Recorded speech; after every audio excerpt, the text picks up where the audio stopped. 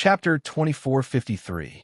Fengjiu glanced at them and kept the items in her space as she said, "You can just call me Ninth Young Master." Hearing this, the three of them were slightly startled. Then they called out, "Ninth Young Master, thank you for saving our lives." After putting away the items, she stood up and patted her robe. Then she said to the three of them, "Since there are demon cultivators here, there must be more than one team. You should return to the faction first. I still want to take a look around."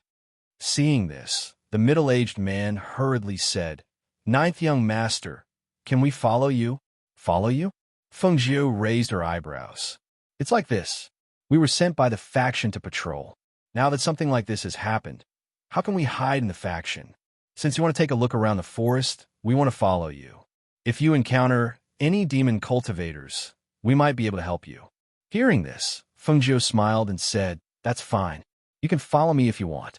But let me say this first. If you kill any demon cultivators, all the items are mine." "Of course. We wouldn't dare to fight with you, Ninth Young Master," they hurriedly replied. "Let's go," she said, and strode forward. The three people behind her also quickly followed. When the previous disciple brought the two peak masters here, all they saw were the corpses of demon cultivators. As for their uncle master and the others, they didn't even see them. That's strange. Why aren't they here? Uncle Master and the others were here before. Look, there are still corpses of demon cultivators on the ground. Could they have gone somewhere else? A disciple said as he looked at the corpses on the ground.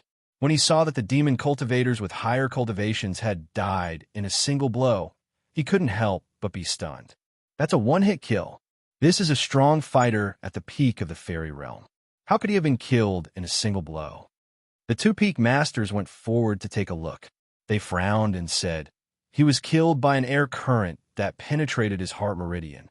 This demon cultivator's eyes were wide open before he died, and his face was full of disbelief. It's obvious that he was killed by an insignificant person. The two peak masters paused for a moment, then looked at each other and said, "Moreover, with Junior Brother Yang's power, he shouldn't have been able to kill a peak fairy realm expert with a single strike. So, it must have been an expert who saved them." "Expert?" One of the disciples was startled. Suddenly, he slapped his head and said, "I know. It must be that green-robed man.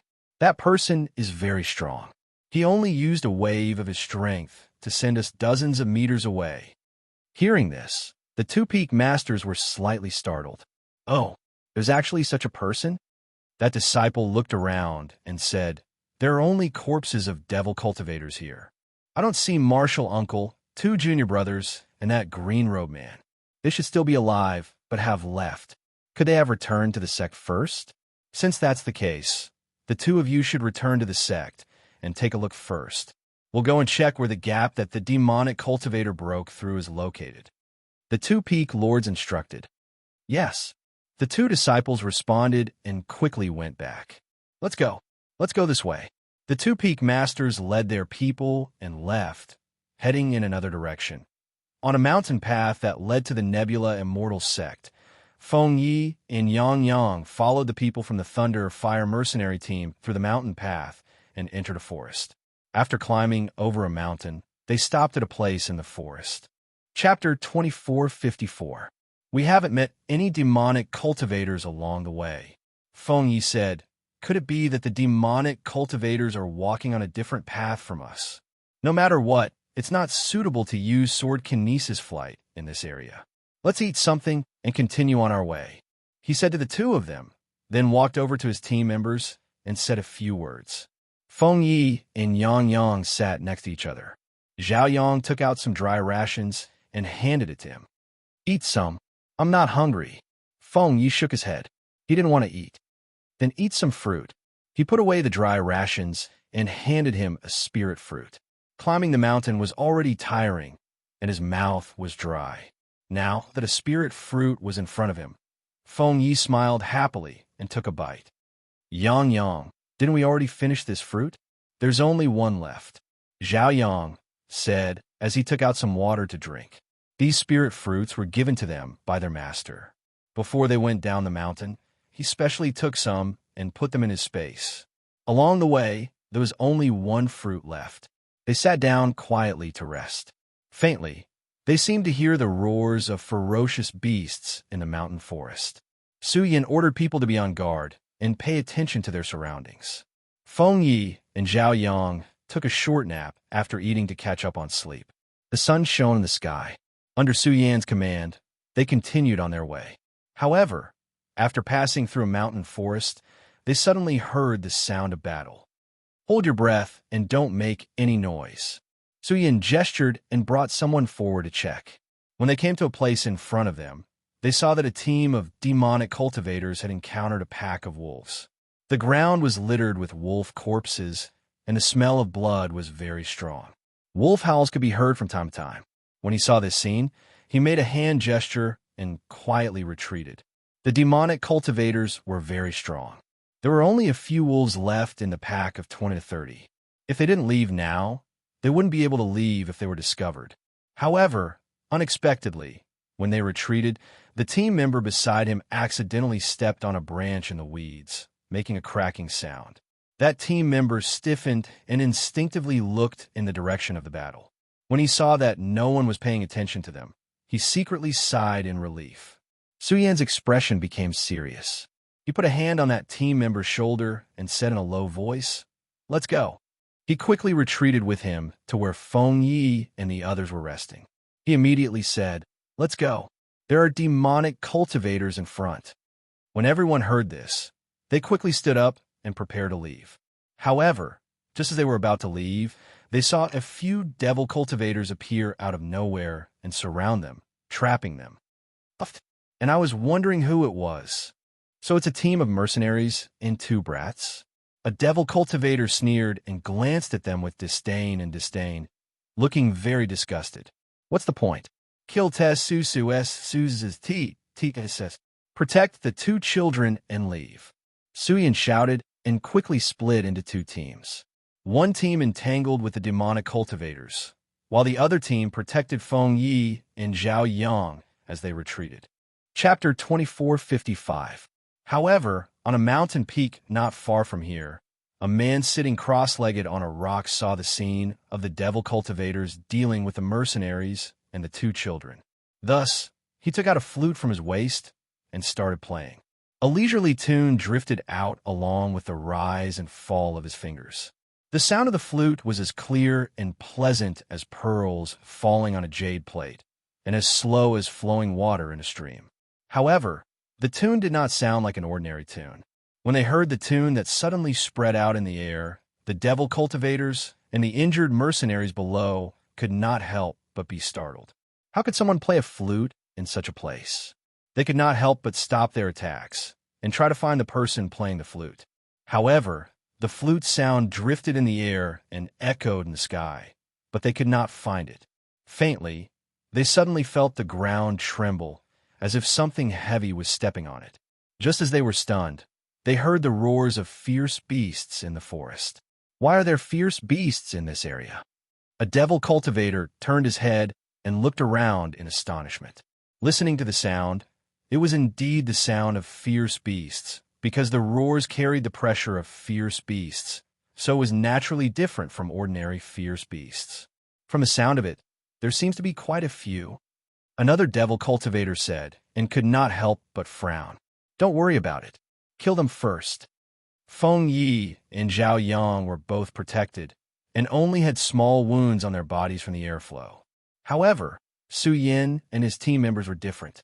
All of them were covered in blood, and even though they were slashed horizontally and vertically, none of them fell down. Feng Yi and Zhao Yang could not help but worry. They did not expect that the group of devil cultivators would kill them without a word. It seemed that they would not be able to escape today. However, at this moment, the roars of the ferocious beasts were getting closer and closer. Even the devil cultivators could not ignore them. Suddenly, a ferocious beast darted out of nowhere and pounced on a devil cultivator like a tiger pouncing on its prey. It opened its bloodthirsty mouth and bit off the devil cultivator's neck. Blood spurted out like a fountain and splashed onto the people beside him. "Ah, fierce beasts!" another demonic cultivator exclaimed. Immediately after, more than a dozen fierce beasts pounced over, catching them and tearing them apart. Other than these blind, fierce beasts, another group rushed over from behind. In a moment, everyone was surrounded. Even those demonic cultivators who wanted to kill the Thunder Fire mercenaries and the others couldn't divert their attention. They could only focus on dealing with those fierce beasts first. Protect them and leave first, Su Yin shouted, ignoring the blood on his body. He protected Feng Yi and Zhao Yang. However, he soon discovered that the ferocious beasts were only attacking the demonic cultivators. They didn't even bother to look at them. Especially when the ferocious beasts passed by them. They didn't attack them even though they were so close. Why aren't these beasts attacking us? The mercenaries were slightly startled. They all felt that it was somewhat inconceivable. They had never encountered such a situation before. Chapter 2456. Hearing the word subdued beast, a hint of surprise flashed across Su Yan's eyes. It was actually a subdued beast?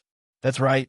If it wasn't a subdued beast, who could control these bloodthirsty and ferocious beasts to only attack the demonic cultivators and not them?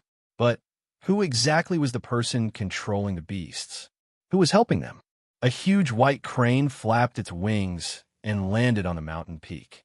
Beside the flute-playing man, the man stood up and lightly jumped onto the white crane, then flew into the air. Following the appearance of the white crane, the man on top of it also appeared before the eyes of the crowd below. Kill that person controlling the beasts. A demonic cultivator, his body stained with blood, shouted in a gloomy voice. Following his shout, two demonic cultivators raised their swords and flew into the air. However, just as the two demonic cultivators were flying towards the man on the white crane, a huge eagle suddenly flew out with a screech and crashed into one of the demonic cultivators with a swoop of its claws. With a swipe of its claws, the other demonic cultivator was caught and torn apart. In an instant, a blood-curdling scream rang out, and mangled flesh and blood flew down from the sky. Dahis. He can even subdue divine beasts. Where did this Beastmaster come from? The demonic cultivators below watched as the eagle tore apart a demonic cultivator and knocked the other one away, causing him to fall to the ground like a kite with its string cut. Seeing this extremely impactful scene, they felt their hearts tremble. Retreat. Quickly retreat. A demonic cultivator screamed. Seeing that more and more demonic cultivators were dying under the attacks of the ferocious beasts, he could only shout for the demonic cultivators who were still alive to quickly retreat. After receiving the order to retreat, the demonic cultivators quickly fled in a sorry state, while the ferocious beasts roared and chased after them. The eagle in the sky screeched and circled around the white crane, while the man on the white crane stopped less than 10 meters above Feng Ye's head. What do you do? Why are you moving around in this area? The man on the white crane asked, sizing up the strange group below in astonishment. A group of mercenaries with average strength, bringing along two delicate-looking children. This group was indeed strange. You are a beast tamer? Feng Yi blinked his bright eyes and looked curiously at the man sitting on the white crane. What's your name? How are you so powerful? Young master. Su Yin endured the injuries on his body and glanced at Feng Yi, indicating that he shouldn't be rude. At this moment, he stepped forward and cupped his fists. Thank you for saving us, young master. We're mercenaries of the Thunderfire mercenary group, and we're escorting these two young masters to the Nebula Immortal Sect.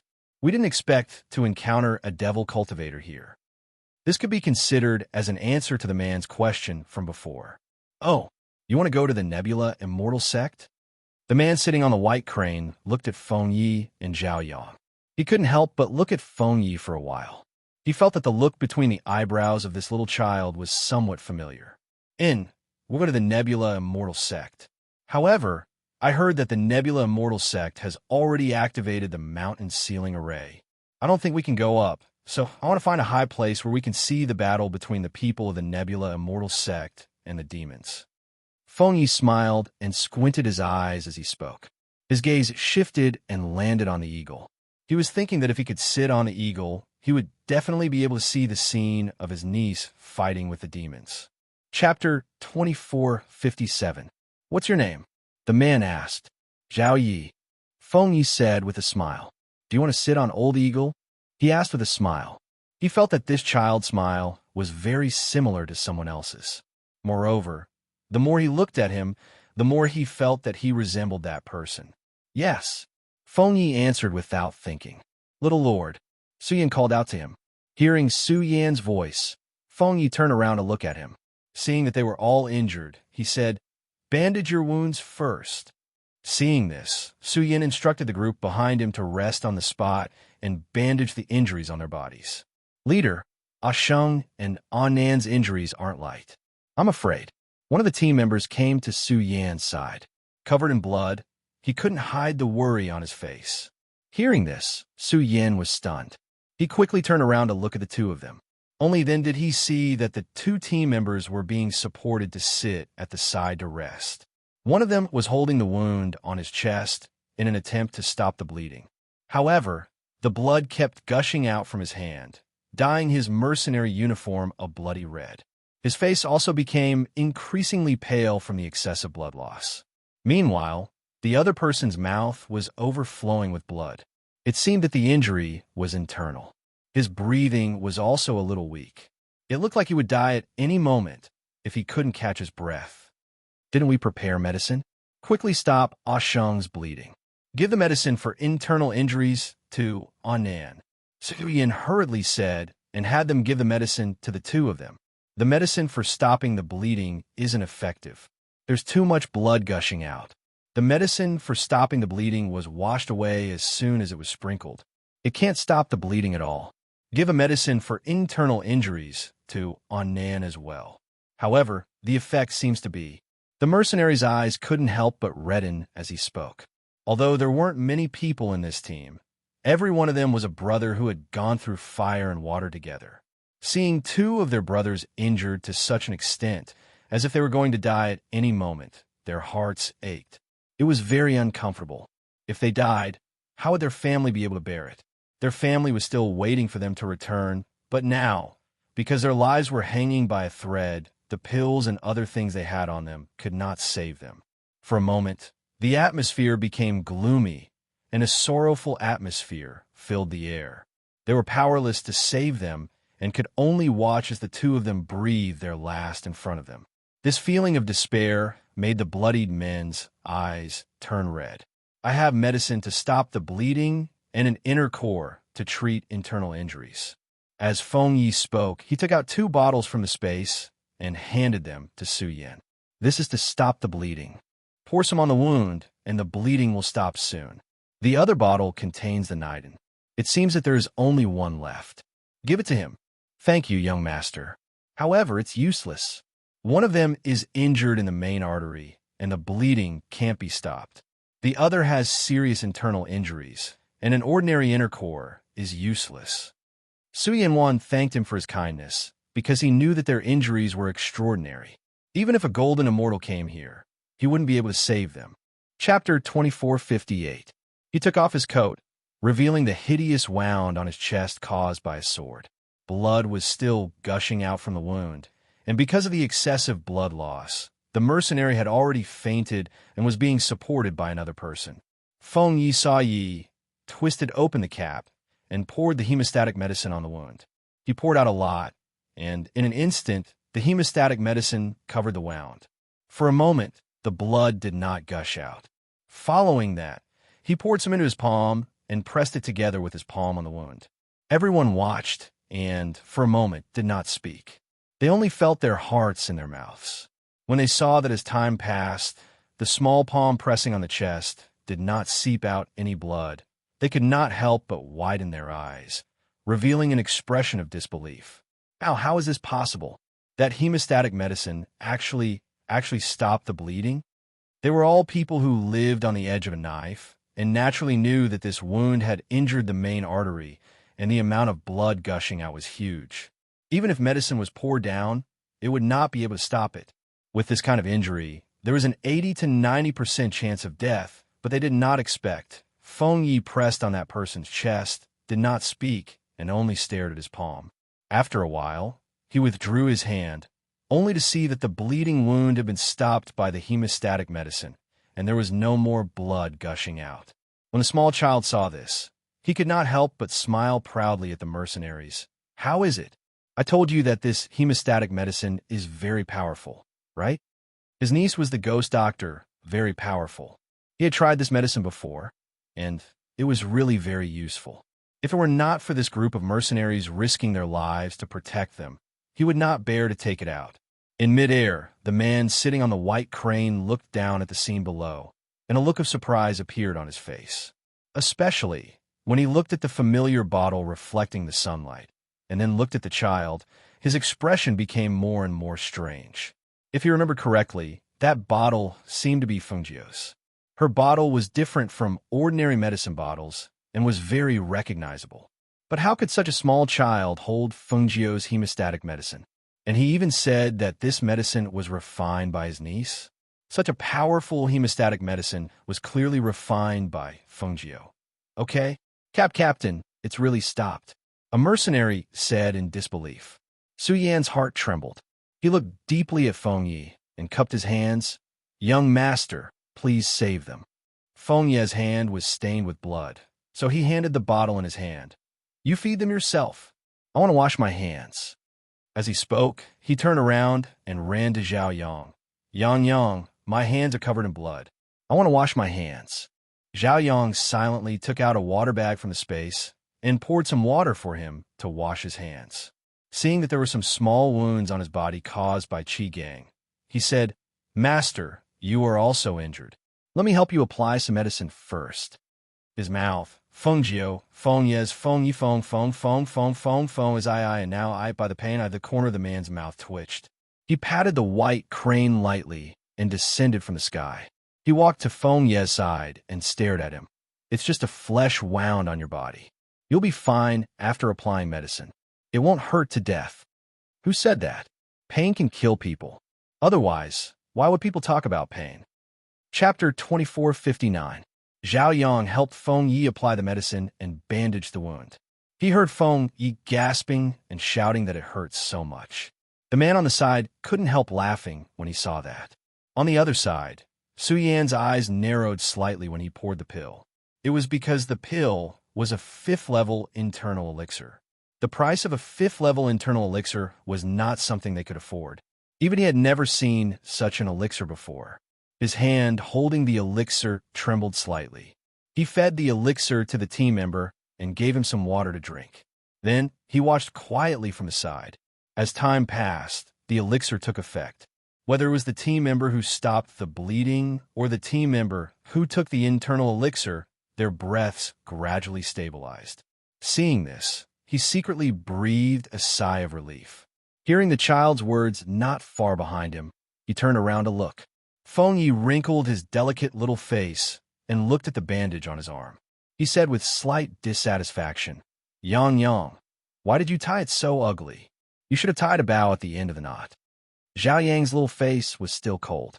After hearing his words, he said with a serious face, "Master, you are a man, not a woman. You don't need to tie a bow. But bow looks good. I am so good-looking, but you bandaged me so ugly." He looked at the bandage on his arm with disgust. "Put on the coat. Even the bow can't be seen," Zhao Yang said and handed the coat to him. Feng Yi sighed with a mischievous look. "When I see my niece, I will ask her to arrange a considerate and beautiful sister to take care of me." The man on the side couldn't help but laugh and asked, "A sister is a sister. Why does it have to be considerate and beautiful?" Feng Yi looked up at him and said with a serious face, "Of course it's because I am good-looking. Then the sister who takes care of me must be beautiful and good-looking. Moreover, if she is considerate, she won't be like Yang. I asked for a bow, but she tied a dead knot for me. You're so young. How can you have a niece? Who's your niece?" He squinted his eyes with a smile, and a glint flashed across his eyes.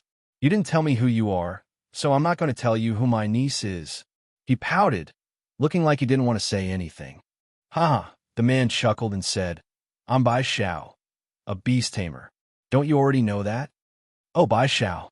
He tilted his head and thought for a moment, then said, "Bai Xiao? Why do you sound like Little White?" After hearing Bai Xiao's words, Zhao Yang was stunned for a moment.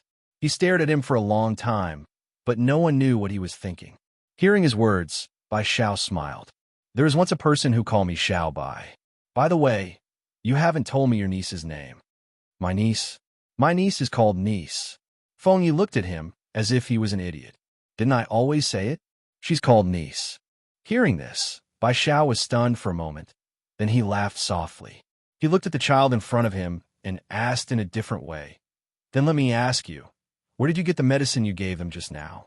Don't tell me it was made by your niece. The person who made this medicine is my friend. Chapter 2460. That's right. She's my friend. Bai Xiao replied with a smile. She glanced at the two of them and said, Moreover, she will also come to the battle between the demons and the Nebula Immortal Sect. Feng Yi and Zhao Yang looked at each other.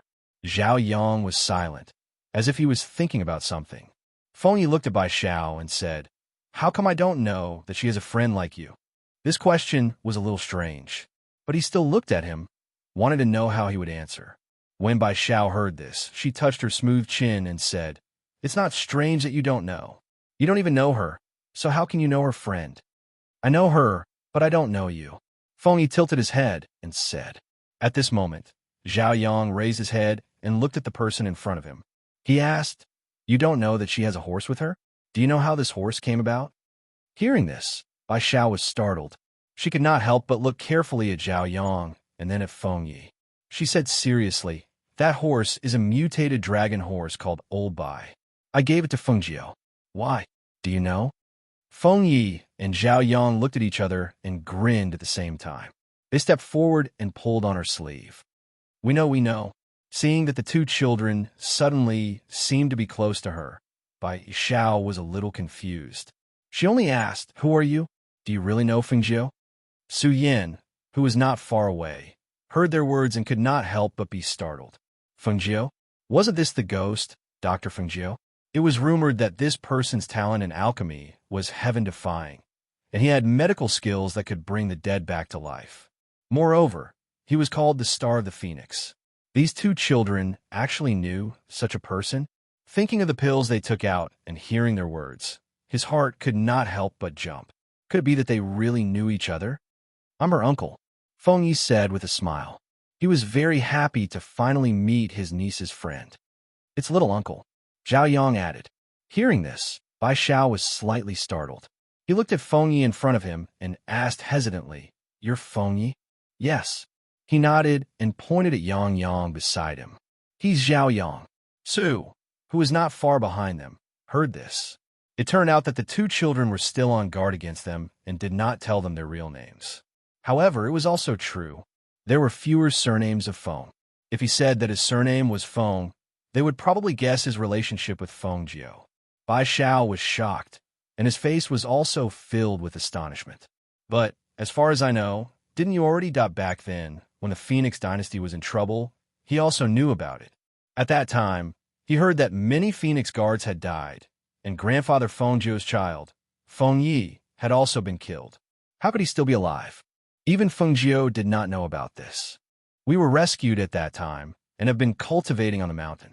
This time, because we knew that the Devil Clan's Devil Clan was going to attack the righteous sects, we snuck down the mountain when Master wasn't paying attention.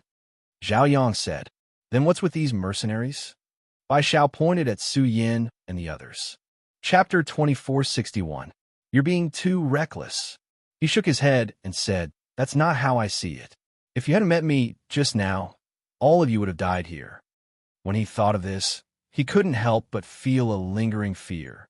Fortunately, he'd stepped in to save them. Otherwise, Feng Jiao's uncle would probably have died here. No wonder he'd felt that this child's expression was similar to Feng Jiao's. So they really were related by blood. How about this? Come with me. I'll find a time to send you to the Nebula Immortal Sect to see Feng Jiao. As he spoke, he looked at the mercenaries behind him and said, As for them, let them go back first. All right. Feng Yi nodded in response.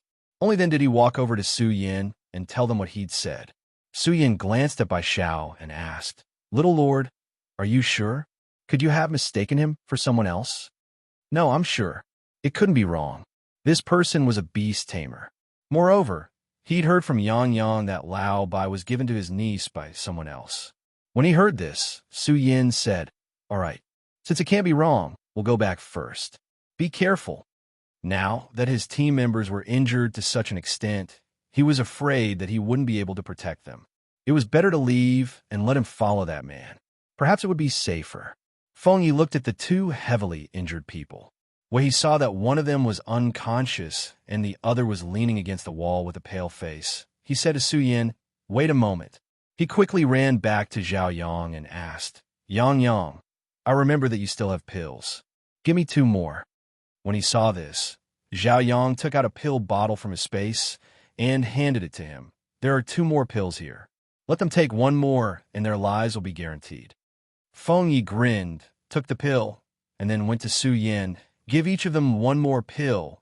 The injuries on their bodies will heal faster."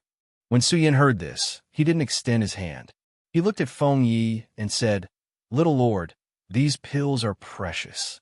It's fine, just take it. If it weren't for you risking your lives to protect us, we wouldn't have suffered such heavy injuries. Give these 2 pills to your brothers. We don't need them." Feng Yi stuffed the pills into his hand and said, "Go quickly. Let's get out of this forest as soon as possible." Holding the pill in his hand, Su Yin gave him a deep look and cupped his fists. "Many thanks. Farewell. Farewell." The mercenaries behind came forward and bowed to Feng Yi in unison. "Take care." Feng Yi acted like a little adult and imitated them by cupping his fists and bowing. After watching them leave, he turned to Bai Xiao and asked, "What should we do now?" Bai Xiao looked at him and smiled. "Of course, I'll send you to the Nebula Immortal Sect first. Are we riding an eagle there?" He looked expectantly at the eagle hovering in the air, his eyes shining. "Yes." He put 2 fingers to his lips and blew a whistle. The eagle flapped its wings and landed on the ground, lowering its body and head. When he saw this scene, Feng Yi smiled happily. He quickly walked forward and reached out to touch the eagle's feathers. He praised sincerely, "So beautiful." Chapter 2462. Bai Xiao glanced at Zhao Yang and said with a smile, "Let's go up." Hearing this, Zhao Yang nodded, then jumped up and sat behind Feng Yi. After Bai Xiao saw that the 2 of them were seated, she jumped onto the back of the white crane and led the 2 of them towards the territory of the Nebula Immortal Sect. On the other side, Feng Jiu was wandering around the forest. She was not in a hurry to go to the Nebula Immortal Sect. Instead, she was walking around the forest. Behind her were the 3 disciples of the sect. When some unlucky devil cultivators met them, they thought that it was a fat piece of meat that had been delivered to their mouths. However, who would have thought that in the end, they would all be destroyed by Feng Jiu, and the valuable items on their bodies would naturally fall into Feng Jiu's hands. The 3 people from the Immortal Sect watched as the young man once again put away the treasures and felt that it was inconceivable. The treasures had all fallen into the young man's hands. There were so many of them that even they couldn't help but be moved when they saw them. It wasn't just 1 or 2 or 10 or 9 treasures. If the treasures that had been taken by the young man were to be piled up in front of them, it would be like a small mountain of treasures. However, they wouldn't be able to obtain a single one of those treasures. Hearing Feng Jiu's words, the 3 of them hurriedly waved their hands and smiled embarrassedly. No, this is what the young master deserves. We don't dare to have such thoughts." Hearing this, Feng Jiu made an "oh" sound and said, "Is that so? I was thinking that if you guys want it, I can give you 1 or 2 of them." As soon as these words were spoken, the 3 of them froze. Looking at the young man's words, they felt that they had spoken too early. If they were to change their words now, wouldn't they be too shameless? Thinking that those things were all precious artifacts and treasures, they secretly gritted their teeth. If they were to lose face, then so be it. If they were shameless, then so be it. If they could get those things with just a few words, why should they be too reserved? Thus, they opened their mouths and were about to say that they wanted it when they heard the young man's regretful voice. "Sai, since you don't want it, then I won't force you." As Feng Jiu spoke, he took out the artifacts and treasures from the space and played with them for a while before putting them away. Seeing this, the 3 people's mouths twitched. Why did they feel like they had been played? Suppressing that strange feeling, the middle-aged man asked, "Ninth young master, when are you going to the sect?" They had accompanied him for a long time, but he didn't seem to be going to the sect, so they couldn't help but feel a little anxious. Perhaps the people from the sect thought they were in some kind of danger. What's the rush? That devil lord hadn't appeared yet. If he went to the sect now, wouldn't he have nothing to do? It's better to walk around here and see if we can find anything. Feng Jiu said unhurriedly as she took out a wine gourd from the space and took a sip. Looking at his leisurely appearance, the middle-aged man didn't say anything else. He only sighed in his heart and continued to follow beside him. However, at this moment, on the other side, the demon lord of the demons was personally leading the demonic cultivators to besiege the Nebula Immortal Sect. In addition to the demonic cultivators below, the demonic cultivators in the sky were standing on their swords or artifacts. They stood in the air, their black robes fluttering in the wind, making whistling sounds. Chapter 2463. When the disciples of the Nebula Immortal Sect saw the demonic cultivators appear in the sky, led by the demon master of the demons, the expressions of the disciples of the Nebula Immortal Sect changed drastically. They quickly ran inside and reported the situation outside to their master and the elders of the sect. At the same time, they quickly prepared for battle. The cultivators of the Nebula Immortal Sect, who were peak masters and above, all rushed to the sect master's mountain. "Sect master, something bad has happened. The demon master of the demons has personally led an army of demonic cultivators to besiege our Nebula Immortal Sect. Now, they have completely surrounded us. Our disciples can't get out." One of the peak masters said anxiously, "The demon master has also set up a powerful enchantment in the sky. In the sky, in front of the sect, there are sounds of killing. Sect master, what should we do now? Sect master, please make a decision." Hearing this, the sect master of the Nebula Immortal Sect frowned. He asked in a deep voice, "Didn't the Hun Yuan Immortal Lord go outside the sect? Didn't you see him? You said that the demons have surrounded the sect and set up an enchantment in the sky. Then, where did the Hun Yuan Immortal Lord go?" Previously, the Hun Yuan Immortal Lord said that he was going to pick up Feng Jiu. It had been some time since he left. Why hadn't he returned yet? The peak masters were stunned and said, "No, the Hun Yuan Immortal Lord is not outside the sect. He is not outside the sect." Hearing this, the sect master's face darkened. He frowned and thought, could it be that the Hun Yuan Immortal Lord went into the forest to look for the ghost, Dr. Feng Jiu? Otherwise, why didn't I see him outside? On the other side, the Hun Yuan Immortal Lord had indeed entered the forest to look for Feng Jiu. However, he didn't expect that when he entered the forest to look for Feng Jiu, he would see demonic cultivators surrounding the sect. Seeing that the situation was getting worse, he felt that he should find Feng Jiu first. However, he didn't expect that in the forest, he didn't meet Feng Jiu and the other disciples of the sect. Instead, he was ambushed by demonic cultivators. After dealing with the devil cultivator who had ambushed him, he cursed under his breath. "Where did that damned girl run off to? You actually didn't enter the immortal sect, even though you're here. I've been looking for you here for half a day, and I still haven't seen you." As he spoke, he heard the faint sounds of battle coming from the front. He lightened his footsteps and rushed forward to check. When he saw the familiar green figure, he couldn't help but reveal a big smile on his face. "Feng Jiu, it's great that you're here. I've been looking for you for a long time." He quickly ran over and helped deal with the devil cultivators that were besieging them. His speed was as fast as a ghost, so fast that it was inconceivable.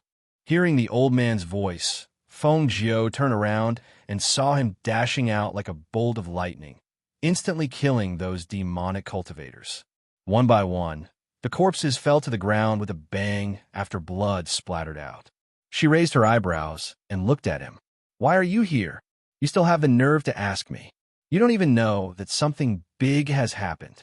The people of the demon clan have already surrounded the sect. I originally heard that you were in the forest, but after waiting outside the sect for a long time, I didn't see you come over, so I entered the forest to look for you. I didn't expect that the moment I entered the forest, I would be ambushed by the devil cultivator." Chapter 2464. Hurry up and think of a way. That demon lord is leading an army of demons. I'm afraid that the people from our immortal sect are no match for him. If things go wrong, our sect will be destroyed. This is no laughing matter." Hearing this, Feng Jiu revealed a smile and said, "Don't worry, I've already made arrangements." The smile on her lips carried a touch of mystery, making the old man unable to guess what the arrangement she was talking about was. "But we can't even enter the sect now. What do you think we should do?" The old man looked at her and said. Feng Jiu raised her head and looked toward the sky. Through the leaves, she could vaguely see a black figure standing at the front. Standing on a flying sword in the air, his black robes fluttered in the wind. Demonic chi emanated from his body. It was extremely frightening. That person was the demon lord of the demons. He was a demonic cultivator whose strength might have surpassed that of an immortal emperor. With just a glance, the demon lord seemed to have sensed her and looked towards her from the sky. She immediately retracted her aura and said to the old man, "This demon lord is too strong. Even I don't have full confidence in defeating him. Moreover, the people he brought are also very strong. Apart from that, the number of demonic cultivators cannot be ignored." Hearing Feng Jiu's words, the old man stared and said, "Don't tell me that even you can't do anything." Feng Jiu shook her head. "It's not that there's no way. It's just that this will be a battle where we will lose 1,000 of our enemies and 800 of our own. Even if we chase them back to the demons, I'm afraid that countless of our people will die." The old man's expression was doubtful. He was silent for a while and said in a low voice, "Even if there are countless of casualties, we have to fight to the death. If the demonic cultivators destroy the nebulous sect, I'm afraid that this mainland will be in chaos." Looking at the old man's serious expression, Feng Jiu comforted him. "Don't worry too much. I've already said that I've already made arrangements. It's just that the time isn't right yet. Let's wait a little longer." "Wait a little longer?" The old man stared at him, tugged at his beard, and said, "If we continue waiting, the disciples of the Nebula Immortal sect will be killed by them. You don't know that those devil cultivators are already knocking on the door. Right now, there's a barrier set up by the devil lord above the sect. Even this old man can't break that barrier." Feng Jiu shrugged helplessly. "There's nothing I can do. Look, I'm just one person. I can't beat so many people, especially that devil master's strength. Even if I were to use all my strength, I still wouldn't be able to defeat him. Then what should we do?" The old man was a little anxious and worried. He had always felt that Feng Jiu had a way, but when he heard Feng Jiu say that she had no way, his heart was in a mess. Was it really a good idea to continue waiting like this? Would he miss the best opportunity to fight? The longer this dragged on, the greater the prestige of the devil cultivators. At that time, even before the battle, the disciples of the sect would be so scared that their faces turned pale. They wouldn't even have the courage to fight.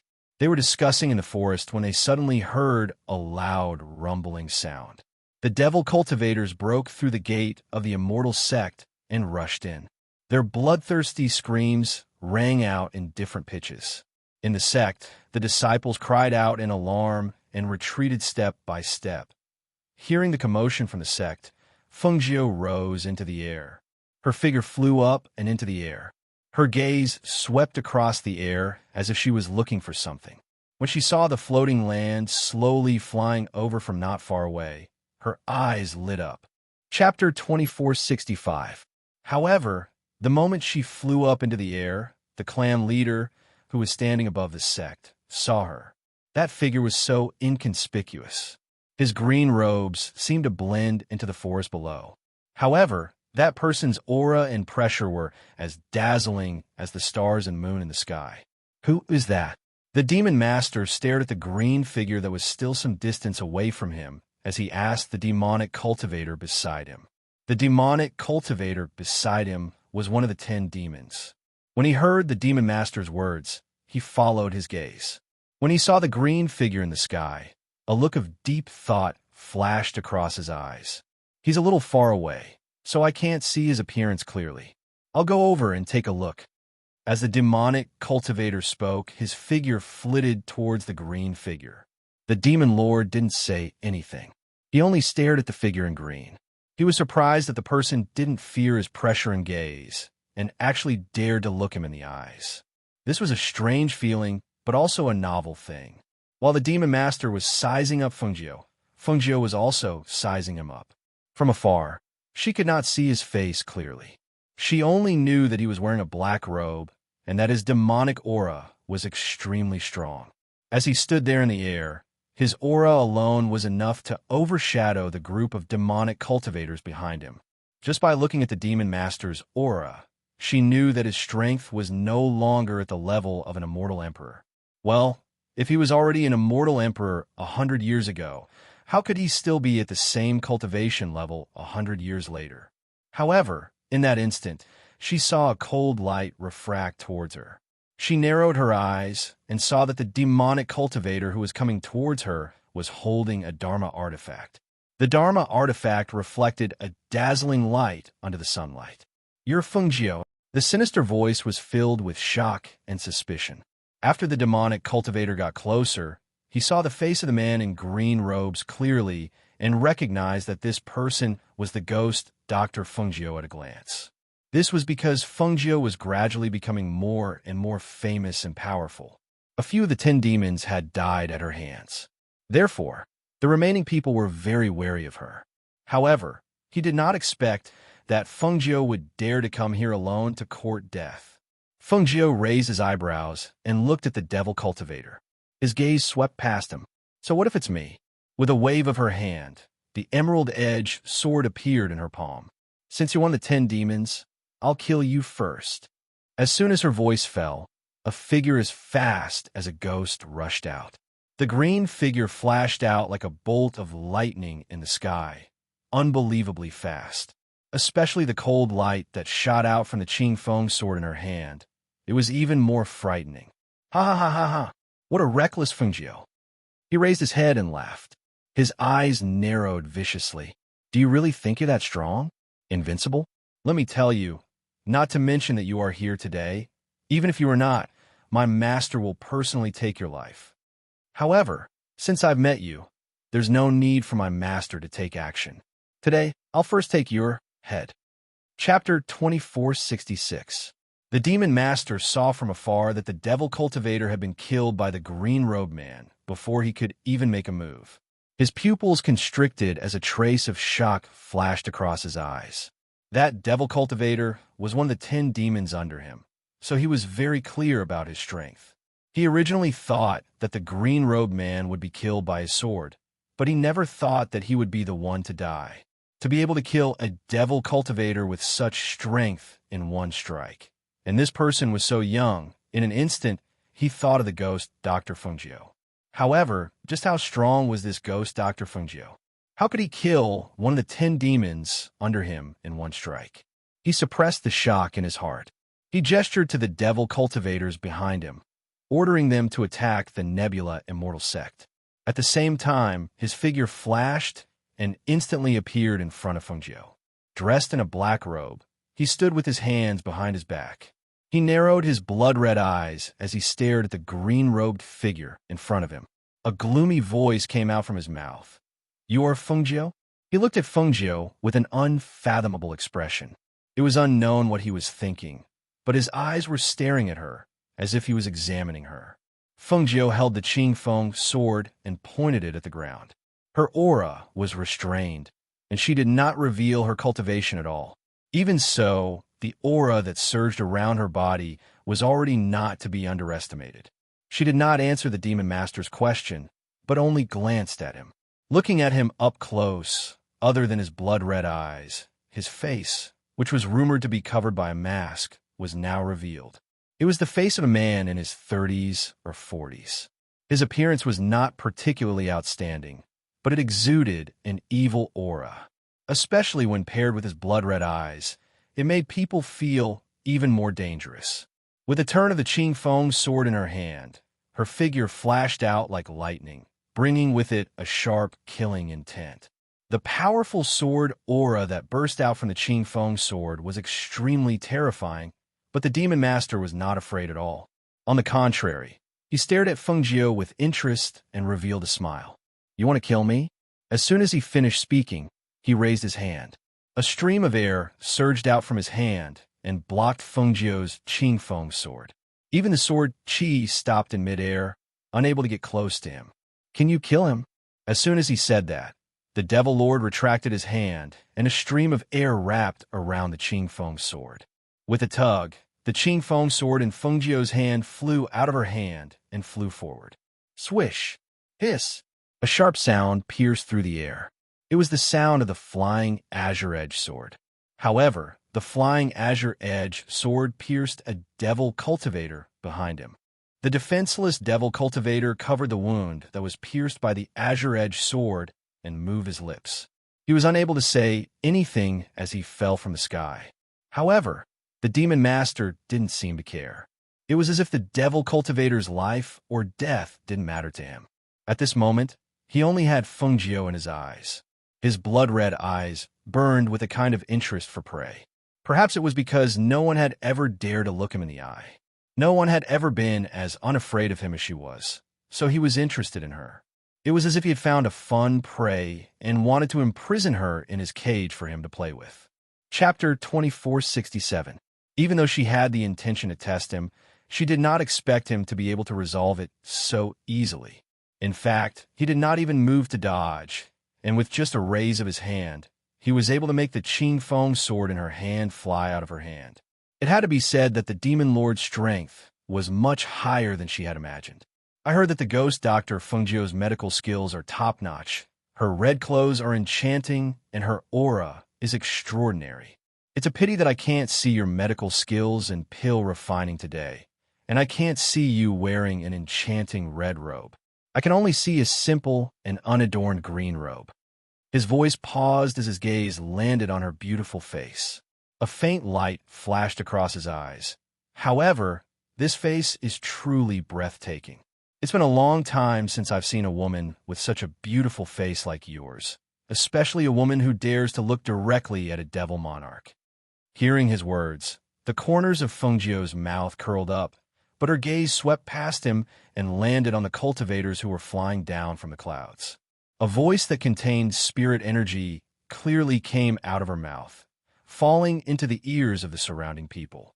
"Kill all the devil cultivators who barge into the immortal sect." The voice that contained the aura of spirit energy spread out in the air like water ripples. When the cultivators who were flying down from the clouds heard it, they immediately replied, "Yes, sir." The voices were sonorous and powerful, and every single one of them contained the power of those cultivators. When these voices were stacked together, the voice that reverberated in the air was as powerful as the mountains and rivers. Whether it was the devil cultivators or the people from the Nebula Immortal sect, when they heard it, their hearts trembled. They turned their heads to look. When they saw the group of cultivators in the air, the devil cultivators were shocked and cried out in alarm. How can there be so many cultivators? And the strength of these people. They did not finish their words, because before they could finish, the devil cultivators had already attacked them.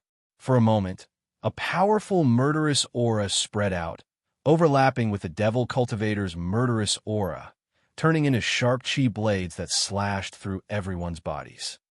Hiss! Ah, damn it. These people are too strong. Odd cries of alarm and screams of pain rang out one after another. The originally imposing demonic cultivators were like ants being washed away by a flood. They scattered in all directions in a disorderly manner. Due to the sudden appearance of a group of powerful cultivators, the situation was instantly reversed. The demonic cultivators had no time to attack the immortal sect. Instead, they were busy protecting themselves so that they wouldn't be killed. When the people of the sect saw this, they couldn't help but rejoice. They immediately joined the battle. In a chaotic battle, some of the demonic cultivators that had rushed into the immortal sect were killed, while others retreated step by step and retreated out of the immortal sect. At this moment, a strange sound of a flute was suddenly heard, followed by violent tremors on the ground and the roars of ferocious beasts. Ah, damn it! Why are there so many dire beasts? Help! Ah! The ferocious beasts that suddenly appeared only besieged the devil cultivators. They ignored the cultivators who did not have any devil chi on their bodies. Due to the addition of the cultivators, the situation quickly stabilized due to the addition of the ferocious beasts. Chapter 2468. When the demon master saw this, he raised his head to look at the clouds and the sky, and a strange look flashed across his blood-red eyes. Clearly, he had sensed the floating land above the clouds. Although he had heard that Fengjiu was very powerful and had a group of very strong subordinates, he had never thought that she would have even subdued the floating land. Not only that, but it seemed that she had also subdued the cultivators in the floating land. One must know that the cultivators in that place were not ordinary cultivators. Thinking that those people came from the floating land, their killing intent and fighting strength were far stronger than others, he couldn't help but look at the sect gate. Sure enough, the devil cultivators under his command retreated step by step, and countless of them were killed or injured. As for that group of cultivators, it could be said that each one of them could fight against 10 people, and even one of them could fight against 100 people. In just a few breaths of time, more than half of the devil cultivators under his command had died. Seeing this, he didn't feel that it was a pity, but he looked at Fengjiu in surprise. Those people, and so many of them, how did you subdue them? This woman had really exceeded his expectations. She had actually succeeded in something that others couldn't do. One must know that back then, he had also had the idea of subduing the floating land, but he didn't succeed. Seeing this scene today, he couldn't help but be greatly shocked, especially this woman called Fengjiu. He had an impulse to capture her and use her for himself. If such a person were to belong to him and be used by him, not to mention this continent, even the entire world would be in his pocket. With a thought, his eyes shot out light, and his figure suddenly flashed, and in the blink of an eye, he appeared beside Fengjiu. Fengjiu, this demon wants you to become my subordinate. Only by becoming his subordinate would she work for him wholeheartedly. Only by becoming his subordinate would she never betray him. Hearing this, Fengjiu was shocked. First, because of the voice that rang in her ears, and second, because of his words. This devil master's movements were so fast that she felt it was inconceivable. Almost instinctively, before she could react, her body had already reacted. She instantly dodged the hand that was grabbing her. After retreating a few meters, she frowned and looked at the devil cultivator. Seeing that the expression in his blood-red eyes did not seem to be fake, her heart could not help but sink. Being targeted by such an abnormally powerful demonic cultivator was definitely not a good thing. In your dreams, she steadied her mind and snorted coldly, releasing the pressure of her strength that she had been suppressing. A powerful chi burst forth from her body, the pressure of her strength and the pressure of the ancient mythological beast intertwined. It was so strong that no one dared to approach her. She held the Qing Feng sword in her hand, and with a swoosh, her green figure shot out like lightning. This time, she was so fast that the demon master couldn't even see her figure clearly. When he saw the cold light and sharp sword chi slash across his neck, his eyes narrowed. He quickly dodged and counterattacked. You're already an immortal emperor? The demon master stared at Fengjiu, who had released all of her aura. The pressure of her strength was very strong, and he could tell at a glance that it belonged to an immortal emperor. An immortal emperor around the age of 20? This Fengjiu could really be called a demonic genius. Chapter 2469. Phoenix Star? Phoenix Master? His blood-red eyes stared at Fengjiu with a half-smile. If you're the Phoenix Star, then I'm the Emperor's Star. This world will belong to me sooner or later, and so will you. As soon as he finished speaking, he rushed forward. He didn't use any killing moves, as if he wanted to capture Fengjiu alive. However, it was precisely because he didn't use any killing moves that Fengjiu wasn't injured when they exchanged blows. It was just that it was extremely difficult for Fengjiu to injure him. The two exchanged blows. Due to the difference in strength, Fengjiu was increasingly at a disadvantage as the battle dragged on. Seeing that Fengjiu was gradually losing ground, Han Yuanzi appeared out of nowhere and launched a sneak attack from behind. The demon master felt a murderous aura coming from behind him, and instinctively dodged a palm strike. When he saw that it was an old man, his blood-red eyes narrowed, and his tone was gloomy and disdainful. A dignified immortal sect actually dares to launch a sneak attack. Haha, so what if it's a sneak attack? To deal with a demon like you. As long as I find the opportunity to kill you, I'll be ridding the world of a great evil. Hun Yuanzi sneered. His palms rotated in the air, and a Taiji universe diagram appeared in midair. He shouted at Feng Jiu, "Little Feng, let's join forces. It's rare for this old monster to come out. Even if we can't kill him today, we'll cripple one of his hands." Hearing this, Feng Jiu's eyes lit up. She didn't speak, but directly attacked. She waved a long sword in her hand, and no one saw or detected it. As she flicked her sleeves, white powder scattered in midair. Feng Yi, who was following behind by Xiao to watch the battle, looked at the situation of the sect, then looked at Feng Jiu, who was fighting the Demon Master. His little face wrinkled. That Demon Master is so strong. How can my niece defeat him? What if she gets caught? His little face was full of worry. He couldn't tell how strong the two of them were, but he heard from Bai Xiao that his niece already had the strength of an immortal emperor. One had to know that an immortal emperor was already very powerful in his opinion. However, Bai Xiao also said that the Demon Master was even stronger above an immortal emperor. When he heard this, he didn't feel good. The Demon Master's eyes were blood red, and his demonic cultivation and murderous aura was extremely strong. Feng Yi could feel the uncomfortable demonic qi even from afar, and he couldn't help but worry. Bai Xiao was also worried, but he didn't want Feng Yi to worry, so he comforted him and said, "Don't worry. Feng Jiu has an ancient mythical beast. It's very powerful. Besides, she's someone who once killed a strong cultivator. Even if she loses to the Demon Lord won't gain any advantage. In the end, she will still lose in the end." Feng Jiu frowned as he looked at the three people fighting in midair. The old man who joined in later seemed to be quite strong. However, the two of them didn't gain the upper hand even when they joined forces. He couldn't help but worry. What would happen in the end? Bai Xiao opened her mouth. She didn't know what to say to him. He definitely didn't want Feng Jiu to lose and fall into the hands of the Demon Master. However, it was hard to say from the looks of the situation. In particular, he knew that there were only a few people around who could fight against the Demon Master. Not all of them were like Hun Yuanzi, who would risk their lives to help.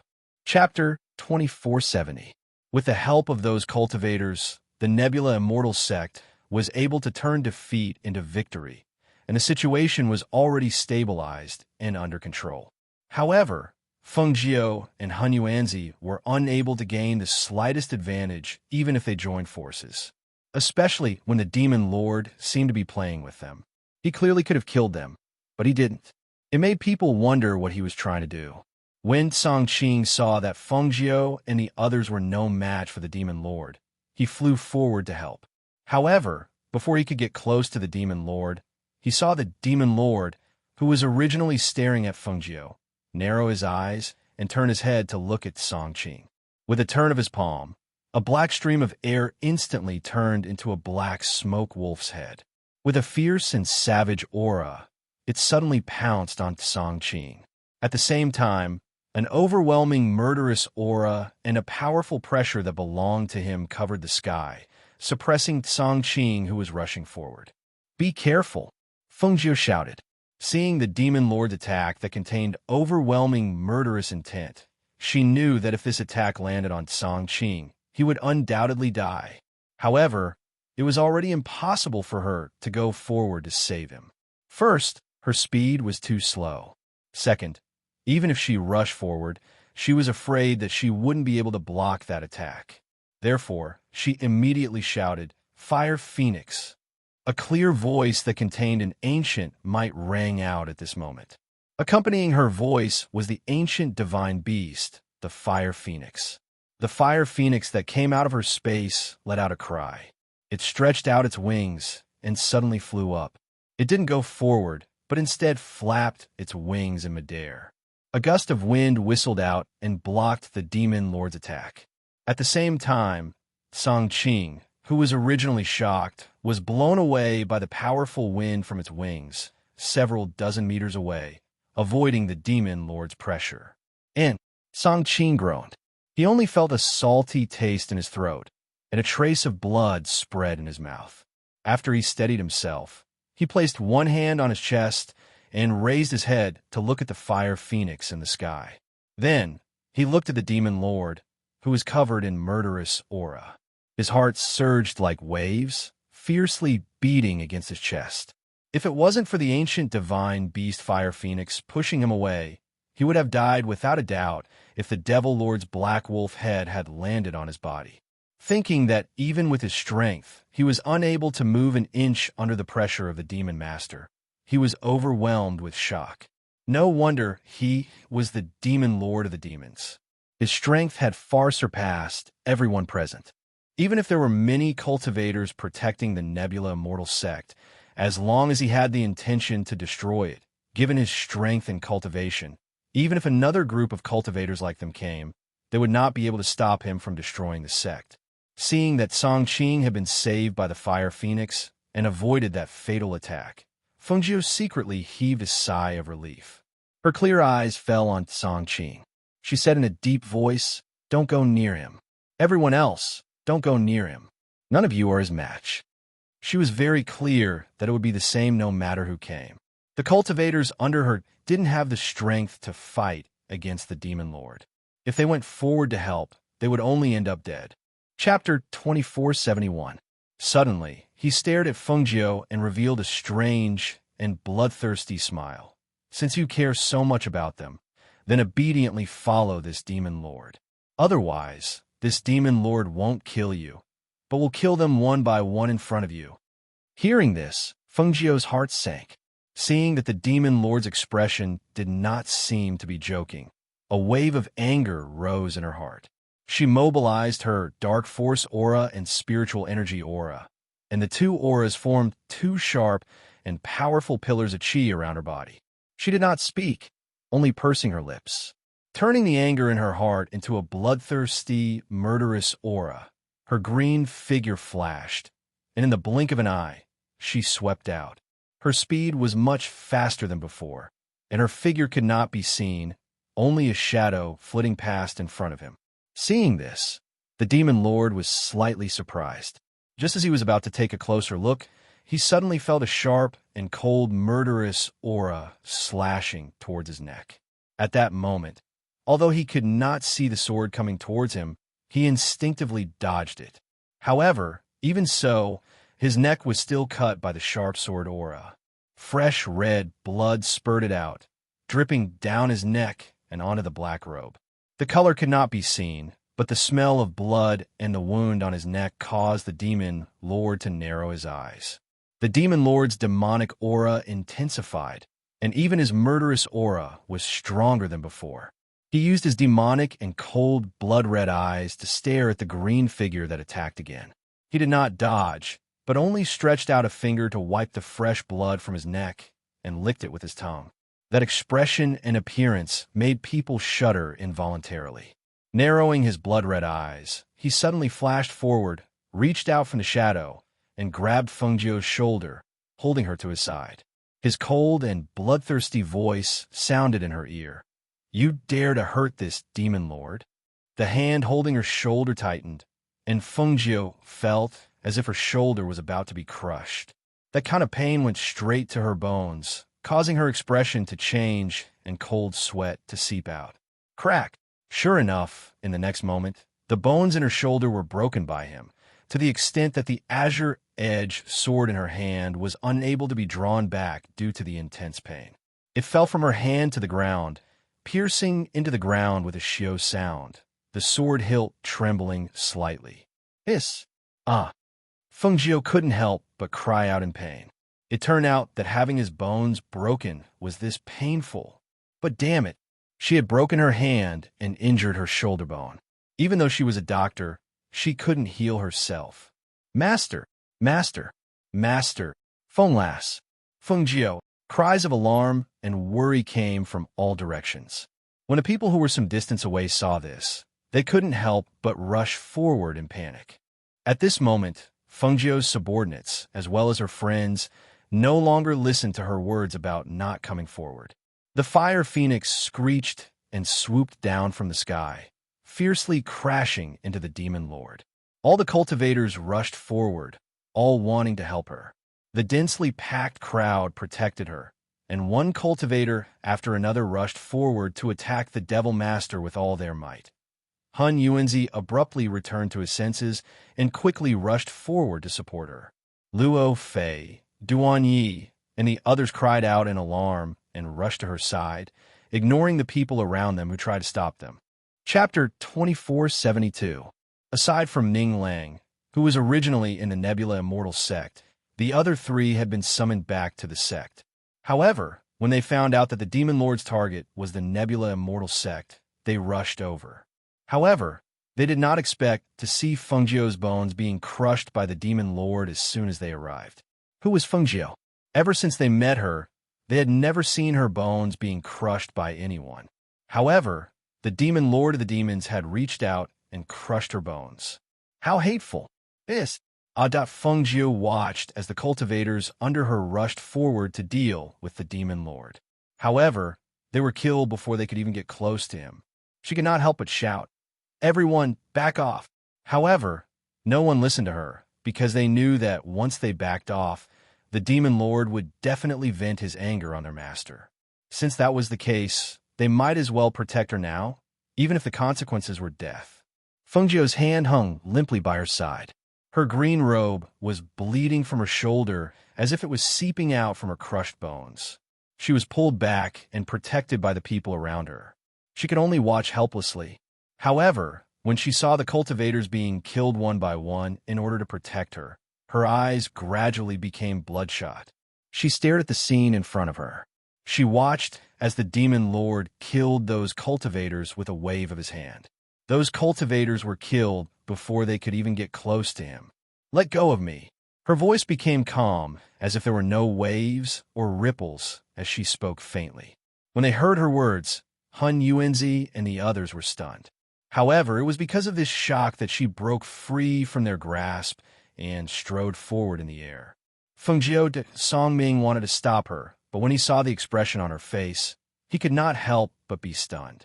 He originally wanted to reach out to grab her hand, but he could not help but stop and watch her move forward. Moreover, when Ning Lang and the others wanted to stop them, he even extended his hand to stop them. "What are you doing? If she wants to stop us, she should stop Fengjiu. She'll die if she stops us," Ning Lang said anxiously. He was about to step forward when Song Ming reached out to stop him. "Don't you know who Fengjiu is? How could she stand by and watch her subordinates be humiliated and killed in an instant? Even if she knew it was impossible, she would still try." Hearing this, the three of them glanced at Fengjiu and moved their lips. In the end, they didn't say anything and just let her be. They had been by her side for a year and knew her temperament.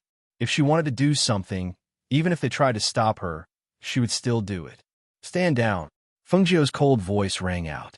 Her voice carried the pressure of an ancient divine beast. The moment she spoke, those cultivators couldn't help but pause and look at her. At this moment, their bodies were covered in wounds and dripping with blood. Even so, their fighting spirit did not diminish in the slightest. On the contrary, the blood on their bodies and the murderous aura on their bodies complemented each other, giving off a bloodthirsty and fierce aura. At this moment, when no one dared to step forward, these bloodthirsty and savage cultivators stepped forward. This scene caused the faces of the peak masters of the Nebula Immortal sect and above to burn with embarrassment. Chapter 2473. After the cultivator retreated, the fire phoenix flapped its wings and charged forward to attack. It opened its mouth and spat out a stream of flames. The demon master couldn't dodge in time, and his black robe was burned. He decisively used his palm as a knife to cut off the corner of his robe that was burning with flames. Seeing that the fire phoenix's flames had formed a stream of air, a black aura emanated from his palm and enveloped the flames. Then, with a speed that was too fast for one to cover their ears, he struck out with the flames. Whoosh! Whoosh! The flames flew through the air, and the fire phoenix hurriedly dodged.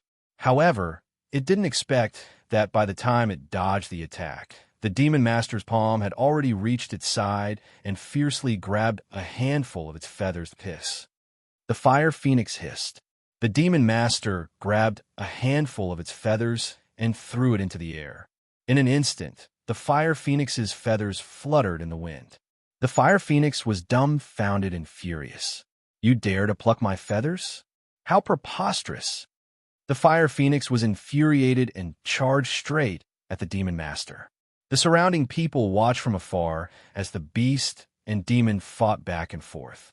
The air was filled with their powerful air currents. In the battle with the fire phoenix, the Demon Master was hit several times. The black robe on his body gradually tore, revealing the clothes underneath. Watching the battle between the fire phoenix and the Demon Master, Fengjiu pursed her lips. With a thought, the emerald-edged sword flew back into her hand. She held it with one hand and rejoined the battle with the other. This time, no one tried to stop her. They only watched silently, their hearts aching. No matter how strong she was still a woman. But now, they needed a woman to protect them. However, very quickly, they realized that something was amiss. All of them instantly became spirited and exclaimed softly, "Look, Fengjiu's profound energy aura seems to be changing. It's not just her profound aura. Even her spiritual aura is the same. From the looks of it, she's about to advance again." Han Yuanzi tugged at his beard and exclaimed. He stared blankly at Fengjiu, feeling incredulous. How long had it been since she entered the immortal Emperor realm? Was he going to advance again? Just as he finished speaking, the clouds in the sky began to churn. A dark cloud covered half the sky, and a faint rumble of thunder could be heard. They only saw Fengjiu pointing his sword at the sky, and a flash of lightning struck the Qingfeng sword in her hand. Following the attack of the sword, the power of the lightning also fiercely struck the Demon Master. The Demon Master, who didn't expect her to be able to draw upon the power of heaven and earth, was hit by the attack and was sent flying dozens of meters away with a rumble-da-boom. Boom! The sound of two heavenly thunders reverberated, as though they came from the ninth heaven. The sound was so powerful that it caused the ground to tremble slightly. The two heavenly thunders struck Fengjiu's body one after another, and a powerful, profound energy aura spread out. Fengjiu, who was originally attacking the Devil Master, closed his eyes at this moment. His entire body stood in midair just like that, accepting the tempering of the heavenly thunders. Hiss! She actually advanced during the battle? The people from the various sects sucked in a breath of cold air and cried out in surprise. However, what shocked them even more was what happened next. Chapter 2474. She's venerable by Xian, whose celestial qi cultivation is above that of a martial god. Han Yuanzi muttered in disbelief. He was speechless as he looked at Fengjiu, who was glowing with a dazzling light. She cut a sorry figure, her green robes stained with blood. From afar, she looked like blooming plum blossoms, extremely eye-catching. Her hand hung limply, but at this moment, after being tempered by the third bolt of heavenly lightning, her entire body's meridians and bones seemed to have been reconnected. Even her arm, which had been cut off by the Demon Master, seemed to have a ray of light slowly streaking across it, repairing it. Fengjiu moved her broken arm. She lowered her head slightly and watched the ray of light repair her broken arm. She seemed to be able to faintly hear the sound of bone marrow repairing itself. "I don't believe that my Qingfeng sword can't hurt you at all." Feeling that she could move her arm, Fengjiu's cold voice was filled with killing intent. She stared at the demonic cultivator and threw the Qingfeng sword in her hand up and down. In an instant, the Qingfeng sword transformed into dozens of identical swords that hovered above her head. Her hands moved quickly, and the swords circling around her head came out as she whispered. With a whoosh, a flame suddenly appeared, and dozens of swords formed a sword formation to surround and attack. The Demon Master frowned. He waved his hand, wanting to use the black aura to block it. However, he discovered that the azure edge sword pierced through the black mist with flames. As the flames and the azure edge sword pierced through, the black mist also disappeared without a trace. The demon master didn't expect Fengjiu to be so difficult to deal with. He had been holding back, but now that he saw that the situation wasn't looking good, he didn't hold back anymore. Instead, he attacked with murderous intent. "Since you insist on not leaving with me, I'll cripple you. I'll imprison you alive." His voice was cold and sinister. He formed a claw with one hand and attacked Fengjiu, intending to cripple her so that she couldn't escape. Unexpectedly, Fengjiu dodged extremely quickly. The two of them exchanged dozens of blows in midair until she couldn't dodge in time and was sent flying by his palm. Bang! Pooh! With a heavy thud, Fengjiu spat out a mouthful of blood and fell back, losing her balance. Fortunately, Master Hun Yuan caught her from behind. "We can't fight anymore." Hun Yuan stared at Fengjiu with a solemn expression. "If you continue fighting, your body won't be able to take it. Moreover, there's no way to determine a winner here. Now that he has set his sights on you, you don't have to care about the matters of the Nebula Immortal Sect anymore."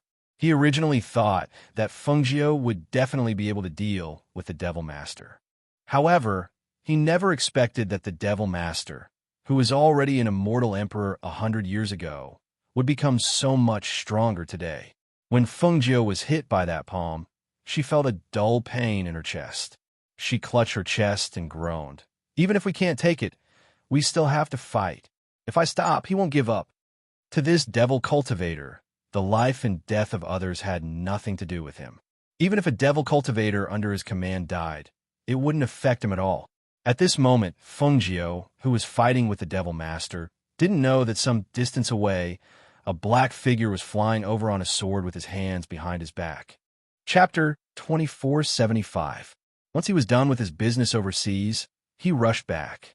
As soon as he entered the territory of the mainland, he heard that the demon's demon lord, who had not stepped out of the demon's territory for more than 100 years, was leading a group of demonic cultivators to besiege the Nebula Immortal Sect, especially when Fengjiu would appear in this battle.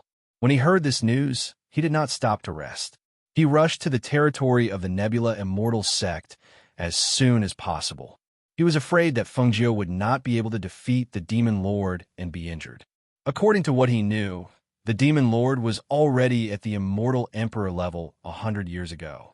After 100 years, his strength would be even higher. With Fengjiu's strength, even with the help of the Fire Phoenix, they would not be a match for the Demon Lord. He knew that those people all thought of her as the Star of the Phoenix that the Elder of Heavenly Secrets spoke of as the Master of the world. They thought that with her here, they would be able to deal with the demons. However, in his eyes, no matter how strong she was still just a woman that needed someone to protect her. Compared to whether the sect was destroyed or not, compared to whether the mainland was in chaos, what he was more concerned about was her safety. In order to reach the territory of the Nebula Immortal Sect as soon as possible, he moved his hand and put away the flying sword under his feet. The strong spiritual aura in his body rose once again. His figure swept forward and stepped into the air. His black figure turned into a flash and swept across the sky. In the blink of an eye, he had disappeared into the distance and was heading towards the Nebula Immortal Sect. In the air in front of the Nebula Immortal Sect, Hun Yuanzi was hit by the Demon Lord's palm. He spat out a mouthful of blood and fell down. When the people below saw this, their hearts sank and they hurriedly went forward to catch him. After Hun Yuanzi was caught, he spat out another mouthful of blood. His face turned pale in an instant. His body trembled, and he struggled to go forward. "Immortal Monarch, you're injured like this. Don't go up." The two-peak masters supported him, their brows filled with worry. Hun Yuanzi stared at the demon lord above him. He opened his mouth and moved his lips, saying word by word. Even though Fengjiu is at the immortal emperor level, he can't match the demon lord's unfathomable cultivation. "If I don't go up and help her, who will? Let me go. Even if I have to risk this old life of mine, I will still go and lend her a hand." He pushed the two people beside him away, but his footsteps swayed slightly. He couldn't even stand steadily and almost fell to the ground. In the air, Fengjiu wiped away the blood at the corner of his mouth. He looked down at Han Yuan and said, "Old man, you're already so old. Don't come up. Even if you do, you won't be able to defeat him." Her gaze shifted from the old man to the Devil Lord. Because she had fought with all her strength, she had been injured, and that demon master had also been wounded quite a bit. However, after a fierce battle, she discovered that even though she had fought with all her strength, she had only been able to injure him and was unable to take his life. Even though she had broken through during the battle, and even though her broken bones had been repaired, her body was still stained with blood, and she was in a sorry state. Song Ming, Duan Yi, and the other two wanted to help, but were unable to. Their strength was far inferior to Fengjiu and the Demon Lord. When the two of them fought, a powerful pressure was released in the sky. Even if they wanted to get close, they couldn't. They could only watch anxiously from below. Chapter 2476. He looked anxious and wanted nothing more than to rush forward and pull her away. However, when Fengjiu and the Demon Master released their powerful auras, they could not get close no matter how hard they tried. At this moment, they realized that even though they were considered rare experts in the outside world, in the face of a celestial emperor or an expert with unfathomable strength like the Devil Lord, they were no threat at all. They were like newborn babies who could not fight back at all. "Ajio, stop fighting.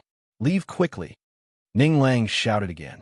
When he saw that she was still standing in midair, as if she was ready to fight again, he could not help but feel anxious again. What was wrong with her? This was not like her usual style.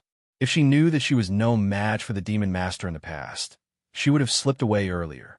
However, today, she had fought the Demon Master again and again. If this continued, he was afraid that her body would not be able to take it. Song Ming, Duan Yi, and Luo Fei pursed their lips. They did not speak and only stood below and watched. Even though they were anxious and worried, they could only watch. "Why don't you try to persuade her? Let her leave quickly? If this continues, she will die." Ning Lang looked anxiously at the three people beside him and said. Duan Yi and Luo Fei looked serious but did not speak. Song Ming sighed softly and said, "It's not that we don't want to persuade her, but we know that she won't leave." He looked at the anxious Ning Lang and said in a low voice, "She knows that as soon as she leaves, everyone here will be killed." Song Ming's gaze shifted to the black-robed Demon Master and said, "This Demon Master's strength is unfathomable. Even Fengjiu, who is at the immortal Emperor level, could not resist him. Do you think that if Fengjiu escapes, he will vent his anger on these people? Even if the entire Nebula Immortal sect comes out, they will not be able to withstand the Demon Master's monstrous anger." Hearing this, Ning Lang was stunned and immediately reacted. It was no wonder that she would retreat the moment she sensed that something was amiss in the past. But today, she had been guarding the place tightly. Even if she was covered in blood, she refused to leave. It turned out that she knew that once she left, everyone here would be killed. Perhaps not only the people here, but many more people would die because of this Demon Lord. What do we do then? Are we just going to look at it like that? She's no match for the Devil Master either. Ning Lang was anxious. His mind was in a mess, and he had no idea what to do. "I don't know what to do either. Who else on this continent has the ability to fight with the Demon Lord?" Song Ming murmured. He had no idea what to do. After all, the Demon Lord was not an ordinary expert. He was the supreme ruler of the demons and was recognized as an expert by all the cultivators on this continent 100 years ago, who had the ability to fight with him. Ha ha ha! The Demon Lord looked up to the sky and laughed. A powerful pressure spread out from his laughter, turning into sound waves that spread out in the air. The pressure and aura in his voice were so strong that it caused the blood of the people below to churn and their ears to hurt. It was as if their blood and chi were about to burst out of their bodies. Howls of agony and screams of pain could be heard from time to time. Everyone covered their ears and retreated. The weaker ones even bled from their 7 orifices and fell to the ground, dead. Chapter 2477. A cold, killing intent flashed across Fengjiu's eyes. She spun the Qing Feng sword in her hand and transferred spiritual energy from her palm to the Qing Feng sword. A green light flashed across the blade of the Qing Feng sword, and a cold and sharp sword energy shot out from the tip of the sword. A scarlet flame sprang up from the blade with a whoosh and intertwined with the green sword energy. The green figure stepped forward, and the Qing Feng sword, which was pointed diagonally, carried Feng Jiu's life source of fire. Suddenly, she let out a clear cry and leaped into the air, slashing out with her sword. The sword energy and flames on the Qing Feng sword emitted a monstrous aura. The sword shadows overlapped, and the sword energy soared into the sky, quickly and fiercely slashing towards the Demon Lord. When the Demon Lord saw the life source of fire, his cold eyes narrowed, and he quickly dodged Feng Jiu's attack without any hesitation. However, her attack did not stop, and she attacked again and again. Every strike was fast and fierce, and every strike carried a cold and sharp, bloodthirsty aura.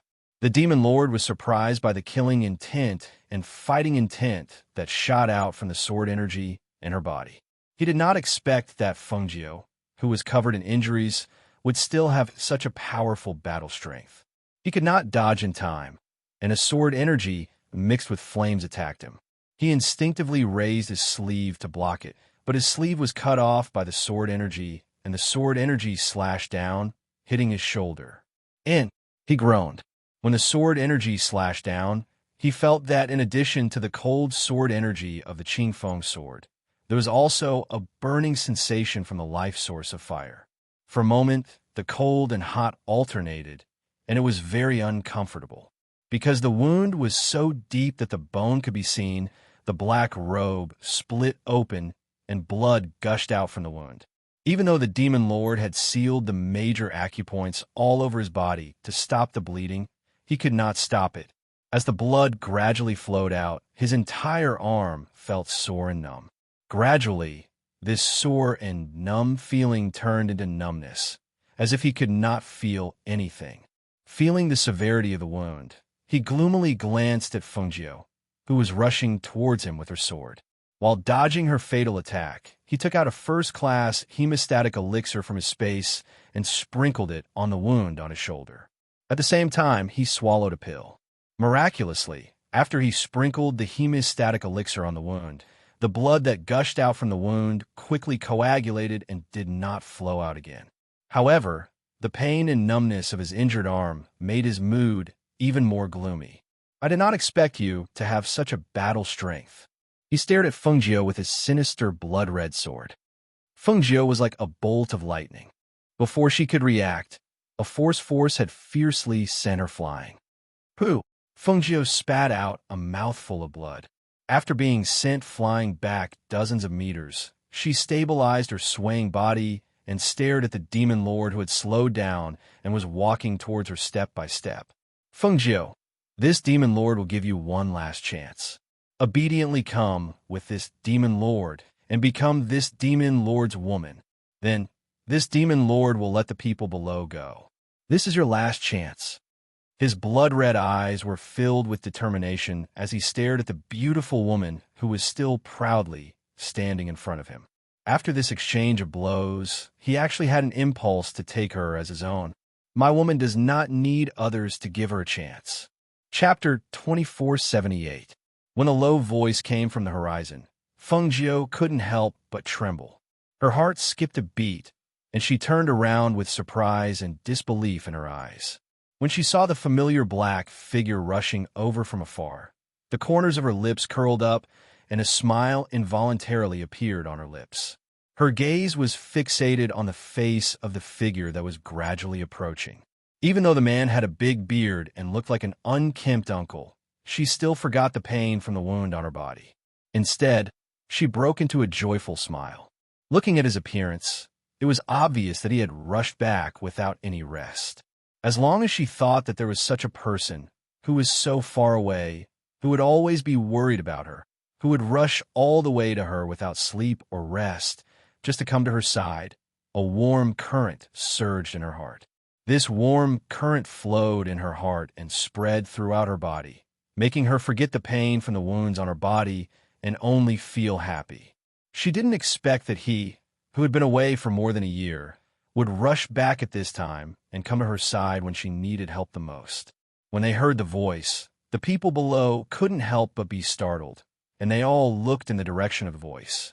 Except for a few people who knew Xianyuan Mose. Most people had never seen Xianyuan Mose before. Now, when they saw the black figure in the sky approaching at an extremely fast speed, they were all startled, and a trace of doubt and confusion flashed in their eyes. What did he mean by this monarch's woman? Who was this big man with a full beard and whose face couldn't be seen clearly? Did he not want to live anymore? How dare he say such words in front of the Demon Lord? Wasn't he afraid of being killed by the Demon Lord? Only a few people saw the bearded man coming from afar, gradually approaching Fengjiu, and suddenly remembered who he was. Their anxious hearts also relaxed when they saw his arrival. "It's Xianyuan Mose.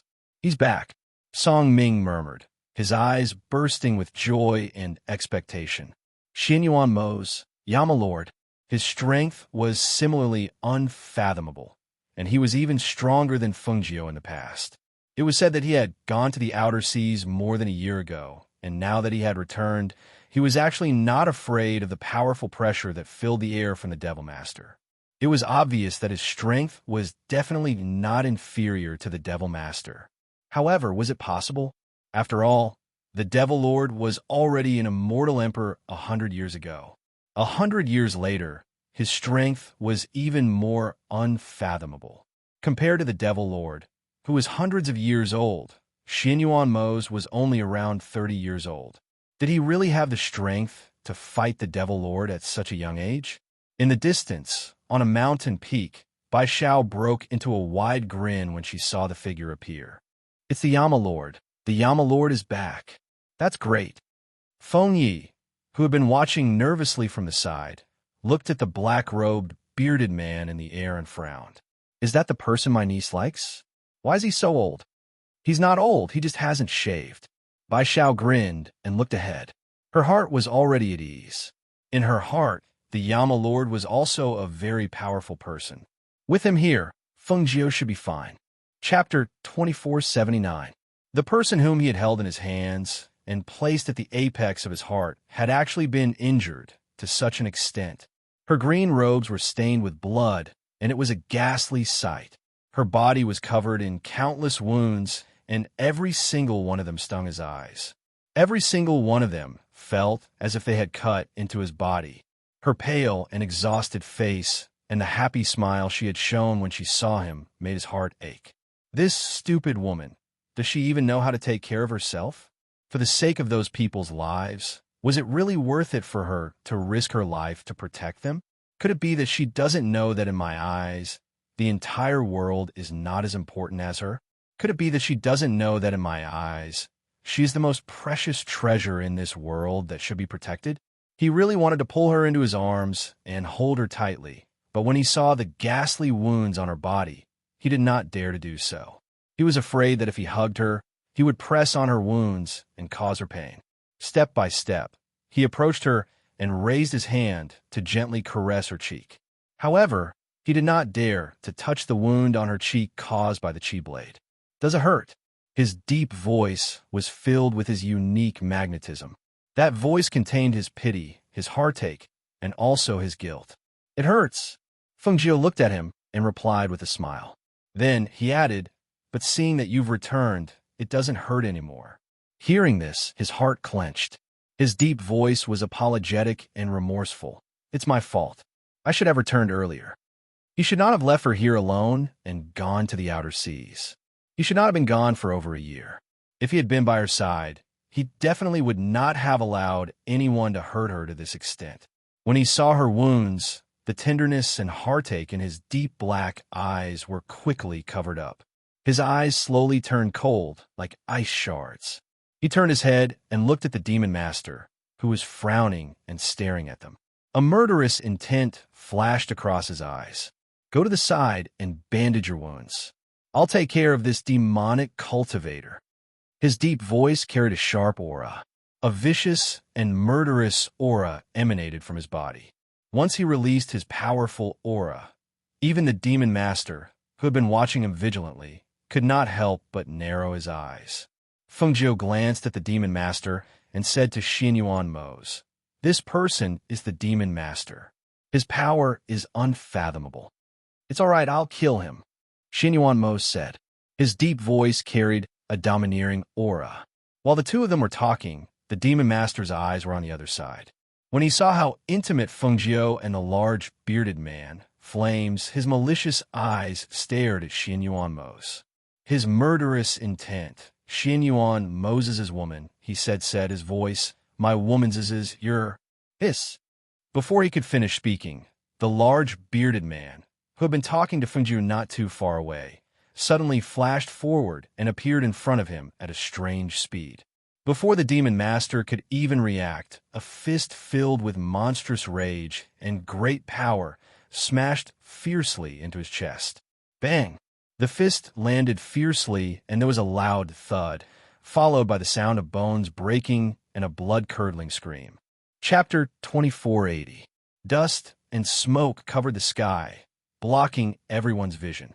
They could only feel a powerful pressure spreading out from the hole, and a powerful airflow spread out, causing everything within 100 meters to fly out, regardless of whether it was people or objects.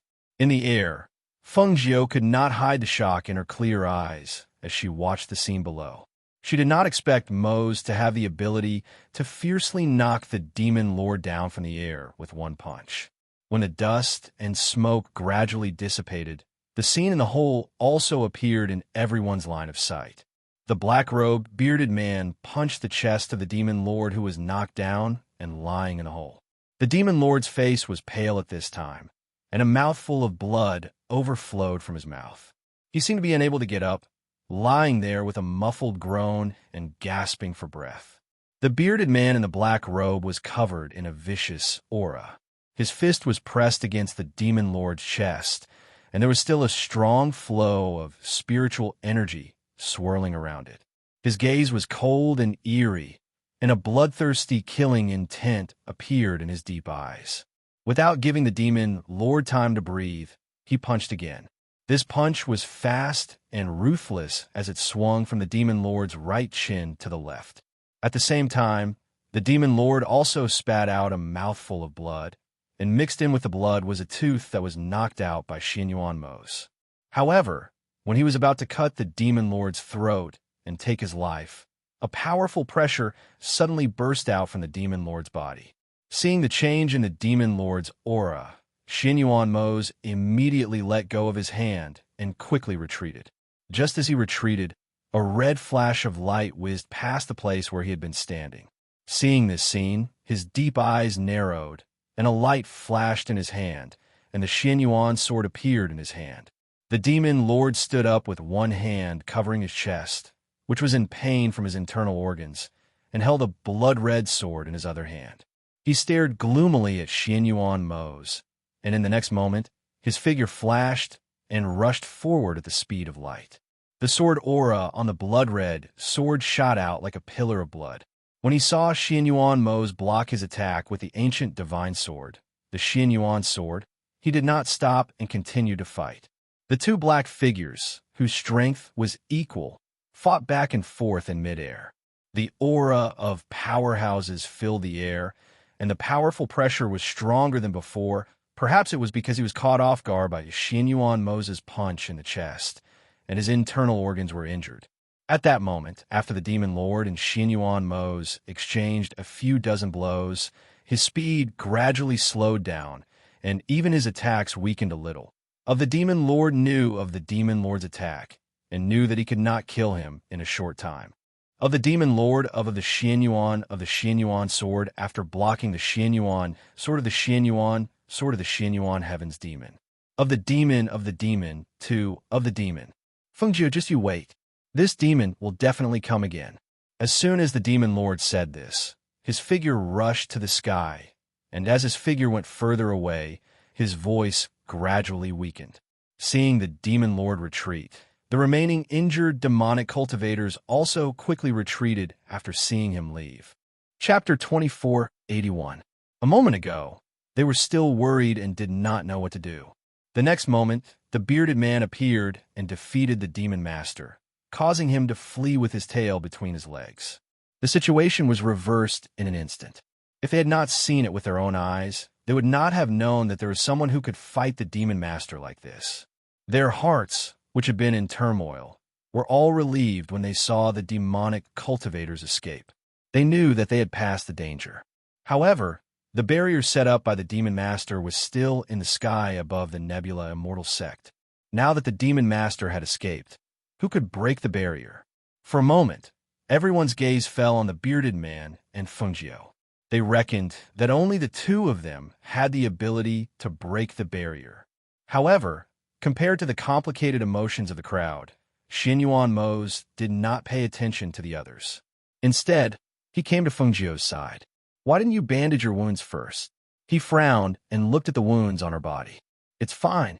Fengjiu smiled and looked at the barrier that enveloped the sect. "Help them break the barrier."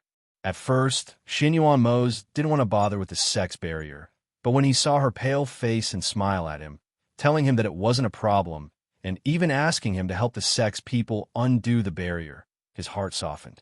He turned slightly and looked at the barrier that was surging with the power of darkness above the sect. After injecting spiritual energy into the Xianyuan sword in his hand, he attacked the barrier. "Break!" With a low roar, the Xianyuan sword flew out and pierced through the barrier. When the Xianyuan sword came into contact with the barrier, the two streams of air collided with each other. Shortly after, there was a loud rumble, and the barrier above the sect disappeared from the sky along with the loud rumble. "Let's go. I'll take you to bandage your wounds first." He held her hand and was about to walk into the sect. However, after walking for a distance, Fengjiu stopped. "Wait a minute." She looked at Hunyuanzi and said to Xianyuan Mose, "The old man's injuries aren't light. Let me take a look at him first." As she spoke, she had already descended. Seeing this, Xianyuan Mose also followed her to Hunyuan's side. She stepped forward to check Hunyuanzi's pulse and then took out a pill from her space. "Take this pill first and go back to recuperate." "Don't worry, this old man won't die," Hunyuan said. Under her gaze, he took the pill and swallowed it. Fengjiu still wanted to say something, but Xianyuan Mose picked him up. "Hey, what are you doing?" She lost her balance and was picked up by him. She let out a low cry and looked at him in shock. How could he carry her in front of so many people? "I'll take you to bandage your wounds," Xianyuan Mose said, and took the lead to walk into the sect. However, after walking for a distance, he seemed to have thought of something. He stopped and glanced back. In a low and cold voice, he said, "Which place in your sect is the quietest?" At this moment, the sect master who reacted quickly stepped forward and said, "The small courtyard behind Soaring Bamboo Peak is the quietest. Please follow me." The sect master personally led Xianyuan Mose and Fengjiu into the sect. As they left, questions were raised one after another. Chapter 2482. The ghost Dr. Fengjiu seems to have a fiancé called Xianyuan something. Is it Xianyuan Mose? It's said that this person is only the crown prince of the Xianyuan dynasty, one of the 8 great empires in the lower continents. How can he have such a powerful cultivation? Even the Devil Lord is no match for him. This person is too strong. That's right, he's too powerful. The people below were discussing. Other than Song Ming and the others who had reacted and quickly followed into the sect, the rest of the people in the sect also returned to the sect one after another. After the fire phoenix saw that its feathers had been plucked, it flapped its wings and flew back to the sect. No matter what, the Yama Lord had returned, and its master was out of danger. Although it had lost a handful of feathers, at least the Devil Lord had not gained any advantage. On the mountain peak, Feng Yi pulled by Xiao, who was beside him, and said, "Let's go to the sect quickly. I want to go to the sect to see my niece." Okay. Little ancestor, don't be anxious." Bai Xiao comforted him as she stood up and said, "The Yama Lord has returned. In my opinion, no one will be able to see Fengjiu today. Even if you're anxious to see him now, you probably won't be able to." Feng Yi frowned and asked in confusion why. "Why?" Bai Xiao was stunned, then grinned. "Naturally, it's because the Yama Lord is domineering. With him around, Who would dare to go near Fengjiu? Even if someone dared to go near, they definitely wouldn't be able to see him. Feng Yi listened, not fully understanding. He looked up and said, "But even so, we still have to go. My niece's body is full of injuries. Don't worry. With the Yama lord around, everything will be fine." Bai Xiao chuckled and summoned her flying beast to take Feng Yi and Zhao Yang back to the sect. In the sect master personally brought Xianyuan Mo's and Fengjiu to a quiet and secluded courtyard. Just as he was about to enter the courtyard to see if they needed his help, he heard Xianyuan Mo's voice. "Leave. No one is to disturb us." Before Zong's foot landed on the ground, he quietly retracted it and replied, "All right, please take a rest. I won't disturb you any further." As he spoke, he turned around and left. When they were outside, they naturally followed Xianyuan Mo's instructions to not disturb them. Therefore, those who wanted to go in and see Fengjiu could only wait outside the bamboo forest. In the courtyard inside the bamboo forest, Xianyuan Mo's entered the room and closed the door. After placing her on the bed, he was about to take off her clothes when he was stopped by a hand. "What are you doing in broad daylight?" Fengjiu's eyes were smiling, and her tone was somewhat playful. Xianyuan Mo's face darkened as he glanced at her. "You're still in the mood to joke when you're covered in injuries? Don't your wounds hurt?" As he spoke, he didn't stop taking off Fengjiu's blood-stained green outer clothes. Fengjiu saw that his movements were gentle and careful, so she didn't stop him and allowed him to take off her outer clothes. After the outer clothes were taken off, the spots of blood on her white inner clothes could be seen even more clearly. She instinctively raised her head to look at the person in front of her. As expected, she saw that his face was dark and his gaze was fixed on the spots of blood on her white inner clothes. When he reached out to take off her inner clothes, Fengjiu smiled and reached out to stop him, saying, "You don't have to take off this one. Have you forgotten that I can heal injuries?" Chapter 2483. Hearing this, Xianyuan Mo nodded. "I'll get someone to prepare hot water." As he spoke, his gaze fell on her body again. "Are you sure you don't need me to apply medicine?" "No need," Fengjiu said. "My wounds will heal, don't worry." Seeing this, he stood up. "I'll be back soon." As he spoke, he walked out. After he left, Fengjiu used the qi of Green Lotus in her body to heal the wounds on her body. When her entire body was enveloped by the green light, the warm and gentle green light healed the wounds on her body at a speed visible to the naked eye. Even the wound on her face was healed by the qi of Green Lotus, becoming white and flawless. Fengjiu wanted to take a bath and soak in a hot bath. Therefore, after Xianyuan Mo left the courtyard and saw that there was no one outside, he walked out of the bamboo forest. When he saw the crowd standing outside the bamboo forest, he stopped in his tracks. "How is Fengjiu? Is she all right?" Ning Lang was the first to run forward and ask. "She's fine," Xianyuan Mo said, then said to them, "Get someone to prepare some hot water." As soon as he finished speaking, he turned and walked back. When Xianyuan Mo returned, Fengjiu was already leaning against the head of the bed, resting. The wounds on her body had been healed by the Green Lotus in her body. However, after using the power of the Green Lotus to heal her body, she looked a little tired. She leaned against the head of the bed and closed her eyes to rest. Not long after, she fell into a deep sleep. Xianyuan Mo walked closer and saw that she was already asleep. There was an unconcealable tiredness between her brows. When he saw that she had not even changed out of her blood-stained undergarments, a trace of heartache flashed across his eyes. With her strength and cultivation, she should not have been forced into such a state. However, in order to protect the people of this sect, she had gotten injured all over. It was really worrying. In order not to wake her up, he hit her sleeping acupoint before taking off her blood-stained undergarments. Then, he helped her to sleep on the bed and pulled up the blanket to cover her exposed body. Not long after, a voice came from outside. "Honorable sir, the hot water is ready."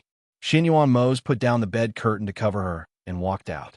After a while, the large bathtub in the room was filled with water and sprinkled with fresh flower petals. After locking the door, he went to the bed and carried her to the bathtub. He personally washed her. Fengjiu was in a deep sleep. In a daze, she seemed to feel that she was wrapped in a warm and comfortable hot water. She had no idea that a considerate man had helped her wipe her body and put on her clothes again. He didn't wake her up. He just let her sleep while he sat by the bed and watched her quietly. After not seeing each other for more than a year, he didn't expect to see such a scene when he returned. It was a pity that he did not kill the devil's lord. Thinking of the demon lord with a pair of blood-red eyes, his eyes turned cold.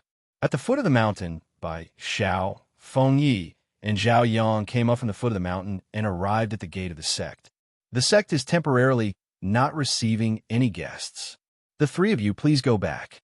Because the main gate of the sect was destroyed, the higher-ups had sent people to guard it to prevent anyone from sneaking into the sect. Chapter 2484. Who are you? Tell me your name. The disciple guarding the sect stared at Bai Xiao and said. Bai Xiao grinned. You won't know me even if I tell you my name. As he spoke, he suddenly blew the beast-taming flute. A male eagle flapped its wings and flew over. He held Feng Yi in one hand and Zhao Yang in the other and leaped onto the eagle. Before the disciple guarding the sect could react, he led them inside. The disciple was shocked by the appearance of the male eagle and didn't react for a moment. When he finally reacted, he saw that they had already entered the sect. Hence, he quickly chased after them and shouted, "Stop them!" Hearing his voice, the disciple quickly rushed forward to stop Bai Xiao and the others. However, before he could get close, he was attacked by the male eagle. For a moment, the sect was in chaos and many people rushed forward to stop them. Not too far away, the fire phoenix was distressed over the loss of a tuft of feathers. It flapped its wings and flew around the mountain peak to pass the time. It only came back to its senses when it heard the sound of the beast taming flute. Is this a beast? The fire phoenix muttered. It was a little curious. Hence, it flapped its wings and flew outside. When it arrived outside and saw the male eagle flying towards them, it couldn't help but fly forward. Bai Xiao. The fire phoenix tilted its head and looked at Bai Xiao. It recognized Bai Xiao, but the two children behind her were half-blocked. It could only see the two children, but it didn't know where they came from. Fire Phoenix, look who I brought here. Bai Xiao stared at the Fire Phoenix as if she was asking for credit. Who is it? The Fire Phoenix tilted its head and looked at the two children sitting on the male eagle. It stared at the two children and was a little puzzled, as if it was thinking about something. Why do they look so familiar? The Fire Phoenix stared at the two children in surprise. It flapped its wings and landed on a rockery not far away. It stared at the two children seriously. Feng Yi blinked as he sat innocently on the eagle. His gaze was fixed on the Fire Phoenix. She was puzzled. Was this her niece's contracted beast? It was said that the Fire Phoenix was an ancient mythical beast. I'm Zhao Yang. Sitting on the eagle, Zhao Yang stood up and introduced himself. Zhao Yang. Fire Phoenix was stunned for a moment and suddenly jumped up in alarm. Zhao Yang? You said you were Zhao Yang? Then Fire Phoenix stared at the figure in front of her. That small figure was exquisite and full of nobility. His eyes were pure and innocent. He looked very similar to Feng Jiao. Feng Yi. Fire Phoenix was stunned. She instinctively called out Feng Ye's name. You're still alive? How is this possible? He was clearly dead back then. How could he still be alive? She couldn't believe it. But the two children in front of her were real. They were still alive. We didn't die in the first place. Of course we're alive. Feng Yi pursed his lips. He looked at Fire Phoenix and asked, How's my niece now? We want to see her. Master is recuperating in the courtyard behind the bamboo forest. Yama Lord is with her. She won't see anyone even if we tell her. But if she knows that you two are still alive, she'll be very happy. As the Fire Phoenix spoke, she immediately led the way. Come with me. I'll bring you to see them. Chapter 2485. When the people from the other sect saw this, they couldn't help but take a step back. They looked at each other and didn't follow them. They didn't know those people, but this ancient mythical beast was Feng Jiao's contracted beast. Since it had said so, they naturally didn't dare to stop them. Under the guidance of the Fire Phoenix, they arrived outside the bamboo forest. When Ning Lang and the others saw them, they called out Bai Xiao. Their gazes fell on the two children behind them. and a trace of surprise flashed across their eyes. Long time no see. Bai Xiao glanced at them and nodded slightly. Your two children are? Song Ming asked, his gaze falling on Feng Yi and Zhao Yang. Hee. You won't believe me if I tell you, but they're from the Feng family. This is Feng Yi, Feng Jiu's uncle. The one beside him is Zhao Yang. Bai Xiao turned sideways and looked at the two people behind her. When they heard this, they were stunned and suddenly took a step forward. Feng Yi? Zhao Yang? Aren't these two? We're still alive. We're not dead. As Feng Yi spoke, he looked at them and asked, Who are you? They were trained by your niece. Later on, they each entered the four major sects. This is Song Ming, Ning Lang, Duan Yi, and Luo Fei. Bai Xiao introduced them to him. Oh. Feng Yi blinked and sized them up. Then he looked away and looked at Bai Xiao. Can we go see my niece now? Hearing this, Song Ming said, Feng Jiu has many injuries on his body. Maybe he's tired now. How about this? You stay in this sect first. We'll take you to see him tomorrow. Hearing this, Feng Yi thought for a moment and agreed. All right, let him rest first. I'll go see him tomorrow. Come with me. I'll take you to rest. As Ning Lang spoke, they followed him. He was a disciple of the Nebula Immortal sect and was familiar with this place. It was best for him to help them settle down. Thus, Feng Yi and Zhao Yang followed Ning Lang and left. After they left, Song Ming stepped forward and asked, Bai Xiao, how did you find Feng Yi and Zhao Yang? These two people are right? They had never seen Feng Yi and Zhao Yang before. They only knew that the two children were dead, but they didn't expect them to be alive and well. It can't be wrong. You don't know, but Feng Yi's personality is really similar to Feng Jiu's. Moreover, don't you think that the cunning between his brows is very similar? But you don't have to worry. Hearing him say this, the few of them nodded, and the trace of worry in their hearts was finally put down. Song Ming smiled and said, Since you've said so, we won't say anything more. However, I think it should be true. If it's fake, how would they dare to come and see Feng Jiu? They didn't recognize him, but Feng Jiu would recognize her little uncle.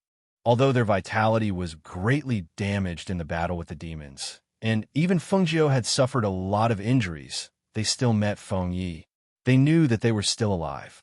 This should be great news for Feng Jiu, and even for the Feng family. Old Master Feng will be very happy if he knows that his son is still alive. Chapter 2486. The next morning, Fire Phoenix came to the courtyard and peeked in through the window. She saw that Feng Jiu was still sleeping on the bed, while Xinyuan Mose had already put on his coat and was walking out. After shaving off his beard, he had regained his handsome and resolute appearance. Without his beard, he looked even younger. He walked out and gently closed the door. He looked at Fire Phoenix and asked, What's the matter? Feng Yi is here, so he's not dead. Fire Phoenix lowered her voice and spoke. She couldn't hide her joy. She looked towards the window and asked, Is my master still not awake? If she hears this news, she'll be very happy. Feng Yi? Xinyuan Mose paused and asked, Is that the old master's youngest son, Feng Yi? Are you sure? It's him. I'm sure. He hasn't changed at all. He's just grown up a little. Fire Phoenix said confidently. She was confident that she didn't recognize the wrong person. Xinyuan Mose nodded and said, Go and bring him here. Okay. Fire Phoenix replied and flapped her wings to fly out. He turned and entered the room. He called out to Feng Jiu, Jiu, wake up. Feng Jiu, who was sleeping soundly, lazily turned over and hugged his waist. She didn't even open her eyes as she said, Why are you up so early in the morning? I want to sleep for a while more. Seeing her rubbing against his waist like a kitten, the corners of his lips couldn't help but curl up slightly. He reached out with one hand and stroked her soft black hair. His deep voice carried a pampering tone as he said, I have good news to tell you. You will definitely be happy after hearing it. What good news? Feng Yi is still alive. As soon as he said this, the person who was lying down suddenly opened her eyes and sat up. Her eyes were filled with nervousness and shock as she stared at him. What did you say? Who's still alive? Feng Yi, the old master's youngest son, your little uncle. He said again and held her hand. He's still alive. He's waiting outside to see you. Her heart suddenly jumped. She quickly got off the bed and didn't even have time to put on her coat. She was about to run out with her hair down when Xianyuan Mose reached out and grabbed her. You plan to go out like this? His gaze fell on her neckline and her hair down. He said helplessly, don't worry. He's right outside. He can't run away. Put on your clothes first and wash up before you go see him. Otherwise, he'll be frightened by your appearance. At this point, there was a hint of a smile in his voice. Actually, he didn't want others to see this side of her. The woman in front of him was wearing a white undergarment, and her exquisite figure was faintly discernible. The clothes could not hide her exquisite figure. Coupled with her loose black hair and her beautiful face without any makeup, the woman's charm and tenderness were fully displayed. Her pair of white, jade-like feet were not even wearing shoes as she stood on the ground. How could he let someone like her go out and appear in front of those people outside? Hearing his words, Feng Jiu was stunned for a moment. She lowered her head and looked at her current appearance. Then, she tugged at her loose black hair and replied, yes, I'll scare him if I go out with my hair disheveled. I'd better wash up before going out. Chapter 24:87. After Feng Jiu washed up, she sat down in front of the mirror and saw Mose pick up a comb to comb her hair. Although his movements were a little clumsy, but looking at him, he seemed to be enjoying it. You should wear women's clothes. This black hair can be tied up with a ribbon. He took the red ribbon and used his fingers to tie up a strand of hair. However, after tying it up, he felt that it was a little too loose, so he untied it and tried to tie it again several times. Feng Jiu saw him like this and smiled. It's good that it's only tied with a ribbon. If it was a complicated hairstyle, you'd have to do it longer. All right, it's done now. He took a step back in satisfaction and looked at the strand of hair that he had tied up for her. The red ribbon fell between the strand of hair, looking elegant and casual. It was very beautiful.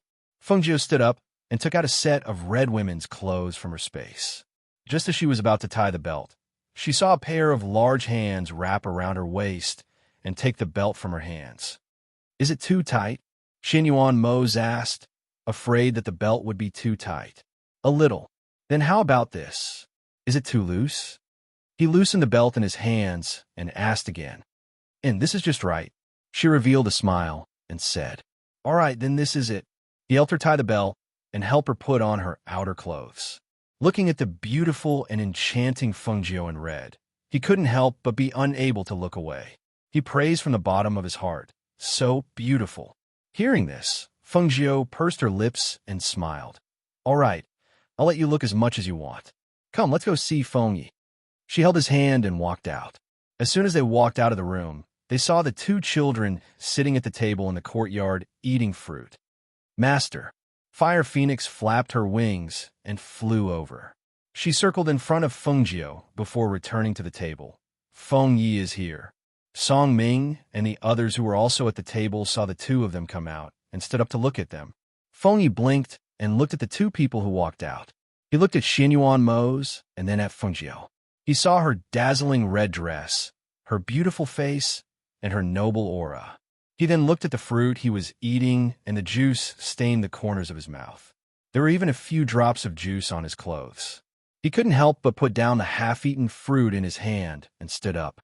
He took out a small handkerchief from his space and wiped the corners of his mouth and hands. Then he looked at Feng Jiu. It was as if he was worried that she would disdain him if he got the fruit on his body or if he got his mouth full of fruit. The little one couldn't help but feel a little nervous and hurriedly said, I'm usually very clean. If you don't believe me, you can ask Yang Yang. While speaking, he also pulled Zhao Yang to the side to testify. Feng Jiu looked at the delicate and cute little one, speaking seriously. Looking at the little one's appearance, she only felt a wave of excitement and relief in her heart. It's him. It's little Feng Yi. It's really him. He's still alive. The little one had a delicate face, but because he ate the spirit fruit, the corners of his mouth were stained with the red juice of the spirit fruit.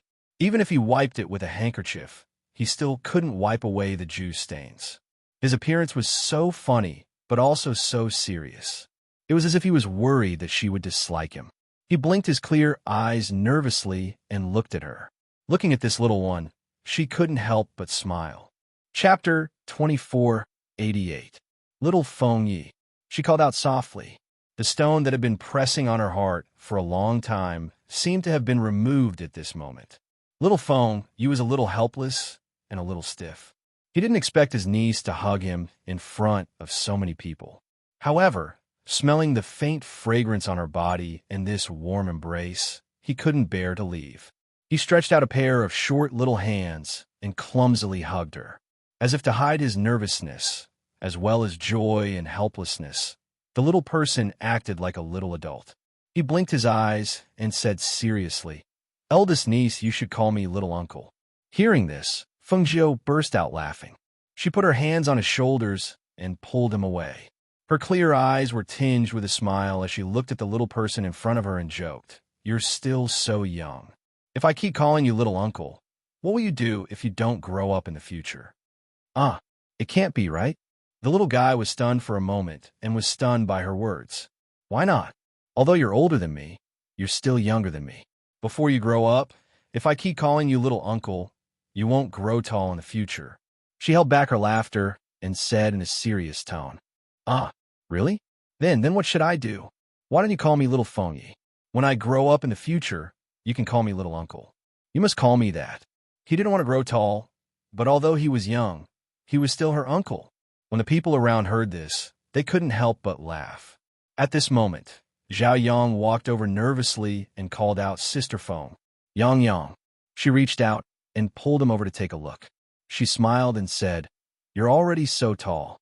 It's so good that you're both still alive."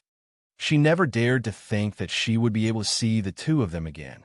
She always thought that they were dead, but she didn't expect that they were still alive. We were saved by Master at that time and have been cultivating on the mountain for the past few years. Master didn't allow us to go down the mountain, so we sneaked down, Zhao Yang said as he looked at Feng Jiu in front of him. He was also very happy. "Who is your master? I ought to go and thank him for saving you," she said with a smile, and asked about their master. "It's Wudong Mountain's heavenly void Tao Lord," Feng Yi said and reported his master's name. Hearing this, Feng Jiu muttered softly, "Wudong Mountain's heavenly void Tao Lord?" She glanced at Song Ming and the others. "Do you know this Tao Lord?" They looked at each other and shook their heads. "I've never heard of him. He might be a recluse." Upon seeing this, Feng Jiu nodded. He planned to ask Primordial Chaos later. They might not know Song Ming, but Primordial Chaos was old enough to know him. Thus, she held their hands and said, "Just eating fruits won't fill our stomachs. I'll get them to prepare some food. Let's talk after we eat." When Ning Lang heard this, he smiled and said, "I've already asked someone to make the arrangements. Have a seat first. I'll get someone to bring in the food." As he spoke, he walked out.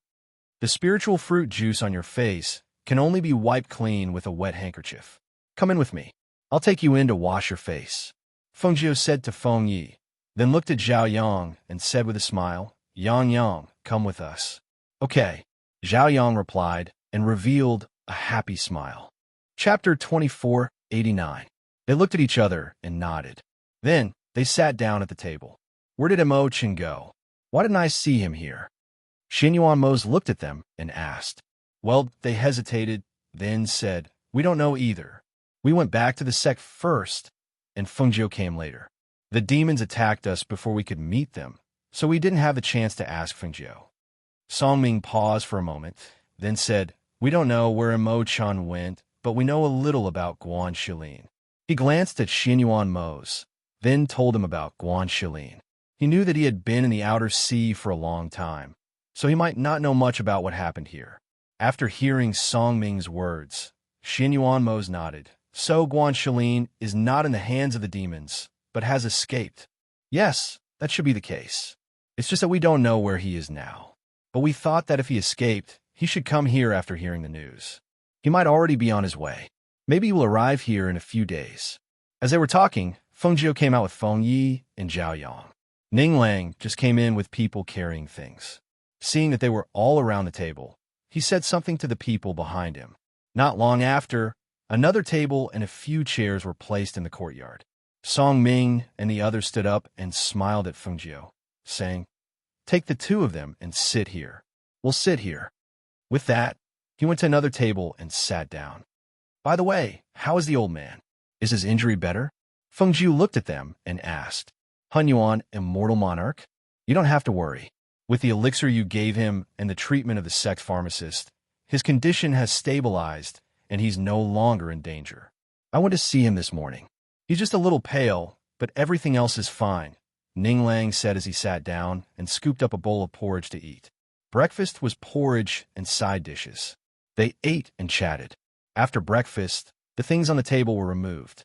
Feng Jiu looked at Feng Yi and Zhao Yang and said, "You two don't run around. Wait for me here. After this matter is settled, I will take you home." Speaking of going home, her expression softened. She looked at the two of them and asked, "You haven't been home for so long. Are you homesick?" "Yes, I do. I also miss my father and mother," Feng Yi said, blinking a pair of pure eyes at her. Zhao Yang, on the other hand, lowered his head because his parents were long gone. He had no home for a long time. Looking at Feng Yi's appearance, Feng Jiu smiled. Seeing Zhao Yang next to her with his head lowered, she reached out and rubbed his head, saying, "Yang Yang, the Feng family is also your home. We are all your relatives. Moreover, you have always called me Sister Feng." Hearing this, Zhao Yang raised his head and looked at her. A warm current passed through his heart. "Sister Feng, I know. Well, let's play in this courtyard for a while first. I will ask White and the others to come out and accompany you." Hearing the two words White by Xiao, who was sitting among Song Ming and the others, said with a smile, "I haven't seen White for a long time. I heard that it has advanced again." Chapter 2490. When Lao Bai came out of the space and saw Bai Xiao, he immediately snorted in disdain. He scurried over to Feng Jiu, but before he could get close, Xin Yuan Mose grabbed his tail and flung him away. "Which king?" Before he could finish cursing, he turned around and saw the cold face of the Yama Lord. He was so scared that he shrank back and hid behind Bai Xiao. Xiao Bai, long time no see." He grinned embarrassedly, revealing a set of white teeth. Xin Yuan Mose glanced at him and ignored him. Instead, he looked at Feng Jiu. "Aren't you going to see Han Yuanzi? I'll go with you." "Okay," she said with a smile. She let Ning Lang lead the way while the others stayed behind. Han Yuanzi had been seriously injured by the Devil Lord. Fortunately, Feng Jiu's pills had protected his heart and meridians. Coupled with the treatment from the sex pharmacist, he was no longer in any danger after a night had passed, although he was still lying in bed. Xin Yuan Mose accompanied Feng Jiu to Han Yuanzi's cave abode and stopped outside. "Go in. I'll wait for you outside." "Okay," Feng Jiu responded, then said to Ning Lang, "Sit with him for a while. I'll be out in a while." With that, he walked inside. "Old man, I'm here to see you," Feng Jiu shouted as soon as he entered the cave abode. Then, he heard a wail coming from the originally silent cave abode. "Ouch, it hurts so much. Ouch, my old bones are going to fall apart." Han Yuanzi, who was lying on the bed, shouted weakly. He looked outside from time to time, but when he saw Feng Jiu come in, he quickly closed his eyes and shouted again. Hearing this, Feng Jiu smiled. "All right, you don't have to shout. I heard from Ning Lang that you're much better now." She came to the bedside and checked his pulse. After a short while, she put it down and said with a smile, "I knew you wouldn't die. After recuperating for a while, you'll be able to go out and harm people again." Hearing this, the old man glared at him. "What do you mean by going out to harm others? Since when did this old man harm anyone? You stinky girl, this old man is already lying on the bed injured like this, and you still don't know how to say a few nice words to coax me. You really have no conscience." Fine. I'm heartless." She chuckled and took out a medicine bottle.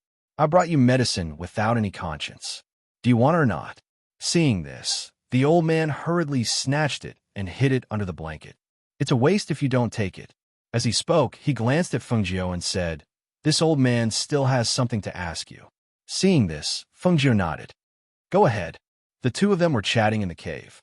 Outside, although Ning Lang and Xin Yuan Mose were sitting at a stone table outside the cave, there was no disciple doing odd jobs to bring them tea or anything to pass the time.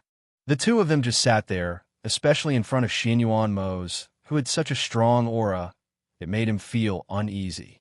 When Ning Lang saw that the two of them were just sitting there without saying a word, he thought for a moment and asked, "Yama Lord, have you finished your business overseas? Do you still need to go out in the future?" Xianyuan Mose glanced at him and asked indifferently, "Are you very concerned?" Haha. Chapter 2491. Xianyuan Mose's eyes moved slightly. He looked towards the cave and said in a low voice, "I will spend more time with her in the future." Seeing this, Ning Lang scratched his head. He was not Songming. He did not have so many things to talk about, especially with such a cold person. He had nothing to talk about. He calmed down and stretched his neck to look at the cave from time to time. He was really waiting for someone to die. Originally, being alone with the Yama Lord was such a terrifying feeling. He really did not know how Fengjiu fell in love with such a person. That cough. Why don't you sit for a while? I'll go to the outhouse. He stood up embarrassedly. He felt that he could not sit with him anymore. The atmosphere was too tense. Xianyuan Mose did not even look at him. He replied, "Go." Ning Lang let out a sigh of relief and quickly left.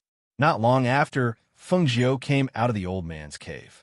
When she saw Xianyuan Mose sitting there alone, she could not help but be surprised. "Where's Ning Lang?"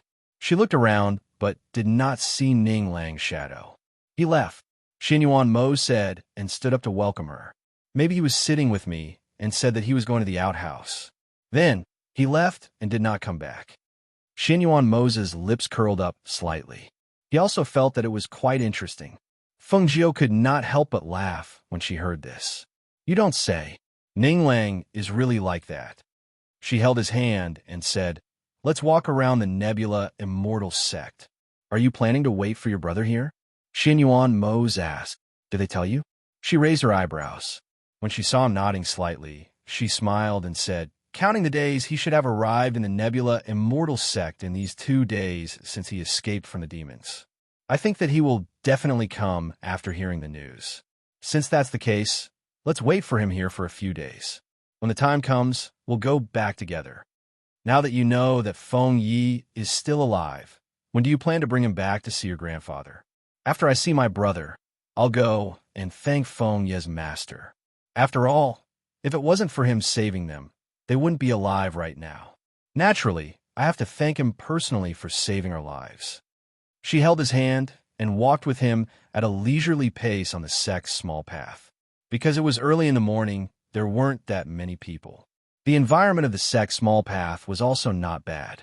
Some of the sect's disciples who woke up early were cultivating on the grass.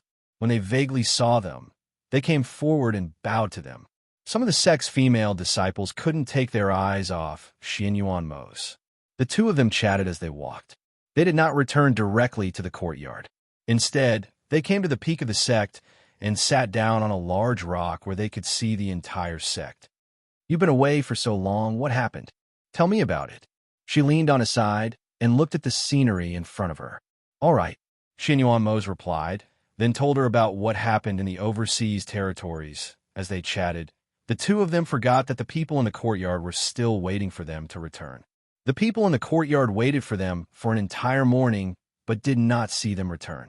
When they saw Ning Lang enter, they went up to greet him. "Ning Lang, why are you the only one back? Where are Fengjiu and Yama Lord?" Chapter 2492. Hearing this, everyone was stunned. "Didn't you go with them? How could you not know where they went?" Walady smiled awkwardly. "Fengjiu went in to see the Hunyuan Immortal Lord, and then I sat outside with the Yama Lord. You know, the Yama Lord's aura made me feel uncomfortable sitting with him, so I left first. I thought they were back, so I wanted to come and take a look, but I didn't expect." Songming smiled and said, "The two of them haven't seen each other for so long. They must have a lot to talk about. Maybe they found a place with no one around to chat. Don't worry, there won't be any problems in this sect. Besides, their strength won't be a problem." As he spoke, he yawned and said, "I originally wanted to wait for them to come back to discuss the matter of the demon race. Since they're not here, I will go back and catch up on my sleep." As he spoke, he waved his hand and left. "Then I'll go back and sleep for a while too." Duan Yi and Luo Fei also left, leaving only by Xiao, Feng Yi, and Zhao Yang. Ning Lang was also about to leave when Bai Xiao called out to him. "Don't go. Aren't you familiar with the Nebula Immortal Sect? Since you have nothing to do, why don't you show us around?" As Bai Xiao spoke, she looked at Feng Yi, Zhao Yang, and Fengjiu's beasts and asked, "What do you think?" "Sure," Feng Yi answered. his eyes shining with excitement. Lao Bai grinned. Originally in his dragon form, he transformed into his horse form with a shake of his body. He swung his tail and asked while drooling, "Are the female disciples of this sect beautiful?" Hearing this, Bai Xiao helplessly touched her head. "Lao Bai, why haven't you changed your personality? Don't blame me for not reminding you. The Yama Lord is here. If he sees your lecherous look, he might kill you one day." Hearing this, Lao Bai trembled and his eyes widened in shock. "I don't want to." He took a few steps back. "All right, since you want to walk around, I'll take you to the back mountain of our sect." Ninglang looked at them and said, "There are fruit trees planted by our sect there, as well as some small beasts. We can go there and pick some fruits to eat." "All right." Feng Yi clapped his hands excitedly and asked, "Are we going to walk or ride our beasts?" As he spoke, he walked over to Tunyon and stroked its fur. "I really want to ride a Tunyon beast." "Then come up," Tunyon said, lowering his body to let him up. For the Feng family, it could still treat them differently. "Yeah, that's great." He jumped on a Tunyon's back excitedly and said to Zhao Yang, "Yang Yang, you can ride Old White." Zhao Yang shook his head. "I'll walk." "Then follow me." Ning Lang smiled and led them to the back of the mountain. Meanwhile, on a mountain path far away from the Nebula Immortal sect, Guan Shilin and Yi Jing were sitting under a tree and eating. "I heard that the demons have retreated, and a bearded man appeared at that time. According to those people, this person is most likely Xianyuan Mo's." Hearing this, Yi Jing said, "With him around, those demons won't be able to hurt Fengjiu." Chapter 2493. He paused for a moment, then laughed. "I didn't expect him to be so powerful. What a surprise." He had never known the extent of Xianyuan Mo's cultivation. He only knew that Xianyuan Mo's was very strong, and after the battle with the Devil Lord, he knew that Xianyuan Mo's strength had always been above Fengjiu's. His style of doing things seems to be rather low-key, and no one knows how powerful he is. If it wasn't for the battle with the Devil Lord, I reckon none of us would have known that his strength had reached such a level. Yi Jing said, then asked curiously, "I heard you say that he originally went overseas with his master. If he's so powerful, is his master even more powerful?" Hearing this, Guan Shilin smiled. "As the saying goes, the master can show you the way, but your own cultivation depends on you. It's not that he's so powerful. His master must also be so powerful. Could it be that his master's strength is inferior to his?" Yi Jing was surprised and found it hard to believe. "I don't know about that, but I know that Xianyuan Mo's himself is extraordinary. It said that when he was very young, he had already formed a contract with the ancient divine beast, the Azure Dragon. Moreover, after so many years, only a few people know that the Azure Dragon is with him, and the Azure Dragon usually doesn't appear in normal battles." Yi Jing nodded and said, "With his powerful combat strength and unfathomable cultivation, he can defeat his enemies without the Azure Dragon, so there's no need for the Azure Dragon to appear." Just as they were chatting, they suddenly heard the sound of swords clashing in battle from not far away. Among the sounds, there was also the sound of a woman calling for help. "Someone's calling for help. Shall we go and take a look?" Yi Jing stood up as she spoke. Guan Shilin stood up as well, tilted his head to listen, and pointed in a direction over here. He stepped inside and withdrew his aura. The two approached silently, and when he saw a group of mercenaries fighting against a dozen young men and women, he said to Yi Jing beside him, "Wait for me here. Be careful." Although Yi Jing knew that he was very strong, she still warned him. Guan Shilin took a step forward and slashed out with his saber. His saber collided with the saber of one of the mercenaries and sent him flying a few meters away. "Who dares to meddle in our business?" The mercenary was furious.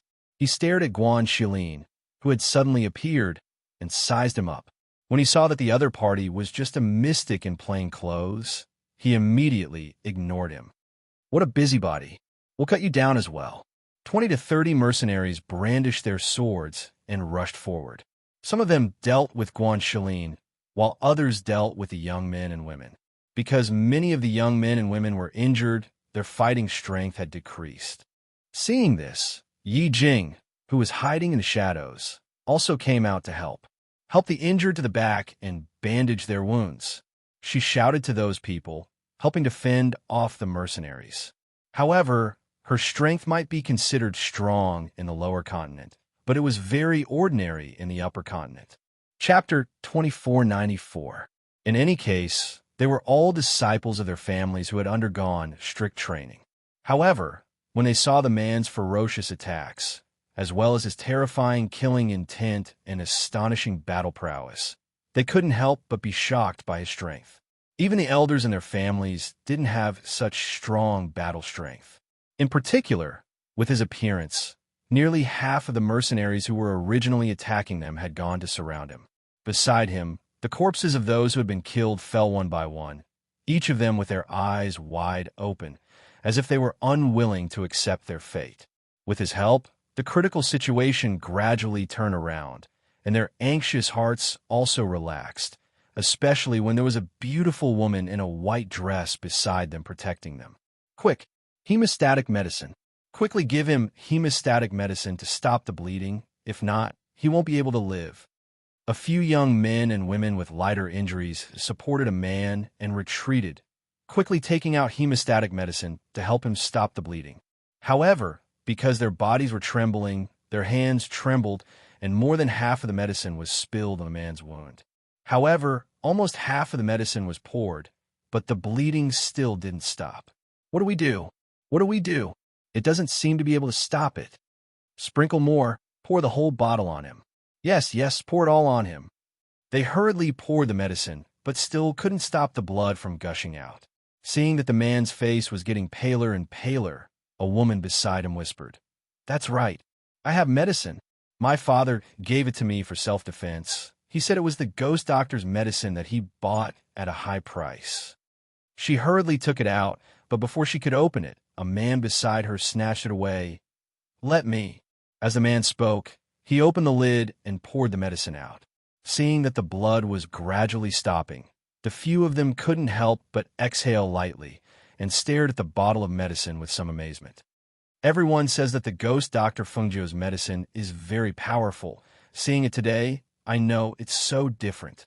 The man praised, seeing that a life was saved because of this medicine. He couldn't help but be moved. On the other side, Guan Shilin finished off the mercenaries in a short time. He turned around and saw that Yi Jing's white dress was stained with blood, and her arm was also cut. He couldn't help but walk over to her side. "Didn't I tell you to wait at the side? Look, you're injured." He pulled her to the side and took out some medicine to bandage her wounds. Yi Jing smiled. "I'm fine. It's just a minor injury." As she spoke, she looked at the young men who were sitting on the ground and said, "They seem to be heavily injured. Don't worry about them for now. I'll bandage you first." Without another word, he simply cleaned her wound and tore off a piece of cloth to bandage it. Only then did he say, "Sit here and wait for me." Turning around, he returned to the pile of corpses and collected all the valuables from the mercenaries before returning to Yi Jing's side. "I've never seen you like treasures so much before." She couldn't help but tease him. "You've already collected a lot along the way." "Haha, of course. I didn't need to marry in the past, but now that I'm going to marry, I naturally have to save up more money to support my wife." Hearing this, Yi Jing couldn't help but blush. "Can't you be more serious?" Chapter 2495. Just as the two of them were joking around, the injured youths walked over, supporting each other. They bowed respectfully and gratefully to the two of them. "Thank you for saving us." "All right, there's no need to say thanks. Let's go, let's go." Guan Shilin waved his hand, indicating for them to leave. After those people looked at each other, they looked at the two of them and respectfully bowed again. One of the men said, "Big brother, our residence is in the city ahead. If you don't mind, why don't we invite you to rest in our residence so that we can repay you for saving our lives?" The city ahead? Guan Shilin thought for a moment. They were still some distance away from the Nebula Immortal sect, and were going to the city ahead anyway. Since that was the case, why not Ching? What do you think? He looked at her and asked. If she felt uncomfortable being a guest in someone else's residence, then she wouldn't go. "I'm fine. You could decide." Yi Ching smiled. Seeing this, he nodded and said to the man, Then we'll be going to your residence. Sorry to disturb you. The youths were very happy to hear this because there was still some distance to the next city. With their protection, they would be safer. Thus, after resting, the group left the forest and headed to the next city on their swords. When they reached the city, it was already evening. The group of youths said their goodbyes and went home. The man who invited Guanshelin and Yi Qing supported the heavily injured man next to him and said to the two, "My residence isn't far from here. Please follow me." Guanshelin nodded. Along the way, he already knew that the man in his 20s was surnamed Qiao. He was the eldest young master of the Qiao family, Qiao Inua. The person he was supporting was his childhood friend, Shi Yuancheng. He held Yi Qing's hand and followed him into the city. Not long after, they arrived in front of the Qiao residence. He knocked on the door, and when the person inside opened it, he couldn't help but be shocked. "Eldest young master, what happened to you? Isn't this young master sure? How did you get injured like this? Quick, get someone to help Yuancheng inside." He helped the person beside him to the housekeeper and heaved a sigh of relief. "Help him inside to rest first. Then inform Uncle Shi and the others." All right. The steward hurriedly responded and beckoned for two people to help them inside. Only then did he look at Guanshelin and Yi Qing. "Eldest young master, may I ask who these two are?" "He's my guest. Send a few people to the northern courtyard to serve him and tell the kitchen to prepare some food." As he spoke, he gestured to the two of them. "Brother Guan, Miss Yi, please follow me." The two of them followed him to the northern courtyard. As soon as they entered the courtyard, Qiao Inua said, "Please rest here first.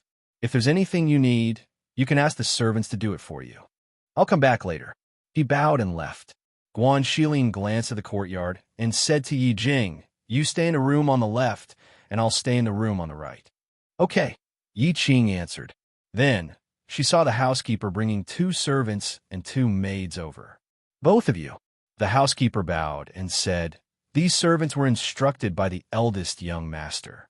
If there's anything you need, you can ask them to do it for you." Chapter 2496. All right, the housekeeper replied and left after giving instructions to the four men. The four men retreated to wait outside the courtyard while Guanshelin and Yi Qing sat in the courtyard. The Qiao family seems to be a big family in this city. The decorations here are very impressive, Yi Qing said as she looked at the decorations of the courtyard. Guanshelin smiled and said, "After you marry me, you can decorate the residence however you want." Yi Qing blushed and said, "It's too early to talk about this now." "It's not. Once we're done here, we'll go back. I'll send you back to the Yi family first, and then I'll ask my parents to pick an auspicious day to propose marriage." He had already made arrangements in his heart.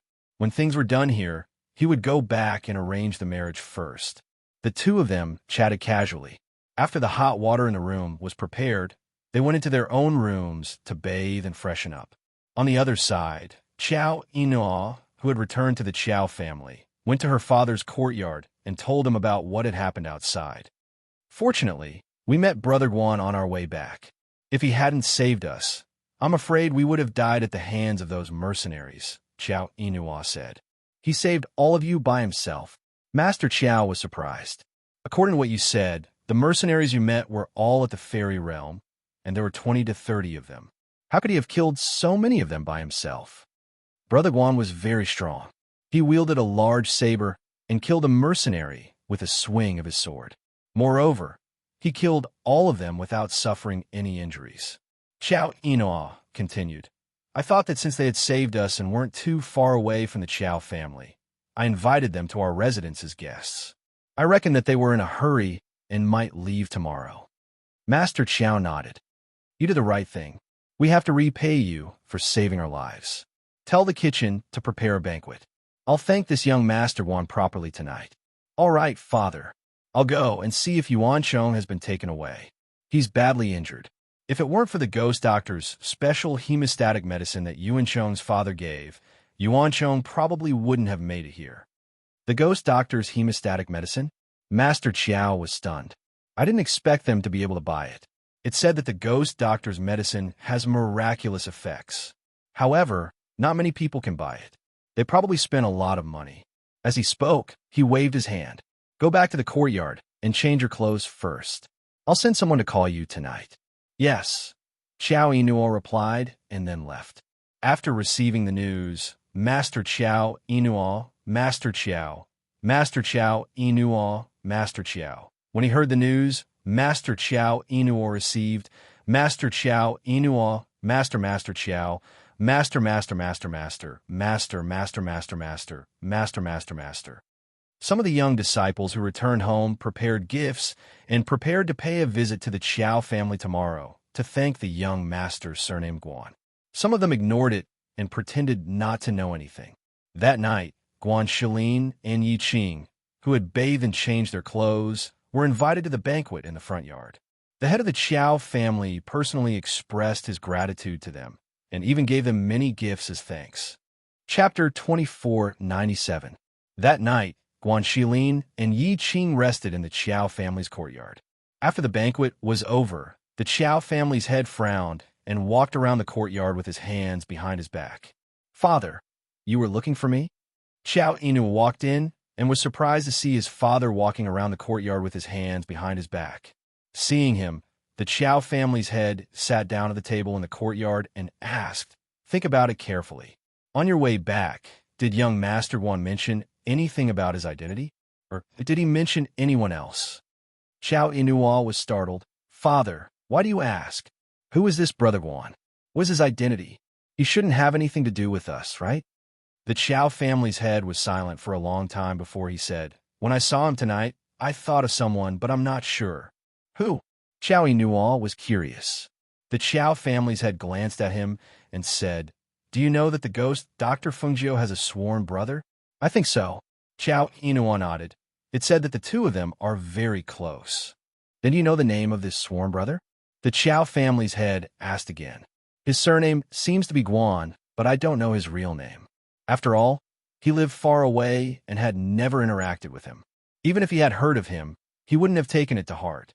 Guan Shilin. The ghost Dr. Fengjiu's sworn brother is Guan Shilin. The Qiao family's head lit up. As Patriarch Qiao spoke, his eyes lit up. It is said that he has a large saber in his hand. That is a rarely seen divine weapon.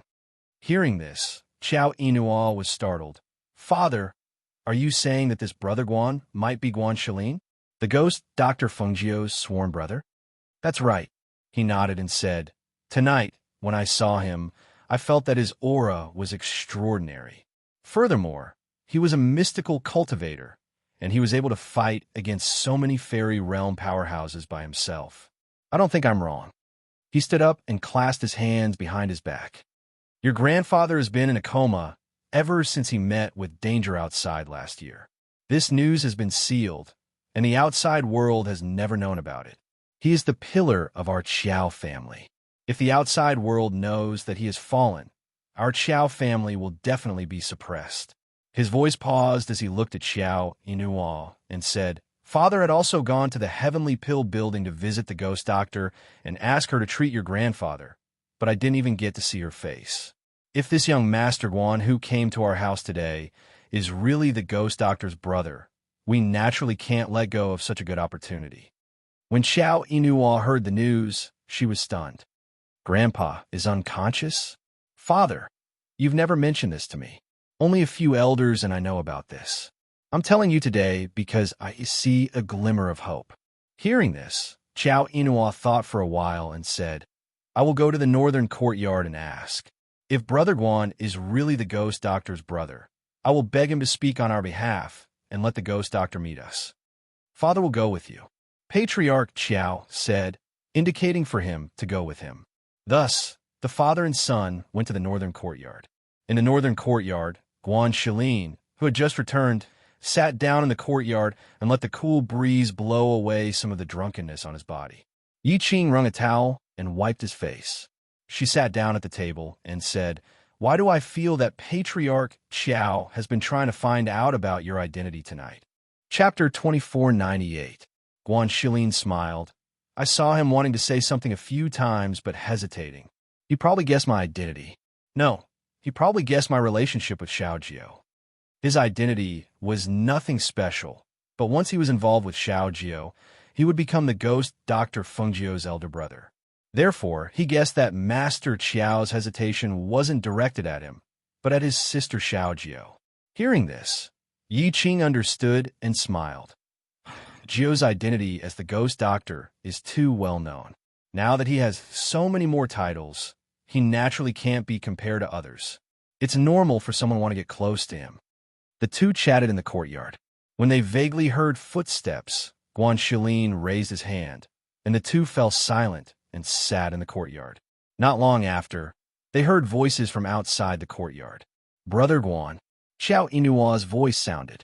Guan Shilin turned around and saw that even his father had come. He stood up with a smile and asked, "You two haven't slept yet?" Yi Qing nodded at the two of them and left to rest in her room. Young Master Guan. Master Qiao walked in with a smile and came to the table. "Actually, I came to disturb young Master Guan's rest tonight because I have something to ask you." "Sit." Guan Shilin smiled and gestured for the two to sit. The servants waiting outside served them tea and left immediately. They didn't even stand guard outside the courtyard. Seeing this scene from the corner of his eye, Guan Shilin's smile deepened. "Master Qiao, please speak your mind.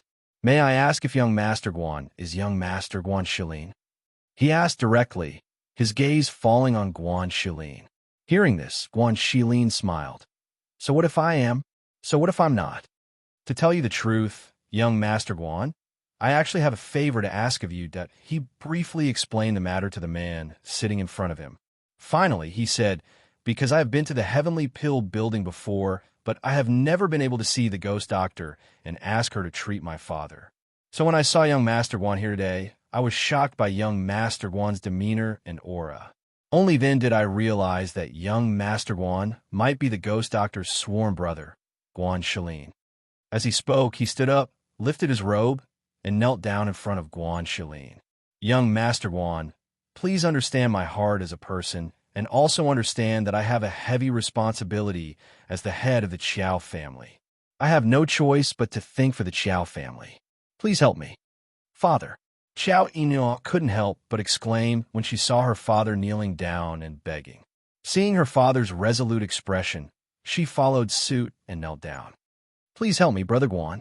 Guan Shilin stood up and looked deeply at the father and son kneeling in front of him. Master Qiao's kneeling was sudden and extremely fast. Even Guan Shilin didn't expect that a dignified master like him would kneel down just like that. It was too late to stop him, and at this moment, Xiao Inu also knelt down. Seeing this, he couldn't help but shake his head and go forward to help them up. "Master Qiao, young Master Qiao, please get up first." "Young Master Guan, are you willing to help?" Master Qiao asked, holding his hand, but didn't get up. Compared to stabilizing the Qiao family and saving his father, this kneeling was nothing. "Actually, you don't have to do this." As he spoke, he used his strength to help them up. Chapter 2499. My sister isn't a cold-blooded person.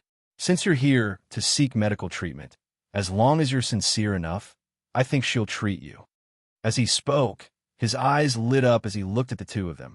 He then smiled and said, "However, she's indeed a busy person. She runs around all day and doesn't stay in the Heavenly Pill building often. So, it's normal that you won't be able to see her even if you go." Then, the head of the Qiao family opened his mouth. Just as he was about to ask, he heard him speak again. "Since you've all knelt before me, I'll help you. However, I want to tell the head of the Qiao family that before she treats your father, she'll definitely send people to gather information about the Qiao family. If she finds out that you're a family that bullies the weak and oppresses the common people, I reckon that even if I go and tell her, she won't save you."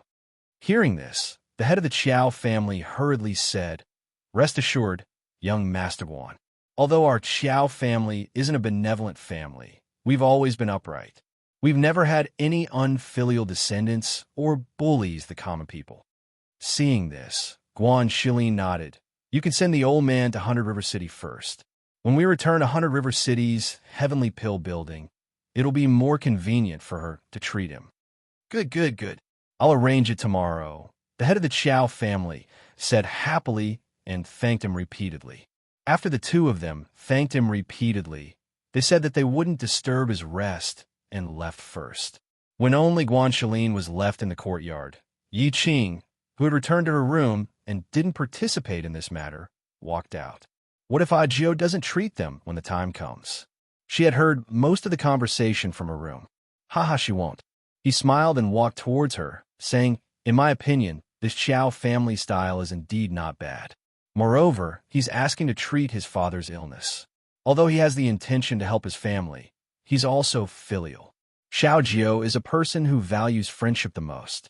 For this kind of matter, as long as she can treat it, she'll definitely help. Hearing this, Yi Qing couldn't help but laugh. Then why did you scare him and say that he won't be treated for bullying the common people? It's not to scare him. It's a warning. Guanxilin held her hand and said with a smile, well, let's not talk about this anymore. It's getting late. You should go to bed. We still have to continue our journey tomorrow.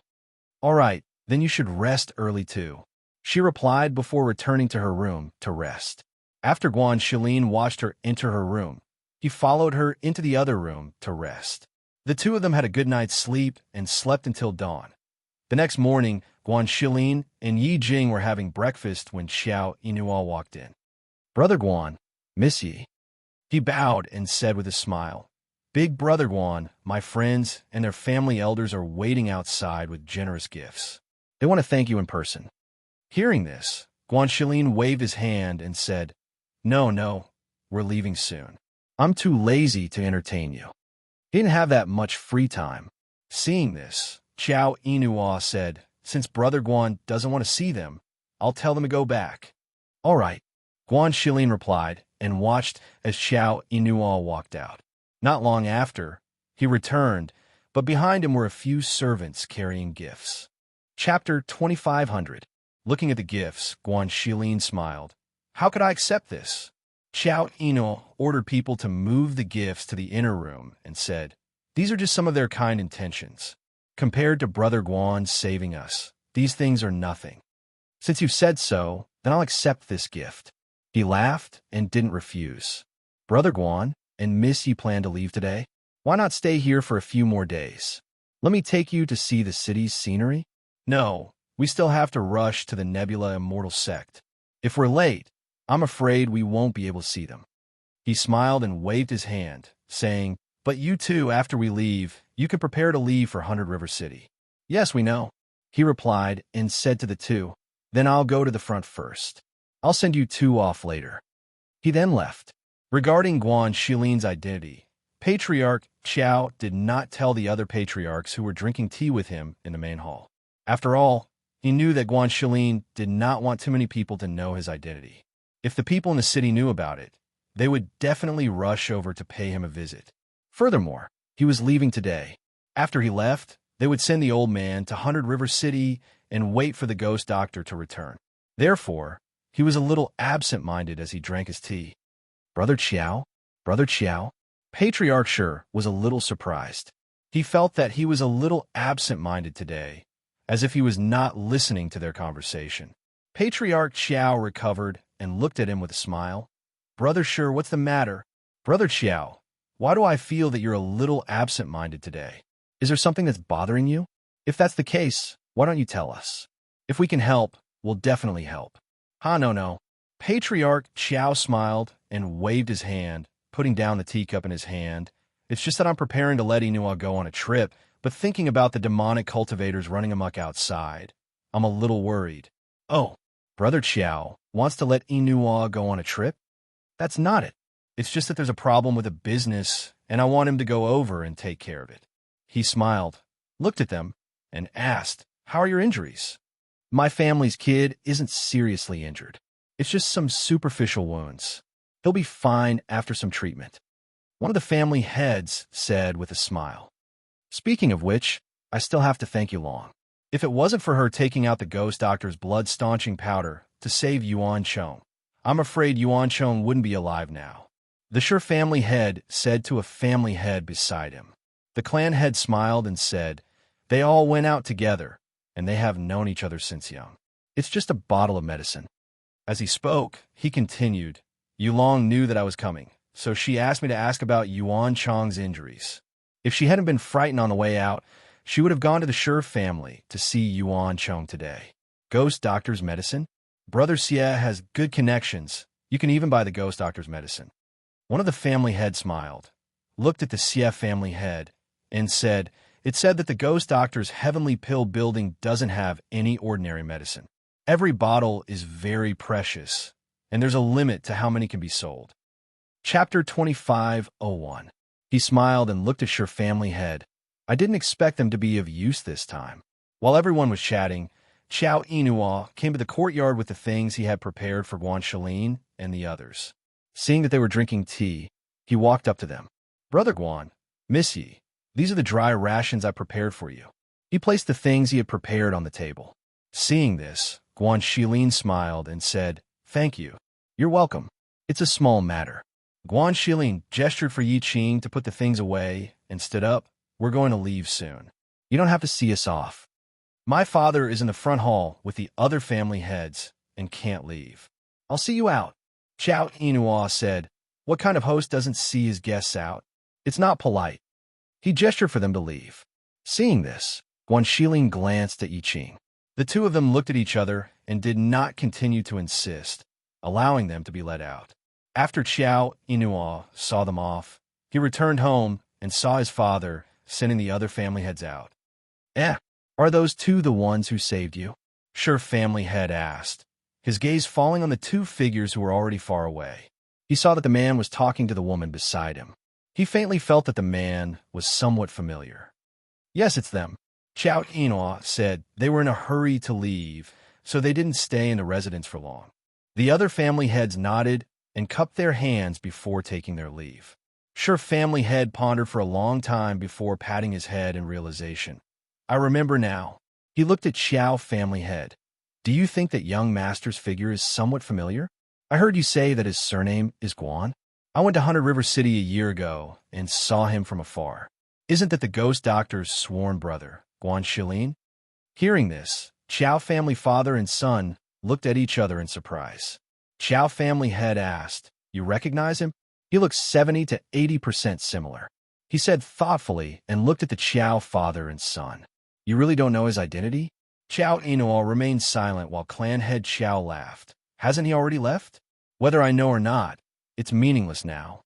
Hearing this, Sure clan head's heart moved. He smiled. "That's true. There's no point in talking about this now." Then he clasped his hands and said, "Then I'll be leaving too. Goodbye." Patriarch Qiao returned the greeting and watched him leave. "Go in. You should also make some preparations. We'll set off tomorrow." Patriarch Qiao said to his son beside him. "Yes." Qiao Yinhua replied and followed him into the residence. On the other side, in the Nebula Immortal sect, Fengjiu and Xianyuan Mose were discussing the demons with the sect master and the various peak masters. After discussing the general situation, the two of them stood up. "Then let's do as we discussed. We will probably stay here for a few more days before leaving," Fengjiu said as he looked at the sect master and the others. Hearing this, they also stood up and said, "All right, don't worry. I think that the demons will not come out so easily this time. Let's go." Xianyuan Mose held Fengjiu's hand and walked out without even looking at the people behind them. Chapter 25:02. Xianyuan Mose held Fengjiu's hand as they walked down the mountain at a leisurely pace. The two of them admired the scenery on both sides of the path. Xianyuan Mose asked, "Aren't you going to send the news that Feng Yi is still alive back? Are you going to let the old master and the others know?" "There's no hurry. We'll give them a surprise when we get back." She smiled as she looked at the field at the foot of the mountain. Several contracted beasts were playing with Feng Yi and the others. She said they've always thought that Feng Yi is dead. If someone suddenly sends the news back, they probably won't be able to sit still at home. Why don't we wait until we get back and tell them? Since there was nothing else to do here, they could take advantage of this time to go back. "Since we're going back, do you want to settle our matter as well?" He held her hand as he looked at her with a deep gaze. "Settle our matter as well?" Fengjiu raised his eyebrows. The corners of his lips curled up as he asked with a smile, "Are you in a hurry?" "Yes, it's very urgent," he said in all seriousness. Fengjiu couldn't help but chuckle. "But I don't want to get married yet. The path of cultivation is boundless. We're still young and inexperienced compared to those old freaks. What's the point of getting married so early? If I get pregnant, it'll be difficult for me to walk around outside. She didn't want me trapped at home at such a young age. She wanted to walk around outside and see the world. When he heard her mention children, Xinyuan Moses' eyes lit up. If we have children, we can let your parents take care of them. We can also let Lung Shuang and the others take care of them. If that doesn't work, even if we have children, I can accompany you to wherever you want to go. We can also bring our children along while we're at it. Haha, no way. She gave him a fake laugh and decisively rejected him. Seeing this, he asked, "Then when do you plan to marry me?" I have to think about it. Anyway, it doesn't have to be so early. We can also get married first. We can have children a few years later. That's fine too. He tried to persuade her. No man would be able to resist hugging such a person every day. I'll go play with Feng Yi. She chuckled. With a tap of her toes, her red figure flashed out from the mountainside like a flame and spun down the mountain. Xinyuan Mo sighed helplessly and couldn't help but shake his head. It seemed that this woman had no intention of marrying the two of them in advance. What should he do? He had to think of a way. Jiu Feng's is to Jiu was to Feng Jiu. Feng Yi waved at Feng Jiu excitedly. Over the past 2 days, he had become familiar with Feng Jiu. Following Feng Jiu, his childlike innocence was revealed. It could be said that he had been playing crazily in the sect these 2 days. Is that so? Then you run. I'll catch you. Let's see if you can avoid me. She chuckled and raised her voice to let him run first. What? Aren't you bullying me? I'm so young, and my cultivation isn't as high as yours. How can I outrun you? Feng Yi shouted. I won't use my spiritual power or Xianqi. I'll only use my movement technique to chase after you. If you can keep me from catching up, I'll give you something good later. She chuckled. Her red clothes fluttered, and she landed on the ground not far from him. Chapter 25:03. I won't cheat. She chuckled. Then you have to let me run first. After I count to 10, you can chase after me. He shouted as he retreated. All right. Feng Jiu let him do as he pleased. Seeing him counting while retreating, Feng Jiu couldn't help but narrow his eyes, and the corners of his lips curled up. 7, 9 is enough. His voice came from afar until it could no longer be heard. Feng Jiu watched as the small figure scurried into the forest behind the sect. Hence, he chased after him. I'm going to, Lao Bai shouted. He kicked his hooves and ran beside Feng Jiu.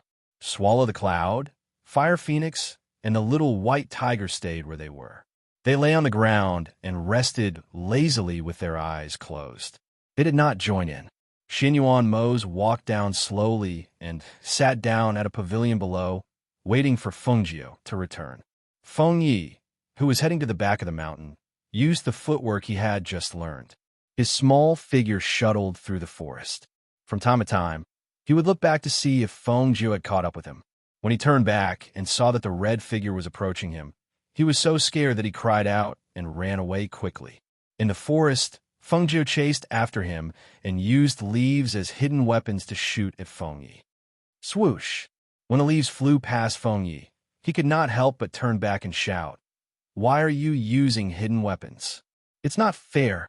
However, he did not dare to slow down for fear that he would be caught if he slowed down. There's no rule against using hidden weapons. Feng Jiu said leisurely from behind and shot out leave from time to time. If you can't avoid it and get injured, I won't care. Oh, you're cheating. Little Feng Yi ran. He was not very familiar with the footwork at first, but he gradually became more familiar with it as he chased after Feng Jiu. His speed gradually increased, and he could vaguely speed up while avoiding the hidden weapons behind him. Although he knew that Feng Jiu's hidden weapons were not aimed at his vital points and only brushed past him, he did not want to be looked down upon by her. Hence, he tried his best not to let the hidden weapons touch him at all. As he sped up, he looked behind him and saw that the distance between him and Feng Jiu had shortened again. At this moment, he couldn't help but feel anxious, and a lot of sweat seeped out of his forehead. Feng Jiu followed leisurely from behind. The distance between them was neither too far nor too close. She saw that Feng Ye's footsteps were becoming more and more proficient, so she set up a formation in this area, preparing to test his adaptability. Feng Yi, who was in front, wiped his sweat and looked back. However, he didn't see Feng Jiu behind him. He couldn't help but exclaim and stop. Where did she go? He was still here just now. He looked around.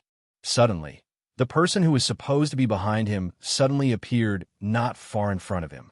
He was so frightened that his little heart suddenly jumped. He immediately broke into a run. Feng Jiu smiled and followed behind him. Step by step, she led him into the array she had just set up. Feng Yi, who only cared about running to avoid being caught by Feng Jiu behind him, did not expect that there would be an array on the road he had just walked. Moreover, he was so small and had never learned about arrays. Naturally, he did not know. Chapter 25:04. Xiao, Jiu, where are you? Why can't I see you? He looked at the thin smoke that suddenly rose, blurring his vision. He walked forward but did not come out. Instead, he walked around and bumped into the tree from before. This is a formation. He was stunned, his delicate face filled with astonishment. That's right, it's a formation. Feng Jiu's voice came from outside the formation. At this moment, she was leaning against a tree, drinking wine in her hand as she said, "You probably haven't learned about formations, right? Today, I'll teach you about formations. If you can break the formation, come out. If you can't, you can sleep here tonight." But you said that I haven't learned about formations. How can I break it? You were just tricking me into going to the back of the mountain. So you were already prepared. He sat on the ground and pouted, looking around with a pitiful expression. Feng Jiu chuckled and drank a mouthful of wine. All right, stop talking nonsense. Listen carefully to the formation chant. In the forest, Feng Jiu, dressed in red, leaned against a tree with her eyes closed. She held a wine gourd in her hand and drank wine with a relaxed expression. In the formation, the little one memorized the formation chant Feng Jiu taught him and began to deduce the method to break the formation. One of them was idle, while the other was serious. For a moment, they forgot about the people outside. In the evening, Guan Shilin, who had brought Yi Jing to the boundary of the Nebula Immortal Sect, saw that the boundary of the Nebula Immortal Sect was actually protected by a barrier. He could not help but be surprised. Just as he was about to step forward, he saw a few sect disciples with swords in hand landing in front of them. Who are you? What business do you have here? The few of them had a fierce aura, and their voices were filled with reprimand. They stared at Guan Shilin and Yi Jing with vigilance. Now that the sect had not been sorted out, they naturally did not want outsiders to come. They did not want to fish in troubled waters and do something that they could not predict. I'm Guan Shilin. I'm here to see my adopted sister, Feng Jiu, Guan Shilin said as his sharp eyes fell on the people in front of him. Hearing Guan Shilin's words, several people were shocked. You're Guan Shilin? They couldn't help but exclaim in a low voice. Many pairs of curious eyes fell on him, sizing him up. Yes, Guan Shilin answered, then looked at them and asked, Feng Jiu should still be in your sect, right? Yes, she's still here. She hasn't left yet. A disciple answered and stepped forward to open a corner of the enchantment to let Guan Shilin in. The demons have just left, so the security is a little tight. I hope you don't mind. A disciple cupped his hands and said, I won't. Guan Shilin returned the salute and led Yi Qing inside. The ghost doctor is currently in the sect. Young Master Guan, please follow me. One of the disciples personally led the way for the two of them. Thank you for your trouble.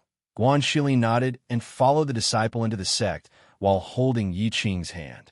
With the disciple leading the way, the journey was quite peaceful. No one stopped them until they entered the sect. Just as the disciple was about to lead them to where Feng Jiu and the others were staying, Guan Shilin, who was following behind them, saw a few contracted beasts lying on the ground in front of them, as well as a few familiar people. Brother, they're over there. You can go about your business. I'll go over myself. Guan Shilin said, and let the disciple go about his business. Then, he led Yi Qing towards Bai Xiao and the others. Chapter 25:05. Brother Guan is back. Brother Guan, Ning Lang and the others called out as they strode towards him. Fire Phoenix and Tunyon glanced at Guan Shilin, only to hear Fire Phoenix say, I'm going to get Master. Then it flapped its wings and left. Brother Guan, you're back. Feng Jiu has been worried about you. When Ning Lang saw him, a happy smile appeared on his face. He looked at the elegant woman in white beside him and asked curiously, Brother Guan, who is this? Guan Shilin patted him on the shoulder and smiled. I'm back. I was delayed on the way back, so I thought Xiao Jiu would be waiting for me here, so I came here directly. As he spoke, his voice paused, and he turned to Yi Qing and said to them, Come, let me introduce all of you. This is... Before he could finish speaking, Senior White scuttled over. Beauty Yi, Lao Bai missed you so much. Lao Bai ran over and stretched out his head to rub against Yi Qing's face, but was blocked by Guan Shilin. Lao Bai, move aside, Guan Shilin said as he shielded the smiling Yi Qing by his side. He then said to the others, She's Yi Qing, Xiao Jiu's friend, and also my fiancé. Fiancé? When did you get engaged to Beauty Yi? Lao Bai exclaimed with wide eyes, looking incredulous. Song Ming and the others were also slightly surprised. After all, they had never heard him mention having a fiancé or someone he liked. However, seeing that this woman called Yi Qing had a good appearance and bearing and was quite compatible with Guan Shilin, they all smiled. You've hidden it well. If you hadn't told us, we wouldn't have known. When you get married in the future, remember to invite us to your wedding banquet. Ha ha ha, of course. He laughed and looked around, asking, Why are there only the few of you here? Where's Xiao Jiu? Oh, she chased Feng Yi to the back of the mountain, Ning Lang said. He looked at him and said, You don't know, but Feng Yi and Zhao Yang are still alive. They're still alive? Guan Shilin was stunned.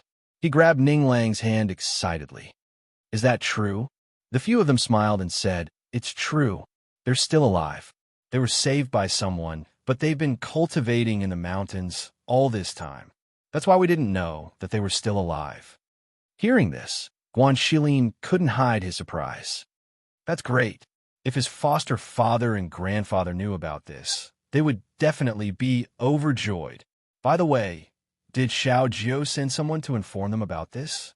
I heard from Feng Jiu that when you come over, we will go back to the Heavenly Pill building together and arrange the matters here.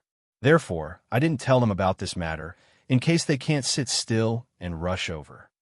Song Ming said with a smile, Since you're all here, have a good rest today. Tomorrow, we'll set off for the Heavenly Pill building. Xinyuan Mose walked over with his hands behind his back. His gaze swept over Guan Shilin and Yi Qing, then fell on Guan Shilin. It seems that your strength has increased again. How can your strength not increase when you're locked in a place like the demons? He smiled and said, I heard that you were back on the way. Fortunately, you came back. Otherwise, Xiao Jiu might have been in danger when she fought with the Demon Master. Chapter 2506. Ha! It's rare to hear a compliment from you. Guan Shilin laughed as they chatted. Not long after, Feng Jiu, dressed in red, came back with little Feng Yi. Brother! Feng Jiu waved at him from afar. Feng Yi followed behind her. When he saw the muscular man with a long saber in his hand, he couldn't help but blink as he thought of him. Although they didn't see each other often, he recognized him.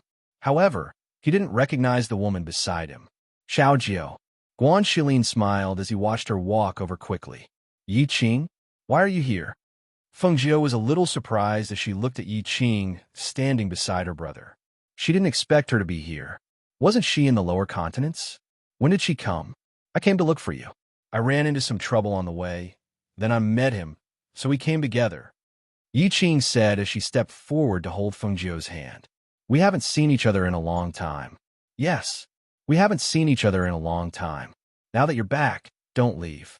She smiled as she held her hand.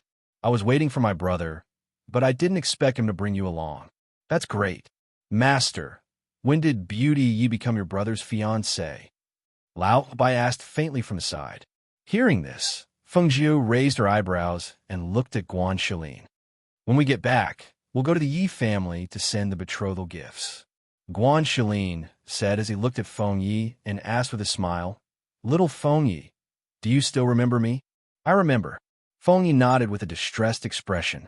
But what should I call you? Guan Shilin was startled when he heard this.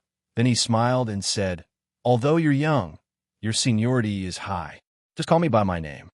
Don't just stand here. Let's go. Let's go back and talk. You must be tired from the long journey. I'll get someone to prepare some food and arrange a place for you to rest. Have a good rest today, Ning Lang said, and told them to follow him while he went ahead to make arrangements. On this day, due to the arrival of Guan Shilin and Yi Qing, they set up a few tables outside the cave residence, prepared some food and wine, and chatted while eating. It wasn't until late at night that they dispersed. The next day, after Feng Zhou bid farewell to Han Yuanzi, she prepared to leave with Xian Yuan Mose and the others. What she did not expect was that Ning Lang, Song Ming, and the others also said that they wanted to go to the Heavenly Pill building with her. Thus, the return journey became even more lively because of their participation. The sect leader and the various peak masters came out to see them off. Only after watching them leave did they return. The people sitting on the airship were drinking and chatting. Looking at the direction they were flying, Guan Shilin asked, "This doesn't seem to be the direction to 100 River City. Where are we going?" "I want to go to Wudong Mountain to thank Feng Ye's master first and bring Feng Yi and Zhao Yang back. The two of them sneaked down a mountain this time, so I have to go back and let them know," Feng Zhou said and glanced at Feng Yi and Zhao Yang. She saw the former sitting at a small table, eating with his mouth stuffed like a little squirrel stealing food. She couldn't help but shake her head and laugh. The latter was sitting cross-legged in a corner of the airship, cultivating, as if he didn't hear the laughter and only focused on cultivating. Chapter 25:07. He was young and did not have the liveliness that people his age should have, which made her heart ache. Until now, she still remembered the situation when she first met him. His child was young, but had experienced so many things. If she could, she really hoped that she could protect them and let them grow up without worries. Zhao Yang, who was cultivating with his eyes closed, heard Feng Zhou's voice and opened his eyes to look at her. "Sister Feng, come over and eat something. Don't cultivate all day. Come." She waved at him and motioned for him to come over. Hearing this, Zhao Yang paused for a moment, then stood up and walked towards her. Feng Zhou took some small spiritual fruits and placed them in his hand. "Try this fruit and see if it's sweet." "Thank you, Sister Feng." He sat down beside her and picked up a fruit to eat. Yang, you're still young. Now that your strength has reached the golden core stage, many people can't compare to you. You don't know, but Ning Lang and the others didn't have your cultivation when they were your age." She glanced at Ning Lang and the others. Hearing this, Ning Lang smiled and his eyes narrowed into a line. "That's right. When we met you, our strength wasn't high either. When we were Yang Yang's age, we didn't have his strength and cultivation. However, our ability to cause trouble is top-notch. Otherwise, why would the Academy invite you to teach us?" Everyone laughed and talked about what happened back then. Feng Yi, who was beside them, was curious and also asked. Just like that, they chatted and laughed all the way until they arrived at Wudong Mountain. "We can't fly in the mountain. We have to walk up," Feng Yi said, and asked Feng Zhou to stop the flying ship. Thus, Feng Yi stopped the flying ship at the foot of the mountain. The group followed Feng Yi and Zhao Yang into the mountain. However, halfway through, an old man came forward.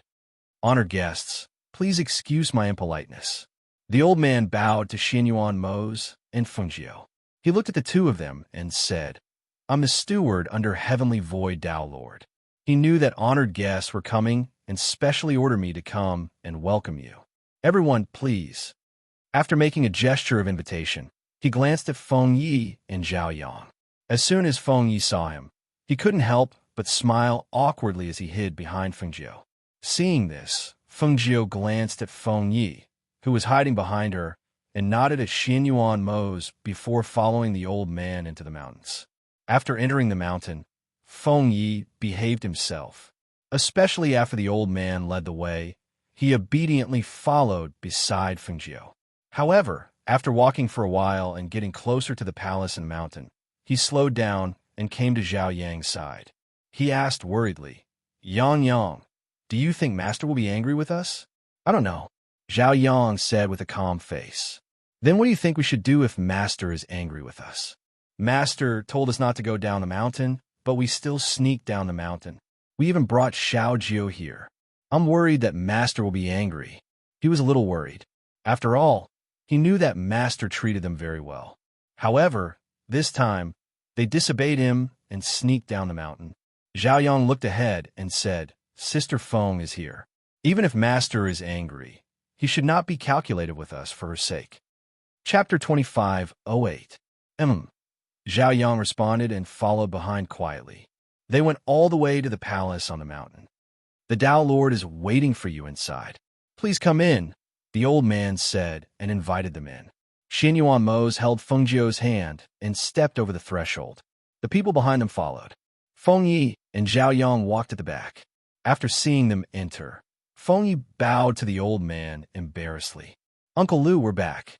Although the old man was a steward, there weren't many people here. Other than the two of them, there were only Steward Lu and a few disciples who did odd jobs. Uncle Lu usually took care of them, so they were quite close to him. However, they felt a little guilty when they saw him this time. When they sneaked down the mountain, they had drugged Uncle Lu before sneaking down the mountain. Go in. Your master is waiting for you inside. Elder Lu glanced at the two of them angrily and motioned for them to go in. Seeing the two boys return safely, he heaved a sigh of relief. These two brats didn't know the immensity of heaven and earth. They dared to leave the mountain at such a young age. They even took advantage of the chaos caused by the demons to leave the mountain. They made him worry on the mountain for a long time. Now that he saw them return, he was finally relieved. Uncle Lu, we brought back some good wine for you. We'll send it to you later. Feng Yixiao squinted his eyes and said fawningly. Then he took Zhao Yang and walked inside together. Little brats. The old man shook his head and scolded with a smile. He followed them in, but he didn't get close. He just stood at the back and waited. In front, after Xin Yuan Mose and Feng Jiu walked in, their eyes fell on the old man on the main seat. They couldn't help but nod inwardly when they saw his peaceful aura and restrained cultivation. So this person was Heavenly Void Tao Lord. His aura was peaceful. Feng Yi and Zhao Yang acknowledged him as their master. It was a good thing. Feng Jiu greets Heavenly Void Tao Lord. She stepped forward and bowed in a respectful and natural manner. Greetings, Heavenly Void Tao Lord. Guan Shilin and the others also bowed. Only Xin Yuan Mose stood at the side with his hands behind his back. He didn't bow like them. Heavenly Void Tao Lord glanced at Feng Jiu and then at the man in a black robe standing with his hands behind his back. He nodded secretly. He stopped sizing them up and said to everyone, No need to be so polite. Everyone please sit. Disciple greets master. Feng Yi and Zhao Yang stepped forward and bowed respectfully to the old man in the main seat. The two little ones knelt on the ground with their foreheads touching the ground. After kowtowing, they raised their heads to look at the old man. Their childish voices were filled with joy and anxiety. Rascal. The two of them kowtowed again. Master, we know we were wrong. Feng Jiu only smiled when he saw this. After they finished apologizing, he looked at the Tao Lord and said, Tao Lord, Feng Yi is my uncle. Do you know? Heavenly Void Tao Lord stroked his beard and nodded. I know. Chapter 25:09.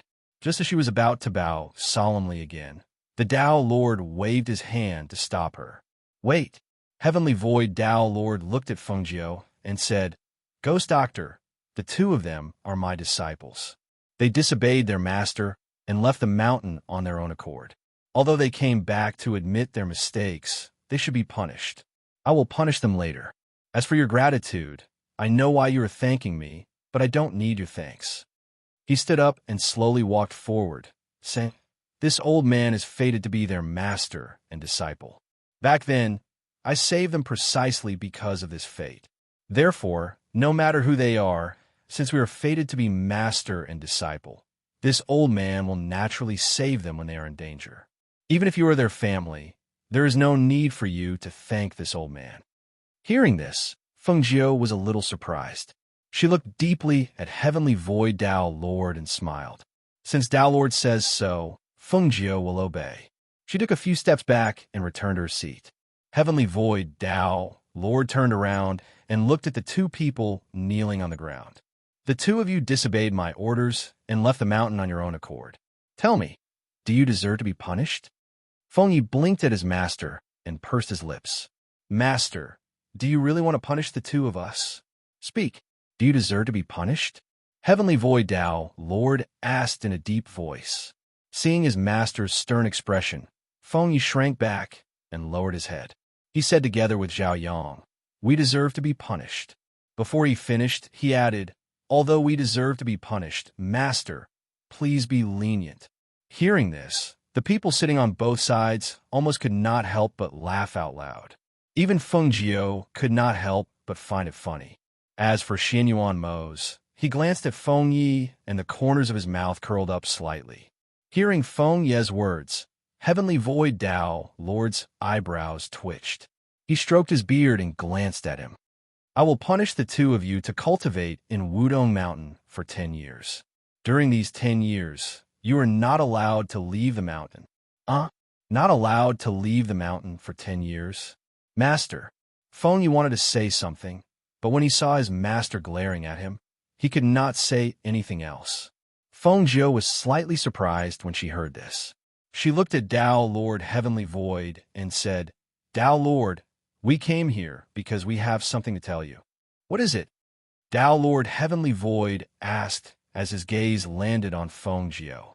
Back then, Feng Yi and Zhao Yang were dead.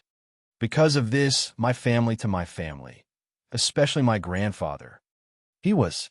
And, as she spoke, she stood up and said, "I was pleasantly surprised to see Feng Yi this time, so I specially came to thank you, Dalor, for saving my life all those years ago. Secondly, I wanted to bring the two of them home and let them meet their family."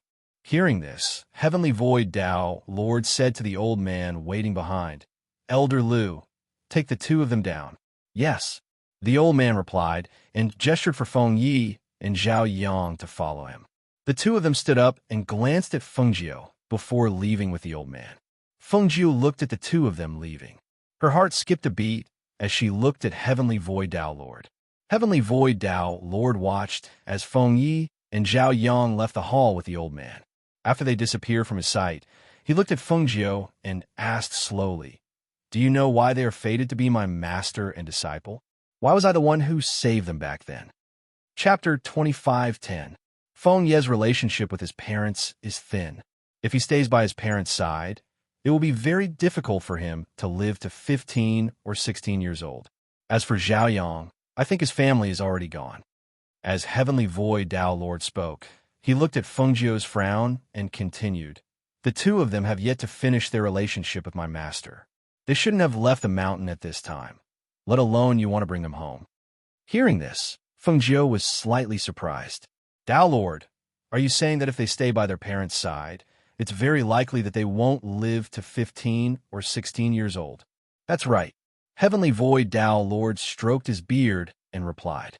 Hearing this, she glanced at Xianyuan Mo's in disbelief. When Guan Shilin and the others heard this, they could not help but have solemn expressions.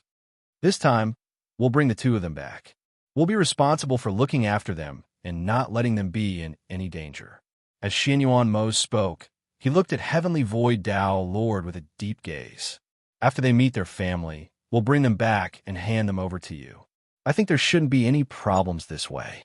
Feng Jiao continued and said to Heavenly Void Tao Lord, "We'll bring them back to see their family. When the time comes, we'll send them back. Don't worry, with our protection, they'll definitely be fine. After they meet their family, let them cultivate by your side. My grandfather and the others won't object." Seeing this, Heavenly Void Tao Lord glanced at the two of them. He stroked his beard and walked slowly. After a long while, he said, "Since you've already said so, then bring them down the mountain. However, after sending them back in the future, they're not allowed to leave the mountain again. You're not allowed to come up the mountain to see them either. Knowing that they're cultivating here and that it's very safe, we naturally won't distract them. Don't worry, Tao Lord," Feng Jiao said with a smile. Heavenly Void Tao Lord nodded and said to them, "Everyone, rest here tonight. I'll get someone to make the arrangements for you." As he spoke, he called out with a powerful voice, and 2 odd job disciples came in. "Greetings, Tao Lord." The two of them bowed. "Take the guests to rest," he said slowly. "Yes." The two menial disciples responded respectfully and gestured for Fengjiu and the rest to leave. Fengjiu and the rest bowed to Heavenly Void Dao, Lord, before leaving with the two disciples. Watching them leave, Heavenly Void Dao, Lord muttered, "So this is the Emperor and the Phoenix Master. They are indeed dragons and phoenixes among men." In the middle of the mountain, Feng Yi took out the wine from his spatial ring and handed it to the old man. "Uncle Lu, look, I bought these for you. They are all good wine." The old man took it, and a smile finally appeared on his tense face. He patted their heads and said, "Don't think that I won't bicker with you two just because you brought me wine. I've been taking care of you all this time, but you two actually schemed against me and made me worry about you. Hee, Uncle Lu, we know you're the best. That's why I specially brought something good for my niece. Look, this is something good for you." He took out a pill bottle from his space and handed it to him. Chapter 25:11.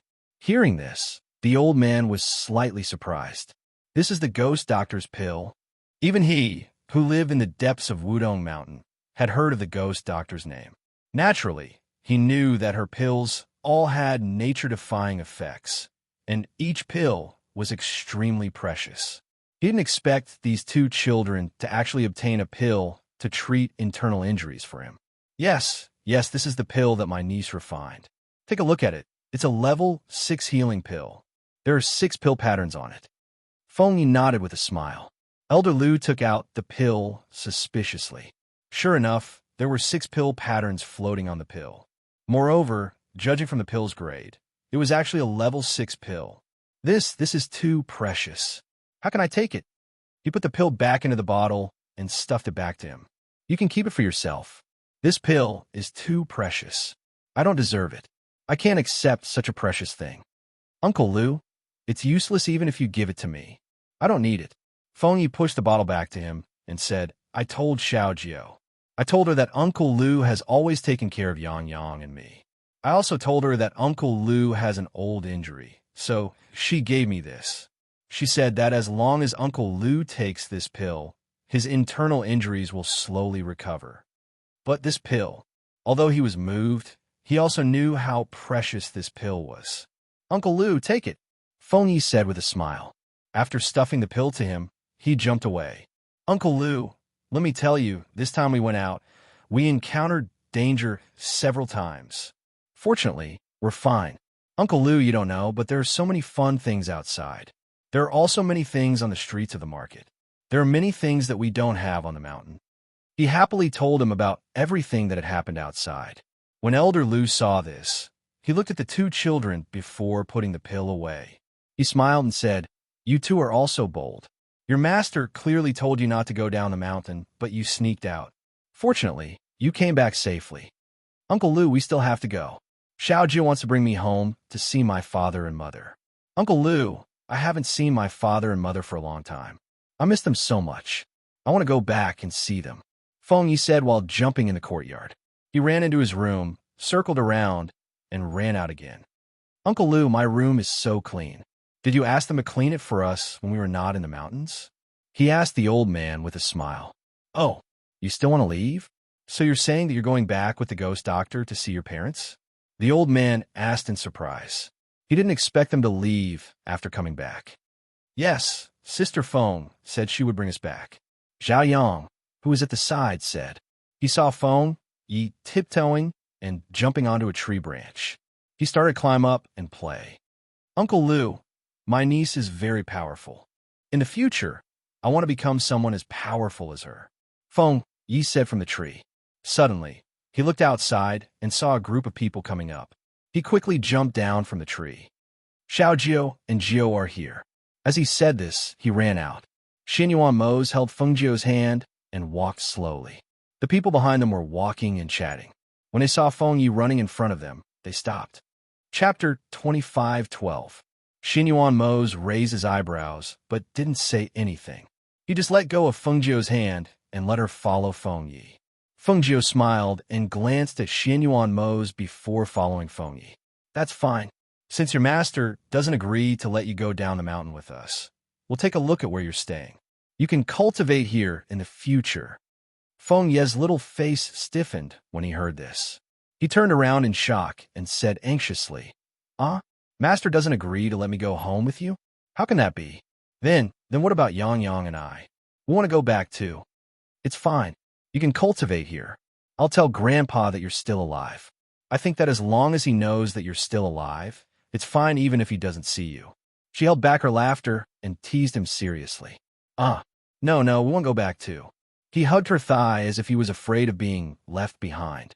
Brat, let go of your hand. Xin Yuan Mo stepped forward and lifted him up by his collar. I'm not a brat.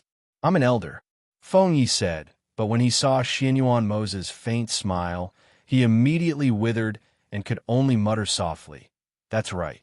Xiao Jiao has to call me little uncle according to seniority. If you marry her, you'll be younger than me. Is that so? Xin Yuan Mo's glanced at him coldly, then shifted his gaze from his face to his small hands that were still hugging Feng Jiao's thigh. Xin Yuan Mo's narrowed his deep eyes, and a dangerous glint flashed across his eyes. Seeing this, Feng Yi retracted his hands and automatically withdrew them. He looked at Feng Jiao with a pair of innocent eyes and said pitifully, Xiao Jiao, you won't really abandon me and Yang Yang, right? Hearing this, Feng Jiao chuckled and reached out to pat his head. I'm just teasing you. Don't worry. Your master has already agreed to let you and Yang Yang go down a mountain with us. However, after you go home, you have to come back here to cultivate. Great. He immediately smiled happily. He felt the pair of hands behind him still grabbing his collar. He couldn't help but raise his head and look at Xin Yuan Mo's with a fawning look. When Xin Yuan Mo saw this, he loosened his grip and let him down. Greetings, everyone. Elder Lu came before them and bowed. Then, his gaze landed on Feng Jiao. He said, Thank you for the pill, Ghost Doctor. Hearing this, Feng Jiao smiled and said, It was Feng Yi and Yang Yang who asked for the pill for Elder Lu, so there's no need to thank me. Elder Lu glanced at Feng Yi and Zhao Yang, then said to Feng Jiao and the others, Do you need me to take you to rest? Uncle Lu, you can go back first. Yang Yang and I will entertain them. With Feng Yi and Yang Yang here, Elder Lu can go back first. Feng Jiao also said with a smile. Hearing this, the old man nodded and retreated. On this day, Feng Yi and Zhao Yang brought them around for a while, then brought them to the guest room to rest. Heavenly Void, Taoist, Lord also did not go out after giving them instructions. After resting for a night, they wanted to say goodbye to Heavenly Void, Taoist Lord, but they heard from Elder Lu that Heavenly Void, Taoist Lord was already in closed-door cultivation. Therefore, they took a flying ship and left, heading to 100 River City's Heavenly Pill Dispensary. Chapter 25:13. When they saw the people walking down from the flying ship, the people outside the city who were curiously watching and discussing happily said, So, it's the Ghost Doctor. The Ghost Doctor is back. The news quickly spread. When the people from the various large clans in the city heard that Feng Jiao had returned, they rushed out to welcome him. They had already heard about the battle between the Ghost Doctor and the Devil Lord. Now that the Ghost Doctor had returned, they naturally had to go and welcome him. However, the news spread quickly, but the Phoenix Guards in the city's Heavenly Pill Dispensary were even faster. They arrived outside the city to welcome Feng Jiao and the others. In addition to the Phoenix Guards, there were also Tsang Qing and other powerful cultivators. They were all dressed in black, and Tsang Qing led the team to stand side by side. The team lined up from outside the city gate to the front of the Heavenly Pill Dispensary building. Welcome, Master. The deep voice was loud and clear, and every voice carried the pressure of a powerful cultivator. Almost as soon as the voice came out, the entire sky of 100 Rivers City reverberated with the respectful and loud voice. It was also this uniform and loud voice that let everyone in and out of 100 Rivers City know that the Ghost Doctor had returned. Even if the people from the various large clans wanted to get close to him, they couldn't squeeze forward. After all, with such a powerful team clearing the way and isolating them, how could the others squeeze forward under such circumstances without Feng Jiao's permission? After putting away the flying ship, Feng Jiao was led by Xin Yuan Mo's, and the two of them walked at the front. Behind her were Guan Shilin, Yi Qing, Feng Yi, and Zhao Yang, followed by Ning Lang and the others. Ever since Bai Xiao became proficient in controlling beasts, Feng Jiu didn't call for him to appear, and he also rarely appeared to help. This time, it could be said that he was following behind her, which was why when he saw this lineup, he couldn't help but be tongue-tied. He knew that Feng Jiu was doing well here, but he didn't know that it was so extraordinary. Just look at the people who came out to welcome her when she arrived in 100 River City. Unbelievable. Yi Qing hadn't expected to see so many experts the moment she arrived. Under the pressure of so many experts, she couldn't help but feel a little nervous. As a result, she tightened her grip on Guan Shilin's hand. As if sensing her nervousness, Guan Shilin gently patted her hand and whispered, "Relax, these are our people." "And," she replied. She took a deep breath and exhaled slowly, trying her best to calm her emotions. She couldn't be blamed for this. Her strength could be considered the lowest among these people. With so many experts appearing at the same time, their imposing manner was shocking. It would be strange if she could remain calm. As they gradually approached the Heavenly Dan building, the cultivators behind them also followed closely behind them. Their footsteps were neat and orderly, and the team was well trained. Seeing this, the eyes of the people from the clans lit up, and their hearts were filled with excitement. How great would it be if such a powerful team belonged to their family? If they had such a team, their family would probably defy the heavens. However, with so many powerhouses and so many powerful cultivators serving Feng Jiu alone, they couldn't help but feel envious. Chapter 25:14. At the Heavenly Pill Dispensary, the people who knew that their master had returned also came out to welcome him. They were led by Du Fan and Leng Hua, standing in front of the building to welcome him. When they saw the black figure and the dazzling red figure in the lead of the group, they couldn't help but smile. "Look, my master is back too," Hui Lang said excitedly, standing in front of the Heavenly Pill Dispensary with Ying Yi. However, when they saw that their master, whom they hadn't seen for a long time, had also returned, they couldn't help but be excited. When they learned that their master had returned from the outer sea and defeated the Devil Lord in the battle, they had been looking forward to their return. He stood quietly. Although there was no expression on his face, the joy surging in his eyes still let people know that he was also happy and excited at this time. Master, Leng Hua, Du Fan, Feng Wei, and the others respectfully bowed to Feng Jiu. Feng Jiu looked at them and said with a smile, "Who arranged this array?" As soon as we came back, they actually made such a big scene, as if they were afraid that others wouldn't know that we were back. "Master, I arranged it," Song Qing said. Song Qing said from the side. He looked at her and said, "The people of this continent all know that Master and Yin Zhu defeated the Devil Lord. They all want to see the two of you, so when I heard the news of Master's return, I had them prepare to welcome you." "All right, let them all disperse." Feng Jiu, who had entered the Heavenly Pill Dispensary, waved his hand and said to Song Qing, "Yes." He responded and made a gesture. The cultivators outside jumped up and went to the clouds in the sky, leaving only a few cultivators to guard the surroundings of the Heavenly Pill Dispensary. "Little Feng Yi, Yang, since it's your first time here, let Leng Hua show you around." Feng Jiu gestured for the two of them to come forward. He then said to Leng Hua, "Show them around, then bring them to the main street. See if they need anything. Get them something." When Leng Hua saw Feng Yi and Zhao Yang, he was obviously startled. "Aren't you? We're still alive," Feng Yi said with a smile. He pulled Leng Hua and said, "Let's go. Take us to the Heavenly Pill Building. I want to know if there are really a lot of precious pills in this building." He was familiar with Leng Hua. Although he was still young at that time, he still had an impression of him, so he was not unfamiliar with him. After calling Leng Hua, Zhao Yang followed him to the second floor and answered some of his questions. "Master, please have some tea." After Bai Qing Cheng served tea to Feng Jiu, she also served tea to everyone else. Then, she quietly retreated. Du Fan looked at Guan Shilin, who was sitting and drinking tea, and said with a smile, "Shilin, I didn't expect you to come back with Master and the others. Since you disappeared, we have been looking for you everywhere, but we couldn't find your whereabouts." It wasn't until we heard that you were captured by the demons that we heard news of you. However, we were really worried for you when you entered that place. If we didn't hear that you escaped from the demons, Master would have led us to attack the demons' territory." Hearing this, Guanxilin smiled and said, "I also didn't expect to be captured by the demons. Fortunately, I escaped in the end." "Yes, returning safely is more important than anything else," Du Fan said with a smile. "Where's my son?" Feng Jiu glanced around, but didn't see Leng Hua or her son. Chapter 25:15. When Guanxilin and the others heard Feng Jiu's words, they were stunned and did not react for a long time. Her son?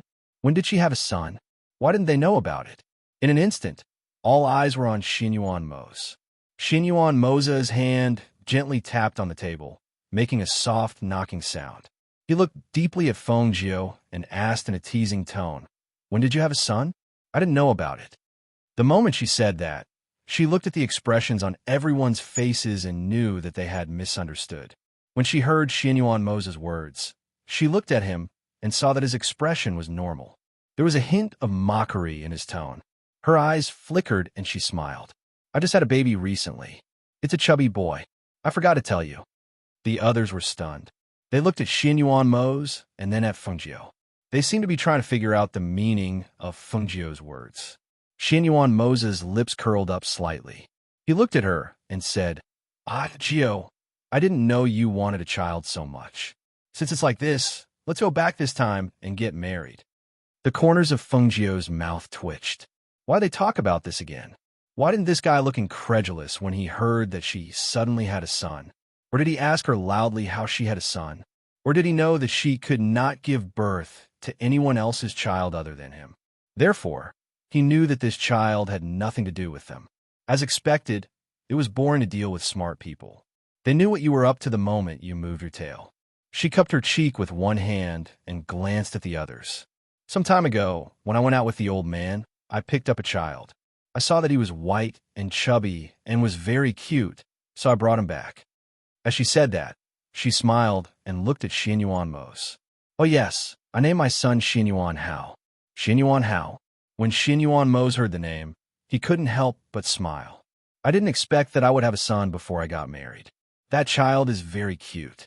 I think you'll like her too," Feng Jiu said, then looked at Du Fan. "Is it because Leng Shuang didn't come? In the Feng manor?" "Yes, she didn't inform Leng Shuang to come over, so she brought the little master with her," Du Fan said with a smile. Seeing that everyone was shocked, he couldn't help but find it funny. Feng Jiu nodded and said, "Since that's the case, let's return to the residence first." "Yes, I also want to see what kind of person this child of yours is like." Xinyuan Mo stood up and said. Seeing this, Feng Jiu smiled and said to Du Fan, "Take care of things here. Go call Leng Hua down. Have Feng Yi and Yang Yang come back with us." "Yes." Du Fan complied and left first. They chatted for a bit before getting up as well. After Leng Hua and the others came down, the group headed towards the Feng manor. Hearing that their master had returned, Leng Shuang did not leave the manor, but he waited the entire time. Zhuo Junyu accompanied his younger brother, Jun Yang, as they walked around in the courtyard.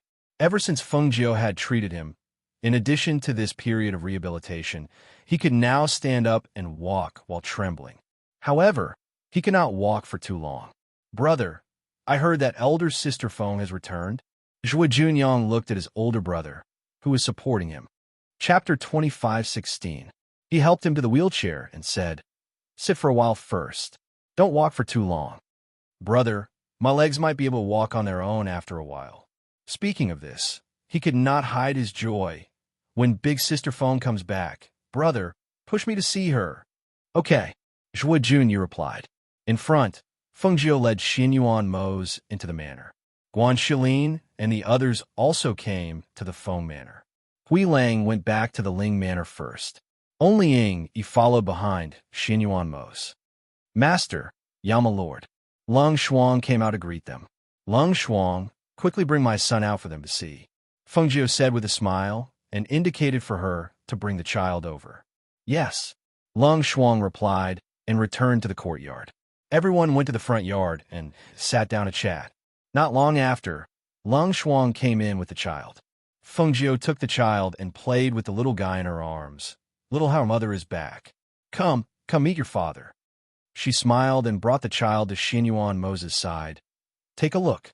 Xinyuan Mo saw the love between her brows and couldn't help but be curious about the child. Seeing her bring the child over, he took a look. He saw that the child was a small ball, but he was white and chubby. He was very cute. Although he was a baby, his facial features were very outstanding. He really does look quite good. He reached out and patted the child's head. Let me see. Ning Lang and the others all came over. He really is very cute. This child is so young and his facial features are so outstanding. He will definitely be a handsome man in the future. Hey Qing, give him a hug. Guan Shilin took the child from Feng Jiu's arms and handed it to Yi Qing. He smiled and said, when we get married, we'll also have a few fat boys like this. Hearing these words in front of so many people, Yi Qing couldn't help but blush. She glared at him. What nonsense are you talking about? Ha, I'm not talking nonsense. Guan Shilin laughed heartily. Where? I want to see it too. Little Feng Yi, who was small and short, was squeezed outside by the crowd. He couldn't see the child at all, so he pushed his way through the crowd and shouted, I want to see too. Good, you come and see. Feng Jiu chuckled and reached out to pick him up. Feng Yi didn't expect her to carry him. For a moment, he was a little embarrassed. His delicate little face blushed. I'm a man and an elder. How can I let you carry me? Xiao Jio let me down. With so many people around, he felt embarrassed. You're embarrassed? What's wrong with me carrying you? Even a little guy like you knows how to be embarrassed? Feng Jiu teased. She didn't let him down and held him in her arms. She smiled and said, when you were as young as how I carried you and even kissed you. I've even seen you naked. That's because I'm young. It's different. When she heard that she had seen him naked before, she was so embarrassed that she covered her blushing face with her little hands. He knew that he was delivered by Xiao Jiao. It was said that his mother had a difficult birth and almost lost both her and her child. If it weren't for Xiao Jiao, he and his mother wouldn't have survived. Chapter 25:17. Feng Yi removed the little hand covering his face and looked at the child. Seeing that the little guy was even smaller than him and was blinking at him, he couldn't help but feel moved. He reached out his little hand and carefully poked the baby's little face. He's so small, even smaller than me. He looked at the baby curiously.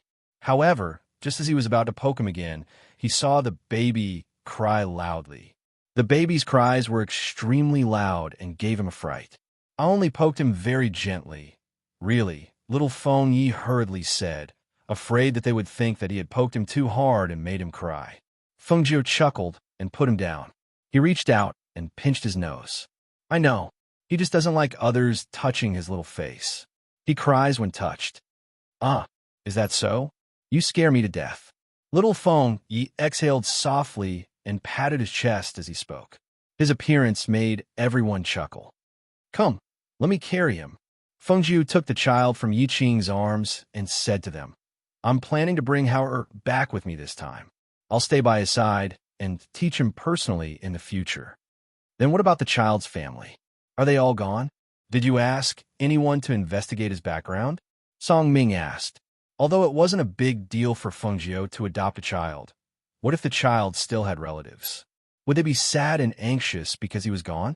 Feng Jiu carried the child to the table and sat down. He said to them, You don't know this, but this child's background is a little mysterious, and his origins might be a little complicated. Although I said that I picked him up, I actually saved this child under the knife back then. Hearing this, everyone was slightly surprised and couldn't help but look at each other. They didn't expect there to be such a layer. After I came back, I asked someone to investigate, but they couldn't find anything. She lowered her head and played with the child in her arms. So I think that Hao Er's identity shouldn't be simple.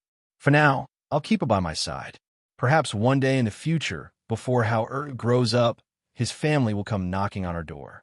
Hearing this, Ning Lang asked, Then, if his family comes knocking on our door in the future, you'll return the child to them? Yes. If he can reunite with his family, Of course, we should let him reunite with his family, she said matter-of-factly. But won't you be reluctant? After all, he's raised by your side. If he leaves in the future, won't you be sad? Ning Lang couldn't understand her thoughts, but he could tell that Fengjiu liked this child very much. Even if I'm reluctant, I have to let him go home and find his family. She smiled. Besides, it's not like he doesn't recognize us when he comes home. These are two different things. There's no conflict. Everyone chatted in the courtyard. After a while, Guan Shilin said, "We didn't rest much on the way here. Since we're home, we'll go rest first. If there's anything else, we'll talk about it tomorrow." With that, he took Yi Qing's hand and left. Seeing this, Feng Jiu jokingly asked the two of them as they left, "Brother, do you need me to get Lung Shuang to arrange another courtyard for Yi Qing? Won't it be too crowded if the two of you stay in the same courtyard?" Hearing this, Ning Lang and the others couldn't help but laugh. Yi Qing turned around with a red face. Audio. Chapter 25:18. All right, we won't disturb your family reunion. We'll also go take a bath and have a good rest, Song Ming said with a smile. He turned around and walked out with his hands behind his back. Fengjiu will be leaving first, Ning Lang said. After a while, only Fengjiu, Xianyuan Mose, Fengjiu, Zhao Yang, and Ingyi were left in the courtyard. As for Lung Shuang and Lung Hua, they were standing outside the courtyard. Feng Yi and Zhao Yang looked at the courtyard where only they were left. For a moment, they looked at Xianyuan Mose and Fengjiu. Finally, Feng Yi pulled Zhao Yang and said, "I'll go find Lung Hua and ask him to show us around the mansion." With that, he left quickly. Ing Yi, stand down. As Xianyuan Mose spoke, he had Ing Yi, who was hiding in the shadows, stand down. Yes, Ing Yi responded and left quietly. Lung Shuang, who was outside the courtyard, saw this and left quietly. Only Xianyuan Mose, Fengjiu, and Hao who was in Fengjiu's arms, were left in the courtyard. In Fengjiu's arms, the child didn't cry or make a fuss. He just blinked a pair of clear eyes and looked at her. "Aju, don't you think it's better to let Lung Shuang carry the child down?" Xianyuan Mose sat down beside her. Seeing that she was playing with the child and her attention was not on him, he couldn't help but have an idea. It seemed that he shouldn't be too gentlemanly. He should find a time to cook the rice first. If that didn't work, it wouldn't be bad to force himself on her. He was thinking and focused on cooking the rice and forcing himself on her. Therefore, he didn't notice that Fengjiu was staring at him after hearing his words. Last time, when the two of them were about to cook the raw rice, someone had ruined it. This time, if he continued to hold it in, then even if she didn't doubt him as a man, he would start to doubt himself. But what method should he use? This woman's heart was like a needle at the bottom of the sea. He couldn't figure it out. In the past, she didn't object to the marriage, but this time, she said that she wasn't in a hurry. She wasn't in a hurry, but he was. His fingers unconsciously tapped on the table. In his mind, he was already imagining the scene of having sex with her. When he thought of the alluring and enchanting scene that no one had ever seen before, he suddenly felt 2 streams of warm blood flowing down his nose. "You're actually thinking about having a nosebleed?" Fengjiu looked at him with a dumbfounded expression. She didn't know what he was thinking about. In the end, he looked like he was in love. He even had a nosebleed. The corners of her mouth couldn't help but twitch. She was sure that this guy was thinking about things that were not suitable for children. Xianyuan Mose looked at her calmly. He took out a handkerchief from his space and wiped the nosebleed. With an ascetic face, he said in a steady and magnetic voice, "Nothing. I'm just a little heaty." Well, he was just a little heaty and needed a vent. Hearing this, Fengjiu's lips curved. She said with a faint smile, "Oh, heaty? That's easy. I'll prescribe some medicine and have Lung Shuang boil it for you. I guarantee that you won't have any heatiness." Chapter 25:19. I see. All right then. Fengjiu shrugged, as if saying, "Since you don't want it, I won't care. When will you go back?" Xianyuan Mose suppressed the erotic image in his mind and asked calmly. "Well, besides Zhou Junyang, who is recuperating in the mansion, my brother said that the Qiao family's people are coming to seek medical treatment. So, we can go back after this matter is settled." As she spoke, she thought for a moment and continued, It should be around half a month or so. That's good. We can take advantage of this time to have a good rest and recuperate before going home. I heard from Rin Xiang that you sent someone to the Cool Breeze gang. Oh, he sent you a message? So fast. Hui Lang and Ying Yi are in contact with him, so they know. He hadn't been back for long and hadn't seen Rin Xiang yet, so he naturally didn't know what was going on over there. However, Grey Wolf and Ying Yi were aware of all these big and small matters, so they had told him on the way. However, they only said that it was a very outstanding man, but did not know his identity. Do you remember the Temple of Dark Night? That man is the Lord of the Temple of Dark Night. I don't know what he is up to, but he came to my side. She paused for a moment before continuing. There were too many things going on recently, so I didn't have the time to keep an eye on him, so I sent him to Rin Xiang. Speaking of this, she could not help but laugh. He will suffer in that place.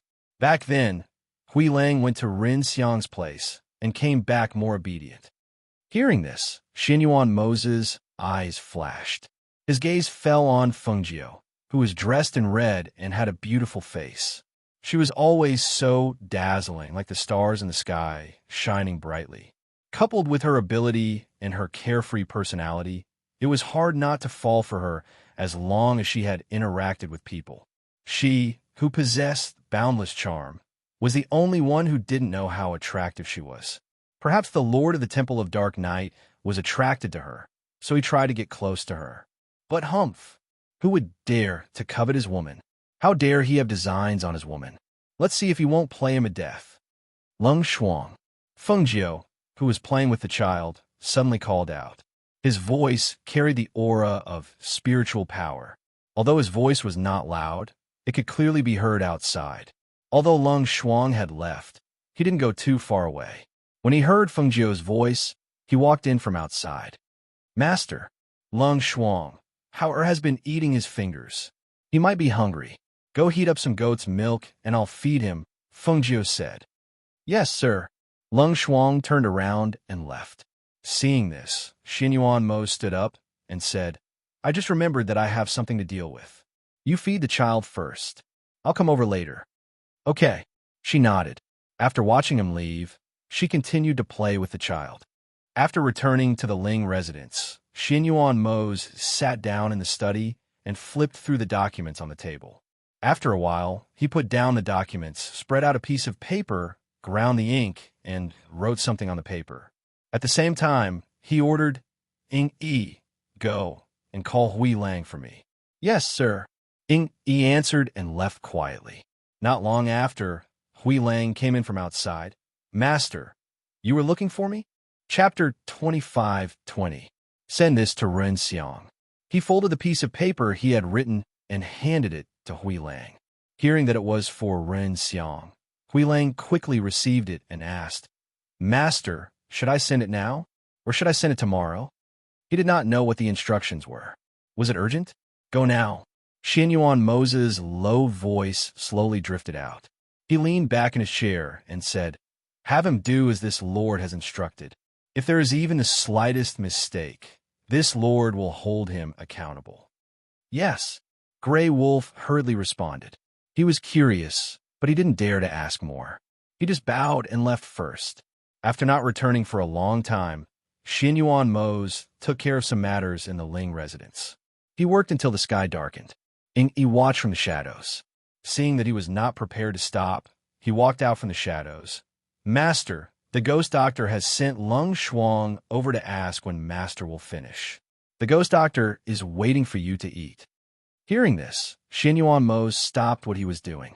He raised his head and looked outside. It's this late? He stood up and patted his robes.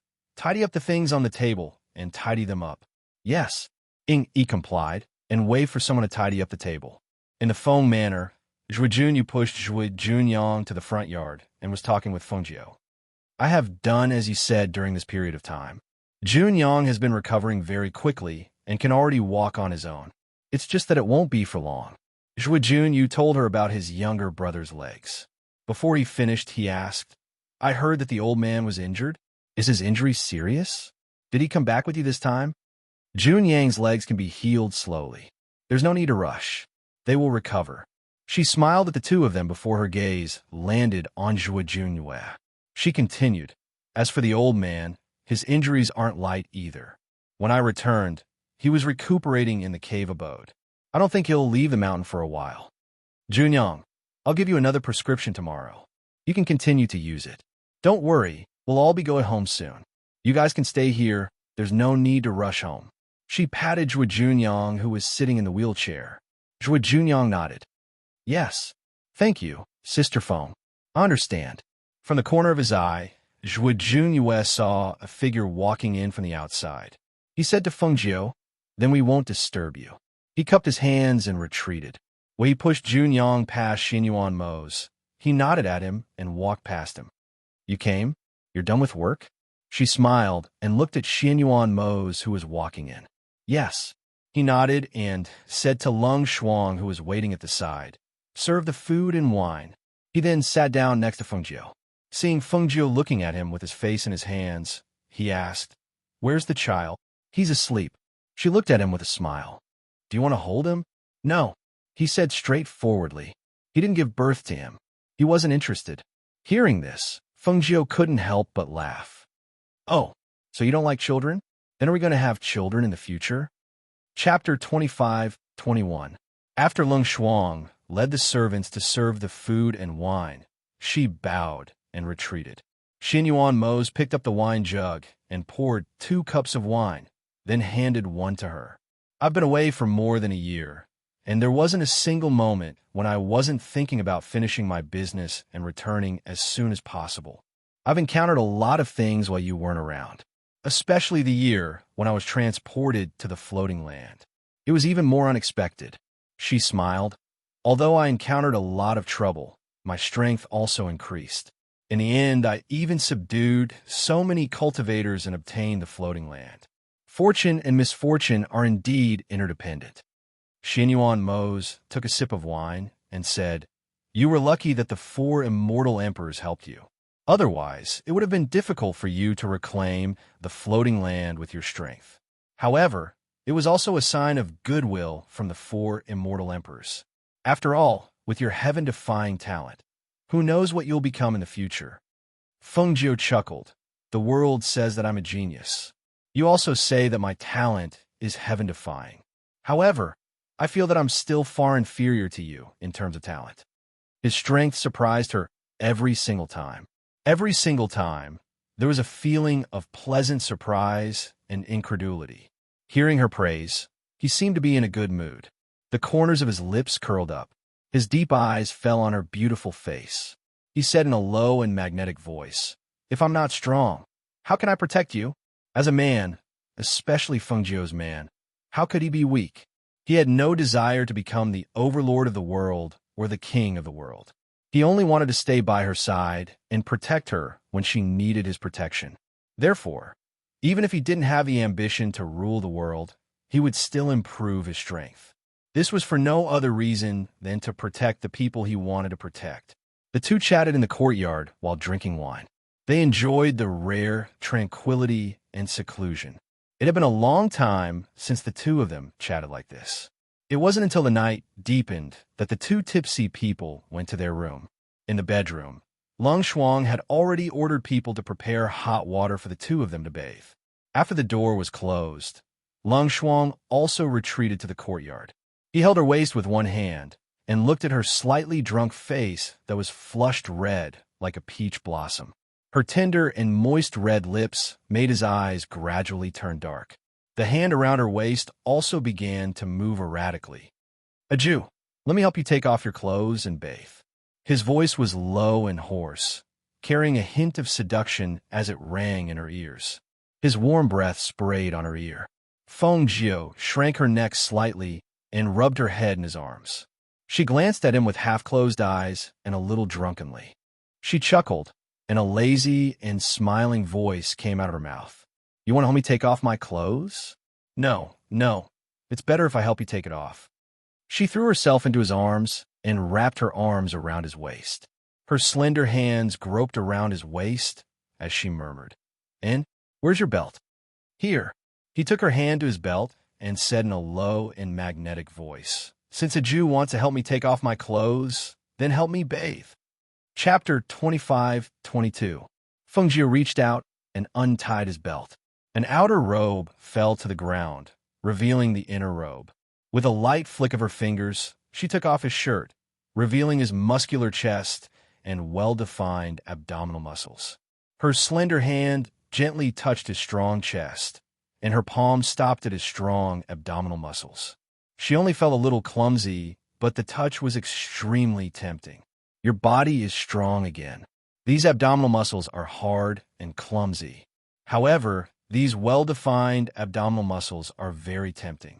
Let me touch them and want to do bad things. She showed a bad smile. The corners of her eyes were slightly raised, and her fingers gently stroked his abdominal muscles. When he heard this, the light in Xianyuan Mo's eyes deepened. He allowed her mischievous hands to caress his hand. Oh, what else can you do? There was a little expectation in his tone and eyes. Look at you. Are you looking forward to me doing something bad to you?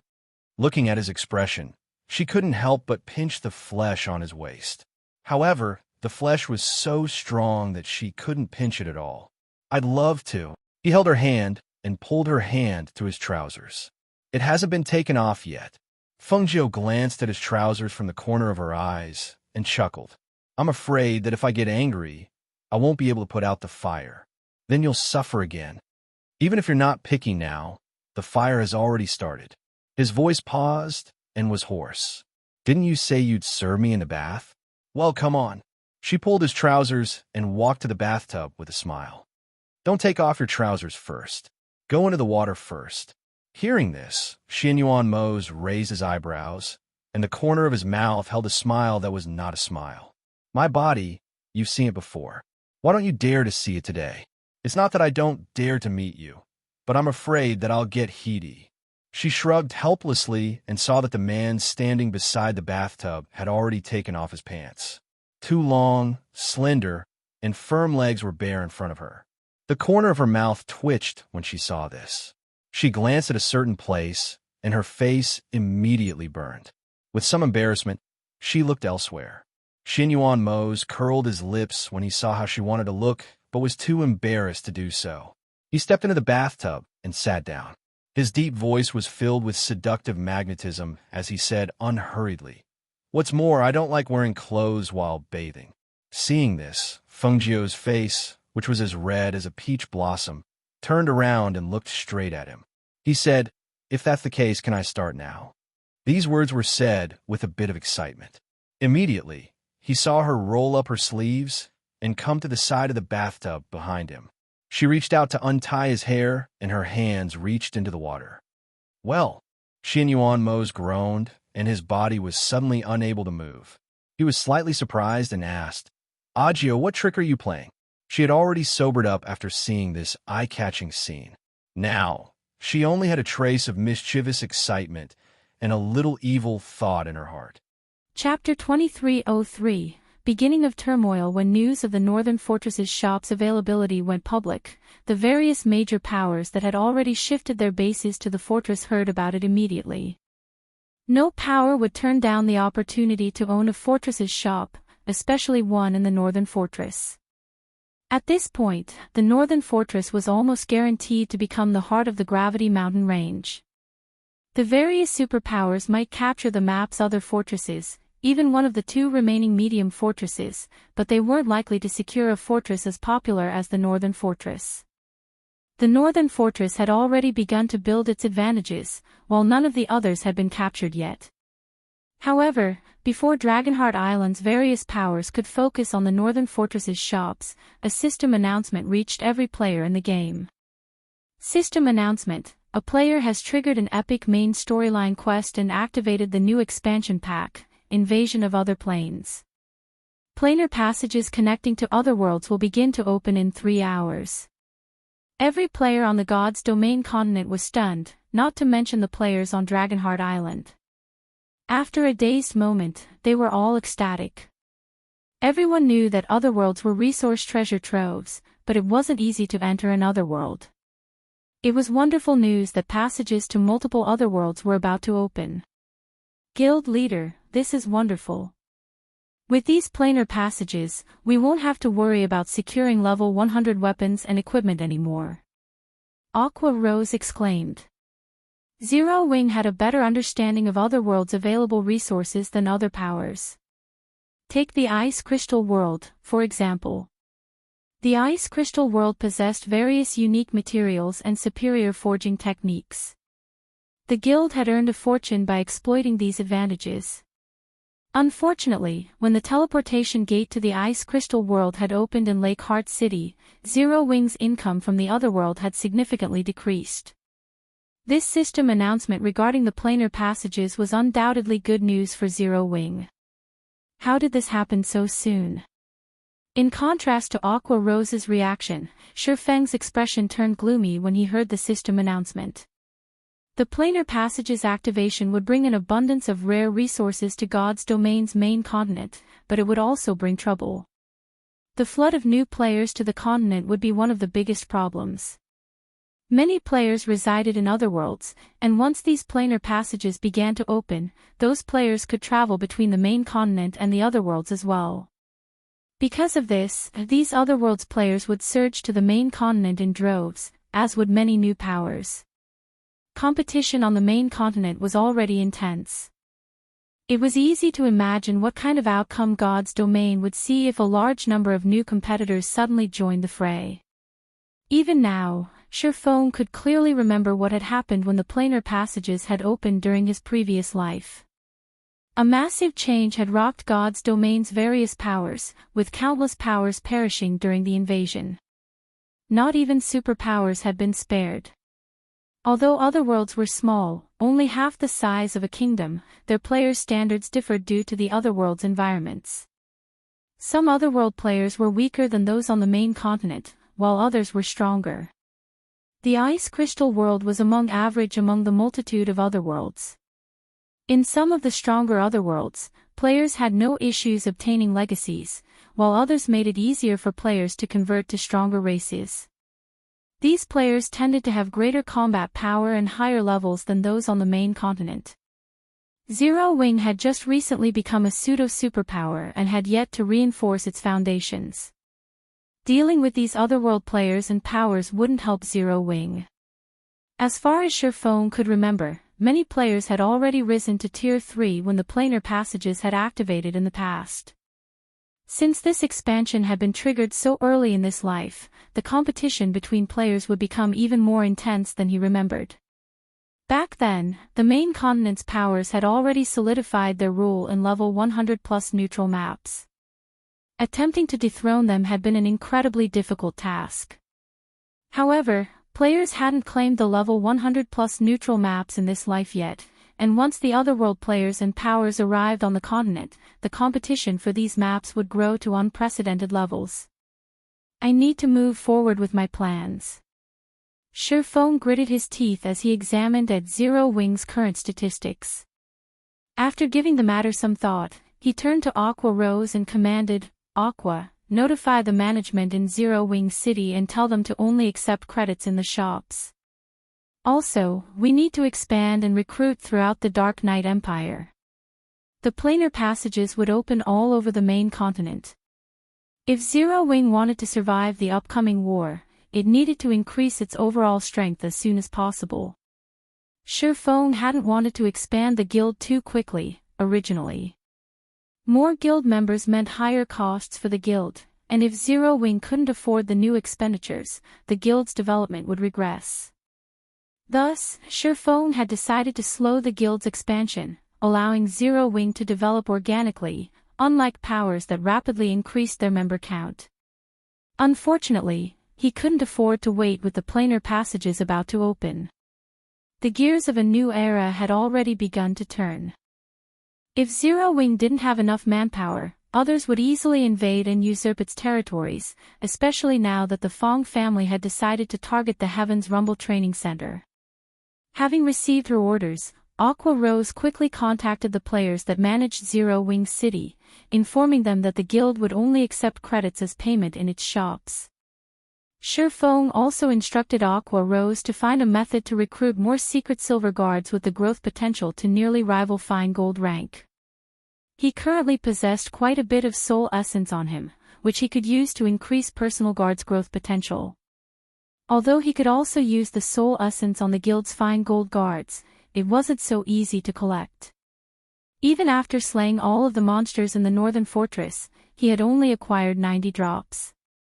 With so little, he'd only be able to upgrade a few fine gold guards. Rather, he could upgrade a large number of secret silver guards with high growth potential to fine gold rank. Although there was only one rank between secret silver and fine gold guards, the difference between them was akin to the difference between peak experts and apex experts. If he could acquire a large group of level 100 plus fine gold guards at this stage of the game, he'd have a mobile killing machine. Read latest chapters at Wuxia World. Shifeng also intended to use the 2 remaining teleportation tokens to send Fire Dance, Gentle Snow, Violet Cloud, and Aqua Rose to train in the Tower of 4 Gods. Zero Wing had more than 100 refinement realm experts and barely any peak experts. It was the guild's fatal flaw. As players started to reach level 100, and the system removed their restrictions, the difference between experts' combat standards would grow, as well. It would become a lot more challenging to make up for that difference by relying on basic attributes. It was absolutely crucial that Zero Wing nurture more peak experts as quickly as possible. Once Shifeng had handled these affairs, the sound of another system notification reached his ears. System announcement: planar passages have opened. Players can now visit their local planar passage to travel between worlds. Chapter 2304, Planar Passages activated. Starmoon Kingdom, Starmoon City. Players flowed in and out of the lively teleportation hole. Merchant players and well-known adventurer teams from other kingdoms and empires were a common sight in and around the building. Although Starmoon City wasn't as prosperous as White River City, as Starmoon Kingdom's transit hub and the closest city to the Ore Empire in the kingdom, many players frequented the city. Starmoon City was already a large city with more than 9 million player residents. It was above average among God's Domain's various capital cities. Suddenly, a group of players with dark marks on their foreheads arrived in the teleportation hole. When the other players in the hall noticed them, they fell silent.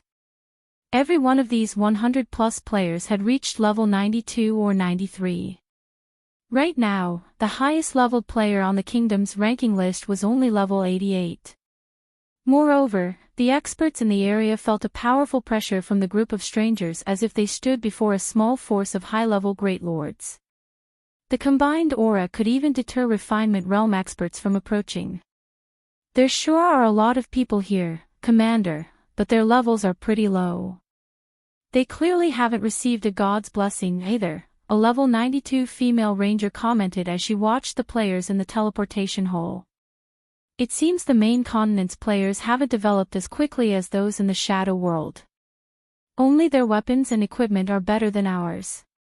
Apparently, different areas have varying degrees of development.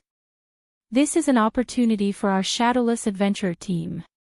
Obviously, weapons and equipment are easier to obtain here. We were lucky to find the planar passage in our world so quickly. We should take time to secure a foothold here first, the bald, level 93 youth in black said as he led the group.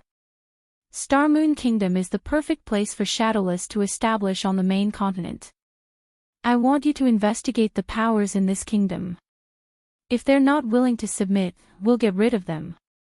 The 100-plus players promptly split up, and every other player who had overheard the bald youth's order began to panic. Meanwhile, otherworld players began to arrive in the main continent's various kingdoms and empires, intensifying the chaos on the main continent. While otherworld players began to flood the main continent, something surprising occurred in the Gravity Mountain Range's northern fortress. Shifeng had estimated that it would take some time to lease out the fortress's shops. It would be a while before players discovered the benefits of a medium fortress's shops, after all. However, in less than a day, Dragonheart Island's various powers had claimed over 100 shops for themselves. Although these powers didn't plan to rent the shops long-term, only agreeing to the first month, it instantly earned Shifeng over 600 million credits. Including the income from Zero Wing City, he had a total of 800 million credits on hand. Once the credits were in his account, Shifeng instructed Xiao Yu to move forward with their agreed plans. They might not be able to establish many large-scale training centers in Fenglin City, but 7 or 8 small training centers wouldn't be a problem. Furthermore, the branch training centers' main purpose was to promote the virtual combat platform and encourage the city's players to train in the Heaven's Rumble Training Center habitually. Hence, they wouldn't need to purchase a lot of equipment for the branch locations. Once the branches opened to the public, and with Zero Wing's fame, they wouldn't need to worry about a lack of God's Domain players visiting Heaven's Rumble. This would also allow Zero Wing to recruit fresh blood in God's Domain. Shifeng had also earned a lot of ancient gold from the Northern Fortress. Normally, a small fortress, at its peak, would only earn 4,000 or 5,000 ancient gold per day, and small fortresses that had recently opened to the public would be lucky to earn 1,000 per day. Fortunately, the Northern Fortress was unimaginably popular. The various powers players already filled every hotel in the fortress. To reserve every room in a hotel, players would have to pay with ancient gold, not ancient copper or silver. Naturally, Zero Wing's share of the profits would consist of ancient gold, as well.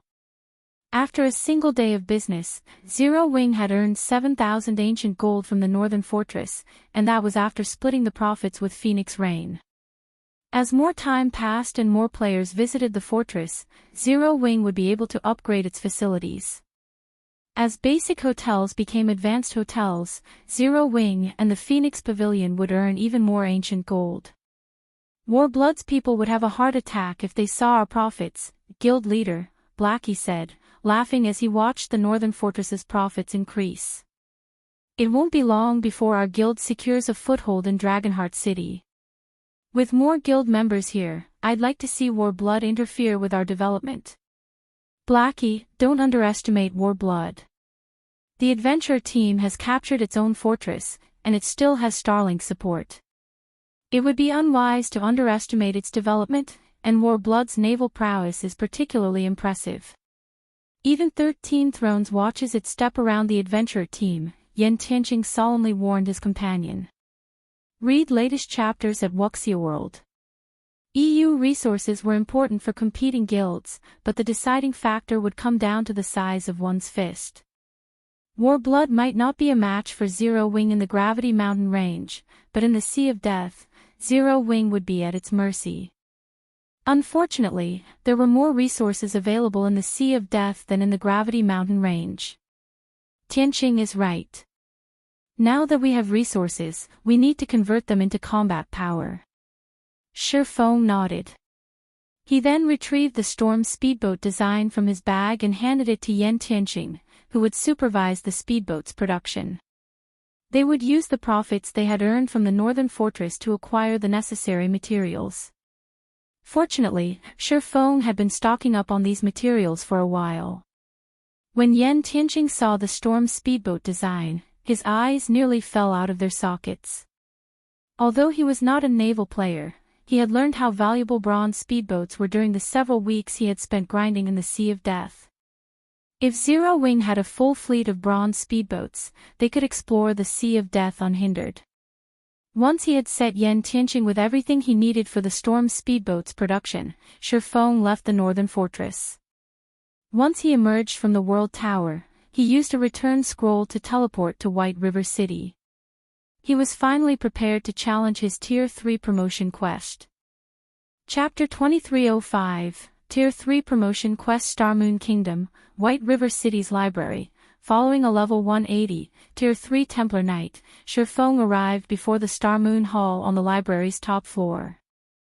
As he entered the hall and spotted Charlene, who wore luxurious red robes and sat in her throne on the far end of the room, something surprised Shifeng.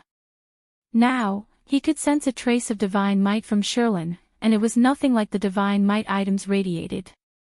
Although it wasn't as strong as the divine might from items gods had used, it was incredibly pure. The closer he got to the woman, the stronger the pressure felt. Even with his powerful basic attributes, Shifeng couldn't step within 10 yards of Charlene. He suspected she was already more powerful than demigods. You're here. Looking at you, I assume you intend to challenge your Tier 3 promotion, am I correct? Charlene asked, giving Shifeng a natural, human-like smile. She looked at him like an old friend. That's right. Shifeng nodded. He might be quite powerful, even enough to give the various superpowers a huge headache, but to truly contend with the superpowers, he had to reach Tier 3 at the very least. Once he was a Tier 3 player, he could freely explore level 100+ maps and qualify to become a lord, gaining full rights to manage a territory. As true lords, players could gain full control over the land they had earned. Their authority would no longer be limited to a town or city. Not only would they have the authority to slay anyone they wish within their territory, but they could also hire NPC soldiers to protect the area and remove intruders. This would make it a lot easier to harvest resources within one's territory. Zero Wing had the strength to protect its assets, but it couldn't contend with the various superpowers in the fields. Even an ordinary superpower had countless experts under its command, and Zero Wing would need more time before it could rival these superpowers in that regard. There were only so many level 100+ neutral maps in God's domain, and once players reached level 100, the various superpowers would begin to take their territory seriously. They would no longer be as peaceful. Shifeng's only option was to become a lord. Once he had that status, not only would Zero Wing's ability to protect itself increase by tenfold, but the guild's development speed would also undergo a qualitative transformation. Since you've already prepared, I won't waste your time, Charlene said, smiling. She extended a hand towards Shifeng and continued, 300 mana stones and 20 units of 7 luminaries crystal. Shifeng's lips twitched when he heard Charlene's price. This was daylight robbery. Since his Tier 3 promotion quest's mana stone cost had been so high, he had prepared over 300 mana stones before revisiting Charlene. Fortunately, he had also prepared 30 units of 7 luminaries crystals just in case. And of course, Charlene casually demanded 90% of the mana stones and 7 luminaries crystals he had on hand. Here. Shifeng growled, gritting his teeth. In the end, he had no choice but to hand the items over. Tier 3 was a huge turning point for players, and he was a Blade Saint. His wouldn't be an ordinary promotion quest. He couldn't exactly avoid challenging the quest due to the cost. Not bad. This should just be enough to support the magic array's activation, Charlene said, smiling as she received the mana stones and 7 luminaries crystals. However, I must warn you that you'll be heading to a special location. The dangers you will encounter there are beyond your imagination. Even a true Tier 3 being would struggle to survive. How much you accomplish will be entirely up to you. Charlene began to chant an incantation, and a threefold magic array appeared in the center of the hall. Gradually, a set of pitch-black doors began to appear, and Shifeng's knees nearly buckled under the door's horrific pressure. I'm not going to a level 100 neutral map to find my lost legacy. Shifeng frowned as he watched the spatial tear form between the black doors. The Tier 3 promotion quest wouldn't be like the previous promotion quests. Since the various kingdoms and empires lacked Tier 3 legacies, players would have to search ancient ruins and level 100+ neutral maps for them. Not even peak legacies were exempt from the process.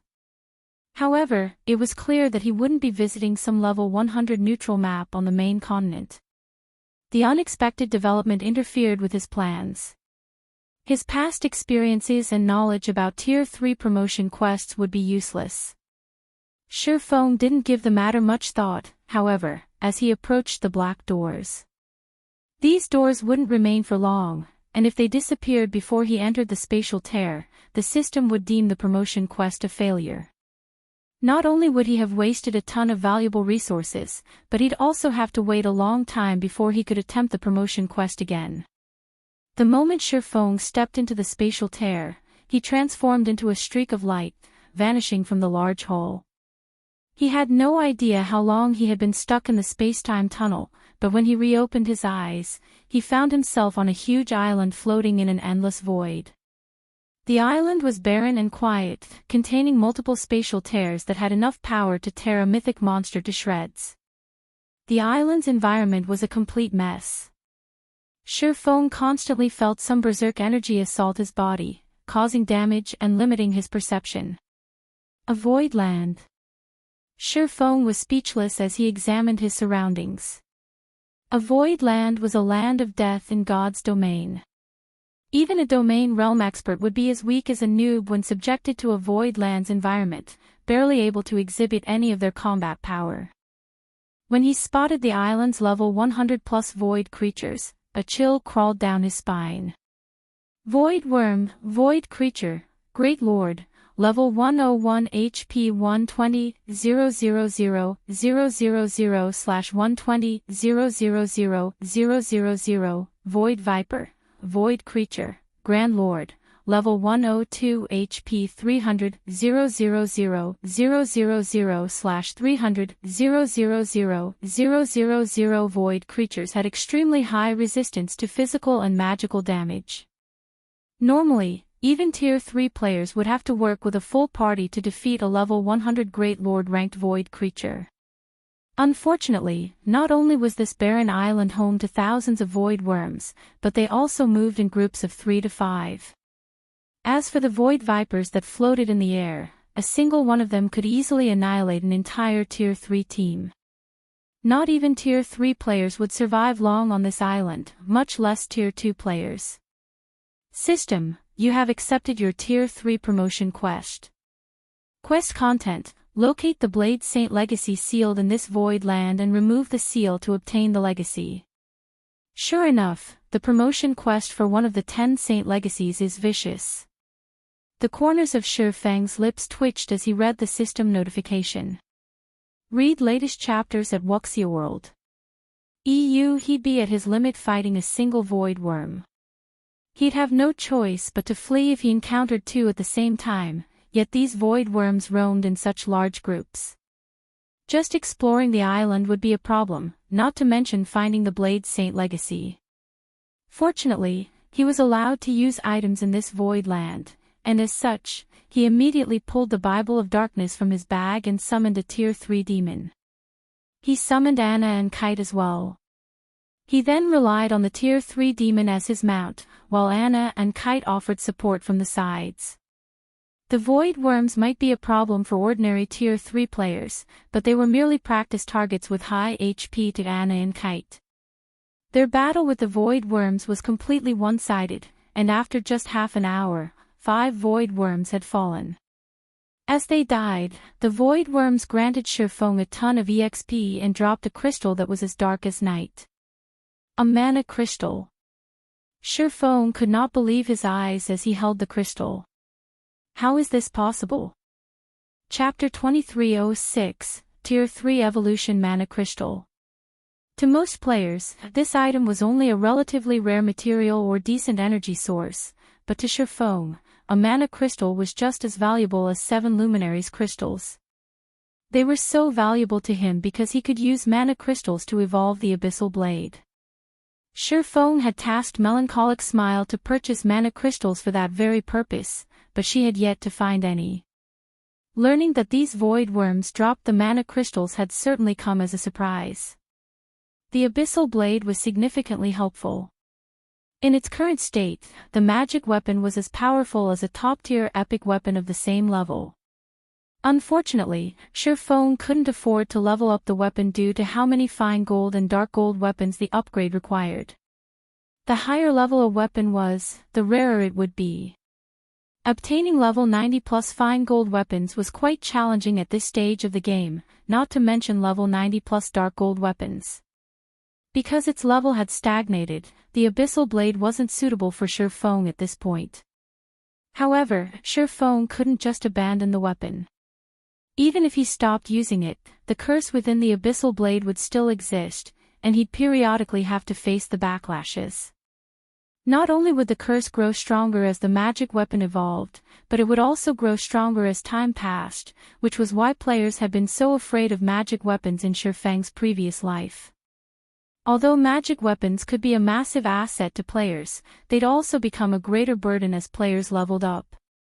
Of course, if players could maintain the magic weapons' growth as they reached higher levels, the weapons would offer more pros than cons, and after a certain point, they'd become even stronger than epic weapons. Unfortunately, it was very difficult to maintain that growth rate during the later stages of the game. Otherwise, fewer players would have fallen to their magic weapons' backlash in the past. Shifeng stored the mana crystal in his bag and continued to hunt void worms while steadily approaching the center of the island. The void land was as large as a medium-sized leveling map in the outside world, and as Shifeng grew closer to the island's core, he encountered more void worms. The monster's respawn rate increased as he traveled, as well. Even with Anna and Kite's help, Shifeng prioritized caution. While the two personal guards could withstand the Great Lord's attacks, he couldn't. Although slaying these void worms was monotonous, the bountiful EXP and occasional mana crystal motivated Shifeng. He took barely any breaks from hunting the Great Lords. After a full day of combat, Shifeng's experience bar had reached 99% of level 100. He just needed one more kill to level up, but he decided to wait for a moment. He locked his experience bar and summoned his Thunder Eagle, allowing the flying mount to benefit from the awarded EXP instead. Flying mounts and land mounts had different mechanics. While land mounts' levels would be determined by their owner's level, flying mounts had their own experience bars. This was why nurturing a flying mount was so troublesome. This quest, fortunately, offered the perfect opportunity for Shifeng to nurture his Thunder Eagle. Flying mounts in God's domain were an exceptional mode of transportation, but they were also capable fighters. For players to grow stronger, they had to constantly improve their levels, equipment, skills, and other aspects. Flying mounts, however, only needed to level up. It was easier for these mounts to evolve through their tiers than it was for players. Thus, it had become common practice for experts to disregard their levels temporarily to level up their flying mounts. The Thunder Eagle was an intermediate extraordinary flying mount, born with the strength of a great lord and extremely high growth potential. At level 100, its combat power might only be at the lower tier 3 rank, but once it reached level 110, it would rise to the intermediate tier 3 rank. At level 120, its combat power would further increase to the tier 3 upper rank standard. Aside from frantically grinding, Shifeng occasionally logged out to rest his mind and provide guidance for some of his guild members. Guild leader, Warblood, and Starlink are growing restless. They're not doing much right now, but I've heard that they've decided to help 13 Thrones capture a medium fortress in the Gravity Mountain range, Blackie reported. Currently, the Northern Fortress's player population is only over 900,000. If Warblood and Starlink succeed, I'm afraid it'll affect the Northern Fortress's development.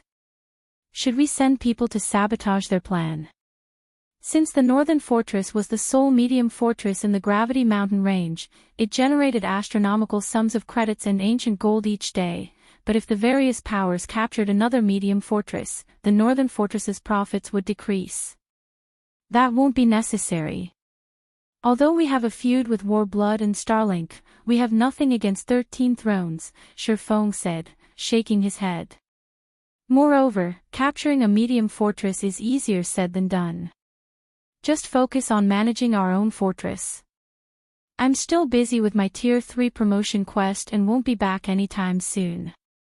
For now, try to buy as many plots of land near the World Tower as possible with the ancient gold we've earned. If he hadn't summoned the Tier 4 hero, Zero Wing wouldn't have been able to capture the Northern Fortress, even with the Phoenix Pavilion's help. Moreover, securing the lands around the World Tower was far more important than worrying about a fortress in another corner of the Gravity Mountain range. Alright. I'll make the purchases as soon as we have the money, Blackie responded. Although he was a little disappointed that he couldn't cause some trouble for Starlink and Warblood, his anticipation began to build with the thought of the lands near the World Tower.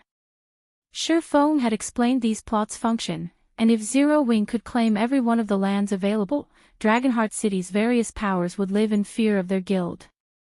After training the guild's members, Shifeng quickly returned to God's domain and continued to venture deeper into the barren island.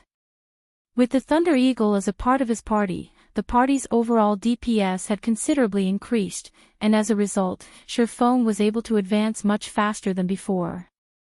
After 3 days of grinding, Shifeng had moved into the island's inner region. The 3-day grind also allowed the Thunder Eagle to climb to level 103. Shifeng knew that flying mounts didn't need as much EXP as players to level up, but he couldn't help his surprise at the Thunder Eagle's leveling speed. Shifeng had also obtained 73 mana crystals from the slain void worms. His harvest here was more than enough to cover the mana stone cost of entering the void land. When he reached the inner region, he found a translucent barrier enveloping the area. The inner region looked like a completely different world compared to the outer region. The island's outer area had been a barren wasteland, while a lush forest occupied the inner region. Within this lush forest, Shifeng spotted graves of varying sizes. The smallest were simply dirt mounds, while the larger graves looked like majestic palaces. He also spotted a large number of undead wandering through this graveyard. Forgotten Spirit, Undead Creature, Lord, Level 101 HP 40,000/40,000,000. These forgotten spirits weren't much of a threat. Shifeng could easily take them out in a one-on-one fight. Unfortunately, these undead moved in groups of several dozen. Not even Shifeng was confident of surviving a battle against so many Lord-ranked monsters. Each grave was also guarded by heroic spirits of varying strengths. Heroic spirits were the remnants of departed NPC heroes. They might not be as powerful as they had been in life, but the Tier 3 heroic spirits could easily slaughter Tier 3 players, not to mention a lowly Tier 2 player like Shifeng. Even Tier 3 players have little hope of surviving in this place. Shifeng could not help but frown at the undead wandering within the magic barrier. He'd have no choice but to flee from a one-on-one battle with a level 100, Tier 3 heroic spirit. Fortunately, he had personal guards like Anna and Kite to support him. Otherwise, finding the Blade's Saint legacy would be utterly impossible. The instant Shifeng stepped through the translucent barrier, however, Kite, Anna, the Tier 3 demons, and his Thunder Eagle vanished. A silencing barrier. Shifeng stared at the barrier, stunned. God's domain had many types of magic barriers, and although barriers that nullified summoning-type magic arrays were rare, they could be found in certain ancient ruins. Finding such a magic barrier here was a nightmare. An ordinary level 100, Tier 2 expert wouldn't even be a match for the Lord-ranked Forgotten Spirits in a one-on-one fight. Even a Domain Realm expert would have to flee for their lives when encountering several dozen Forgotten Spirits. As for the level 100, Tier 3 heroic spirits, Domain Realm experts wouldn't even last more than 3 seconds. It's no wonder why so few people with peak legacies managed to complete their Tier 3 promotion quest. Shifeng sighed ruefully as he observed the undead around him.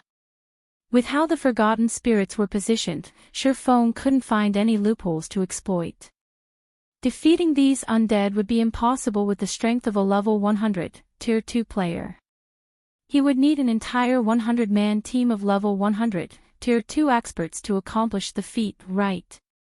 If one's not enough, I just need to face them in a group. Struck with inspiration, Shifeng stepped through the barrier and summoned Kite and Anna again.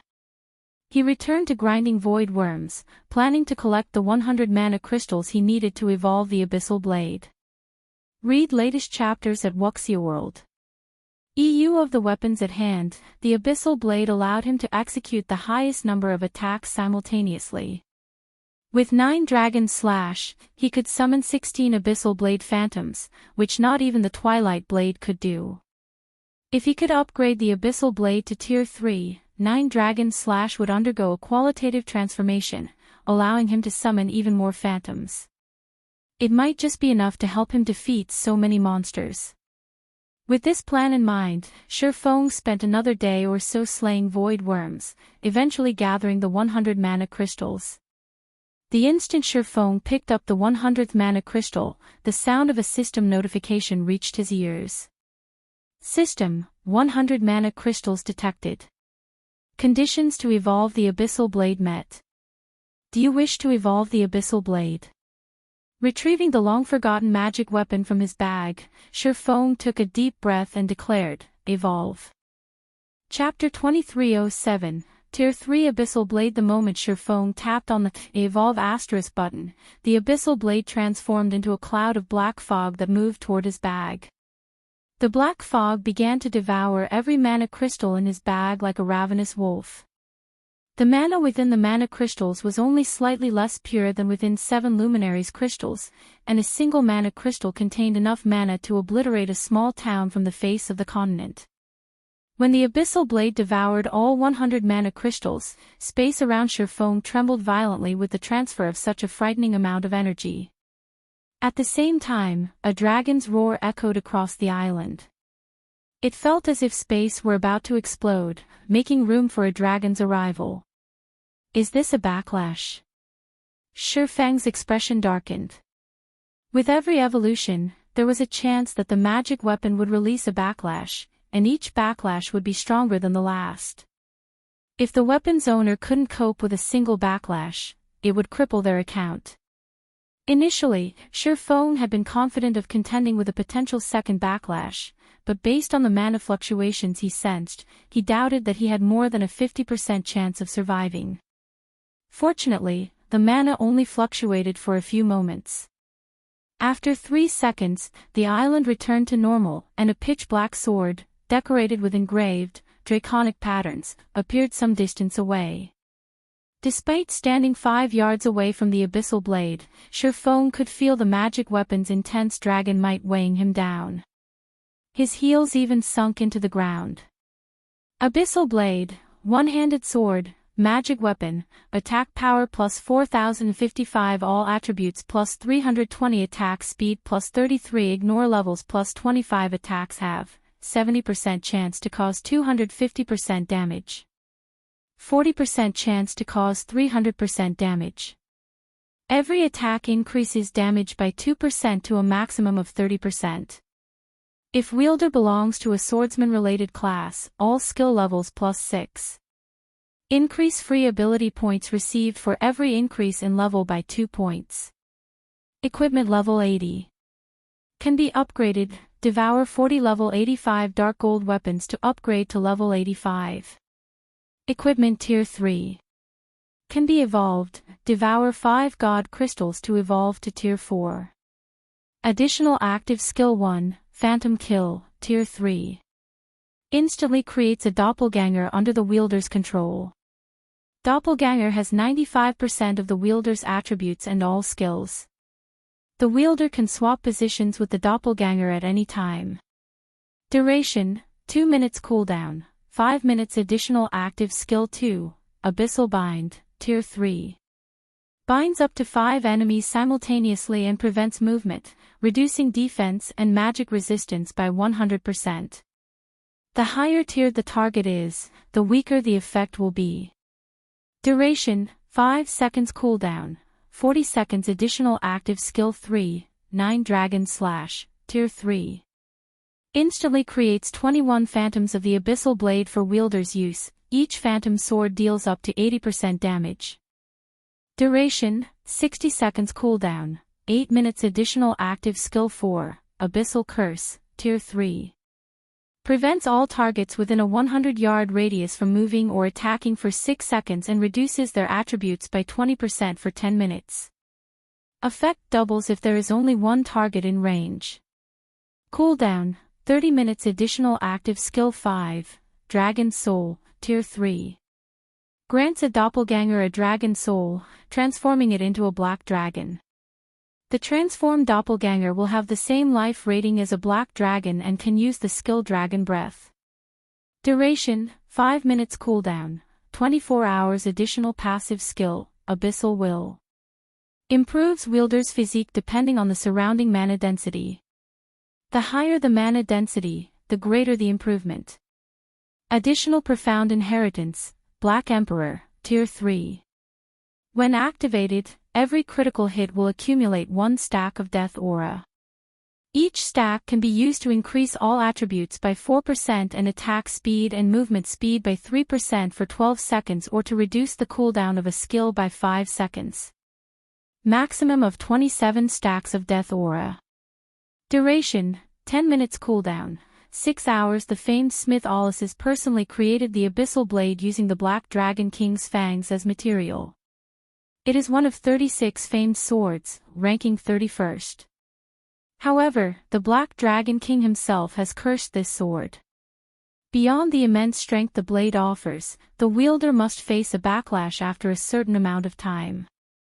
However, after Jack had remodeled the Abyssal Blade with a star crystal, the strength of the backlash has been reduced greatly. If the wielder is unable to suppress the backlash, the wielder will receive the Black Dragon King's curse, permanently reducing all attributes by 50%. Unable to be dropped. Unable to be traded. Unable to be destroyed. So powerful. Shurfeng was stunned when he saw the evolved Abyssal Blade's attribute panel. The Abyssal Blade's attributes might not compare to the Twilight Bait and Killing Ray quite yet, but its attributes could rival that of a top-tier level 85 epic weapon, despite being only a level 80 magic weapon. However, the improved attributes weren't the most shocking aspect. The Abyssal Blade's skills had drastically improved now that it was a Tier 3 weapon. Now, it was the perfect weapon to use against groups. Not even an ordinary fragmented legendary weapon would be its match in this regard. Seeing the Tier 3 Abyssal Blade, Shurfeng couldn't even imagine how much it would improve once it reached Tier 4. Of course, evolving the magic weapon further would be immensely more difficult than it had been thus far, requiring God crystals, and 5 of them, at that. One could only rely on luck to find God crystals, which were even rarer and more difficult to locate than epic weapons. Shurfeng then unequipped Killing Ray, replacing it with the Abyssal Blade. So, this is the Abyssal Blade's power after another evolution. As he equipped the magic weapon, Shurfeng was astounded. His attack power and basic attributes might have decreased, but he was more compatible with the Abyssal Blade than he was with Killing Ray. The weapon felt like an extension of his body in his hand, and it was now unimaginably sharp. In its current state, the Abyssal Blade could easily slice through a level 100+ Great Lord scales. Moreover, the magic weapon's effects had substantially improved, and he could feel his physique growing considerably stronger. Despite replacing Killing Ray with a lower-leveled weapon, his overall combat power hadn't decreased in the slightest. Rather, it had risen. After taking a moment to familiarize himself with the upgraded Abyssal Blade, Shurfeng shifted his attention to the graves within the inner region. The goal of his promotion quest was to locate the lost Blade Saint legacy. Obviously, it should be inside one of those graves. The countless forgotten spirits wandering through the forest and the heroic spirits guarding each grave were the only obstacles in his way. A few minutes ago, Shurfeng had been helpless against the wandering forgotten spirits, but now that he had the Tier 3 Abyssal Blade, defeating the undead wouldn't be a problem now. He only had to figure out a way to distract the heroic spirits while he opened the graves. Unfortunately, since he didn't know which grave contained the legacy, he decided to challenge heroic spirit guarding the nearest and smallest grave.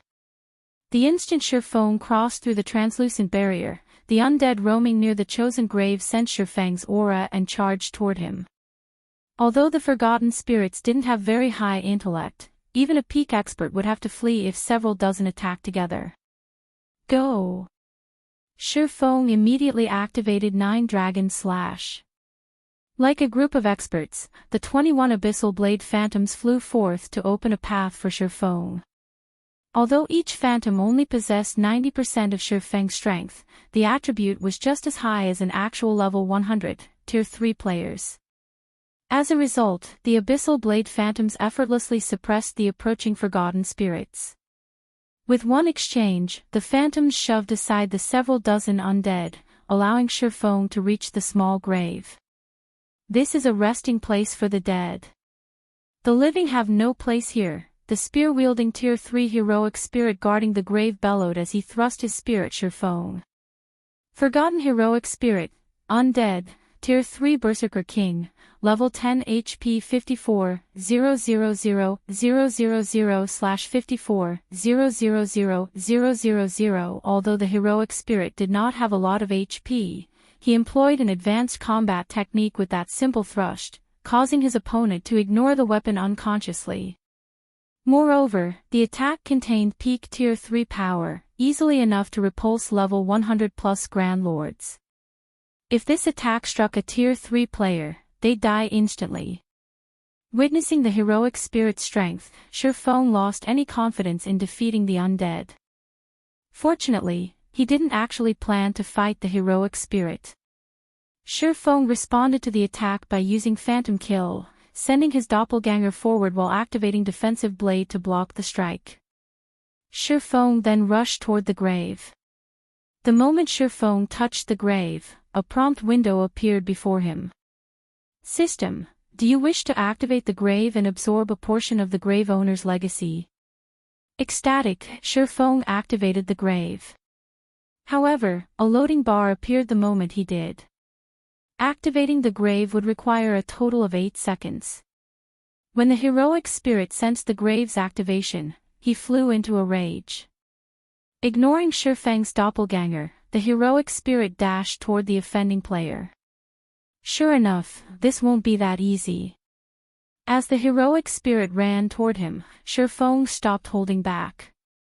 He had his doppelganger activate its legacy berserk skill, Blade Liberation, focusing all of his attention on controlling the doppelganger as it attacked the heroic spirit. Lightning flash. A web of sword lights enveloped the heroic spirit, yet the undead didn't seem concerned in the least. He spun and met the attack with his spear. Thang! Thang! Thang!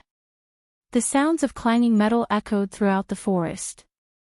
Not only had the heroic spirit blocked every sword light the doppelganger had sent at him, but he managed to do so without stumbling a single step backward. The doppelganger wasn't a match for the heroic spirit, but Shifeng didn't care. His only goal was to delay the Tier 3 heroic spirit for 8 seconds, not defeat him. Shifeng finally absorbed a portion of the grave owner's legacy as he sacrificed his doppelganger. As he did, a legacy completion rate section had appeared in his quest window. System, legacy completion rate 15%. Do you wish to accept this legacy? So, that's how this works. Shifeng immediately understood how he was supposed to complete his promotion quest. Every grave in this lush forest contained the Blade Saint legacy, but each grave contained a different completion rate of the legacy, which couldn't be combined. It was up to him to decide how much of the legacy he wanted to leave with. Following which, Shifeng abandoned the completion rate he had acquired from the small grave and escaped through the barrier. The moment he crossed the magic barrier, the forgotten spirits and heroic spirit chasing him gave up and returned to their original positions. Now that he understood his quest's mechanics, Shifeng set his sights on the higher quality graves in the island's inner region. Naturally, the more magnificent graves were guarded by stronger heroic spirits. The largest grave sat within the forest's core, as opulent as a palace with a level 100, Tier 4 heroic spirit standing guard. Read latest chapters at Wuxia World. The graves that were a grade inferior to the palace-like grave in the center were protected by heroic spirits with titles. Heroic spirits that earned a title after their deaths have been heroes among heroes during their lives. Killing apex experts of the same tier would have been child's play. Although they had lost a significant portion of the strength after death, they could still kill apex experts with little to no effort.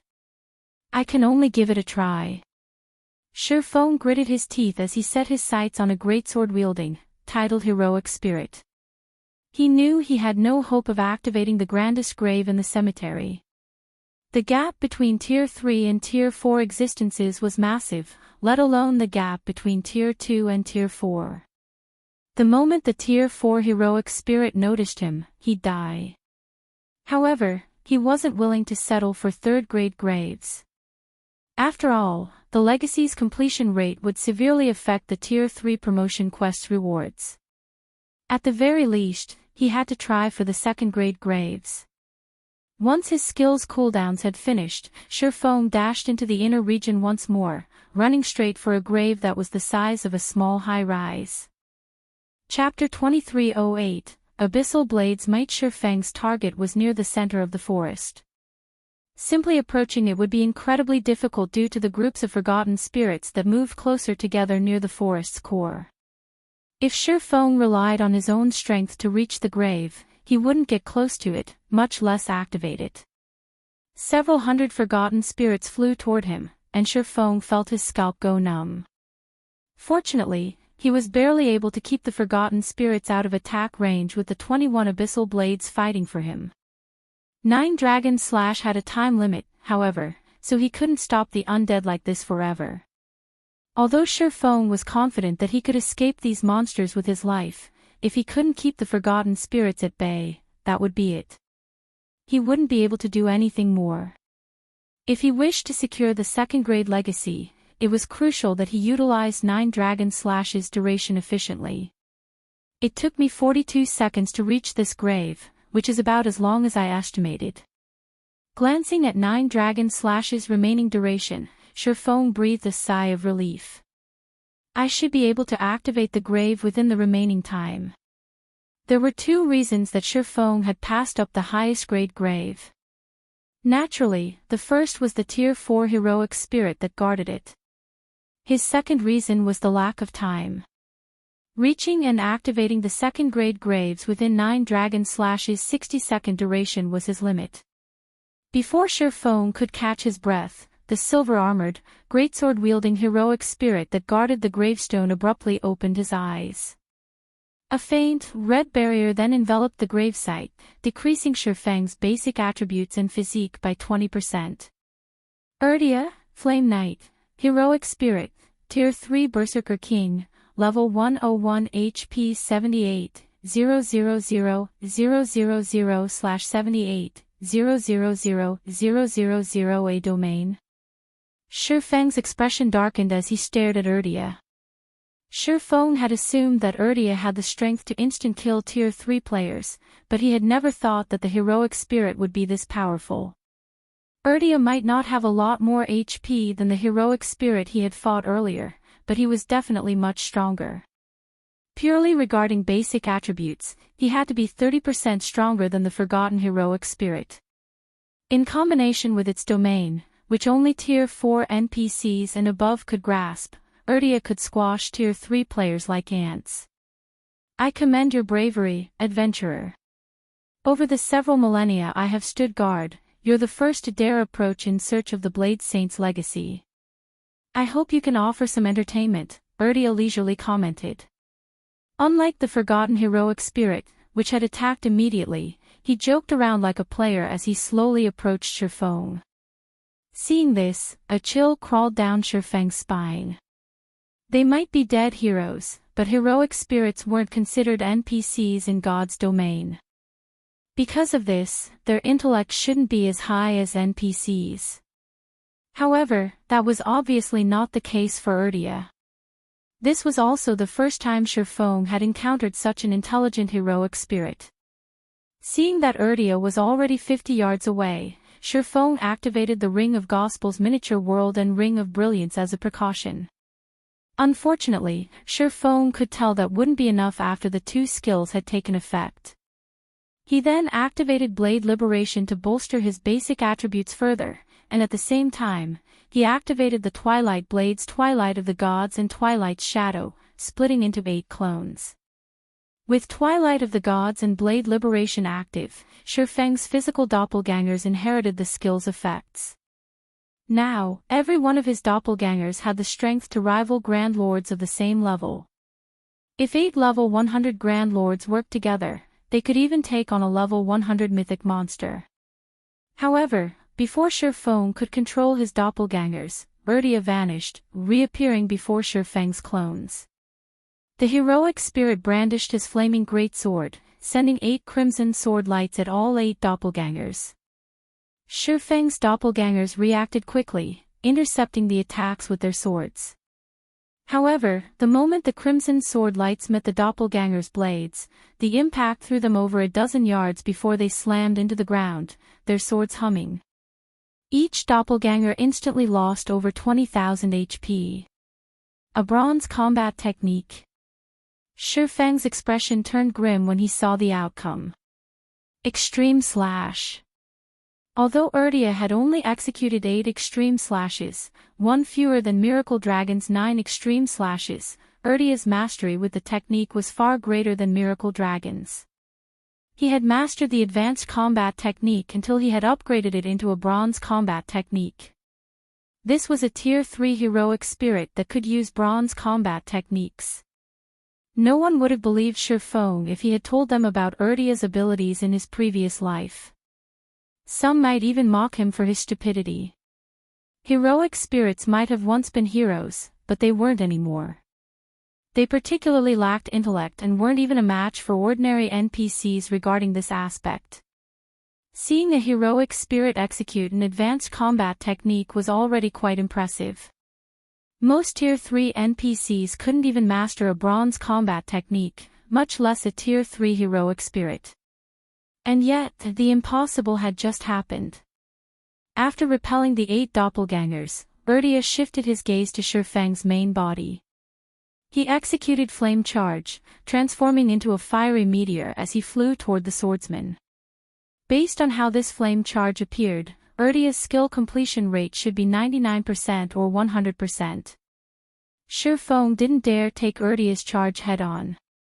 If the heroic spirit had already thrown his doppelgangers, he could definitely send Shi Feng flying. Shi Feng activated Phantom Kill, summoning another doppelganger and having it activate Blade Liberation and Defensive Blade to intercept the approaching Berserker King.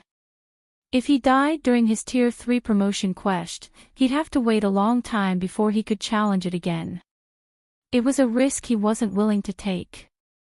However, the moment Shi Feng's doppelganger activated Defensive Blade, Erdia cancelled his flame charge and thrust his flaming greatsword into the ground. Dozens of fiery blades rose from the dirt, flying toward the doppelganger. Tier 3 skill, Storm Garrote. Defensive Blade's block counts were exhausted in an instant. Seeing this, Shi Feng had no choice but to focus most of his attention on his doppelganger and executed Sword's Orbit. When the galaxy of stars and the flaming blades met, both attacks shattered. Although the doppelganger had successfully blocked the attacks, it had been forced to stumble over a dozen steps backward. Moreover, each attack had devoured nearly 10,000 of the doppelganger's HP. With just one skill, Erdia had dealt over -200,000 damage. As they kept the forgotten spirits away from the gravesite, the Abyssal Blade Phantom's duration continued to decrease, and Shi Feng's doppelganger couldn't keep Erdia distracted. It began to make Shi Feng even more nervous. If he activated Twofold Berserk, he could hold Erdia off, but he needed to activate the grave with his main body. There was no point in trying to distract the heroic spirit himself. He intended to reserve absolute domain for his escape from this place. Even if he activated the grave and obtained the legacy contained within, he would fail his quest without it. Your doppelgangers are quite good, but this is as far as you'll get. Erdia declared, chuckling when he realized Shi Feng's doppelganger had survived his Storm Garrote. Erdia pulled his greatsword from the ground and appeared before the doppelganger. He executed 8 extreme slashes once more, but this time, he concentrated all 8 attacks on a single target. Dragon Soul. Read latest chapters at Wuxia World.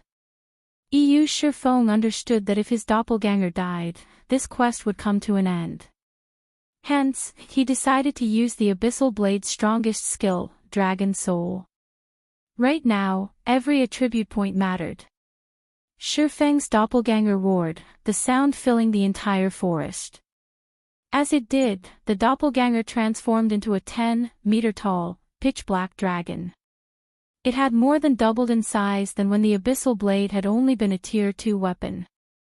Seeing the 8 sword lights fly toward it, Shifeng's doppelganger swiped a single claw to block them all. Boom! The sword light slammed into the doppelganger's claw, and an intense shockwave shook the forest, only fading after extending 100 yards away. A spatial tear had even appeared before the dragon's claw, and the doppelganger only stumbled a step back. Chapter 2309, Blade Saint Legacy secured so strong. Shifeng was surprised to see his doppelganger only lose a little over 5,000 HP after receiving Erdia's 8 extreme slashes. Although his doppelganger had already been quite powerful with Dragon Soul active, nearly invincible among beings of the same tier, it had grown even stronger, especially its strength and defense. In these two attributes, his doppelganger could practically rival Tier 4 mythic monsters. Moreover, the size of the black dragon's body afforded Shifeng plenty of advantages. Before the black dragon's 10-meter-tall frame, Erdia looked like little more than a small animal. The doppelganger wouldn't have any issue stopping the heroic spirit's attacks. However, Erdia didn't pause after his attack failed. He immediately appeared before the black dragon's head, his flaming greatsword transforming into a colossal pillar of fire. Tier 3 Taboo Skill, Burning Sword. When the fire pillar completed its transformation, it stretched across 100 yards. The black dragon looked tiny before the flaming weapon, and Erdia swung it down on the doppelganger. Not even Shifeng could escape the pillar's range, much less the black dragon. Don't think I'm so easy to kill. As the fire pillar descended, Shifeng had his black dragon use Dragon Breath. Unlike the Dragon Breath skill from his Heavenly Dragon's Breath Ring, the black dragon's ability was the real deal. According to legend, a Tier 5 Dragon Breath could vaporize an entire city instantly. The true Dragon Breath was easily more powerful than any taboo skill or curse, essentially rivaling divine arts. The black dragon opened its maw, and a horrific amount of mana concentrated between its jaws. In the blink of an eye, a pitch-black energy ball as large as a small house had taken shape, and as the black dragon released a deafening roar, the energy ball reformed as a pillar of pitch-black light, firing toward the heroic spirit's pillar of fire. Boom! The dragon breath and burning sword slammed into each other, creating a shockwave that shook their surroundings and didn't dissipate until it had spread 500 yards away. At the point of impact, space had crumbled, forming a black hole. It felt as if Armageddon had begun. Sure enough, the true dragon breath is far more powerful. Shifeng could not help but be astonished when he saw Erdia being sent flying. Shifeng had only hoped that the black dragon would stop Erdia's killing move. He hadn't actually expected the doppelganger to win that exchange, dealing over -30,000 damage to the heroic spirit. Erdia wasn't in danger of dying after losing 30,000 HP, but it was enough damage for the black dragon to hold the heroic spirit's aggro. Now, Erdia's focus had turned away from Shifeng's main body. Taking advantage of this opportunity, Shifeng charged at the gravestone. System, do you wish to activate the grave and absorb a portion of the grave owner's legacy? Without any hesitation, Shifeng activated the grave the moment the prompt window appeared. Like the previous grave, a loading bar appeared when he activated. However, this loading bar required 12 seconds, rather than the 8 seconds the previous grave had required. Shifeng celebrated the fact that he had decided to keep absolute defense in reserve. Had he used the skill to stop Erdia, rather than rely on Dragon Soul, he would have died halfway through the activation process. Unfortunately, the instant Shifeng activated the grave, Erdia went berserk. Ignoring the black dragon, the heroic spirit dashed toward Shifeng.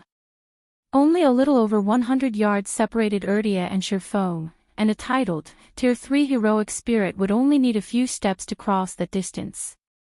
However, the black dragon intercepted Erdia near the halfway mark, using its massive frame to keep the heroic spirit away from Shifeng.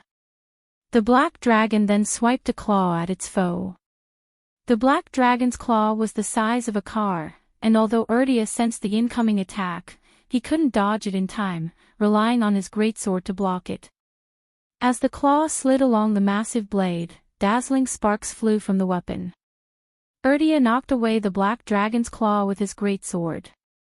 Now, he fully displayed the strength of a Tier 3 heroic spirit. Even a Tier 2 dragon would find him a difficult opponent. Fortunately, there wasn't a particularly large difference between the two combatants' basic attributes. Although the heroic spirit had knocked away the black dragon's claw, the dragon steadily remained in its original position. It had only taken a little over -2,000 damage from the clash. The black dragon had tens of millions of HP, so this amount of damage was nothing. Realizing this, Erdia stopped relying on brute force to break past the black dragon. Instead, he executed a combat technique, transforming into 7 phantoms that charged at Shifeng's main body. Advanced Combat Technique, Flowing Shadow. The 7 phantoms looked and felt exactly the same, not even Shifeng could tell the difference. But he wasn't ready to give up just yet. In response, he executed Lightning Slash through his black dragon. As a bronze combat technique, Shifeng even had trouble executing Lightning Flash with his main body, not to mention with a doppelganger, but the black dragon's physique was far superior to his, so Shifeng barely managed to pull it off. 14 claw strikes then plowed into the 7 phantoms. Thang! Thang! Thang! Metallic clangs echoed through the cemetery as Erdia blocked all 14 strikes. The black dragon lost over 30,000 HP and stumbled a step back, but it had achieved its goal and stopped Erdia's advance. Only, Shifeng had paled from the effort of executing Lightning Flash with the black dragon. It consumed so much concentration. Shifeng could feel a wave of exhaustion wash over him. He had expended significantly more concentration when executing the bronze combat technique through the black dragon than when he used the technique himself. Of course, Erdia hadn't given up. He executed Flowing Shadow again, trying to reach Shifeng. With no other options, Shifeng continued to rely on Lightning Flash to stop Erdia. 2 times. 3 times. 4 times. Every time Shifeng executed Lightning Flash, a considerable portion of his concentration slipped away. By the time he executed the technique for the 6th time, he felt mentally lethargic. However, he still needed 5 more seconds to complete the activation process. By the time Shifeng executed Lightning Flash a 9th time, his complexion was as white as paper. He felt a stinging pain in his head, and the world seemed to spin around him. Now, he couldn't even control the abyssal blade phantoms to stop the swarming undead. A large number of forgotten spirits flew toward Shifeng, and Erdia circled the black dragon, appearing before Shifeng's main body. The heroic spirit swung his flaming greatsword down on the swordsman. 8 extreme slashes. Read latest chapters at Wuxia World. EU 8 massive sword lights appeared and threatened to devour Shifeng completely. When the 8 sword lights were only an inch away from him, Shifeng gritted his teeth and activated Absolute Domain. Golden, divine runes immediately began to appear on his body. As the 8 sword lights crossed that final inch, they came to an abrupt halt against the divine runes, unable to touch Shifeng. With Absolute Domain's protection, neither Erdia nor the Forgotten Spirits could harm Shifeng. Needless to say, they couldn't stop Shifeng from activating the grave either. System, Legacy Completion Rate 85%. Do you wish to accept this legacy? Chapter 2310, Erdia vs. Anna. As soon as he saw the system notification, Shifeng accepted the legacy. He didn't know how good a legacy with an 85% completion rate would be, but it was undoubtedly better than the 15% legacy he had found earlier. After Shifeng accepted the legacy, countless divine runes began to flow from the grave toward him, forming a glowing imprint on the back of his hand. Suddenly, Shifeng bore the mark of a purple-gold sword. The moment the mark formed, Erdia descended into madness. His muscles bulged, and a cloak of fire enveloped his frame. The temperature around him soared, and the flaming cloak burned the earth under his feet to black ash. If Shi Feng hadn't activated Absolute Domain, he'd likely lose astonishing amounts of HP due to his proximity to the heroic spirit. With Erdia going into full berserk mode and his Absolute Domain's duration almost up, Shi Feng switched the 7 Luminaries' Ring's Aura of Earth to the Aura of Wind and activated Gale Domain to make a hasty retreat. While all forms of teleportation were prohibited in the Void Land's inner area, flying, fortunately, was not. Gale Domain was Shi Feng's only hope of escaping from the inner area. Without it, he wouldn't have any chance of leaving the inner region even if he had the legacy. He no longer had 9 Dragon Slash to rely on, and he had a titled, Tier 3 heroic spirit after him. However, before Shi Feng could leave the grave, Erdia charged forth like a meteor. The heroic spirit was so fast that not even the Black Dragon could stop him in time. Boom! Erdia crashed into Shi Feng, and the golden, divine runes that protected him actually trembled. This hadn't even happened when Erdia had hacked and slashed at Shi Feng earlier. The heroic spirit proceeded to brandish his flaming greatsword at Shi Feng, over and over. For a moment, even Shi Feng was helpless against the countless sword lights. He couldn't keep up with the speed of any of these attacks. Erdia's attack speed wasn't that much faster than his, but he couldn't keep up with the heroic spirit's reaction speed. With Erdia's basic attributes, the heroic spirit could finish Shi Feng off in 2 or 3 hits, even if Shi Feng activated twofold berserk. Absolute Domain only had 6 seconds remaining, and Shi Feng was still nearly 1,500 yards away from the inner region's barrier. Throwing caution to the wind, he flew straight for the barrier. Despite the fact that Erdia couldn't fly, the undead had no issues keeping up with Shi Feng, continuously attacking the fleeing swordsman. Every one of Erdia's attacks had enough power to injure mythic monsters. Shi Feng would have already died several times if it hadn't been for Absolute Domain's protection. 5 seconds. 3 seconds. 1 second. Unfortunately, Shi Feng's flying speed was fast, but he couldn't reach the barrier within 6 seconds. He was still roughly 500 yards from his target when Absolute Domain's effects wore off. As soon as they did, Shi Feng felt a scorching heat envelop his body, dealing minus 10,000 damage per second. Seeing the divine runes fade from Shi Feng's body, Erdia sneered at his prey. He pushed off the ground and arrived before Shi Feng in an instant, plunging his flaming greatsword down on Shi Feng's head. 8 extreme slashes. This time, every one of the 8 sword lights contained Tier 4 power. Not even the Black Dragon would be strong enough to block the attack, much less Shi Feng. Fortunately, Shi Feng had prepared for this moment and activated Defensive Blade. Thang! Thang! Thang! Another series of metallic clangs echoed throughout the forest. Erdia had exhausted over half of Defensive Blade's block counts in that one exchange. By the time Defensive Blade ended, Shi Feng had only moved 50 yards closer to the barrier. As Erdia was about to launch another attack, Shi Feng activated Abyssal Bind. Over 20 pitch-black chains emerged from the void, binding Erdia and forcing the heroic spirit to a grinding halt. At Tier 3, Abyssal Bind could hold a target for up to 5 seconds, and it should be 100% effective against a Tier 3 being like Erdia. It was also Shi Feng's final trump card. Pang! However, before Shi Feng could relax, he heard the sound of a chain shattering. When he had gone berserk, Erdia had become nearly stronger than a mythic monster. It had only taken the heroic spirit an instant to shatter one of the chains. As if they were made of paper, the other chains began to break, one after another. For the crime of desecrating a saint's grave, you will die. Erdia bellowed as he swung his freed arms, slashing his greatsword at Shi Feng, who stood over 50 yards away. As Erdia swung his greatsword, a torrent of fire swept toward Shi Feng. Shi Feng spun, meeting the attack with his swords as the flames were about to hit him. Void Shield. Boom!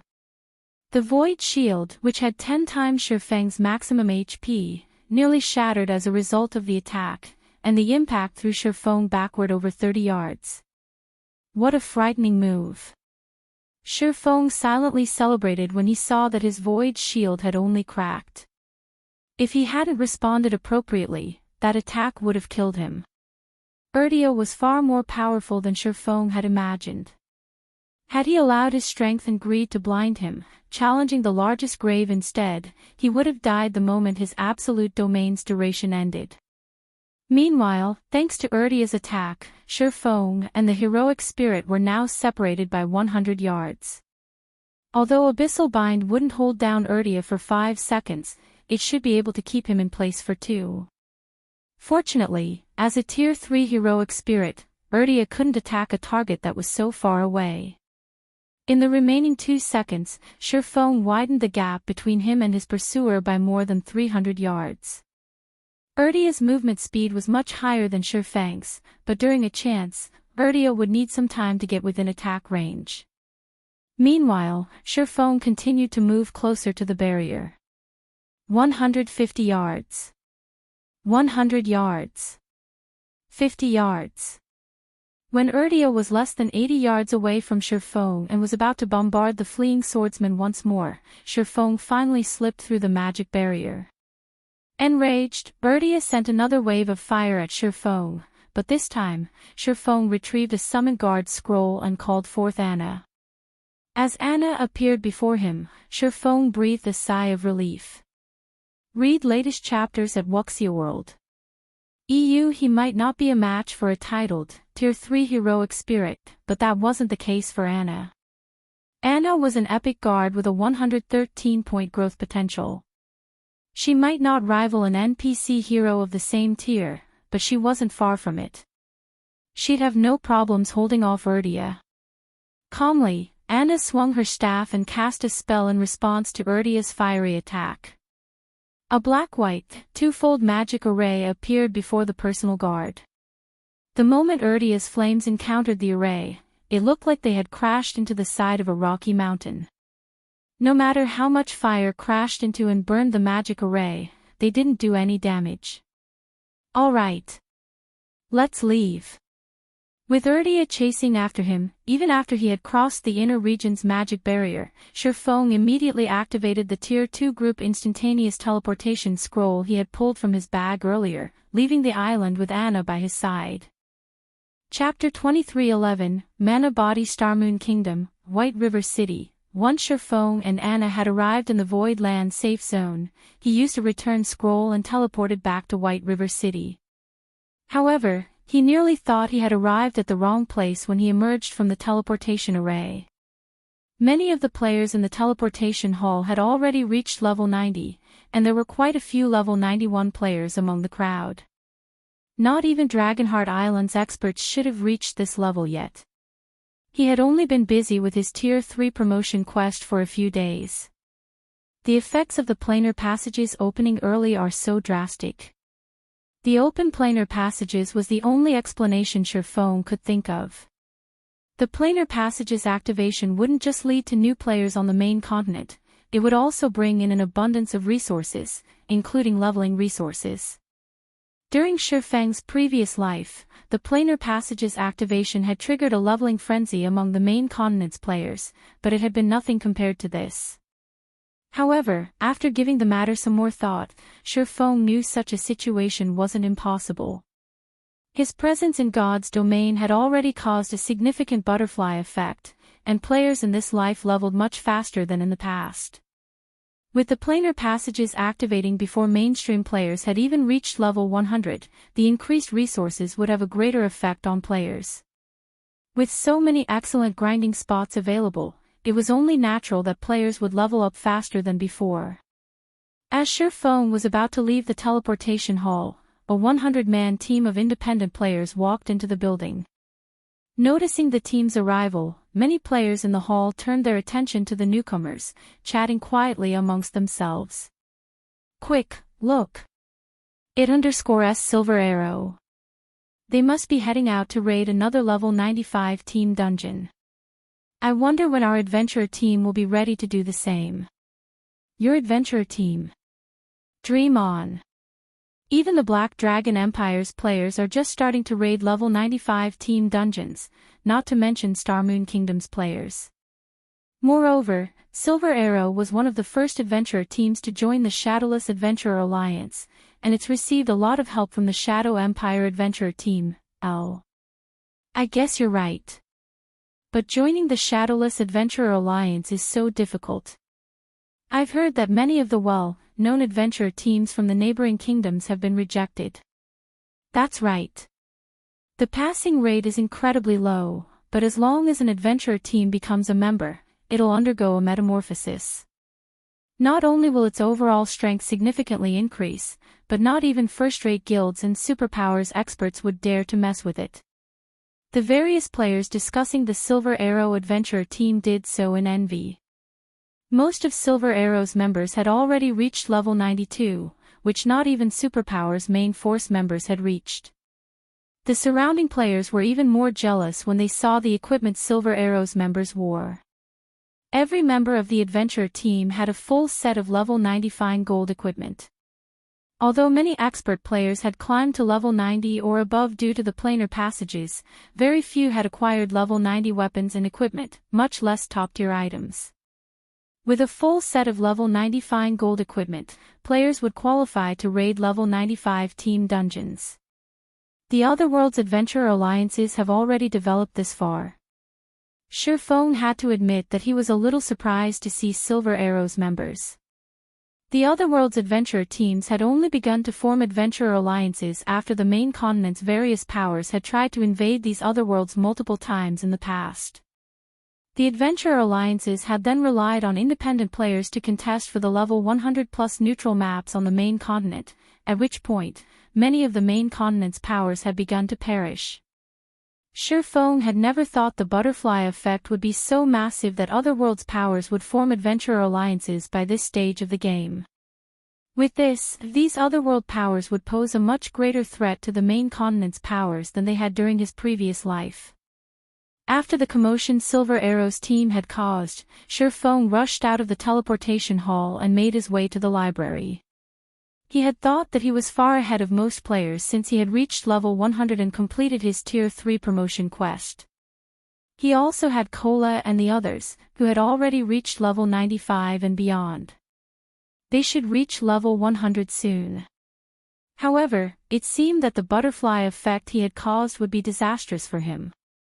If he couldn't quickly become a lord of a neutral map, as the various superpowers in the past had, both he and Zero Wing would vanish into history. Half an hour later, Shifeng arrived at the top floor of White River City's library. He found Charlene quietly reading an ancient tome from her throne at the far end of the Star Moon Hole. "You really know how to surprise people.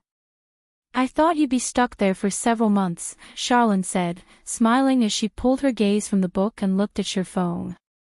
"Are you really prepared to inherit your legacy? You only have one opportunity. Your performance will greatly affect your future." "Yes, I'm ready." Shifeng nodded. The Tier 3 promotion quest consisted of 2 parts. Locating the lost legacy was the first part, and inheriting it was the second. The second part was also the most important of the promotion quest, in which one would change their body's mana framework. As a major turning point in God's domain, players' physiques and their body's mana framework would transform when they reached Tier 3. Of course, not all mana frameworks were equal. The difference in their strengths would even exist among players with ordinary Tier 3 classes. Players inherited a variety of legacies, and those with different mana frameworks would display varying levels of strength. However, these differences wouldn't display in a player's physique, but would affect the world's rules. For example, Tier 2 players could only survive for a short time in level 100+ neutral maps due to the area's environments, even if they just stood there and did nothing. In comparison, Tier 3 players could survive for a long time in a level 100+ neutral map due to their body's mana framework. The stronger a player's mana framework was, the greater their survivability would be in poor environments. Their mana framework would also largely impact their stamina and concentration recovery rates. This was why Tier 3 classes had such a huge impact in God's domain. Although Shifeng had already obtained his legacy, he wasn't out of the woods yet. His ability to inherit the legacy was far more important. Shifeng had only completed a Tier 3 Bronze legacy in the past, and although the Bronze legacy had been among the best of its peers, and he had formed a nearly perfect mana body, it hadn't been enough to get him through his Tier 4 promotion quest. Normally, only players with a silver-ranked mana body could survive in the harsh environments that served as the venue for Tier 4 promotion quests. As a result, he had always been a step away from clearing the quest in his previous life. Of course, if he had had a piece of legendary equipment back then, the results would have been different. Even a piece of fragmented legendary equipment would have changed the outcome significantly. Unfortunately, he never managed to find one, so he hadn't been able to cross that threshold. Read latest chapters at Wuxia World. EU, alright, this is your decision, but you must remember that your time is limited. Don't bite off more than you can chew. Charlene warned. Seeing how determined Shifeng was to see the rest of his promotion quest through, she began to chant the incantation. The sword mark on the back of Shifeng's right hand began to burn, and at the same time, countless divine runes appeared across his body, gradually forming a gigantic, fourfold magic array. 3 windows displaying mana body samples then appeared before him, each more complex than the last. Shifeng was ecstatic the moment he saw the magic array and sample mana bodies. The number of layers the magic array had, which would construct the mana body, represented the rank of the mana body that could be created. A single-layered magic array represented bronze rank, a 2-layered magic array represented silver rank, and so on. The mana body samples represented the complete mana body standard. The first sample represented the basic standard, the second represented the intermediate standard, and the third represented the advanced standard. However, the magic array that enveloped Shifeng now had 4 layers. He had never heard of a 4-fold magic array creating a mana body before. Chapter 23:12, Advanced Epic. Once Charlene had formed the magic array, a series of system notification rang in Shifeng's ears. System, congratulations on completing your Tier 3 promotion quest and obtaining the Blade Saint Legacy. Legacy completion rate 85%. Advanced Epic Legacy received. You have 4 hours to construct your mana body. System, congratulations on being the first player to complete the Tier 3 promotion quest. You will have 1 additional hour to construct your mana body. Epic rank. Shifeng was stunned when he read the system notifications. The highest rank mana body he had heard of during his previous life had only been gold rank, and only 1 out of every 10,000 experts had earned a gold-ranked mana body during their Tier 3 promotion quests. These experts had been powerhouses in level 100+ neutral maps, strong enough to give the various superpowers massive headaches. A gold mana body provided more than high adaptability to harsh environments, it also elevated players' stamina and concentration recovery rates to extraordinary highs. Players' stamina and concentration would recover by absorbing the mana around them. Depending on the density of the mana in the area, their recovery rates would increase by 30% to 60%.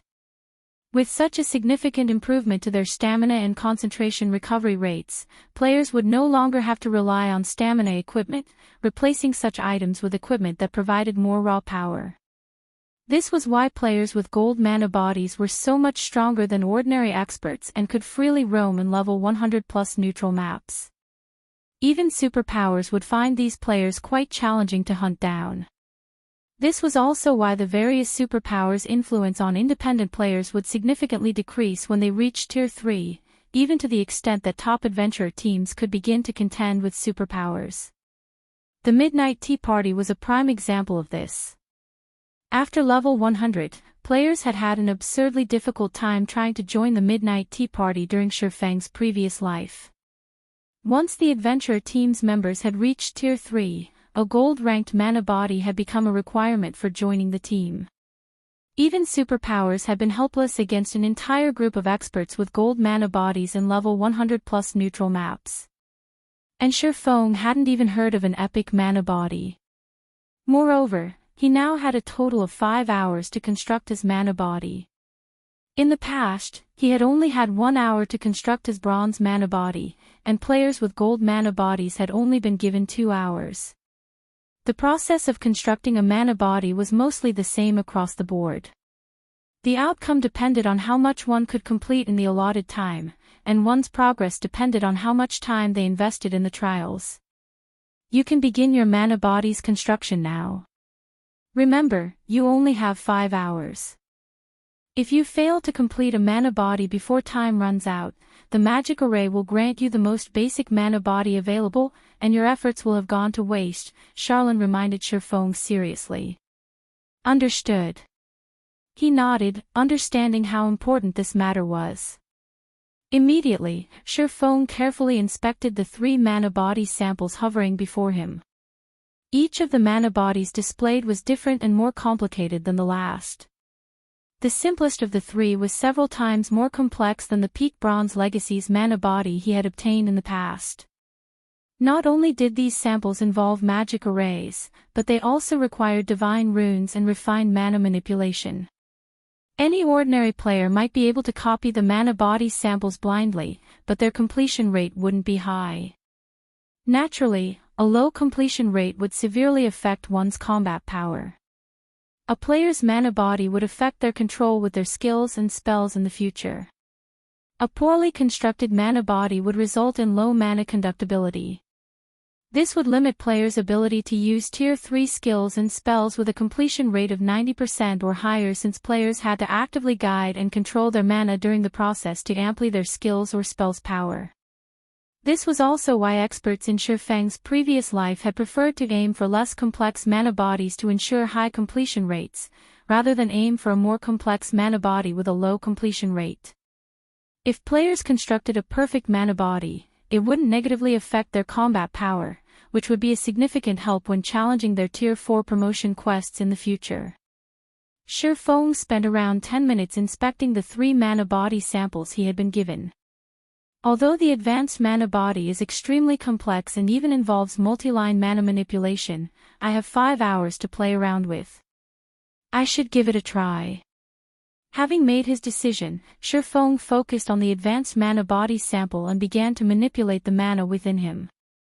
There might not be a huge difference between an intermediate mana body's environmental adaptability and that of an advanced mana body, but the difference between the 2 options' recovery rates and defense was massive. Naturally, players' defense would undergo a considerable transformation when they reached Tier 3 and obtained their mana body. Their toughness as a Tier 2 player couldn't even compare. With a mana body, a layer of protective mana would envelop their frame, making them less prone to physical injury, which would reduce their combat power from ordinary attacks. Naturally, the higher the mana body's rank was, the stronger this protective layer would be. It would also help players recover from physical injuries much faster. Time flew by. After nearly 20 minutes, Shi Feng had finally finished constructing his first mana body. Shi Feng could feel himself grow much stronger the instant he completed his mana body. Now, the surrounding mana actively flowed into him, giving him a mentally refreshed feeling. System, mana body constructed. Completion rate 64%. Do you wish to keep this mana body? I barely passed. Sure enough, the advanced mana body isn't easy to construct. Shi Feng gave the completion rate a bitter smile. But to think that this mana body is so powerful despite a 64% completion rate, an epic mana body is really amazing. Normally, a mana body with a 60% completion rate was only considered passable. If one failed to achieve a passing completion rate in the designated time, they'd be stuck with the default mana body.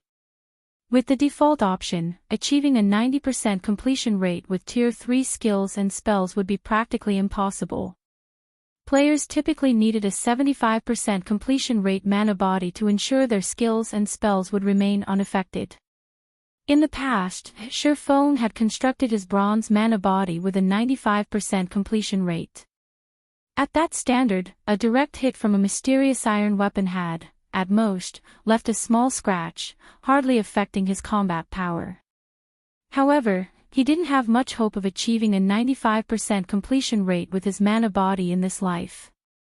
An epic mana body was simply too complex. His only goal was to get an 80% completion rate to avoid any negative effects to his combat power. Even with an 80% completion rate with an epic mana body, only secret silver weapons and better would be capable of physically injuring him. Shurfeng then started his second attempt. After the first attempt, he chose not to focus on speed. Rather, he took great care, slowly constructing the mana body. After more than half an hour, Shurfeng had ended up with a 72% completion rate, just short of the 75% threshold. Shurfeng invested a full hour for his third attempt, but he had only earned a 74% completion rate. What am I missing? He began to grow frustrated as he examined the advanced mana body sample again. He had already spent nearly half of his allotted time, yet he hadn't constructed an adequate advanced mana body. If he continued to waste time, he wouldn't even have enough time to attempt the intermediate mana body's construction. He had performed every step with great precision, yet he still only achieved a 74% completion rate.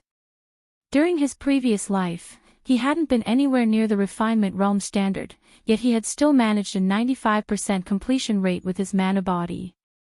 However, even as a domain realm expert, he had only reached a 74% completion rate. It was unbelievable. No, that's not right. Shurfeng suddenly snapped out of his daze. My mana manipulation hadn't been nearly as refined as it is now. I had glossed over some of the construction processes then, yet I still earned a 95% completion rate. This mana body sample is far more complex, but with my current standards, it shouldn't be this hard to achieve the same results. Read latest chapters at Wuxia World. EU is my thirst for perfection having the opposite effect. Thinking up to this point, Shurfeng began another attempt. This time, instead of trying to perfect all aspects of the construction process, he focused on certain parts, while glossing over the rest. This time, he completed the mana body in less than half an hour. The instant he completed his mana body, his 5 senses underwent a qualitative transformation. His affinity with the ambient mana skyrocketed. System, mana body constructed. Completion rate 91%. Do you wish to keep this mana body? Chapter 23:13, Prototype Domain. I succeeded. Shurfeng was momentarily stunned when he heard the system notification. He had never considered that he'd achieve a 91% completion rate. An epic mana body was many times more complex than a bronze-ranked version, and even achieving a 90% with a silver mana body was immensely difficult. There were very few players in God's domain that were capable of achieving a 90% completion rate with a gold mana body. As far as Shurfeng could remember, the player with the highest completion rate gold mana body had been Alice, the Witch of the West, in the past. She had managed to secure a peak gold mana body with a 98% completion rate. Of course, Alice was extraordinarily talented, which was why she had obtained such a high completion rate. Her manipulation of mana was simply godlike. Not even veteran domain realm experts could match her. Thanks to her powerful mana body, she had remained at the peak of God's domain even after becoming a Tier 6 mage god. The higher a mana body's completion rate, the more frighteningly powerful the mana body would be, especially for high-ranked mana bodies. Mana bodies might not provide any bonus basic attributes, but they offered significant increases to stamina and concentration recovery, defense, and self-healing capabilities. A gold mana body with a 98% completion rate could even reinforce players' control over their mana, allowing them to exhibit greater power with their skills and spells. Because of this, Alice had undergone a qualitative transformation after reaching Tier 3. Her mana manipulation had already been impressive, and after receiving the boons from her mana body, she had been able to achieve a 100% completion rate with practically all of her Tier 3 spells. Most peak experts had only been able to maintain a 90% completion rate with their Tier 3 spells after arduous training, yet Alice managed to level out at 100% in a very short time. After reaching a 90% completion rate with a Tier 3 spell, every additional percentage would significantly increase the spell's power. At 100% completion rate, a player's Tier 3 spell could even contend with the spell's Tier 3 heroes used. It was easy to imagine how devastating these spells would be against players. Although Shifeng hadn't achieved a 98% completion rate, earning a 91% was beyond his expectations. "I'll keep it." Snapping out of his daze, Shifeng promptly chose to keep his current mana body. There was no save option when constructing a mana body. If players gave up on a construction attempt, they'd have to start over.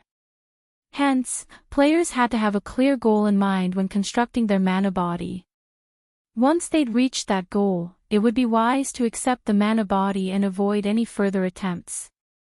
If one continued to seek a better outcome, they'd eventually run out of time and lose everything. Shifeng had seen many players make that mistake in his previous life. The endless pursuit of perfection was the reason that many expert players had been forced to delete their accounts and begin again. While players could set up a stronger foundation by starting a new account, they'd also lose out on many opportunities. Others would have already explored the low-level maps, leaving little for new players. When starting a new account, players weren't guaranteed to become as powerful as they had been with their old one. While part of the reason that Shifeng had achieved a 91% completion rate was his discovery of the correct thought process, luck was a larger part. He wasn't confident of repeating these results, and if he tried and earned an 89% completion rate, he'd just cry. There was a huge difference between a mana body with an 89% completion rate and one with a 90%. Mana bodies with a 75% completion rate or above wouldn't negatively affect players, and those with an 85% to 89% completion rate would receive a significant boost to their defense and stamina and concentration recovery. Mana bodies with a 90% to 94% completion rate, however, were considered top grade, and all of the aforementioned bonuses would be maxed out. If he had a high probability of achieving a 95% completion rate or above, another attempt might be worth the risk. A 93% or 94% completion rate wouldn't make much of a difference, after all. However, he'd be ruined if he earned a completion rate below 90%. After Shifeng accepted the mana body, the magic array around him flashed with a blinding light, and a horrific amount of mana gathered rapidly before flowing into him. As the torrent of mana filled him, Shifeng felt like his body had been set on fire. The burning sensation was far more intense than it had been with his peak bronze mana body. But as his advanced epic mana body began to take shape, Shifeng's perception of the world around him grew sharper. After 6 seconds, magic circuits began to surface across Shifeng's body, and the ambient mana steadily gathered within him. Although the magic circuits faded away 2 seconds later, the mana didn't stop flowing into him. System, congratulations. You have become a Tier 3 Blade Saint and obtained an advanced epic mana body. All basic attributes plus 400, all resistance plus 80. Attack power and attack speed increased by 30%, all basic attributes increased by 60%, and physique increased by 70%. Rewarding 80 legacy skill points. Finally, I got my body back. Shifeng was ecstatic as he felt the new changes. Tier 3. He had spent nearly a decade as a Tier 3 player during his previous life, so he was most familiar with this tier. Now that he had recovered to his peak, he could finally exhibit his true combat power. While Shifeng basked in the familiar strength, he noticed that his perception had become drastically sharper than before. He could even sense the flow of mana in the air. A prototype domain. The sensation astonished Shifeng. Is this an advanced epic mana body's ability? Previously, he'd only been able to perceive such details within a 30-yard radius around him by relying on his 5 senses. Now, however, his perception had extended to 50 yards away. Moreover, he felt like an absolute overlord within the 50-yard radius. Of course, he didn't actually have control over this area. He only had rudimentary control of the ambient mana. Even so, this was a prototype domain. A domain operated on the principle of controlling the mana in a specific area to create a miniature world that favored the player. Although he couldn't suppress his enemies with a prototype domain, he could manipulate the ambient mana and reduce the mana density where his enemies stood. The decreased density wouldn't affect players' basic attributes, but it would impact their concentration in battle. Such an ability would definitely grant him an edge in combat. Moreover, he could sense that his stamina and concentration recovery rates had improved by at least 70% due to his new mana body. He had also become tough enough that not even full-powered attacks from a secret silver weapon could easily injure him. In other words, if a player wielding a secret silver weapon struck the unprotected parts of his body, their damage would be reduced to the lowest possible value as if they had struck a piece of armor. Now that he had obtained his mana body, Shifeng opened his legacy skill menu to check for new skills. There were over 20 tier 3 skills available, and every one of them required at least 20 legacy skill points to learn. Some of the more powerful skills even required 50 points. Players that had failed to collect legacy skill points from unconventional means would be fortunate to learn 2 tier 3 skills upon reaching tier 3. Fortunately, that wasn't the case for Shifeng. With the points he had saved up thus far and the points he just obtained, he had nearly 100 legacy skill points to spend. Shifeng immediately spent 40 legacy skill points to upgrade Blade Liberation and Blade Awakening to tier 3. He then spent another 50 points to learn Void Slash, the strongest skill a tier 3 Blade Saint could learn. Void Slash, action type, requires Sword tier 3, proficiency needed to upgrade to tier 4, 0/100,000, manipulate the power of the void to execute 6 slashes. Each slash carries 150% of user's strength and causes 200% divine damage. User may transfer to the location of any of the 6 slashes. Read latest chapters at Wuxia World. EU cooldown, 8 seconds. Not only did tier 3 skills possess greater raw power than tier 2 skills, but they were also more capable of injuring high-tiered monsters. However, tier 3 skills had very long cooldowns. Those with immense power and short cooldowns, like Void Slash, were exceptionally rare. Normally, players try to learn several tier 3 skills and link them together to make up for the long cooldowns. However, with Void Slash alone, Shifeng could exhibit nearly the full potential DPS of a tier 3 player. Now that I've reached tier 3, it's time I lead everyone to a level 100 neutral map. With his new strength, Shifeng was confident that he could eliminate a level 100 Great Lord, even without Anna and Kite's help. Chapter 23:14, Tier 3 Powerhouse. When Shifeng left the library, he made his way toward the Adventurers Association.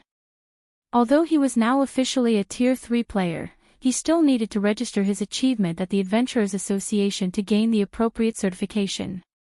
Gaining Tier 3 certification at the Adventurers Association was very important. Not only would it allow players to accept high-ranked quests appropriate for their tier, but they would also be acknowledged as true powerhouses in God's domain. They would then qualify to raid the Monarch bosses in neutral maps and become the area's ruler. This was also why the various powers had been so desperate to get their members to Tier 3 in the past. The Tier 3 turning point didn't simply differentiate experts from each other. It also determined whether or not one qualified to become a true overlord. After all, the various powers' true battlefield for hegemony in God's domain was in level 100+ neutral maps. Initially, Shifeng had planned to establish a guild town in a level 100 neutral map and slowly, steadily progressing towards lordship, but now that the planar passages had opened, and adventurer alliances had formed sooner than he had expected, he needed a more efficient plan. The planar passages activation hadn't just accelerated independent players' leveling speed. It had done so for the various powers, as well. Now, he didn't have as much time to conquer level 100 plus neutral maps. Zero Wing wasn't like the various superpowers. It lacked the manpower and resources to secure a foundation in level 100 neutral maps as quickly as superpowers could. Moreover, Zero Wing wouldn't be able to secure as much territory as the various superpowers. To establish a guild town in a level 100 neutral map, the ruling power would need to station a large number of players in the map long-term.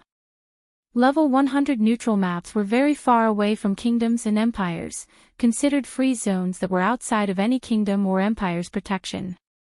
In addition, NPCs weren't particularly interested in visiting these guild towns due to the neutral map's harsh environments.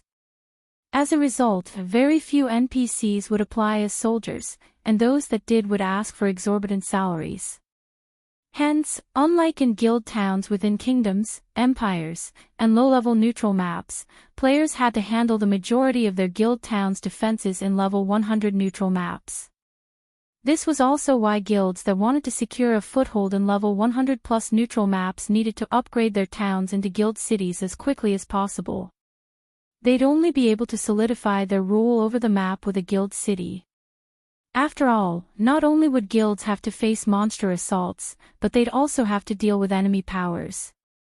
Establishing rule in a level 100 plus neutral map was already an intense challenge for guilds, and it would be especially difficult for Zero Wing, which lacked certain foundational aspects. The only solution Shifeng could think of was to become a lord. As a lord, players would have full authority over the territory they controlled, and they'd be able to recruit various neutral race NPCs. A lord could also establish their own knight division.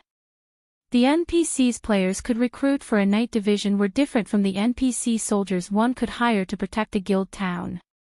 They were more akin to personal guards, and players could recruit these knights from various kingdoms and empires, nurturing them as they did personal guards. Once a player became a lord of a land, they could recruit up to 5,000 knights. Although that didn't seem like a lot, these knights were bona fide NPCs and would be immensely helpful when defending a guild's territories. While Shifeng traveled toward the Adventurers Association, he called Blackie. "Blackie, how are things coming along in the Northern Fortress?" Shifeng asked. He had spent quite a lot of time completing his promotion quest. Although he had told Blackie and the others not to contact him unless something important happened, and he hadn't received any calls, he refused to believe that Dragonheart Island's various superpowers were content to sit by and watch while Zero Wing earned a ton of profits from its newfound gold mine. The fortress's player population has already reached 1,500,000, and we're earning roughly 14,000 ancient gold per day. Dragonheart Island's various powers are practically dying with envy, especially War Blood. Because of the Northern Fortress's benefits, almost no one is visiting War Blood's Rock Nest Fortress. Blood Oath is likely losing his mind right now, Blackie said, chuckling. Also, as per your instructions, I purchased a plot of land near the World Tower a few days ago, and I bought a guild residence in Dragonheart City's inner area, so our guild has a temporary resting point in the city. Hearing how much Blackie had purchased over the last few days, Shifeng sighed ruefully. He had considered several thousand ancient gold an astronomical sum in his past life, yet now, he earned 14,000 ancient gold each day from the Northern Fortress alone. It was no wonder why the various superpowers had fought so hard to capture the Gravity Mountain Range's fortresses in the past. However, Dragonheart Island's powers have been developing rapidly due to the planar passage's opening. Quite a few superpowers now have their own small fortresses, and based on the reports I've received, Warblood, Starlink, and 13 Thrones are marching toward the Southern Tower Medium Fortress, Blackie said worriedly. If they're successful, we'll likely see a significant decrease to the Northern Fortress's income. It certainly won't benefit our development in Dragonheart City. Why don't we capture a few more fortresses, guild leader? Zero Wing now had quite a bit of manpower in the Gravity Mountain Range. With Phoenix Rain subordinates protecting the Northern Fortress, they had enough strength to capture the other fortresses. The Gravity Mountain Range only had so many fortresses. If they captured a few more, they should be able to maintain 70% to 80% of their profits, even if the northern fortress's income decreased. Let the other powers fight for the fortresses. We only need the northern fortress, Shi Feng said, chuckling. Also, notify all of the main force members to gather in White River City. We'll be heading to a level 100 neutral map. That's where we really need to be right now. The Gravity Mountain Range was an excellent place for players to grind for levels and resources right now, but it couldn't help players rise to prominence. A level 100 neutral map. Blackie's eyes glowed when he heard Shi Feng's plan. All right. I'll notify them right away. The Gravity Mountain Range had bountiful resources, but it paled in comparison to unexplored level 100 neutral maps. Moreover, Zero Wing's main force members would benefit more from grinding in level 100 neutral maps at their levels than they would from grinding in the Gravity Mountain Range. After disconnecting the call, Blackie began to gather Zero Wing's main force members and head toward White River City. Meanwhile, Shi Feng arrived at the Adventurers Association. The Adventurers Association was quite lively at the moment, with just as many visiting players as the city's auction house. The auction house wasn't the only construction that transformed after White River City's promotion. The Adventurers Association had similarly undergone a metamorphosis and now contained a lot more NPCs who visited to consign quests. Some of these quests included those in high-level neutral maps and escort quests to the kingdom's borders. If one were lucky, they might even find crusade quests to slay monsters in neutral maps. With the opportunity to earn both equipment and money available, the Adventurers Association had become a hub for many independent players. As Shi Feng entered the first-floor hall, he was greeted by the sight of a ton of level 90-plus players. Now, not even the Adventurers Associations in imperial capitals could compare to the prosperity the association in White River City enjoyed. Pushing his way through the crowd, Shi Feng quickly made his way to the second-floor hall and applied for his certification as a Tier 3 adventurer. After completing the process in a VIP reception room, the Adventurers Association officially recognized Shi Feng as a Tier 3 powerhouse. Read latest chapters at Wuxia World. EU, Lord Bronze Legatee, is there anything else I can help you with today? The elven woman who had received him asked, smiling. I wish to see the Monarch Crusade quests for Cold Spring Forest, Shi Feng declared. Cold Spring Forest was the closest level 100 neutral map to Star Moon Kingdom, and it was one of the few level 100 maps with a relatively comfortable environment. Many Tier 2 players had grinded in the Cold Spring Forest after reaching level 100 in the past, including Shi Feng himself. However, the various superpowers had taken control of the map's 6 regions by the time he had reached Tier 3. Now that he was the first Tier 3 player in the game, he couldn't miss this opportunity. Chapter 23:15, Ice Dragon Heath. Wait. After Shi Feng made his request, the Elven Administrator made a quick trip to the Adventurers Association's reference room and returned with 7 parchment scrolls. Lord Bronze Legatee, here are the crusade quests you've requested. Here is the information on all 7 of Cold Spring Forest's monarchs, the Elven Administrator said as she placed the scrolls on the table. 7 monarchs. Shi Feng was a little surprised when he saw the 7 ancient scrolls. In God's domain, only one monarch would manage a region, and as far as he knew, Cold Spring Forest only consisted of 6 regions. This meant that there should only be 6 monarchs. He had never heard of a 7th. My lord, I have to remind you that you may only accept one crusade quest.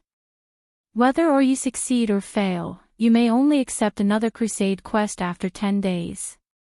The materials needed to create the transfer stones are quite expensive, as well. Please, choose wisely, the Elven Administrator explained. Shi Feng had already known all of that, and nodding silently, he began to inspect the scrolls. He wanted to know if the information he had obtained during his previous life had changed. If Cold Spring Forest's monarchs had massively changed due to his reincarnation, his plans would come to an abrupt end. A monarch was no ordinary field boss. They might not be as powerful as level 100+ world bosses, but they were considered superior mythic monsters. They could kill tier 3 players as effortlessly as squishing ants. Trying to raid such a boss with a tier 3100-man team the same level would be futile. Players needed to rely on special means to raid a monarch. After browsing through the information for 10 or so minutes, Shifeng breathed a sigh of relief. Thank goodness everything's the same as I remembered. The only difference is the extra monarch. But even as he sighed, his gaze was glued on the extra monarch's information. The 7th monarch was part of the legendary dragon race, the Ice Dragon, Heathwaite. Meanwhile, the region Heathwaite ruled over was the Cold Spring Canyon, which was located in the Cold Spring Forest Central region. Cold Spring Canyon had been quite famous in the past in God's domain due to the extremely rare Arctic water it produced. Arctic water was one of the few items in God's domain that could improve a player's adaptability to their environment. The effects might not be astounding, and the item was useless to players with gold mana bodies or better, but it would be tremendously helpful to tier 2 players when they challenged their tier 3 promotion quests. This was why so many powers had fought for control of the Cold Spring Canyon during Shifeng's previous life. Shifeng had never dreamed that someone could actually rule over the Cold Spring Canyon. Without any more hesitation, Shifeng accepted the crusade quest to hunt the Ice Dragon, Heathwaite. Are you sure you wish to accept this quest, Lord Bronze Legatee? We only have one transfer stone connected to the Ice Dragon's lair left. If you fail this quest, you will not be able to accept it again in the future, the Elven administrator warned when Shifeng selected the crusade quest that had remained untouched for over a century. I'll take it, Shifeng said with determination. He'd have a high chance of success with hunting the other monarchs thanks to his memories, but the Cold Spring Canyon was simply too valuable to give up. Technically, he could hunt one of the other 6 monarchs first and raid the Ice Dragon after the 10-day wait, but covering one area would be quite taxing on the guild with Zero Wing's current standards. Zero Wing simply couldn't manage 2 areas. Since he was limited to a single area, he had to choose the best option available. Even if he failed, he could prevent another power from obtaining the Cold Spring Canyon. The cost to teleport to Heathwaite's lair is quite high. You will have to pay 10,000 gold and 20,000 magic crystals as a deposit. If you complete the quest, we will return the deposit in full, as well as pay you your deserved remuneration. If you fail, however, your deposit will be forfeit, the Elven administrator said seriously. That's fine. Shifeng had already prepared for this cost. He handed the Elven administrator the deposit in exchange for a gray-white crystal. This crystal was none other than the transfer stone for the Ice Dragon's lair. After obtaining the transfer stone, Shifeng made his way to the candlelight trading firm to retrieve some of the dark gold weapons that had been stored there. He then upgraded the Abyssal Blade to level 90, which was as high as he could upgrade the magic weapon right now. Level 95 weapons were still considered a luxury, not to mention level 95 dark gold weapons. Fortunately, the Abyssal Blade's attack power and attributes were only slightly lower than those of a level 100 epic weapon, despite the fact that it was only a level 90 magic weapon. The Abyssal Blade would be more than enough for Shifeng's needs. Shifeng then visited the candlelight trading firm's second basement floor, which was where he stored his most important items. A guild residence was quite secure, but the candlelight trading firm in White River City was many times safer than Zero Wing's guild hall. At this point, only Tier 4 players would have any hope of breaking past the shop's defenses. At this moment, an NPC guard stood before the warehouse on the second basement floor. He was a level 100, Tier 3 fine gold guard, and unless one had permission, not even a Tier 3 Apex expert would get past him. The candlelight trading firm's defenses were impressively strict. With the help of the Grandmaster Forger Celiora, Shifeng had previously recast the disintegration armor, a piece of legendary equipment, yet despite being unfinished, it was too powerful for Shifeng to use. Moreover, carrying the disintegration armor on him wasn't safe, so he had stored it in the candlelight trading firm's underground warehouse. First, he didn't want to risk losing it, even if the chance of it dropping upon his death was negligible. Second, even after recasting it, the disintegration armor's aura would still attract ores, especially powerful, high-tiered ores. If he had attracted a powerful ore's attention as a Tier 2 player, he would have been helpless. Furthermore, he couldn't equip it yet. He had coveted legendary items for a long time. He had heard countless stories of players who owned a legendary item in his previous life. There were tales of Tier 4 players defeating Tier 5 players and Tier 5 players slaying Tier 6 God-ranked players. One player had even soloed a Tier 5 dragon. Read latest chapters at Wuxia World. Yet, the piece of legendary equipment he had gone to great lengths to obtain was an unfinished product, and its minimum use requirement was Tier 3. To make matters worse, he hadn't even been able to inspect its attribute panel until he had reached Tier 3. Holding on to the disintegration armor would have only frustrated him. Now that he had finally reached Tier 3 and met the minimum requirements to equip the disintegration armor, it was time to retrieve it. With a piece of legendary equipment, defeating the ice dragon, Heathwaite, would be far easier. Legendary items could, after all, allow players to transcend tiers, and as a Tier 3 player, he should be able to contend with a Tier 4 ice dragon with the disintegration armor equipped. Once he entered the warehouse and arrived before the disintegration armor, Shifeng chanted an incantation to release the seal protecting it. As soon as the seal faded, crimson energy pulsed away from the pitch-black chest piece, spreading. A pressure that would even make Tier 2 experts uncomfortable began to fill the warehouse. As the disintegration armor's aura swept over him, Shifeng felt his blood begin to boil as bloodlust wormed its way into his mind. Taking several seconds to suppress the maddening feeling, Shifeng tapped on the disintegration armor to inspect its attribute panel. Chapter 23:16, Armor of Legend. Space itself faintly began to crumble as it was exposed to the disintegration armor's disintegration power. Despite having reached Tier 3, the moment Shifeng touched the armor, he could feel the mana in his right arm vibrate and felt signs of it beginning to break down. Mana dispersal. The sensation in Shifeng's right arm stunned him. He hadn't had a particularly clear idea of what the disintegration armor had done to him when he had been Tier 2. He had only felt a strong, stifling pressure from the armor. Now that he was Tier 3, however, he could sense the disintegration power blocking and destroying the mana within him. After a slight touch, the mana density in his right arm had significantly decreased. If he maintained contact with the disintegration armor for a long period, it would utterly destroy the mana that coated his body.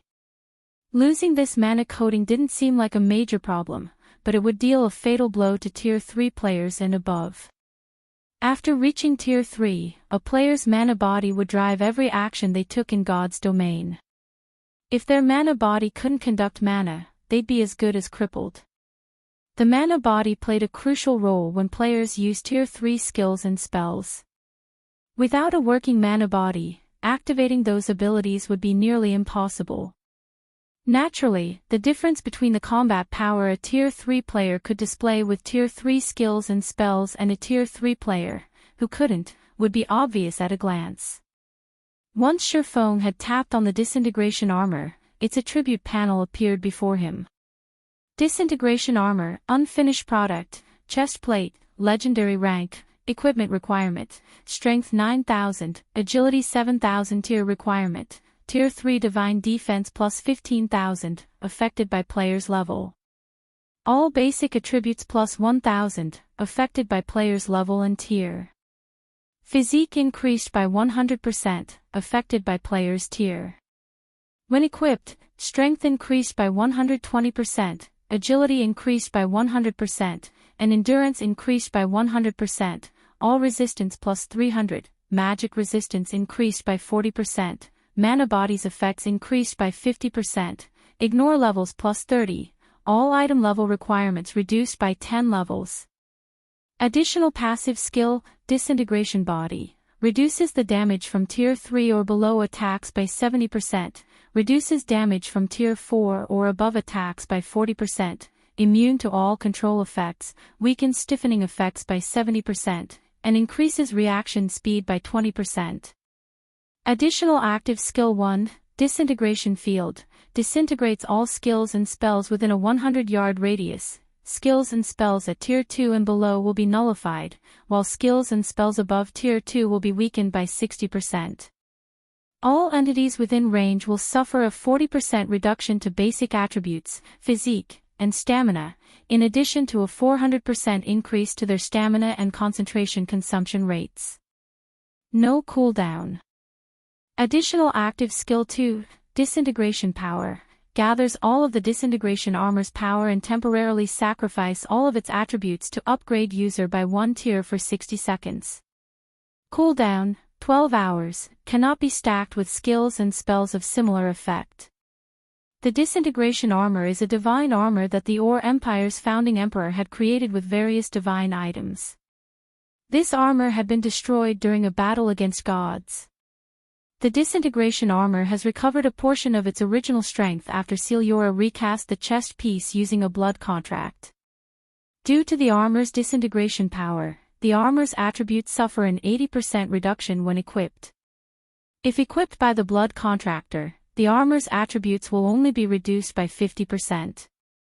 God crystals required to repair the disintegration armor fully, 0/10. Amazing! Shifeng's eyes glowed as he read the disintegration armor's attribute panel. Before this, he hadn't had a clear idea of what a true legendary item's attributes would look like. He had only heard of legendary items during his previous life.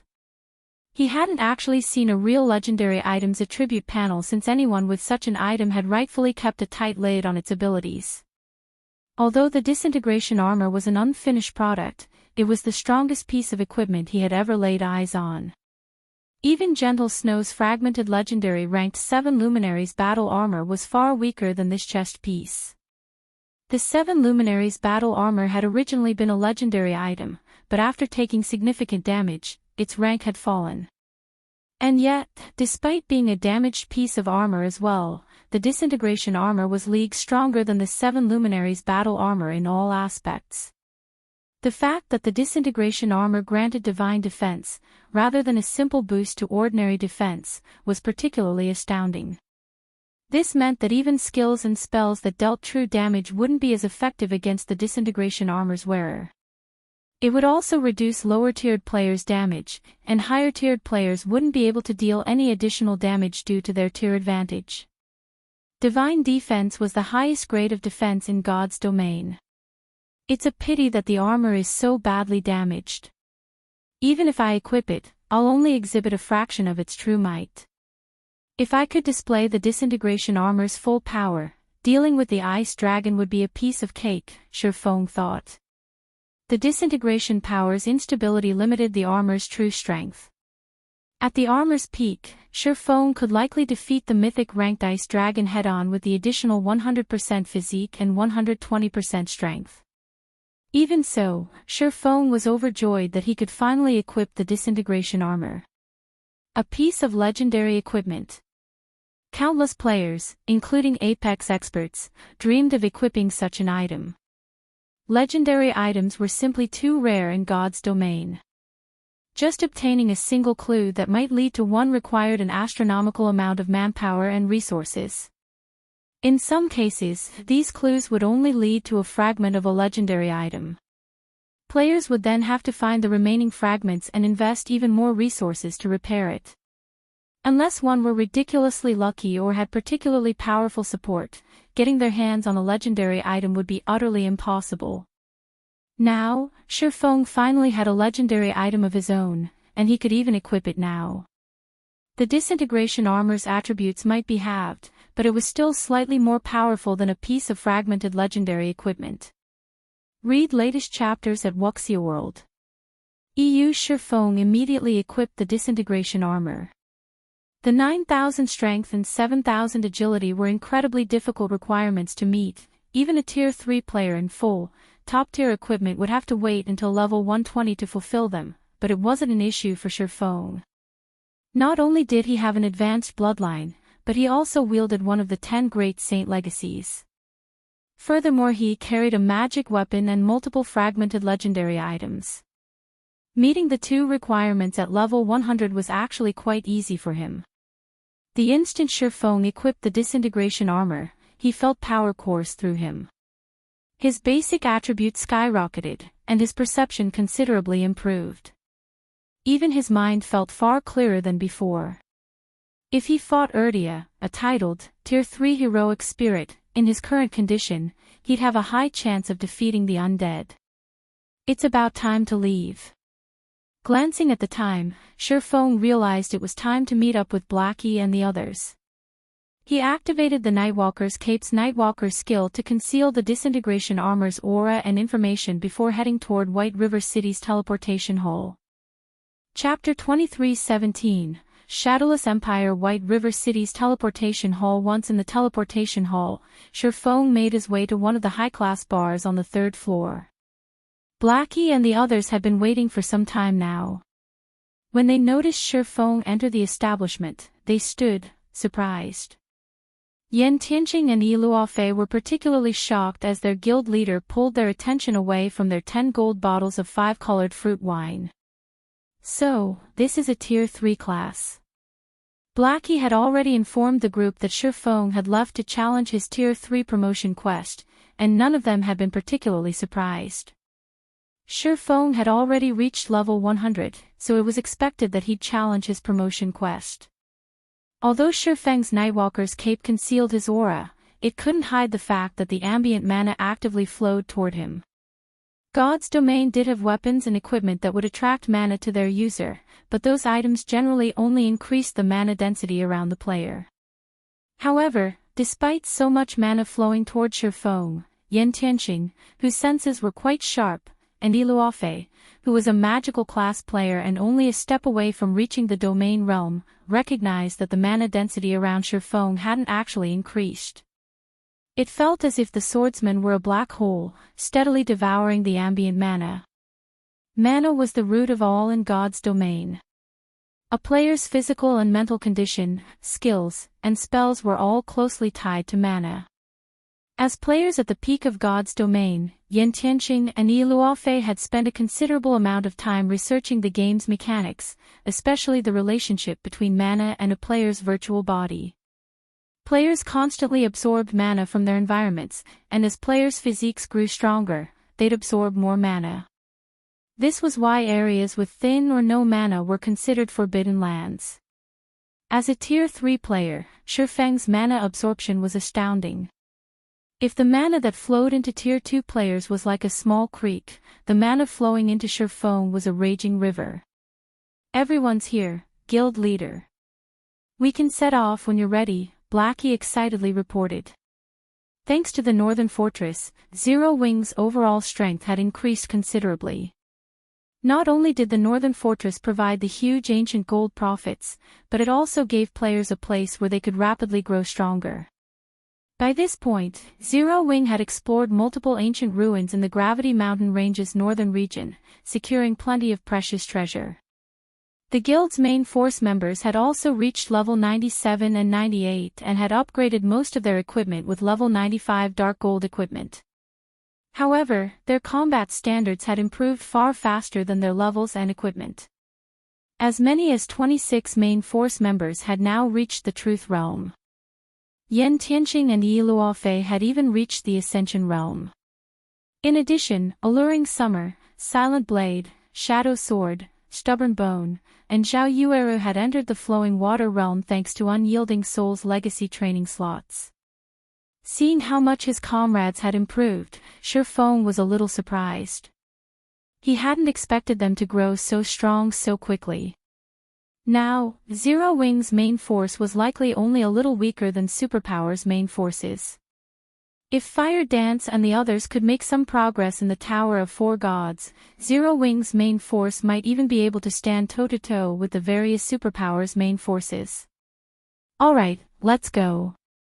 Shifeng nodded as he joined the team. He led everyone to a teleportation array and traveled to the border town closest to the Cold Spring Forest. He then used the 7 Luminaries Ring spatial gate to transport the team the rest of the way. Cold Spring Forest was a level 100 neutral map, as well as a junction to other level 100 plus neutral maps. Thus, it was quite far from civilization. Players would have to cross over a dozen large maps to reach the Cold Spring Forest from Starmoon Kingdom. Getting there was especially troublesome without a flying mount. Of course, Shi Feng had the Thunder Eagle and the Seven Luminaries ring. After teleporting multiple times, Shi Feng and his team finally arrived before the cave that led to the Cold Spring Forest. The Cold Spring Forest was meant to help players transition from Tier 2 to Tier 3, unlike other level 100 neutral maps with harsh environments. Not only was this a comfortable area for players to grind, but it was also home to a large number of ancient races. The forest was also under an ancient seal's protection, so players would have to defeat the map's guardian boss and remove the seal before they could explore the map. Even with a flying mount, entering the map was impossible without completing those tasks. Guild leader, I see people. Minor Wind, who had long since reached both the Refinement Realm and Truth Realm, quickly discovered players' tracks as they arrived before the cave. It looks like there's a lot of them. I'm guessing these tracks are from a 200-man team. Others have already found this place. Shi Feng was stunned. Although this cave wasn't as dangerous as a level 100 neutral map, the monsters within were still level 97 plus lords and great lords. Quite a few Grand Lords wandered within the cave, as well. Surviving here was no easy task. In addition, the cave was particularly dark, suppressing players' 5 senses to a certain degree. A 100-man team of current experts wouldn't last more than 10 minutes inside the cave. Even a superpower's main force would struggle to get through. There were simply too many monsters, especially since the cave should still be largely unexplored. Guild leader, should we head inside? Blackie asked. They were trying to maintain a level of secrecy. If they encountered other players, news of their operation would spread. Although they were only heading out to explore a level 100 neutral map, which shouldn't be much of a problem, they couldn't guarantee that other powers wouldn't try to take advantage of their operation. No need to worry. Let's just go, Shi Feng said, shaking his head. Even if other powers learned that they were exploring the Cold Spring Forest, they couldn't cause any problems for Zero Wing's team. Other players weren't even guaranteed to get through the cave and into the forest, much less take advantage of the operation. Following which, with Cola, Yi Wumian, and Turtledove led the way into the cave. Visibility was poor in the dimly lit cave.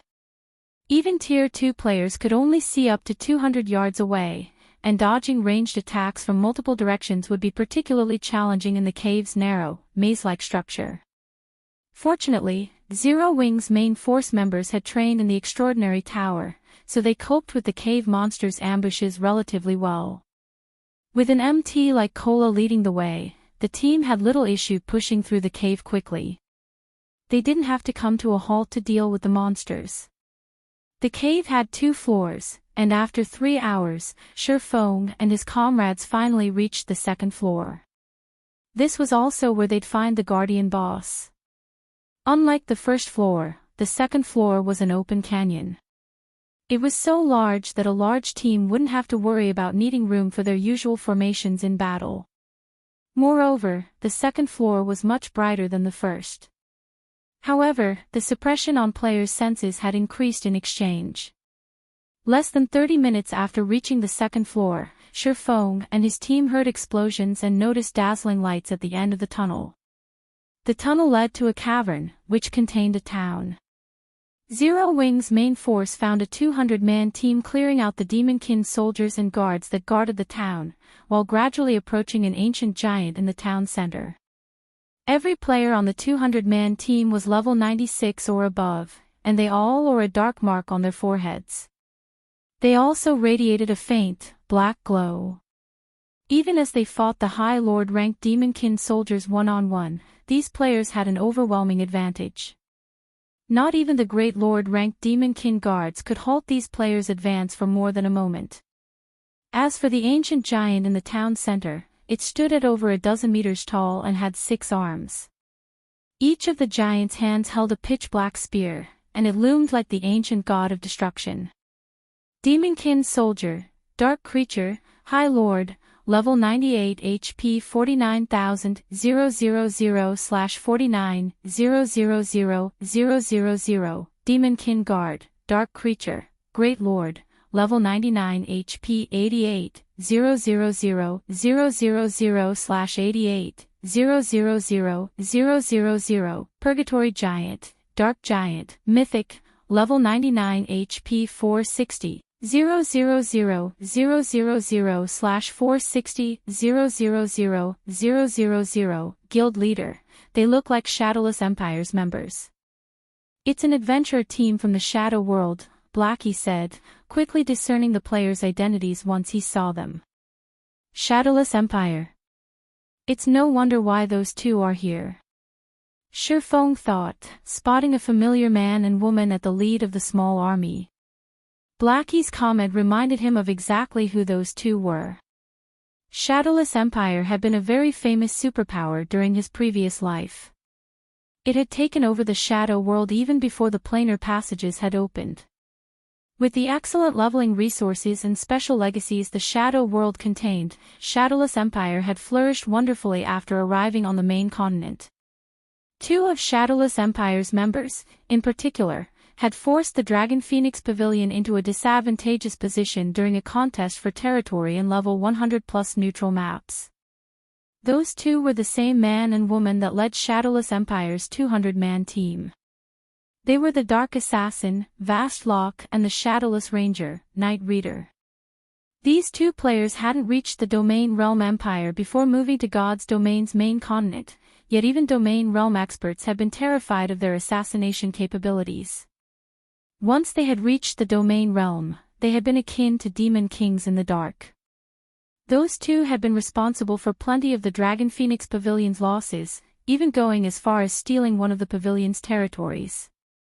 Meanwhile, shortly after Zero Wings members discovered Shadowless Empire's team, Shadowless Empire's members noticed them, as well. Read latest chapters at Wuxia World. EU, Commander, those are Zero Wings members. Should we get rid of them? A level 96 Dark Berserker asked, making a throat-cutting gesture as he glanced at Zero Wing's main force. I hadn't thought Zero Wing would reach this place. It's no wonder why everyone's insisted that Starlink and the various superpowers can't seem to deal with the guild, Night Reader said, chuckling. Night Reader was a slender woman with vibrant red hair. She wore epic chainmail and wielded an ancient, crimson bow, as well. It's a pity that their era in God's domain has come to an end. Zero Wing is simply wasting its time by coming here.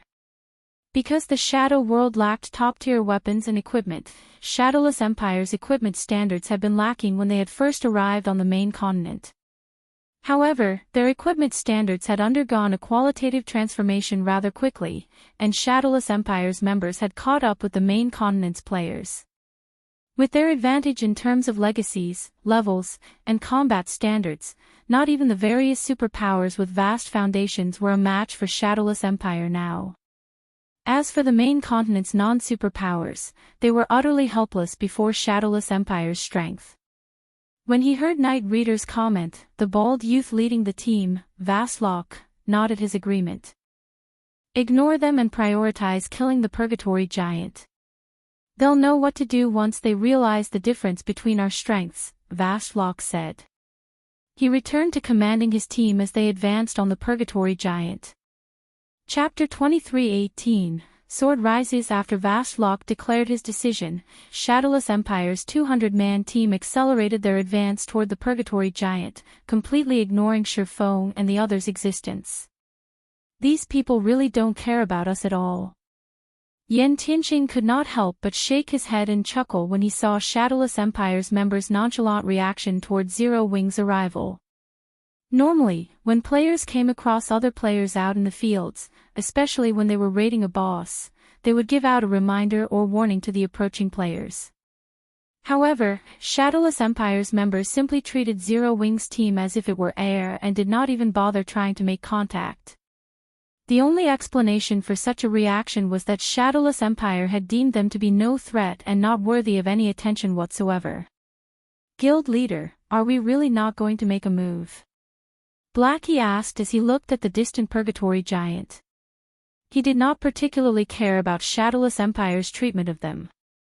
However, since the guardian boss of this cave served as the key to the Cold Spring Forest, its loot might provide them with some help once they entered the neutral map. We're only traveling toward the Cold Spring Forest. Having someone to open up a path for us is a good thing, Shifeng said, chuckling. He then instructed everyone to get some rest first. He had no intention of snatching the boss from Shadowless Empire at all. The Purgatory Giant was indeed a very important boss. After killing it, not only would players gain access to the Cold Spring Forest, but they would also obtain a special item called Purgatory Core. When activated, the Purgatory Core would create a natural barrier with a 200-yard radius that would help players adapt to level 100 neutral maps. The barrier's effects were similar to Arctic Water, except that Arctic Water was only effective for one player while the Purgatory Core applied to a specific area. For Tier 2 teams looking to grind and level 100+ neutral maps, the Purgatory Core was a very useful item. Killing the Purgatory Giant provided no other benefits aside from these two. Meanwhile, his goal was to kill the Ice Dragon Heathwaite and occupy the Cold Spring Canyon. To him, the Purgatory Core held no meaning. After all, once he occupied the Cold Spring Canyon, he could obtain Arctic Water much more easily. At that time, let alone a 100-man team, even strengthening a 1,000-man team wouldn't be difficult. I guess you're right. Blackie nodded, as he found Shifeng's words reasonable. He then sat down on the ground and started recovering his stamina and concentration. The Purgatory Giant was a level 99 mythic boss. Moreover, it belonged to the giant race. Its life rating was considerably high, so raiding it would not be easy. Since Shadowless Empire was willing to raid it for them, they could use this opportunity to conserve their strength for the Cold Spring Forest. While Zero Wings members rested in a distant location, Shadowless Empire's members, who were only 500 yards away from the Purgatory Giant now, also noticed what Zero Wings members were doing. It seems these people are quite smart. Had they dared try to snatch the boss, I'd make sure they got a good beating, a level 96 Dark Berserker said, smirking when he saw Zero Wings members sitting down and resting. I doubt that's the case. I bet they want to use us to test the Purgatory Giant's prowess, so that they can have an easier time raiding it afterward, Night Reader said as she glanced at Shifeng and the others, a bright smile blooming on her face. It's a pity that they're looking down on us too much. Shadowless Empire was the ruler of the entire Shadow world. Its capabilities were far beyond anything the main continent's various superpowers could imagine. Although the Shadow world was only the size of a kingdom, as one of the higher standard otherworlds, it possessed resources that many superpowers coveted. However, despite the superpowers' numerous attempts to seize the Shadow world, Shadowless Empire always emerged victorious. Alright, focus. The boss has already sensed us. Everyone, get ready. Vastlock suddenly shouted when he saw the Purgatory Giant opening its eyes. The Purgatory Giant's awakening immediately panicked the wandering Demonkin soldiers and Demonkin guards. The moment the Purgatory Giant opened its eyes, everyone present felt a horrific aura wash over them, even Zero Wings members, who sat several thousand yards away. Based on its aura, the Purgatory Giant was definitely much stronger than ordinary mythic monsters. Moreover, space within a 500-yard radius of the Purgatory Giant started changing upon the Guardian Boss's awakening, the gravel on the ground shattering. After awakening, the Purgatory Giant immediately advanced towards Shadowless Empire's members and thrust its 6 spears at them, the spears tearing apart the space they passed through. Just as the 6 spears were about to reach Shadowless Empire's members, 6 shield-bearing Dark Knights jumped forward and met the spears in battle, the bodies of these Dark Knights radiating a bright, black light while the dark mark on their foreheads glowed a faint crimson. Boom! Boom! Boom!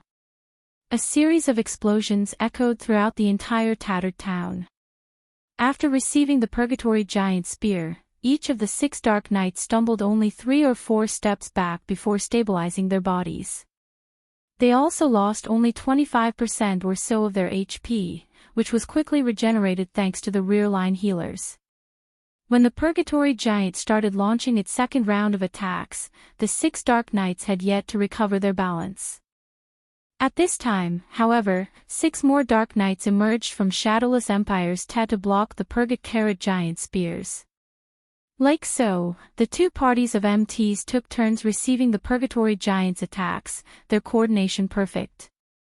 Due to their perfect execution and timing, the 12 MTs prevented the Purgatory Giant from inflicting any harm on the rest of the team.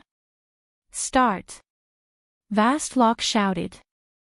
Upon hearing Vastlock's command, the Cursemancers at the rear line immediately cast Dark Devour. In the next moment, a black puddle formed beneath the Purgatory Giant's feet, the black liquid continuously crawling up the giant and threatening to consume it. Although the spell did not deal any damage, it applied a significant speed debuff. This situation instantly reduced the pressure on the team. Immediately after, Shadowless Empire's members started bombarding the boss in a frenzy. Taking the lead to attack, Knight Reader drew her Crimson Bow and sent a crimson light pillar shooting at the Purgatory Giant. -331,564. With just one attack, Knight Reader halted the movement of one of the Purgatory Giant's arms. At this time, Vastlock had also made his way to the Purgatory Giant's back and stabbed his 2 pitch-black, glowing daggers at the mythic boss. The instant the 2 daggers touched the Purgatory Giant's skin, 2 black beams pierced through the boss, each beam causing over -200,000 damage. The basic attributes of these people are high. Every one of them is like a great lord. This is especially true for that assassin and ranger. Those 2 are most likely superior to great lords of the same level in terms of basic attributes. Moreover, these people can perfectly combine their combat techniques with their skills and spells. It's no wonder they're so confident in taking down the Purgatory Giant, Enchanting praised as he watched Shadowless Empire's members fight. At this stage of the game, the majority of the main continent's experts were still experimenting with combining combat techniques with skills and spells. However, Shadowless Empire's members had already accomplished this feat, allowing their Tier 2 skills and spells to undergo a qualitative improvement. Just 30 minutes later, the Purgatory Giant finally went berserk. Shadowless Empire's members started activating their berserk skills, one after another, in response. When Vastlock and Knight Reader activated their berserk skills, without even activating twofold berserk, their basic attributes already reached the standard of mythic monsters. As a result, they managed to endure the Purgatory Giant's berserk phase and eventually slew the mythic boss. Along with the Purgatory Giant's death, the magic barrier that protected the Cold Spring Forest started crumbling. The seal on the cave leading to the Cold Spring Forest was also removed. Meanwhile, beyond the cave, one could now see a snow-covered forest. After killing the Purgatory Giant, Shadowless Empire's members did not rest for long. As soon as they finished collecting the boss's loot, they made their way into the Cold Spring Forest. As they left, they glanced at the distant Zero Wing members, with gleeful expressions. Ha ha ha. Zero Wing's members must be dumbfounded after seeing us defeat the Purgatory Giant, the Dark Berserker carrying a 2-handed axe laughed. Although we got to show them the gap in strength between us, they now get to enter the Cold Spring Forest without putting in any effort, Knight Reader grumbled. There's nothing wrong with letting them gain some advantage. Zero Wing is Starmoon Kingdom's #1 guild. Its influence also reaches multiple kingdoms and empires. If we want to establish a foothold in the main continent quickly, we can make use of Zero Wing's strength, Vastlock said. After Vastlock's words, Shadowless Empire's members no longer said anything. Instead, they simply focused on traveling to the Cold Spring Forest's inner area. Roughly 5 minutes after Shadowless Empire's members entered the forest, a deafening roar suddenly echoed throughout the forest. How is this possible? A grim look surfaced on Night Reader's face when a group of fully armed dragonkin suddenly emerged from the snowy forest ahead. However, what shocked her the most were the numbers and strength of these dragonkin. Dragonkin Fighter, Dragonkin, Lord, Level 100 HP 63, 000/63, 000/000, Dragonkin Captain, Dragonkin, High Lord, Level 101 HP 135, 000/135, 000/000, Dragonkin Warrior, Dragonkin, Great Lord. Level 101 HP 220 000/220 000/000. The inferior dragon standing before their team numbered more than 1,000, and even the weakest dragonkin fighter had an aura that was no weaker than that of the Great Lord-ranked demonkin guards they faced before. As for the Great Lord-ranked dragonkin warriors, their auras were just slightly weaker than that of the Purgatory Giant. Moreover, there were 3 of them. Defensive formations. Vastlock shouted. By the time Vastlock gave his command, however, the Dragonkin army was already charging at them. Although Shadowless Empire's members could barely hold their ground against the Lord-ranked Dragonkin fighters, they were at a severe disadvantage against the Dragonkin captains, inferior in terms of both basic attributes and reaction speed. When one of the Dark Knights failed to defend himself in time and got hit by the saber of a Dragonkin captain, he instantly lost over 1/4 of his HP. As for the Dragonkin warriors, Vastlock and Night Reader had to coordinate with each other just to pin down one. Stopping the remaining 2 Great Lords was beyond them. Retreat! Retreat to the cave! Vastlock shouted when he saw the 2 unfettered Dragonkin warriors slaughtering his teammates. Retreating was now their only option. Otherwise, a team wipe was inevitable. As Shadowless Empire's members continuously fell back, they eventually came across Zero Wings members, who had also entered the Cold Spring Forest.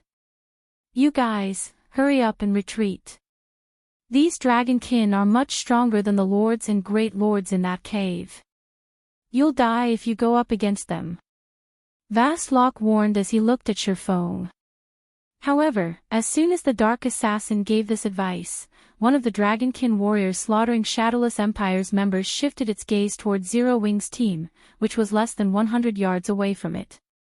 Squinting its eyes, it immediately charged toward Zero Wing. Read latest chapters at Wuxia World. EU, they're doomed. Night Reader could not help but look at Zero Wing's members in pity at this sudden turn of events. The Dragonkin warriors possessed very high reaction speeds and intellect. These Great Lords posed an enormous threat even to Shadowless Empire's members, not to mention Zero Wing's members. However, just as the Dragonkin warrior arrived before Zero Wing's team and was swinging down its saber, a sword light suddenly struck at it. Suddenly, the Dragonkin warrior let out a wheeze as its 4-meter-tall body shot backward like a bullet and crashed heavily into a nearby tree, the massive tree shuddering at the impact. Chapter 23:19, Tier 3. As if time had stopped, silence fell over the entire Cold Spring Forest. Whether it was the Dragonkin or Shadowless Empire's members, they were all in a daze as they looked at the Dragonkin warrior that had collapsed before the large tree. At this moment, not only was the Dragonkin warrior in a heavily injured state, but its silver armor even sported a large cut. If one looked closely, one could even see the white, broken bones of the Dragonkin warrior beyond this cut. If not for God's domain setting that made it so that creatures would die only if their HP fell to 0, the slash from before would undoubtedly have taken the Dragonkin warrior's life. Even so, the attack still took away a large chunk of the Dragonkin warrior's HP. What did he do? Night Reader could not help her shock as she stared at Shurfong, the person who executed the attack on the Dragonkin warrior. Previously, when she used her trump card to attack the Dragonkin warrior, she had only managed to make it stumble back 1 step. Shurfong, on the other hand, heavily injured the Dragonkin warrior with just 1 stroke of his sword. For a moment, she wondered if the main god system was playing a joke on her. After all, she was currently level 97. She was also equipped in 4 pieces of epic equipment and a top-tier epic weapon. In addition, she had a special legacy that increased her basic attributes and physique by a significant margin when fighting in darkness. Even the apex experts of super guilds were most likely no match for her when it came to basic attributes. Now, however, Shifeng, who looked very ordinary and gave off no aura whatsoever, actually surpassed her strength by several degrees. No matter how she looked at this situation, she simply could not bring herself to accept it. He is probably Zero Wings guild leader, Black Flame. According to rumors, he has already reached level 100, Vast Lock guessed as he looked at Shifeng, his evaluation of Zero Wing increasing by a grade. Even if he is level 100, there is no way he can have enough strength to send the Dragonkin warrior flying. We can't, even if we activated our berserk skills, Knight Reader said. Although the Dragonkin warrior was only a great lord, its strength was just slightly inferior to the mythic-ranked purgatory giants. Even if they activated a berserk skill, they would, at most, just match the Dragonkin warrior. In order to send it flying over 20 yards, they would need strength at the standard of mythic monsters, at the very least. Of course, it's impossible just by reaching level 100. However, I suspect that he has already completed his Tier 3 promotion quest, Vast Lock said in a definite tone. Tier 3. How is that possible? Knight Reader simply could not bring herself to believe Vast Lock's speculation. Previously, she already considered the rumor of Shifeng reaching level 100 a wild exaggeration.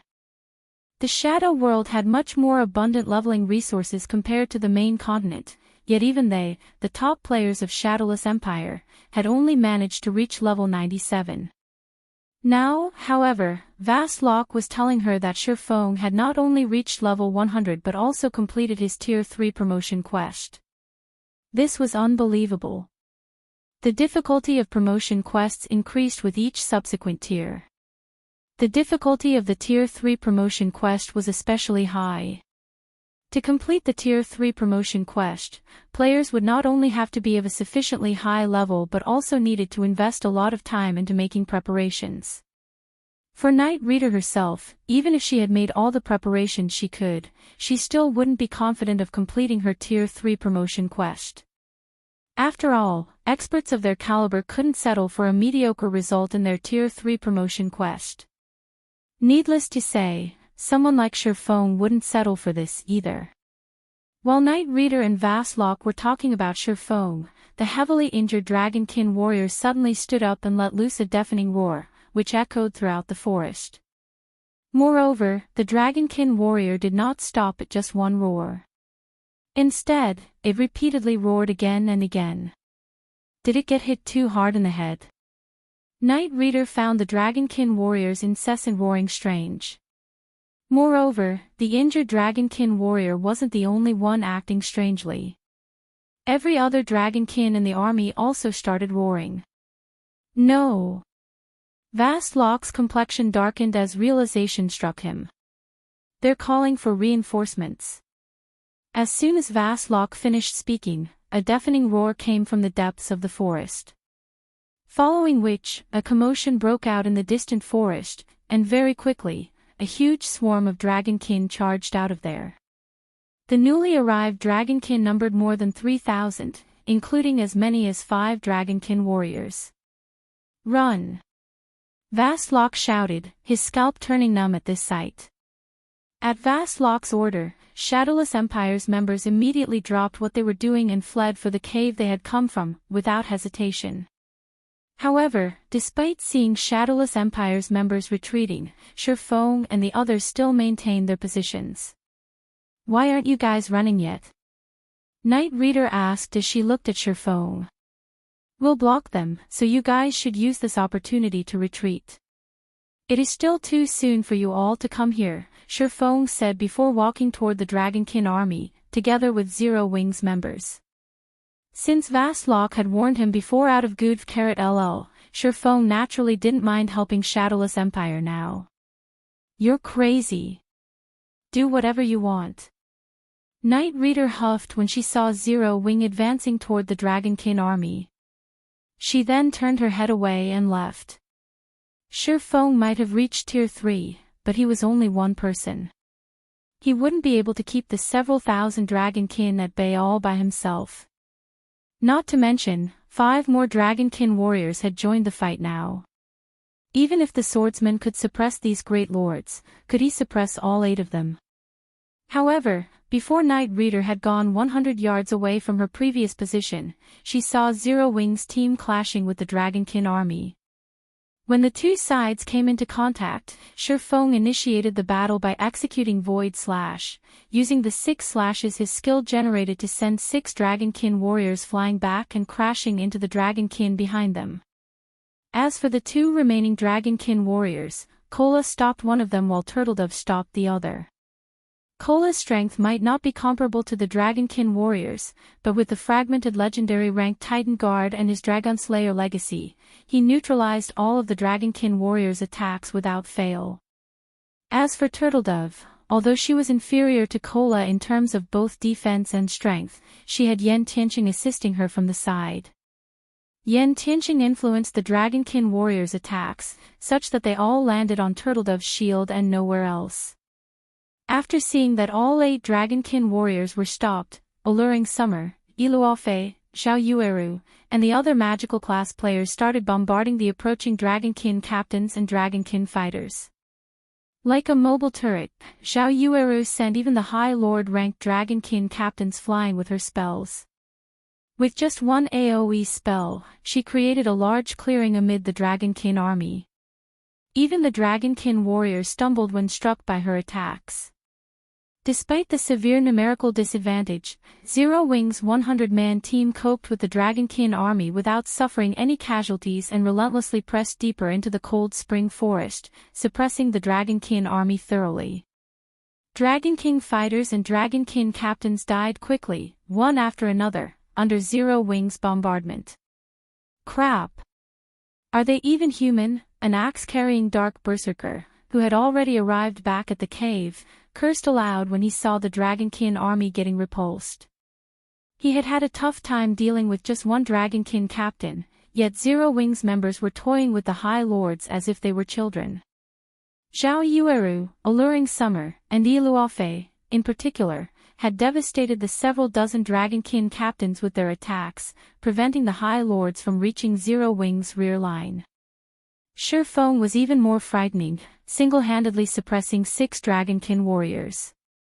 Let alone damaging the swordsman, the 6 Dragonkin warriors couldn't even get within 5 yards of him. Their HPs also plummeted. After only a short moment, the 6 Dragonkin warriors had already lost 1/10 of their HPs. At this rate, the deaths of all 6 were just a matter of time. How is Zero Wing so strong? After Zero Wing's team disappeared into the snow-mantled forest, Knight Reader was in a daze for a long time. When she remembered how they had thought to prove their superiority over Zero Wing by defeating the Purgatory Giant, she felt a little embarrassed. She had never imagined that things would turn out this way. Read latest chapters at Wuxia World. Shi Feng's performance, in particular, had shocked her. Every one of his actions was beyond her perception. If he had decided to contest for the Purgatory Giant back then, the consequences would have been dire. Most likely, he could annihilate their entire 200-man team all by himself. Let's return now. Zero Wing is much stronger than we initially thought. The higher-ups will need to adjust our approach to Starmoon Kingdom, Vast Lock said after giving the matter some thought. Shi Feng's strength was simply too frightening. He was no longer an existence Tier 2 players could hope to contend with. Moreover, the other members of Zero Wing also possessed considerable strength. With the guild definitely much stronger than ordinary major powers, Shadowless Empire would have to tread carefully in Starmoon Kingdom from now on. After saying so, Vast Lock turned around and had everyone prepare to leave the Cold Spring Forest. As for Knight Reader, she turned involuntarily for one last look towards the direction Shi Feng disappeared. So what if you're Tier 3? Just you wait. I'll catch up with you soon. At that time, I'll show you just how powerful I am. I'll make you regret looking down on me. When Knight Reader thought of the words Shifeng said to her before, she gnashed her teeth in anger and frustration, feeling as if she had been treated like a fool. Immediately afterward, she turned around and left the Cold Spring Forest. Chapter 2320, Level 100 Exploration. Zero Wings members gradually advanced deeper into the Cold Spring Forest. As the map had never been explored by players before, the number of Dragonkin Zero Wings members encountered along their journey kept increasing. Fortunately, the number of Dragonkin warriors they came across did not, so the growing number of enemies did not affect the team negatively. It only provided the team with even more EXP. The EXP granted by level 100 monsters was far greater than that of level 99 monsters. Although Shifeng had brought Zero Wings main force to grind at a level 100 Forbidden Land before, everyone's level had been very low. As they had to rely on Tier 3 demons to do most of the fighting back then, their grinding efficiency had been considerably low. Now that everyone in the team had the combat power to contend against level 100 lords, they made short work of the level 100 plus Dragonkin. As a result, everyone's experience bar increased at a very rapid rate. After grinding for just 6 hours, everyone in the team had already leveled up once. Now, even the lowest leveled player in Zero Wings main force was level 98, whereas the guild's top experts like Yen Tianqing had reached level 99. As for Shifeng, he, too, had gained his final percent and reached level 101. However, in contrast to the team's leveling speed, the Dragonkin's loot rendered everyone speechless. Even the best piece of equipment dropped by the High Lord-ranked Dragonkin captains was level 100 Mysterious Iron rank. Moreover, this was from the first kill of these Dragonkin captains. Otherwise, the weapons and equipment they dropped would be only bronze rank. The quality of the Dragonkin captain's loot was far inferior to that of level 99 High Lords. Shifeng, however, did not find this situation surprising. After reaching level 100, ordinary experts would be able to gear themselves only in level 100 Mysterious Iron equipment. If they wished to get level 100 Secret Silver equipment through killing monsters, they needed the support of a sufficiently strong team. As for obtaining level 100 fine gold weapons and equipment from monster drops, that was absolutely impossible for them. Only Tier 3 experts would have the ability to grind for level 100 fine gold weapons and equipment. As for dark gold weapons and equipment, players would need both superb strength and luck. This was also the reason why, after frontline players reached level 100, the various powers of God's domain would start frantically investing in Tier 3 experts and Master Lifestyle players. Past level 100, quantity no longer mattered. Instead, what mattered the most was quality. One could say that Tier 3 experts and Master Lifestyle players were the true foundation of the various powers. Without Tier 3 experts and Master Lifestyle players, level 100 plus weapons and equipment at the fine gold rank or better would be inaccessible. Meanwhile, if a guild did not possess top-tier level 100 weapons and equipment, how was it supposed to develop? Level 100 plus monsters weren't easy opponents, especially after players reached level 105.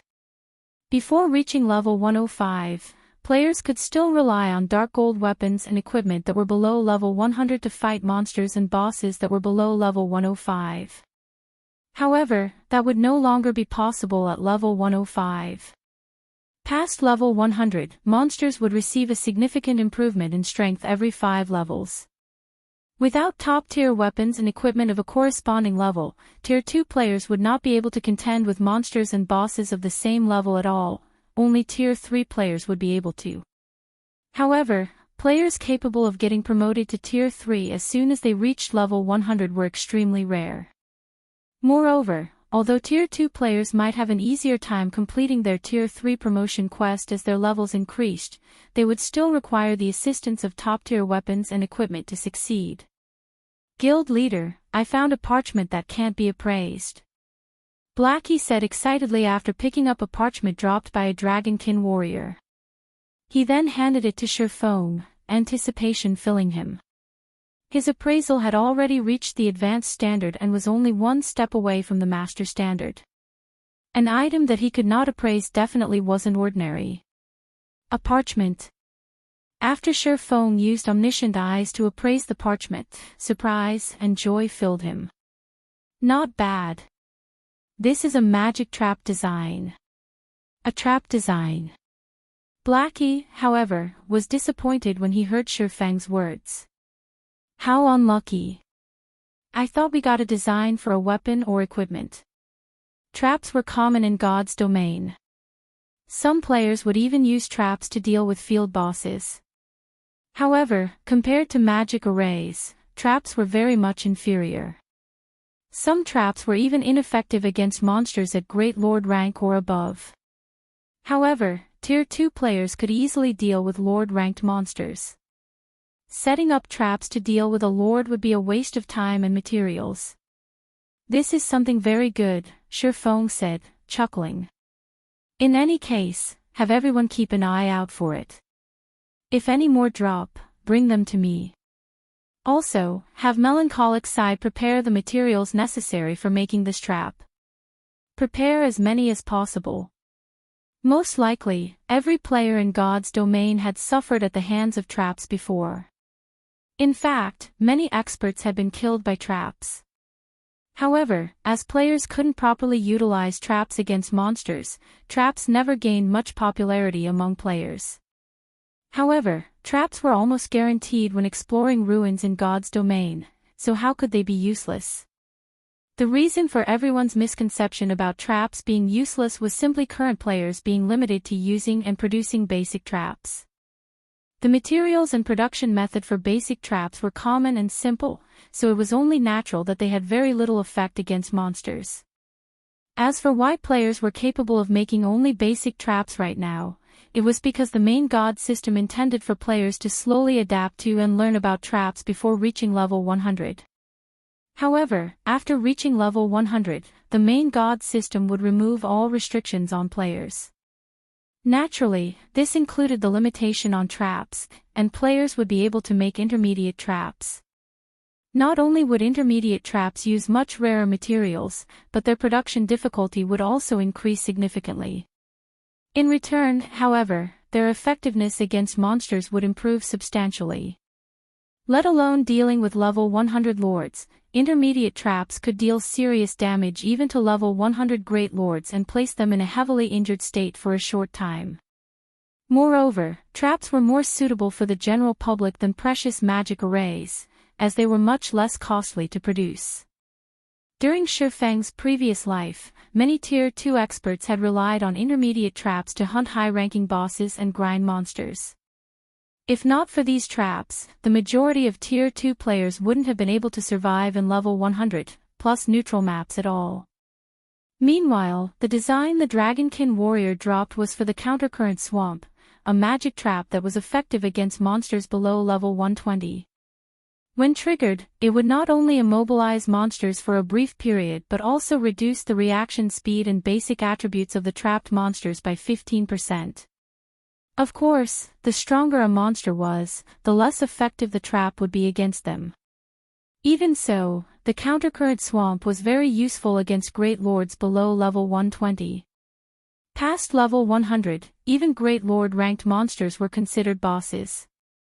Ordinary Tier 3 experts would have to flee if they came across a Great Lord of the same level, soloing the boss would be impossible. With the magic trap, however, even Tier 2 players could kill level 100 Great Lords, so long as they had a sufficiently large team. Read latest chapters at Wuxia World. Ew, alright, I'll notify the others about it, Blackie said, nodding. Even so, he still wasn't particularly interested in the magic trap.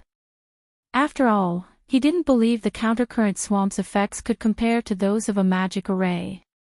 Following which, Shifeng had his team slaughter the Dragonkin armies that they came across. He did not rush to the Cold Spring Forest's central region. After one day of steady grinding, Shifeng obtained another 4 trap designs. 2 were for the Countercurrent Swamp while the other 2 were for a physical trap called Burning Fire. Physical traps had many more weaknesses than magic traps. For example, they were quite useless against flying monsters. However, physical traps also had very obvious benefits. For example, they could be used to target a group of monsters. Moreover, they could cause very high amounts of damage continuously, so long as a monster remained trapped inside them. If magic traps and physical traps were properly paired up, even Tier 2 players could live a profitable life in level 100, plus neutral maps. They would be inferior to Tier 3 players only when it came to raiding dungeons. Meanwhile, after the team killed another level 102 Dragonkin warrior, a purple glow enveloped the bodies of many members as these people reached level 100. The invisible chains that previously bound these players also shattered. Chapter 23-21, Superior Mythic. The players that had reached level 100 were astonished. My attributes are so high. And I feel so much more coordinated than before. That's not all that's changed. My senses are so much sharper and more realistic. In this state, my combat power has increased by at least 30%. Amazing. There's such a huge gap between level 99 and 100. Once I complete my Tier 3 promotion, Tier 2 experts under level 100 won't stand a chance against me. Ordinary players might not sense the changes that occurred when they reached level 100 right away, but Enchanting and his companions noticed the changes immediately. They were stunned when they did. None of them had realized how great the difference was between level 99 and 100 before now. After leveling up once, their combat power had reached a whole new standard, and this was considering that most of their weapons and equipment were still level 95. If they equipped level 100 weapons and equipment, their combat power would skyrocket. Naturally, there was a major difference between level 95 and level 100 equipment. The level 100 mysterious iron items they had obtained after slaying the Dragonkin made that obvious. A level 100 mysterious iron weapon's attack power could almost rival that of a level 95 dark gold weapon, and the basic attribute bonuses were even slightly higher. It was easy to imagine how much their attack power, defense, and basic attributes would rise if they fully geared themselves with level 100 fine gold weapons and equipment. Furthermore, they had yet to challenge their Tier 3 promotion quests.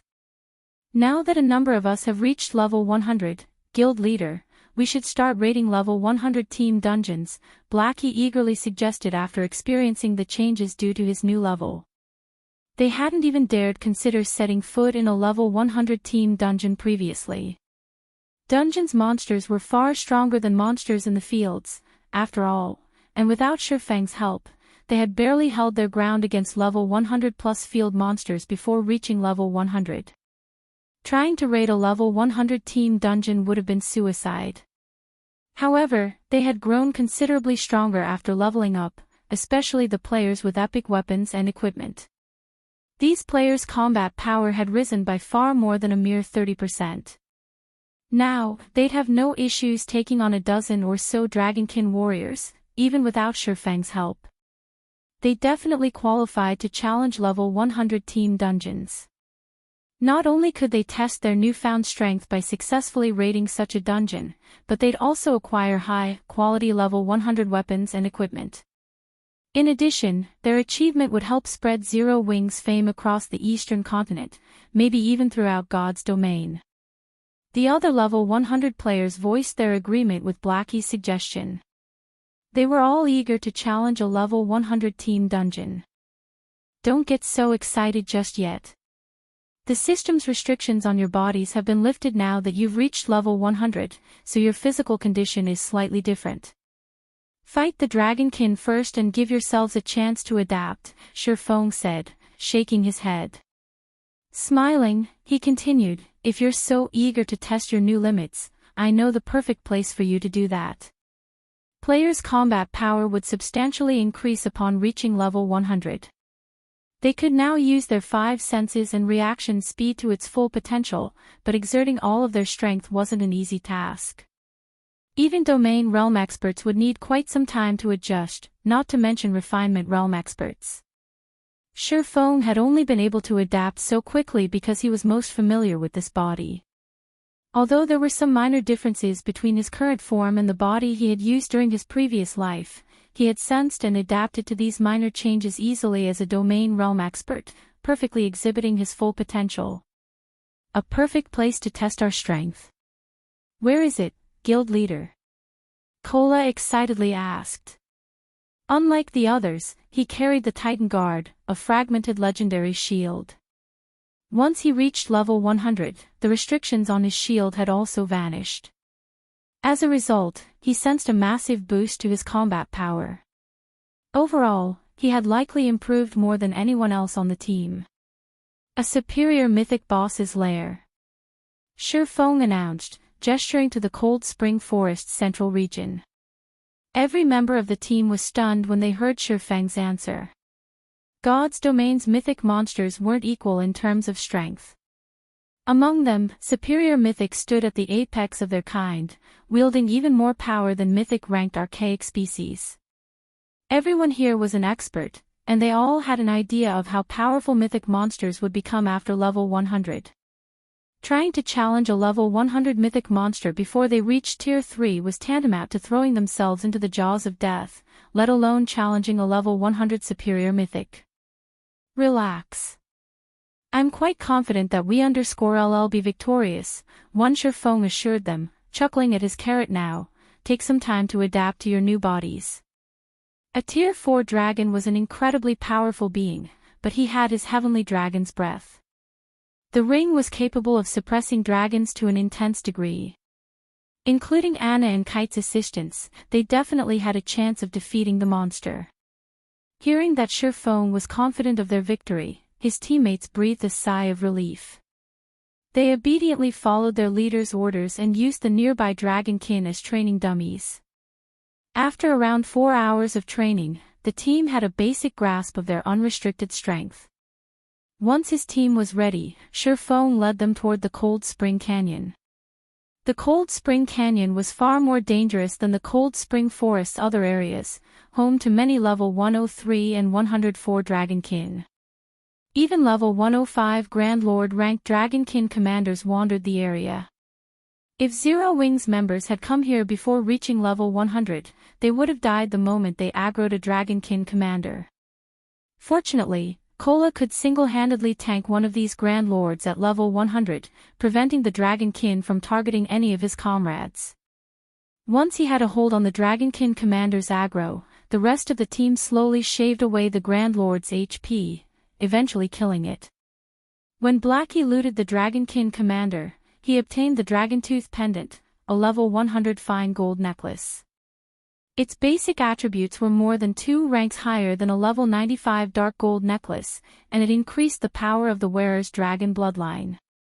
Kola ended up winning the bid for the necklace, and when he equipped it, not only did it increase his basic attributes, but it also improved the purity of his dragon blood, improving his physique. Feng and his team finally reached the heart of the Cold Spring Canyon after another 6 hours or so of combat. He then retrieved the transfer stone he had received from the Adventurers Association and began to chant the incantation. The transfer stone transformed into violent energy that pierced an invisible barrier before Zero Wings' main force. As the barrier shattered, it revealed a paradise. Zero Wings members could hear birds chirping and smell fragrant flowers, and as they entered the space, they felt a pleasant sensation encompass their bodies. The fatigue from their long hours of grinding faded quickly as their stamina and concentration began to recover. This space was nothing like the outside world. However, before any of them had the chance to inspect this area, a horrific aura washed over them, so intense that it nearly knocked them on their backs. A dragon. Turning toward the aura's origin, their gaze rested on a 30-meter-tall infant dragon. Protected by its snow-carrot scales, the infant dragon was sound asleep. Every breath it took was powerful enough to shake the entire area. Ace Dragon, Heathwaite, Dragon, Mythic, Level 101 HP 1840000/184000000. When the team saw Heathwaite's statistics, they had no doubt that if this infant dragon wished it, it could likely shatter this entire space, plunging it into the void. Read latest chapters at Wuxia World. EU dragons had always been the symbol of destruction in God's domain.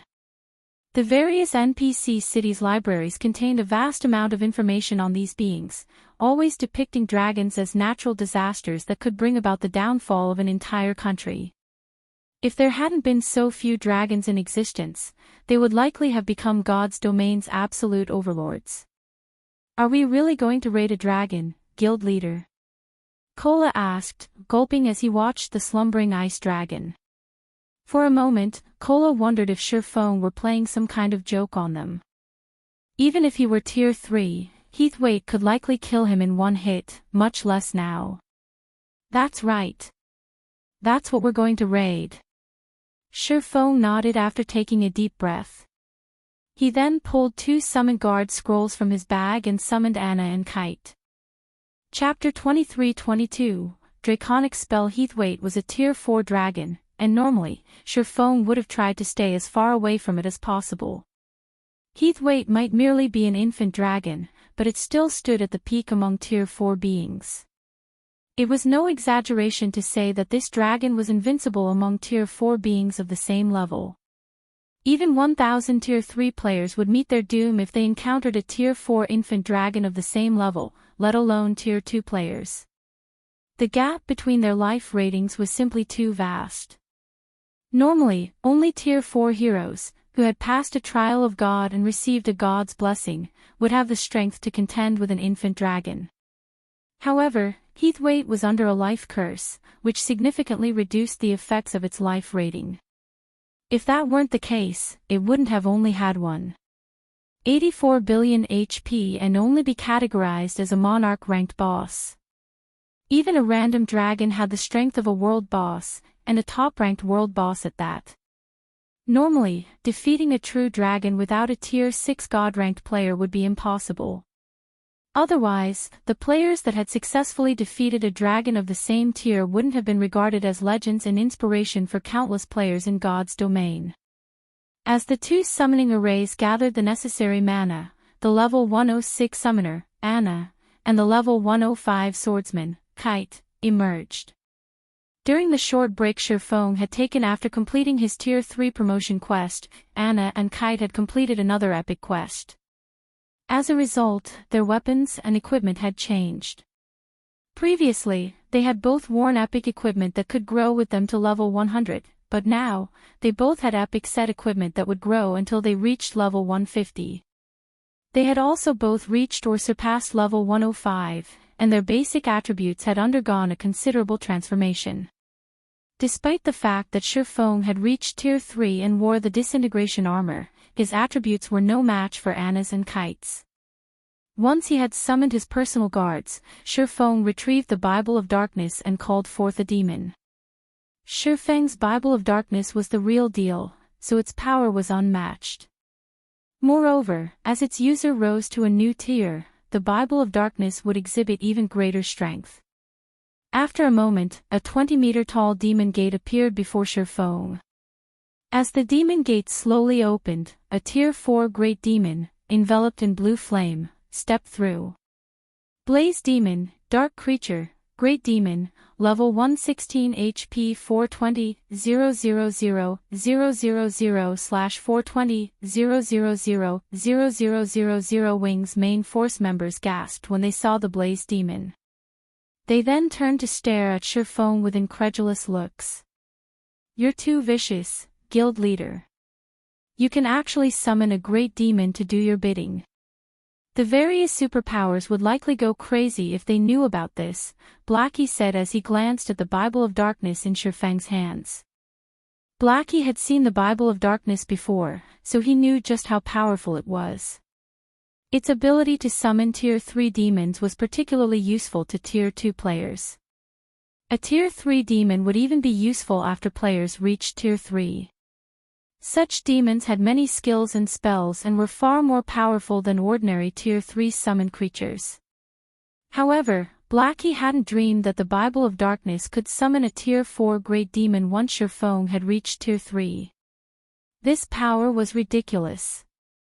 Tier 4 summoning scrolls were even rarer than epic weapons and equipment, and the various superpowers treated such items like priceless treasures, avoiding using them unless absolutely necessary. And yet, Shifeng could summon a Tier 4 Great Demon with the Bible of Darkness at no cost. Although a Great Demon had far less HP than ordinary mythic monsters of the same level, its combat power would be far greater than ordinary mythic monsters. Alright, everyone, get ready. The Blaze Demon will tank the Ice Dragon later during the raid. You guys only need to support and attack from the sidelines, Shifeng announced, chuckling as he returned the Bible of Darkness to his bag. The Spirit Emperor, Fantasy Extinguisher, had caused a sensation throughout God's domain during Shifeng's previous life due to the Bible of Darkness. With it, he had developed Fantasy Shrine from a first-rate guild into a superpower that could even suppress the Dragon Phoenix Pavilion in the Black Dragon Empire. Since Shifeng now had the real Bible of Darkness, he had even greater power. The Bible of Darkness was the very reason that Shifeng even dared to consider challenging the Cold Spring Forest's monarchs. He wouldn't have harbored the thought if he only had Anna and Kite to rely on. After all, a mythic-ranked monarch was even stronger than a Tier 4 hero. With Shifeng's command, Zero Wing's main force members went to work. Once his teammates were in position, Shifeng sent the Blaze Demon to charge at the Ice Dragon. Within seconds, the Blaze Demon was within 500 yards of Heathwaite. As the Blaze Demon approached, the Ice Dragon's eyes opened abruptly, and it woke from its slumber, turning its amber gaze on the intruder. Needing neither chants nor gestures, Heathwaite spread its jaws. With Heathwaite as the center, the Ice Dragon sucked a 300-yard radius dry of mana before a towering, white beam shot toward the Blaze Demon. Tier 4 Dragon Breath. Compared to the Dragon Breath Shifeng's Black Dragon Doppelganger had used, a true dragon's Dragon Breath was on an entirely different level. The Blaze Demon transformed into an ice sculpture before flying back over 500 yards. At the same time, the area around Heathwaite became a world of ice, the attack utterly transforming the terrain. Aside from Shifeng, every member of Zero Wing's team was dumbfounded. They had all heard legends and details about dragons, but they hadn't actually seen one in action. At this moment, they finally understood what a dragon truly was. If they hadn't stood over 1,000 yards away, that dragon breath attack would have killed every one of them. Fortunately, the Blaze Demon had initiated the raid. Even so, the Blaze Demon had lost over 20 million HP after taking a direct hit from Heathwaite's dragon breath. All of you, snap out of it. Once you get close to the boss, make sure that you're spread out. Healers, throw everything you have at the Blaze Demon. Shifeng barked. He couldn't help his sigh of relief as he watched the Blaze Demon break free from its icy prison, appearing mostly intact. If that dragon breath had heavily injured the Blaze Demon, this raid would be over. Neither Anna nor Kite could tank the Ice Dragon, and their combat power couldn't even compare to the level 116 Blaze Demons. They'd either die instantly or be heavily injured if they took a direct hit from a Tier 4 dragon breath. The Blaze Demon ran at Heathwaite again. Fortunately, Dragon Breath had a relatively long cooldown, and because of that, the Ice Dragon switched to using its claws to attack the incoming demon. The Blaze Demon proved to be no match for Heathwaite. Each time it blocked an attack, it lost over 8 million HP. Although the Blaze Demon launched a counterattack from time to time, its Tier 4 spells only dealt a few million damage. The two creatures' strengths were on completely different levels. Shifeng only activated Miniature World and Ring of Brilliance to suppress the Ice Dragon and enhance his allies' combat power once the Blaze Demon had secured Heathwaite's aggro. Unfortunately, Miniature World was barely effective against the Infant Dragon. However, Heavenly Dragon's Breath's Dragon Domination was fully effective, reducing the dragon's basic attributes by 20%. Once Heathwaite's basic attributes had been suppressed, Zero Wing's healers were barely able to keep up with the damage the Ice Dragon dealt to the Blaze Demon. Shifeng also used Life Domain to restore the Blaze Demon's HP to full, on occasion. For a time, the ice dragon was helpless against the summoned demon, during which, Heathwaite's HP continued to decrease under Zero Wings bombardment. 95%. 90%. 85%. However, Heathwaite was not an easy opponent, and it turned its dragon breath on a random target from time to time. The players who had failed to dodge the attack had become ice sculptures, losing all of their HP in the blink of an eye. Dragon Breath had even slain Turtledove, despite her active life-saving skill. As Heathwaite's HP continued to fall, the intervals between each Dragon Breath grew shorter. By the time Heathwaite's HP reached 30%, only a little over half of the team remained standing. Despicable ants. I'll burn you to ash. Heathwaite bellowed before chanting an incantation. A threefold magic array with a 500-yard radius then appeared above the ice dragon, plundering all of the mana within a 1,000-yard radius. Tier 4 Draconic Spell, Meteorite Fall. Suddenly, a colossal meteorite, which blocked out the sun, descended from the magic array, growing larger as it emerged. When Zero Wings survivors saw this, they began to despair. A Tier 4 Draconic Spell. Even Shifang's expression darkened at the unexpected sight. How is this possible? Read latest chapters at Wuxia World. EU Draconic spells were some of the most primitive spells in God's domain, beginning at Tier 4. Even dragons rarely possess draconic spells of the same tier. Meanwhile, a draconic spell was even more powerful than a large-scale destruction spell, capable of rivaling the god's divine arts. A single blow from such a spell could annihilate tens of thousands of creatures. Not even invulnerability spells could stop their devastation. Anna, summon the Valkyrie. Shifang shouted. Not even he had a countermeasure for a Tier 4 draconic spell. Anna's Valkyrie was his only hope. Anna immediately began to chant her angel summoning incantation. Chapter 23:23, Valkyrie vs. Dragon. Anna finished the angel summoning incantation in 2 seconds, and the moment she did, a gigantic magic array appeared above her, no smaller than Heathwaite's meteorite fall.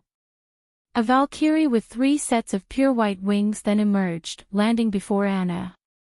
A Tier 4 higher Valkyrie. When he saw the upgraded version, Shifang was stunned. Angel summoning was Anna's legacy skill, and Shifang had always treated it as his final trump card since the skill allowed Anna to summon a Valkyrie that was 2 tiers higher than her. When Anna had been a Tier 2 personal guard, she had been able to summon a Tier 4 Valkyrie. Now that Anna had reached Tier 3, she should logically be able to summon a Tier 5 Valkyrie. With such a powerful ally, Zero Wings' remaining team should have no problem suppressing a Tier 4 infant dragon. However, Anna's Valkyrie was still only Tier 4. The only difference between the previous Valkyrie and this one was the extra set of wings. Angel's wings represented their status.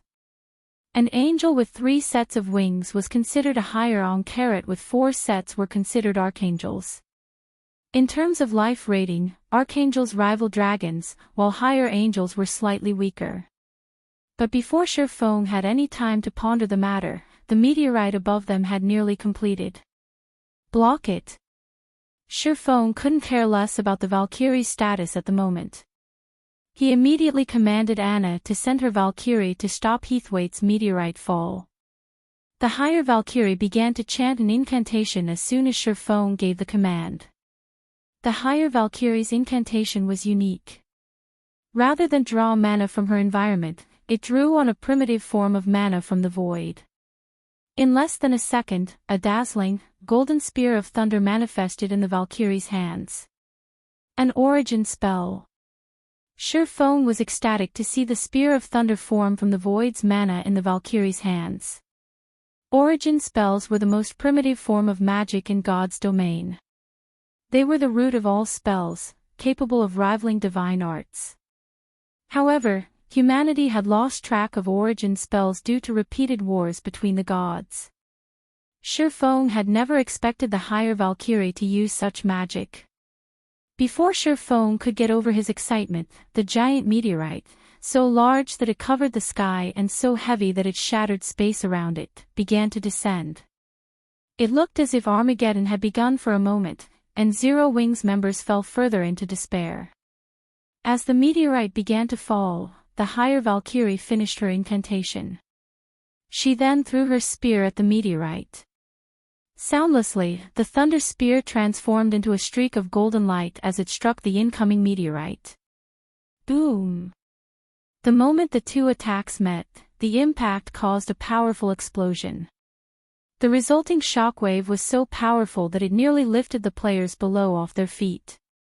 The gigantic meteorite disintegrated into countless, smaller meteors that rained down, creating craters as they struck the ground.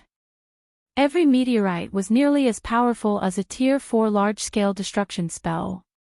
Zero Wings members gaped as they watched the stones slam into the ground. Tier 2 and 3 players were little more than ants in a battle of this scale. If this battle had taken place in a city, rather than in this special space, the spell's residual effects alone would be more than enough to level half the city. After blocking Heathwaite's meteorite fall, the higher Valkyrie shifted her attention to the ice dragon itself. She formed another spear of golden electricity in her hands before vanishing. By the time Zero Wings players realized where she had gone, the Valkyrie had appeared before Heathwaite. Tier 4 Superior Instantaneous Movement. Not only did Superior Instantaneous Movement have more range than the normal spell, but there was also almost no delay between the caster's disappearance and reappearance. Moreover, the spell didn't affect the ambient mana, making it impossible for enemies to determine the caster's destination. When she appeared before Heathwaite, the higher Valkyrie thrust her spear at the ice dragon. The attack was so fast that not even Shifeng would have enough time to react. If that attack struck him, he'd die instantly. However, Heathwaite was a dragon and reacted instantly, countering the golden spear with a rage-filled claw strike. Boom! The impact of the collision created a deafening boom that echoed throughout the area. Surprisingly, the Valkyrie's strength was too much for Heathwaite, and the infant dragon stumbled 2 steps backward. After suffering this humiliating blow, Heathwaite turned a wrathful glare on Shifeng. Heavenly Dragon's breath suppression on dragons was simply too powerful, and the passive ability had plundered 20% of Heathwaite's basic attributes. Heathwaite already suffered a life curse, so its strand was slightly lower the higher Valkyries. Now Dragon's domination affected it as well, it was no match for the summoned angel. Good. Everyone, attack with everything you've got. Shifeng quickly shouted when he realized that Heathwaite was thoroughly suppressed. He had originally planned to use angel summoning only after Heathwaite had gone berserk, but he had been forced to use it early due to meteorite fall. Although Anna had risen to Tier 3, which strengthened her angel summoning, its duration had only increased from 10 seconds to 15 seconds. Unfortunately, Heathwaite still had nearly 30% of its HP remaining, and 15 seconds wouldn't be enough to kill it. Attack! Yen Tianqing shouted. Yen Tianqing realized the predicament they were in, as well. He immediately activated his berserk skill and his trump card, Shadow Stink, a Tier 2 taboo skill. In a frenzy, Yen Tianqing transformed into 3 streams of fog, attacking the ice dragon and dealing over -70,000 damage with each hit. Occasionally, the fog streams landed a critical hit, dealing over -150,000 damage. The rest of Zero Wings survivors activated their trump cards as well, with the weaker players dealing around -50,000 damage, while the stronger members of the team, such as Zhao Yueru, dealing upwards of -200,000 damage. Zhao Yueru's critical hits even dealt over -500,000 damage to the ice dragon. Her Tier 3 fire-type spells were a massive advantage in this raid. However, Shifeng's DPS was undoubtedly the highest. After activating Heavenly Dragon's power, his strength could even surpass an ordinary mythic monster's, and as a result, he dealt over -1 million damage, even without fire-type skills or spells. When he used Void Slash, he instantly devoured over 10 million of Heathwaite's HP. With the higher Valkyrie, Anna, Kite, and the Blaze Demon attacking as well, Heathwaite's HP rapidly decreased. 25%. 20%. 15%. The higher Valkyrie continued to suppress Heathwaite after the dragon had gone berserk. However, she didn't deal quite as much damage. When Heathwaite's HP dropped below 10%, the higher Valkyrie's duration ended, and she vanished. "Humans, you're dead." Heathwaite bellowed as the higher Valkyrie disappeared. The ice dragon swiped its tail at the Blaze Demon and Anna's Holy Knight, sending both of them flying. It then swiped a claw at Anna, ignoring the Blaze Demon completely. The ice dragon intended to rid itself of the most troublesome opponents before dealing with the remaining pests. Even without her army of summoned creatures, Anna's DPS was exceptionally high. With her summoned creatures, she was the infant dragon's most challenging opponent. Although Anna's spells could overwhelm ordinary mythic monsters, they were utterly useless against the berserk Heathwaite. "Don't think you can take out our main DPS so easily." Suddenly, Shifeng appeared before Anna and activated his disintegration power, swinging Killing Ray at Heathwaite's incoming claw. The moment Shifeng activated disintegration power, it cancelled out Heavenly Dragon's power. In return, however, the ability temporarily elevated Shifeng to Tier 4. Not only did he now wield Tier 4 strength, but his physique, reaction speed, and skills had risen as well. Boom! When the attacks collided, Shifeng stumbled 3 steps backward due to the impact, losing more than 50,000 HP. He was still at a disadvantage, but he had successfully blocked Heathwaite's berserk attack. When that attack had failed, Heathwaite responded with another claw strike. This time, however, the ice dragon activated a skill in the process. Tier 4 skill, Sky Splitter. 5 razor-sharp claws flew toward Anna from different directions, each with more power than the previous claw strike. As soon as Shifeng steadied himself, he executed Lightning Flash to counter the attacks. Executing the secret technique proved far easier after his forceful upgrade to Tier 4, and he sent 17 sword lights at the approaching claws. Thang! Thang! Thang! A series of explosions blew apart the ground around Shifeng, but even after all 5 attacks, he had only stumbled back 3 steps. He also only lost around 200,000 HP. Even at Tier 3, Shifeng had over 1,700,000 HP, far less than he currently had. Losing 200,000 HP was nothing life-threatening. After watching Shifeng pin down the ice dragon, his teammates breathed a sigh of relief and continued their frenzied assault against Heathwaite. Time passed quickly. As the battle progressed, Heathwaite's attacks grew stronger, but with the Blaze Dragon and the Holy Knight's help, Shifeng kept the ice dragon in check, preventing it from harming Anna or Kite. However, the team suffered the occasional casualty when Heathwaite fired its dragon breath. 5%. 4%. 3%. When disintegration power's duration ended, Shifeng followed it up by activating Power of Darkness and Blade Awakening, relying on his twofold Berserk's effects to tank Heathwaite's attacks. Read latest chapters at Wuxia World. EU. When less than 5 seconds of Shifeng's twofold Berserk remained, Heathwaite's HP had fallen below 7 million. Meanwhile, fewer than 30 players were still standing, and the surviving healers could no longer keep up with the ice dragon's damage output. Die! Shifeng activated Divine Providence and swung Killing Ray for a final blow. Lightning Slash. A massive lightning bolt sliced through Heathwaite's neck, leaving a deep gash across its throat. That lightning bolt also destroyed the last of the infant dragon's HP. Chapter 23-24. Ice Dragon's Loot. Everyone's experience bars exploded with EXP as Heathwaite's colossal body crashed to the ground. A level 100 plus mythic boss would already provide a lot of EXP, and as a monarch ranked boss, Heathwaite would award even more. In the end, the 24 or so survivors watched as their experience bars rose beyond 90%.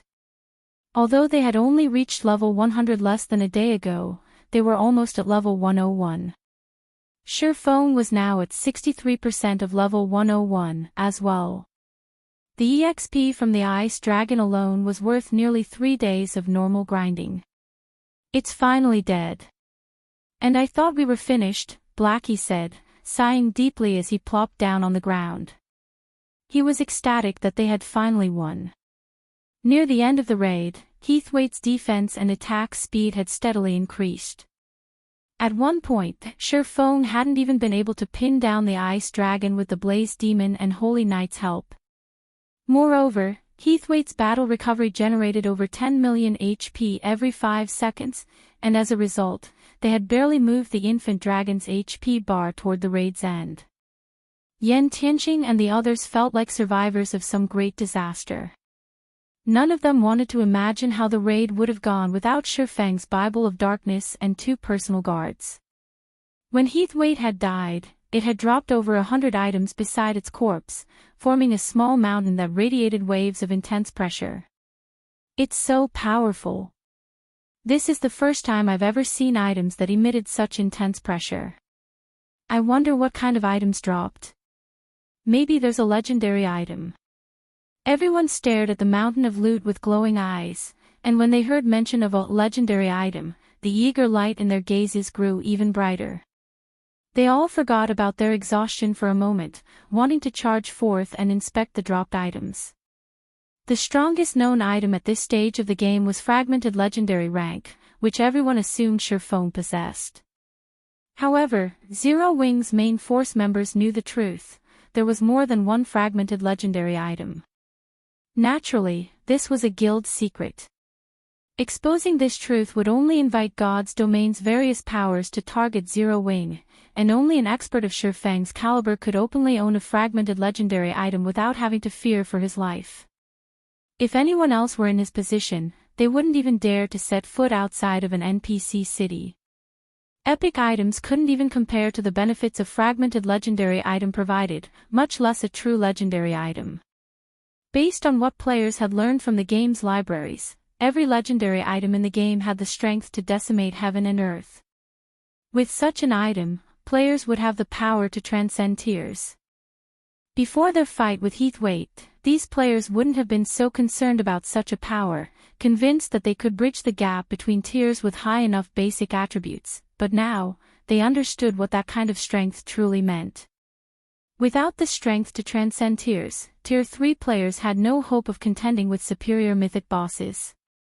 Alright, let's resurrect our fallen. Sherphone simply chuckled when he saw the hunger in everyone's eyes. He found their assumptions hilarious. Obtaining a legendary item with so little effort was impossible, and after level 100, weapons and equipment drop rates decreased considerably. On average, even mythic bosses' loot would consist of fine gold weapons and equipment. One would have to be incredibly lucky to acquire dark gold weapons or equipment from a mythic boss. However, Sherphone had to admit that he was surprised by how much Heathwaite had dropped. This was the first time he had felt such an incredible pressure from a boss's loot, as well. Having received their orders, the surviving team members pushed aside their curiosity for the moment and began to resurrect their teammates. Fortunately, a monarch boss's lair was similar to the space within dungeons. Even if players died here, they'd only lose 10% of their EXP, and only 5% if a healer revived them. Thus, the level 100 players that had fallen hadn't dropped back to level 99. While his companions revived, Sherphone organized the infant dragon's loot. Amazing! Is this a benefit for the first kill? Sherphone was stunned as he examined the items. His only aim in killing Heathwaite was to complete his crusade quest and become Cold Spring Canyon's lord. He hadn't expected to gain much from the raid itself, yet he was elated that he had chosen this monarch boss to raid. The Ice Dragon had dropped a total of 121 items, which was normal for a monarch. However, the item's quality far exceeded Sherfang's expectations. There were as many as 24 inferior legendary materials among the loot, all necessary for producing epic and fragmented legendary items. Even without a design for such items, these materials could increase one's production success rates when crafting level 100 dark gold items. Level 100 plus dark gold items were incredibly rare in God's domain, only slightly more common than epic items under level 100. They'd still be rare even after Master Lifestyle players gained the ability to craft level 100 plus dark gold items. The required materials for producing such items were incredibly precious. They only dropped from powerful bosses, and each boss dropped very few at a time. Moreover, the production success rate for level 100 plus dark gold items was very low. Advanced Master Lifestyle players would only have a theoretical success rate of 35%. Every player that focused on their subclass knew that theoretical success rates were nowhere near the actual success rates. It was merely the highest possible success rate players could achieve. In practice, a minor deviation in the process could reduce the success rate to 20% or 30%. If one included an inferior legendary material in the process, however, their production success rate with level 100 plus dark gold items would increase by at least 5%. With these 24 materials, Zero Wing could produce a dozen or so level 100 plus dark gold items.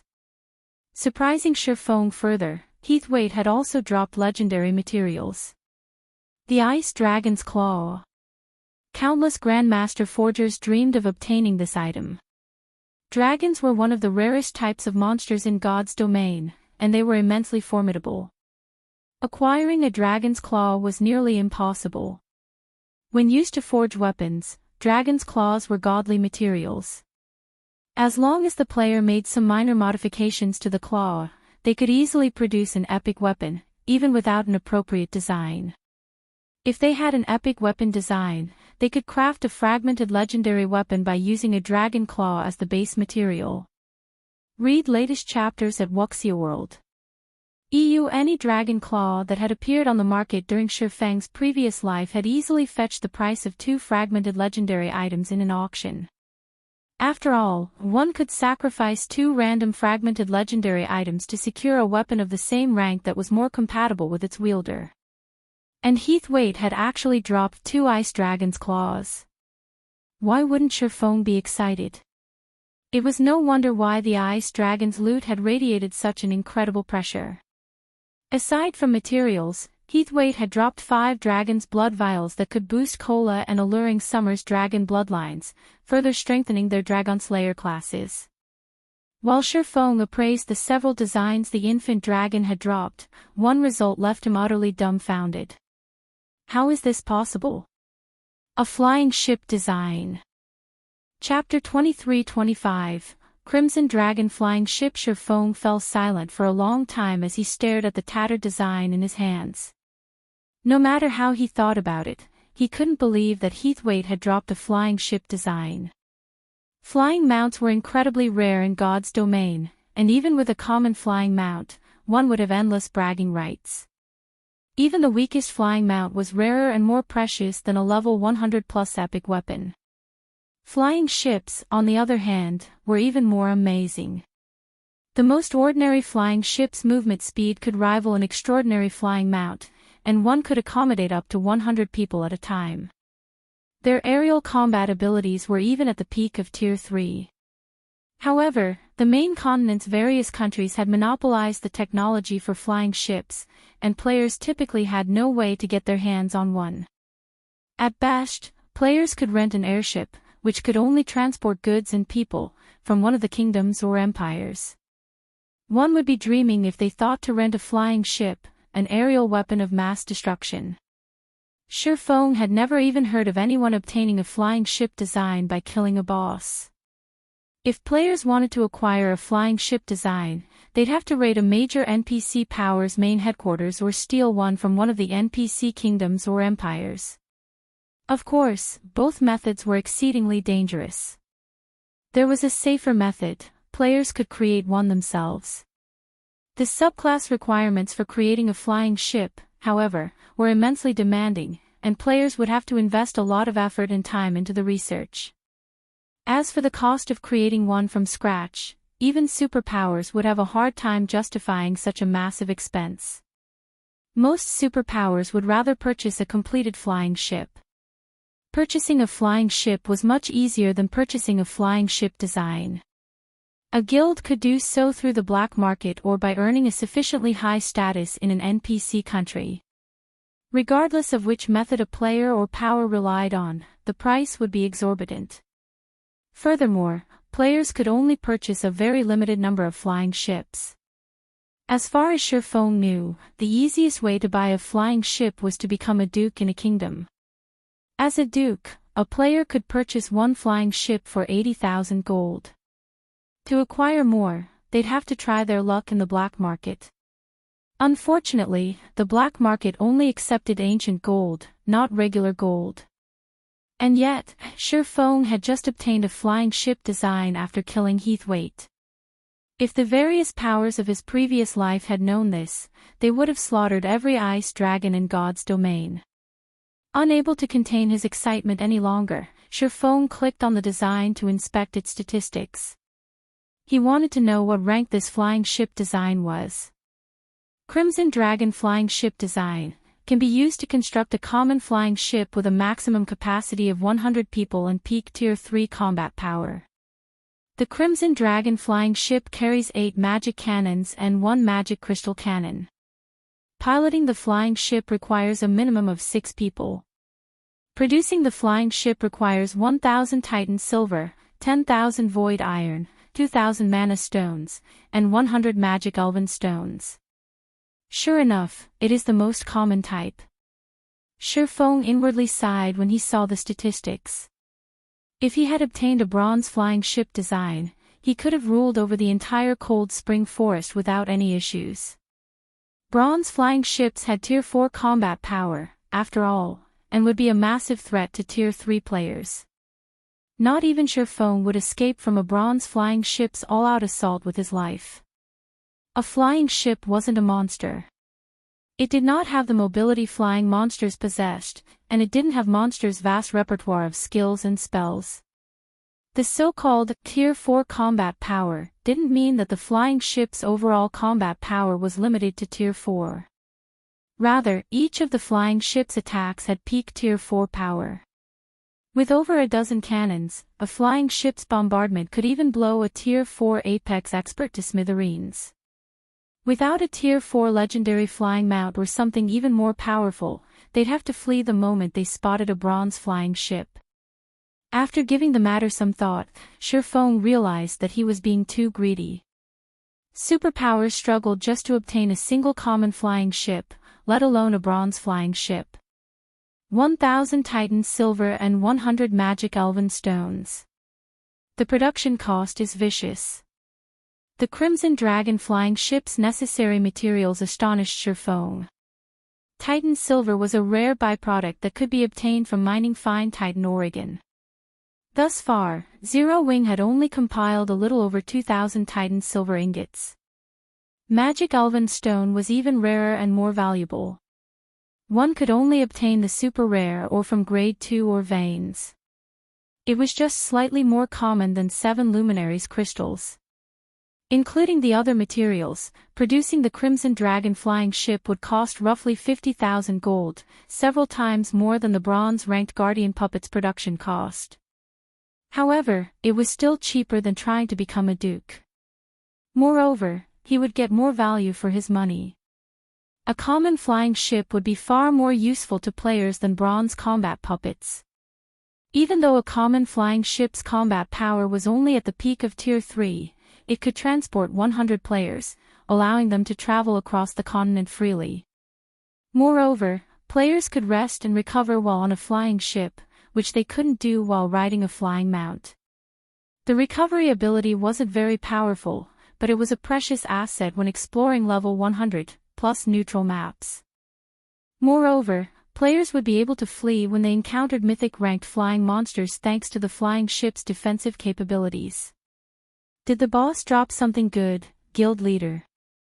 Blackie asked, curious about the joyful expression on Sherfang's face.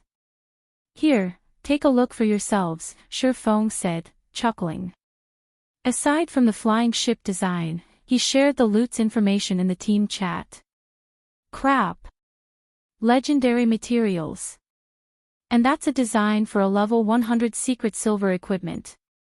This fine gold ranked polar ice set is amazing. When they saw the boss's loot, every member of the team was excited. Heathwaite might not have dropped an epic item, but these players weren't fools. They knew how precious inferior legendary and legendary materials were. These were all top-tier materials that could be used to produce epic items. Moreover, the Ice Dragon had dropped 7 pieces of level 100 dark gold equipment and over 30 level 100 fine gold weapons and equipment pieces.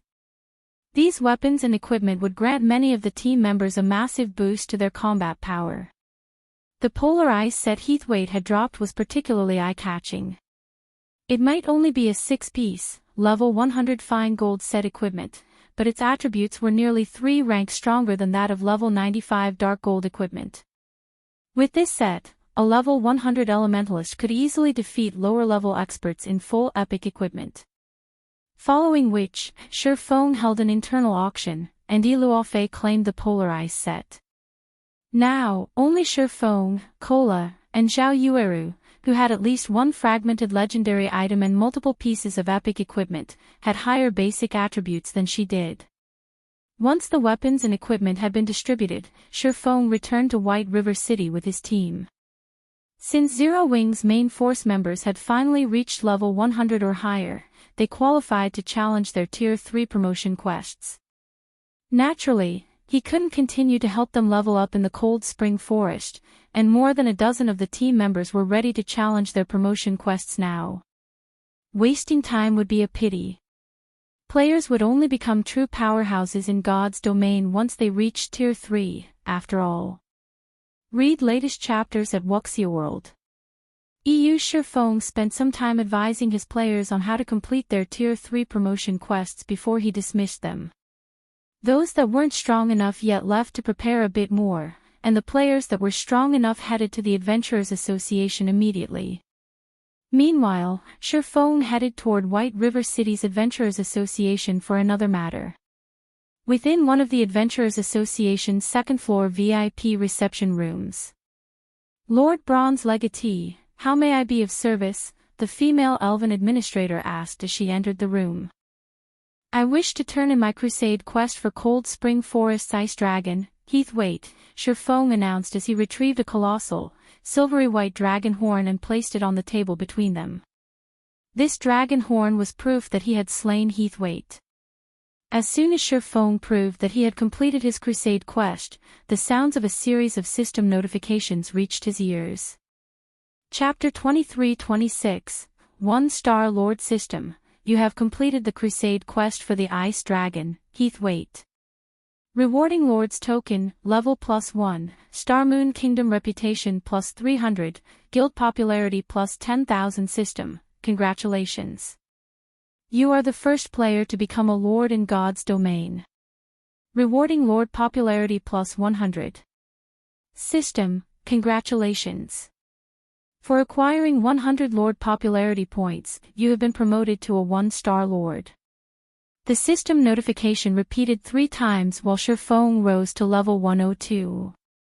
The system promoted me to a 1-Star Lord just for being the first player to become one. Shi Feng couldn't believe his eyes as he stared at the system notifications. The concept of a Lord was still likely foreign to most players, not to mention Lord Popularity. When players became a Lord in God's domain, they'd gain the ability to recruit NPCs to form their own Knight Division. However, the process was similar to searching for personal guards, so it had its challenges. Furthermore, a Knight Division had 5,000 slots. It was easy to imagine how difficult it would be to fill these slots with high-quality NPCs. The only method to ease the process was to increase one's Lord popularity. The higher a Lord's popularity was in God's domain, the easier it would be to persuade and recruit NPCs with high growth potential. Unfortunately, increasing one's Lord popularity was incredibly difficult, only possible by completing special quests. Moreover, one would only gain a handful of popularity points with each quest. Accumulating 100 Lord popularity normally required a lot of time and effort. Meanwhile, every 100-point increment was a turning point. The first 100 points would elevate one to a 1-star Lord, at which point players wouldn't have to run around NPC cities in search of appropriate NPCs. They could simply start a draft through the Adventurers Association. These drafted NPCs might not be uniformly powerful, but there would be quite a few with high growth potential. If one were lucky enough, they might even recruit a secret silver guard. Of course, with more Lord popularity, the standard of their drafted NPCs would increase. The problem of increasing his Lord popularity to 100 points had troubled Shifeng. Without a solution, he'd have to spend several months finding capable NPCs to fill his 5,000 knight slots. Fortunately, God's domain solved that problem for him. Administrator Lorraine, I wish to draft members for my knight division through the association, Shifeng declared as he showed the Lord's token to the elven administrator. Very well. However, the fee will depend on the scale of the draft you wish to implement. Generally, a draft in a town costs 10 gold per week, 100 gold per week in a city, 300 gold per week in a kingdom's capital, and 1,000 gold per week in an imperial capital. Where would you like to implement your draft? Lorraine asked. How expensive? It's no wonder why the Adventurers Association is the fourth wealthiest power in God's domain. Shifeng was speechless after hearing the prices. Second- and third-rate guilds had no hope of obtaining a lord's position in the past. The various superpowers and top-ranked first-rate guilds had monopolized this benefit. Hence, Shifeng hadn't actually known how much it would cost to implement a draft. He certainly hadn't expected it to cost this much to form a knight division. The results of a draft depended on one's luck. NPCs would not simply respond to a draft because the Adventurers Association had issued it. According to Shifeng's calculations, he would need to implement a draft in several hundred cities to recruit 5,000 knights with relatively high growth potential in a short time.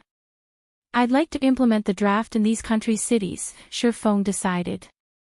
After giving the matter some thought, he felt it would be best to recruit from cities in flourishing kingdoms and empires.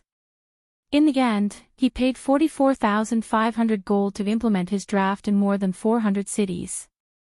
It was a large enough expenditure to put a first-rate guild's finances in the red. God's domain's guilds were pushing their experts to reach level 100 right now, and as a result, it was only natural that their expenses would rise. Fortunately, Zero Wing had the candlelight trading firm and multiple guild towns and cities to generate income. The guild earned just as much profit as an ordinary superpower. However, Zero Wing still needed to support its main headquarters in the real world and the Heaven's Rumble Training Center. The guild wasn't particularly wealthy at the moment. It seems I'll have to find ways to increase the guild's profits. With how much Zero Wing has right now, financing 5,000 knights is impossible.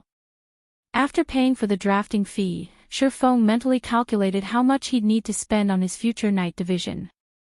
A 5,000-man knight division would definitely be an amazing asset, but it would be expensive to maintain. Unlike the NPC soldiers one could recruit to defend guild towns and cities, knights weren't affiliated with a kingdom or empire. Rather, they were considered a lord's personal combat power. Hence, players would not receive subsidies from a kingdom or empire, relying on their own funds to pay their knights' salaries. Affording a knight division wasn't easy, and to make matters worse, each knight's salary would depend on the NPC's growth potential. Read latest chapters at Wuxia World. EU. To hire and nurture a bronze-ranked, Tier 2 knight, one would have to spend 50 gold per week. Multiplied by 5,000, a division of bronze, Tier 2 knights would cost 250,000 gold per week. Moreover, this cost didn't include the price of weapons and equipment for these knights. For a moment, Shifeng couldn't help but admire the first-rate guilds that had ruled their own territories in the past. Once he had taken care of the draft order, Shifeng left the Adventurers Association and made his way to the candlelight trading firm. He intended to start the Crimson Dragon flying ships production immediately. After reaching level 100, the various powers would prioritize their aerial development. Whoever controlled the sky would become an overlord in God's domain. Level 100 plus maps were very far from civilization, after all, and the ability to travel through the sky would give players a huge advantage when grinding for resources. Moreover, this advantage would become more prominent as time passed. If he wanted to bolster Zero Wing's development, he had to arm the guild with flying ships. Chapter 23-27, Producing a Flying Ship. White River City, Candlelight Trading Firm. The special room, which was the size of a basketball court, contained various piles of rare materials. Any ordinary player would likely go into a frenzy trying to claim them all if they saw this room. These materials were easily worth more than 15,000 gold altogether, and even though the value of coins had significantly depreciated by this stage of the game, that was still an astronomical amount of money to ordinary players. Converted into credits, it would be enough for the average citizen to live out the rest of their lives without worry about food or shelter. Here are the last of the materials you requested, guild leader, Melancholic Smile said as she handed 100 magic elven stones to Shirfong. Shirfong had basically asked for everything the Candlelight firm had in stock of the rare materials he needed, particularly the Titan silver and magic elven stone. These were rare drops, even from the Flame Demon's valleys attributed or vain. No other guild could likely fulfill Shirfeng's demand for 100 magic elven stones. Good. Shirfeng nodded approvingly after inspecting the materials in the room. He then continued in a serious tone, I'll need you to help me with something later, but you must keep it an absolute secret. I can't tell anyone. Melancholic Smile was a little confused. The Candlelight trading firm rigorously screened any potential members before they were recruited. Moreover, all core members were required to sign a series of strict contracts, ensuring the smallest chance possible that the firm's technology and methods leaked. Sharing such technology required one to transfer designs. Without the correct design, it didn't matter if a player knew how to produce an item. Now, however, Shirfeng forbade her from even mentioning their discussion. It was a bit unusual. You'll understand soon, Shirfeng said. He then carefully pulled the Crimson Dragon flying ship design from his bag and placed it on the stone table before him. Melancholic Smile didn't think much of the design initially. She had seen plenty of precious and rare designs and recipes in her line of work. She had grown numb to such surprises. However, when she realized what this design booklet depicted, she froze in shock. Flying ship. Melancholic Smile could not believe her eyes. As a lifestyle player and the Candlelight trading firm's manager, she could only dream of crafting an airship, which was only a method of transportation, let alone a flying ship. Countless lifestyle players dreamed of creating flying ships, especially after seeing airships fly from one city to another. However, they assumed that would remain a dream.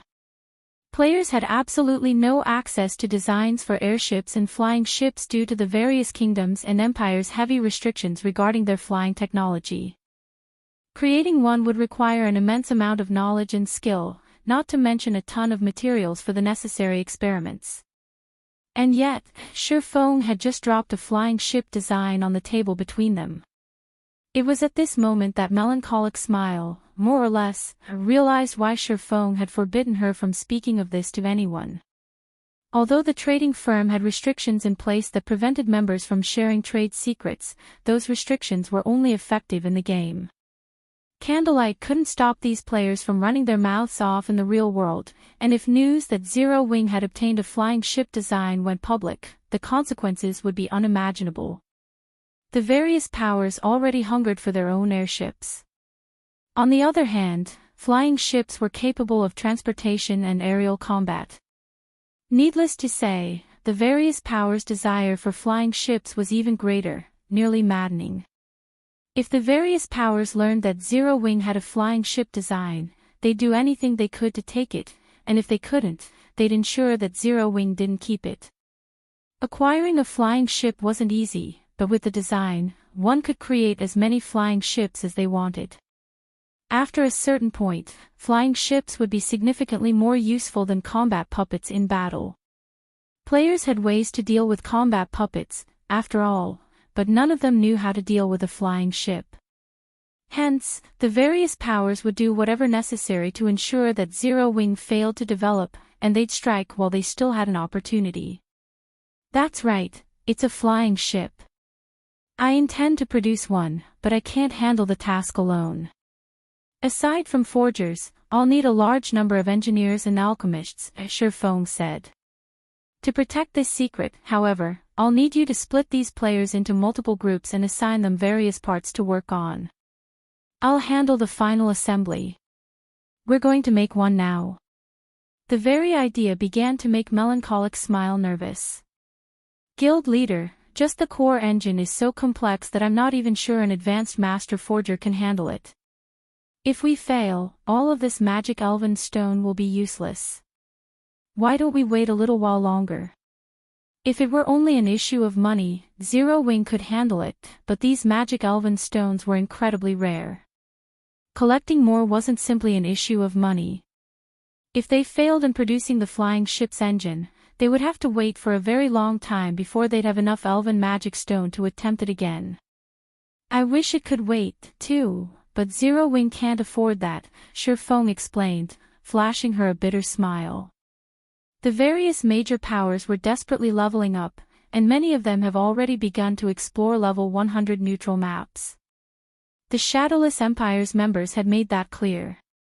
Once they secured a foothold in level 100 neutral maps, the various superpowers would finally be able to exhibit their true strength. Zero Wing didn't have support from any major corporations. Thus, it couldn't afford to continuously recruit large numbers of experts, especially refinement realm and above experts, rapidly expanding. Zero Wing would have to nurture such experts on its own. There was simply no comparison between the various superpowers and their guild. Obtaining more resources and ensuring it had time to develop was the only way Zero Wing could secure its position in God's domain. That was the only way the guild would survive the intense struggle between the various superpowers in level 100+ neutral maps. Now that Zero Wing had its own territory and had begun to draft NPCs for a knight division, the guild needed more funds and resources to arm its knights.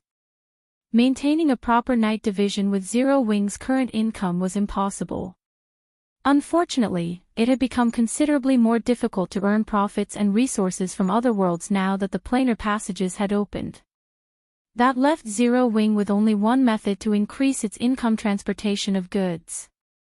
The industry would be particularly profitable when it came to moving non-bag space items. Shifeng had intended to produce intermediate traps to earn more funding, but it was too soon to introduce these items to the public. Most of the various large guilds' main forces hadn't begun exploring level 100 neutral maps yet, and demand for intermediate traps would be limited. Furthermore, Zero Wing's members would need these traps as well. Without at least 100 intermediate trap designs, it would be very difficult for Candlelight to produce enough intermediate traps for Zero Wing's purposes and to earn substantial profits. However, transportation methods were a different story, especially when it came to flying ships. Even a common flying ship could carry up to 500 non-bag space items, far more than any sailboat. In addition, flying ships' movement speed was much higher than sailboats. If Zero Wing resold non-bag space materials, it would make a killing. This was why the various superpowers had gone crazy for airships and flying ships during Shifeng's previous life. I understand. I'll copy the design for these parts and split them between multiple groups. I'll ensure that no one has any idea that we're making a flying ship, Melancholic smile promised, nodding. She then began to examine the flying ship's design and plan accordingly. It shouldn't be very difficult to hide what they were doing. Some of the flying ship's parts were similar to those in ordinary ship designs. Most of the parts that were different would require forgers. As long as Shifeng crafted those parts himself, they shouldn't have any issues keeping this a secret.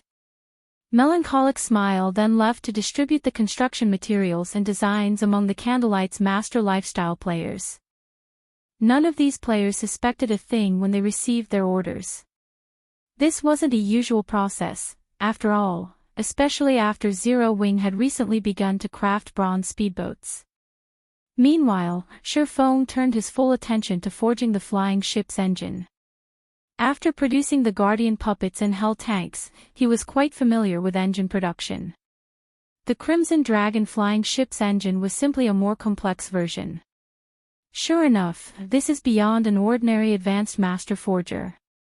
As Shi Feng examined the engine's design, he could feel a headache begin to brew. Fortunately, his forging standard wasn't a problem. With the philosopher's hand, he could elevate himself into an advanced master forger, so he met the engine's minimum requirements. However, the magic array that he needed to inscribe on the engine would be a challenge.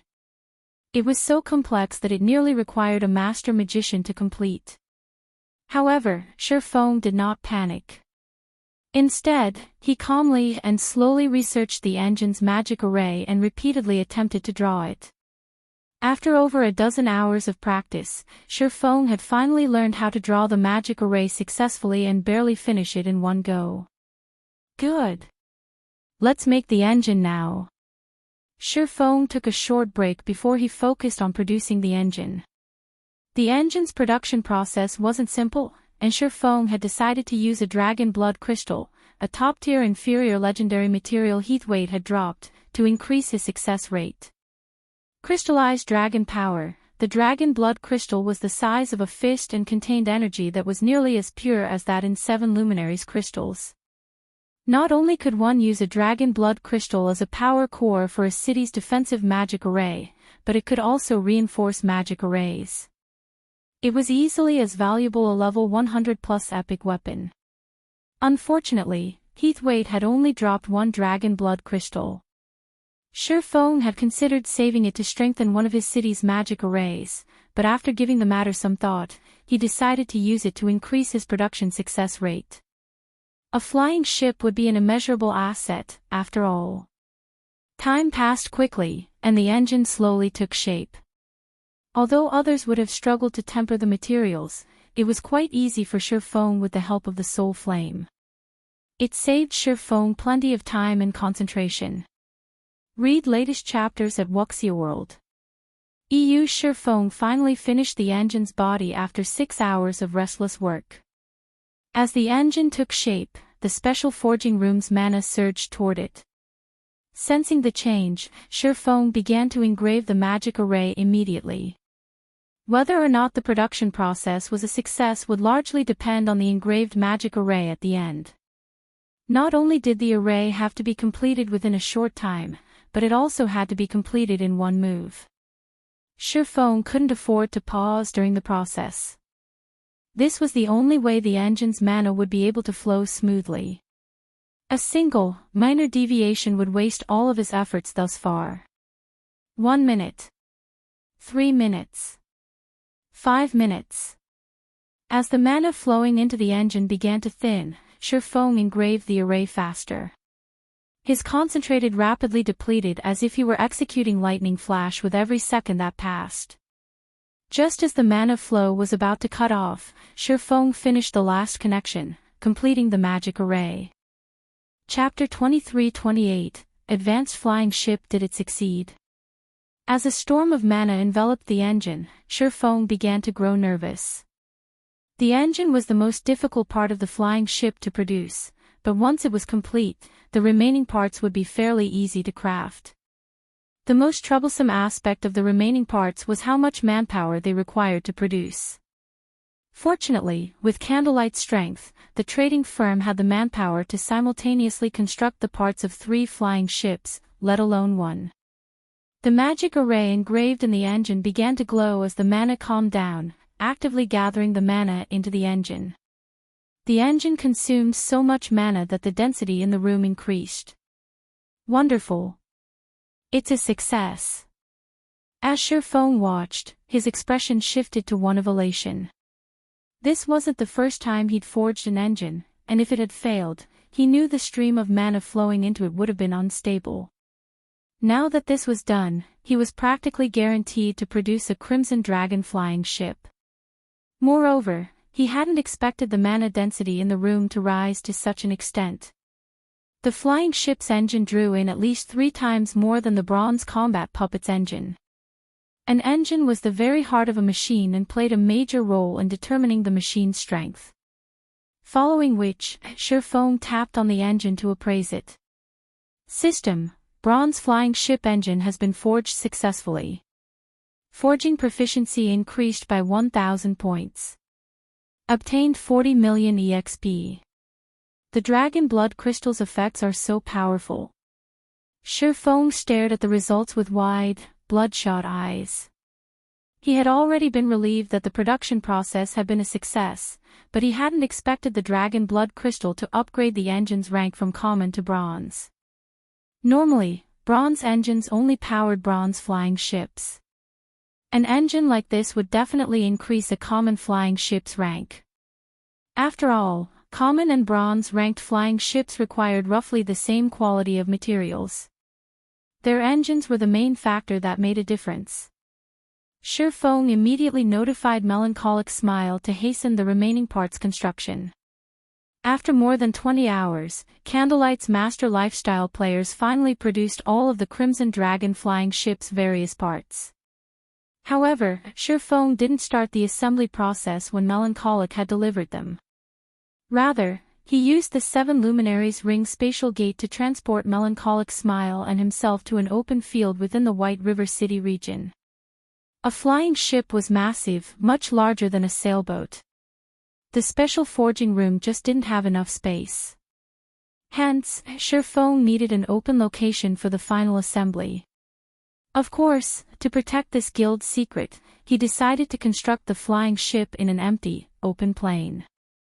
There was an extremely large number of parts to a flying ship. Normally, if a player tried to assemble one themselves, they'd need at least 2 days to complete the task. However, Shifeng and Melancholic Smile had already become intermediate master forgers, saving a lot of time with their skills. With Shifeng's soul flame, in particular, he could assemble and weld parts together quite quickly. After the 2 players worked for a dozen or so hours, they had finally completed the Crimson Dragon flying ship.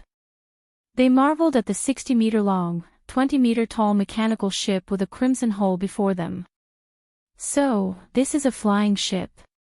Despite taking part in the assembly process, Melancholic Smile couldn't believe her eyes.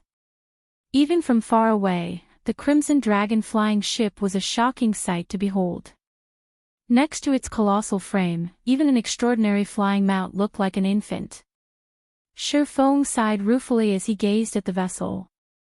Crimson Dragon flying ship, advanced flying ship, maximum capacity, 130 people durability 5000/5000 possesses Tier 3 upper-rank defensive capabilities. Item storage when liberated, 20,000 bag space slots and 800 non-bag space slots. Additional active skill 1, Magic Shield, absorbs up to 50 million damage for 10 minutes. Cooldown, 15 minutes. Additional active skill 2, Mana Pulse Cannon, 4,000 yard range. Deals Tier 4 damage to a radius of 50 yards. Cooldown, 45 seconds, 8 cannons are currently equipped. Up to 12 cannons can be equipped. Additional active skill 2, Magic Elven Cannon, 5,000 yard range. Deals Tier 4 peak rank divine damage to a radius of 200 yards. Cooldown, 5 minutes. Additional active skill 4, Mana Field, disrupts the flow of mana within a 2,000 yard radius, weakening all incoming magic damage from Tier 3 spells or below by 30% for 5 minutes. Cooldown, 20 minutes. Each activation costs 300 magic crystals. The bronze engine Shifeng had crafted elevated the Crimson Dragon flying ship to advanced rank. Now, this flying ship was even faster than extraordinary flying mounts, and its cannons and defenses had increased by a rank, as well. This Crimson Dragon flying ship could even contend with level 100+ mythic monsters. If his guild had had an advanced flying ship like this in the past, his and Shadow's development would have been massively different. Even if Shadow hadn't been able to contend with a superpower, it would have had enough strength to instill fear in first-rate guilds. Tier 4 experts would have dared mess with the guild. If Dragonheart Island superpowers find out that we have this Crimson Dragon flying ship, they'll die from envy, Melancholic Smile said, astonished as she inspected the flying ship statistics. She had forged Hell tanks, so she understood how powerful this Crimson Dragon flying ship was. Aside from its cannon's frightening power, its Tier 3 upper-rank hull was enough to render any attack below Tier 4 powerless. Without a mythic combatant, the various superpowers would have no hope of damaging the flying ship. Even if they launched Tier 4 attacks, it would take ages for them to get past the flying ship's 5,000 durability. Envious. I'm more afraid that they'll go mad when they see it, Shifeng said, chuckling. Melancholic Smile was a lifestyle player, not a combat power. She didn't truly understand what it meant to have a flying ship that could stand against mythic monsters. Players would be able to reach most places in God's domain with a flying ship like this. They wouldn't have to worry about the limitations flying mounts faced or attacks from powerful flying monsters. This vessel would give players a tremendous advantage when grinding for levels or transporting non-bag space items, which were becoming more valuable nowadays. Non-bag space items were becoming useful for more than just producing war weapons, buildings, and ships. Now, such items could even be used to craft players' weapons and equipment, especially level 100+ secret silver and above weapons and equipment. This was also why these weapons and equipment pieces were so valuable. It's a pity that the flying ship's production requires so many materials. Even if we focused everything on collecting materials, it would still take a week or so before we'd have enough for a second flying ship. We'd have to get really lucky to collect enough for a third, Melancholic Smile surmised, sounding disappointed. If they could produce a fleet of flying ships now, no one would be able to get in Zero Wing's way in God's domain.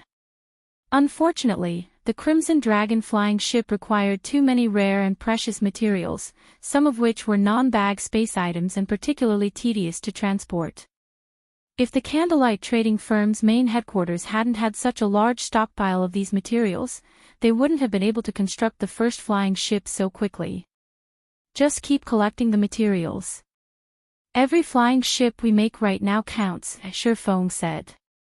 As soon as Shifeng finished giving Melancholic Smile her next duties, he received a message notification. The sender was none other than Sindhart, Immortal Light's guild leader. When he read the message, Shifeng frowned. Guild leader, has something happened? Melancholic Smile asked, noticing that Shifeng's mood had soured after receiving that message. Immortal Light has been working with the Freedom Alliance in Sea's End, and it seems that there's been some trouble that's preventing Immortal Light from transporting materials out of the area, Shifeng said. The Freedom Alliance has invited its allied guilds to send representatives for a meeting, and Sindhart is hoping that we'll send one to investigate the situation. Immortal Light was the naval guild that Zero Wing secretly controlled in the Apocalypse Empire. It had been relying on Immortal Light to secure its naval resources, especially those from Sea's End. The area was home to many materials that were imperative to producing ships and level 90+ dark gold weapons and equipment. If Immortal Light couldn't secure resources from Sea's End, Zero Wing would suffer, which was why Sindhart had requested a representative from Zero Wing to resolve the matter. I think it's best if I go myself. These materials are important for Candlelight's merchandise. If we lose access to these materials, Candlelight's income will plummet, Melancholic Smile suggested. Read latest chapters at Wuxia World. EU, don't worry about it. I'll go.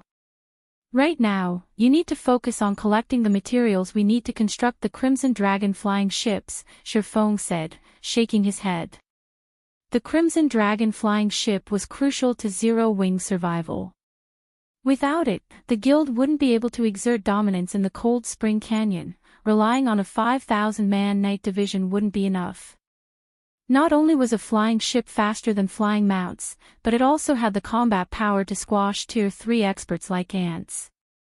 Meanwhile, Sure Feng wasn't as skilled as Melancholic Smile when it came to collecting materials. After all, she had long since grown familiar with the candlelight trading firm and its connections. "I'll do that, then," Melancholic Smile answered, nodding. As Zero Wing's guild leader, Sure Feng would naturally be a stronger representative. Moreover, she didn't have the energy to manage the material collection while addressing the issues in Sea's End. Melancholic then used a return scroll to teleport back to White River City, while Sure Feng stored the Crimson Dragon flying ship in his epic spatial bag and made his way toward the Apocalypse Empire. Chapter 23-29, Times Have Changed. Apocalypse Empire, Blue Base City. After teleporting to Apocalypse City, Sure Feng continued toward Blue Base City, one of the Empire's port cities. Although Blue Base City wasn't a particularly large NPC city, its player traffic was intense. Sure Feng saw an endless stream of players entering and leaving the city's teleportation hole. Moreover, many of these players wore exquisite clothing and the 2-star merchant's insignia. Some even had the 3-star insignia. The merchant's insignia was proof of a merchant player's ability. The higher a merchant player's star rank was, the greater their ability. Normally, 3-star merchant players were supported by a large guild, and they possessed significant resources and sales connections. Hence, they were known as great merchants and were even rare in imperial capitals. And yet, Sure Feng encountered quite a few great merchants in Blue Base City.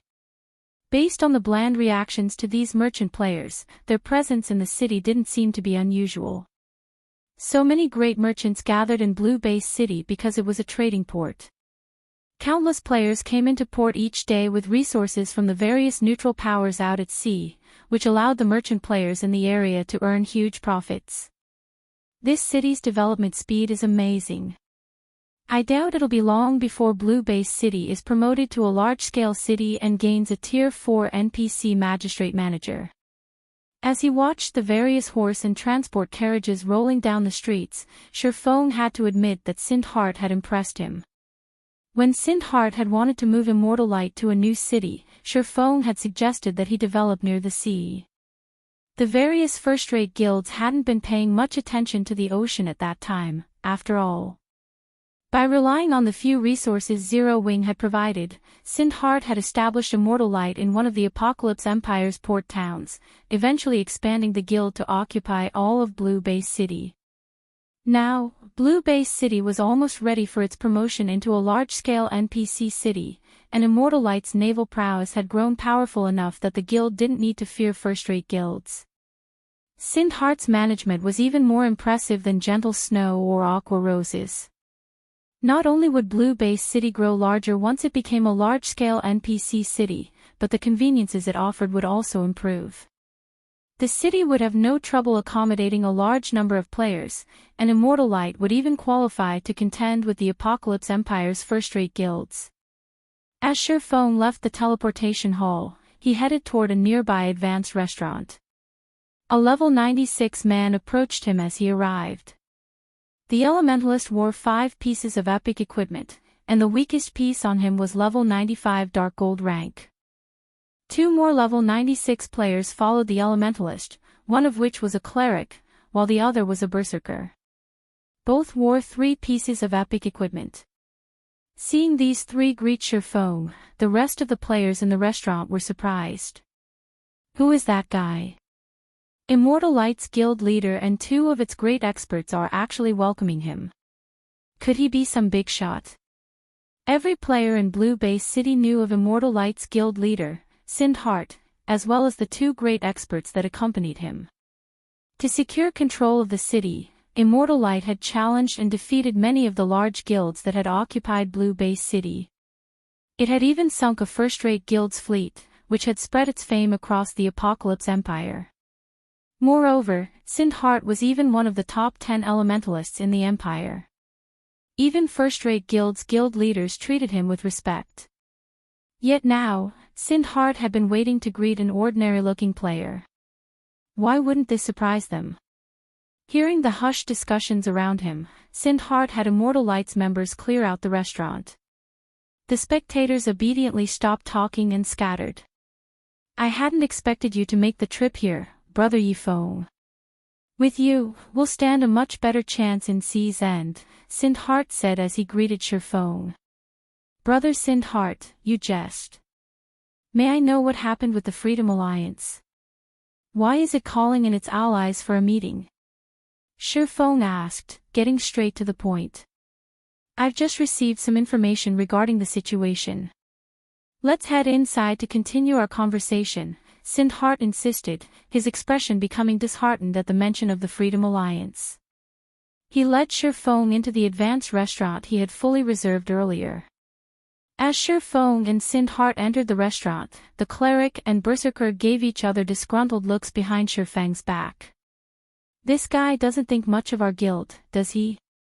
He started demanding answers as soon as the boss walked up to him. Our boss is too mild-tempered. If I were in his position, I would have given this guy a piece of my mind. I don't want him thinking that Immortal Light is the same small guild it had been in the past. Forget it. He'll see how powerful Immortal Light has become once we get to Sea's End. The two experts weren't pleased with Shifeng's behavior. Immortal Light might have received a lot of resources from Zero Wing and shared half of its shares with the guild, but Immortal Light had changed. Now, it was only slightly weaker than the Empire's first-rate guilds, and on the water, it was even stronger than some of them. Not only was Sindhart Immortal Light's guild leader, but he was also an extraordinary expert who had successfully repelled the peak experts King's Return had sent. Even superpowers were wary of his strength at sea, yet Shifeng treated the man so casually. Once they had taken their seats in the restaurant, Sindhart filled Shifeng in on the details regarding the Freedom Alliance's recent actions. A new power had joined the Freedom Alliance, and now, the Alliance had 12 major fleets, not 11. This new power was exceptionally powerful. It had started out as the last-ranked 12th fleet, but it had soon taken the top position in the Freedom Alliance. This had significantly changed the status quo in the Freedom Alliance. The Alliance had only controlled 3 of the major cities in Sea's End, but now, it controlled 5. Naturally, this had caused a qualitative improvement regarding its resource income. Normally, this development would be a good thing, but the newly minted First Fleet wanted to reorganize the Freedom Alliance's partnerships with the various powers, including disqualifying some of them. Hence, the Alliance had invited the various powers to visit Starfall Island for this meeting. Starfall Island was a particularly dangerous location in Sea's End.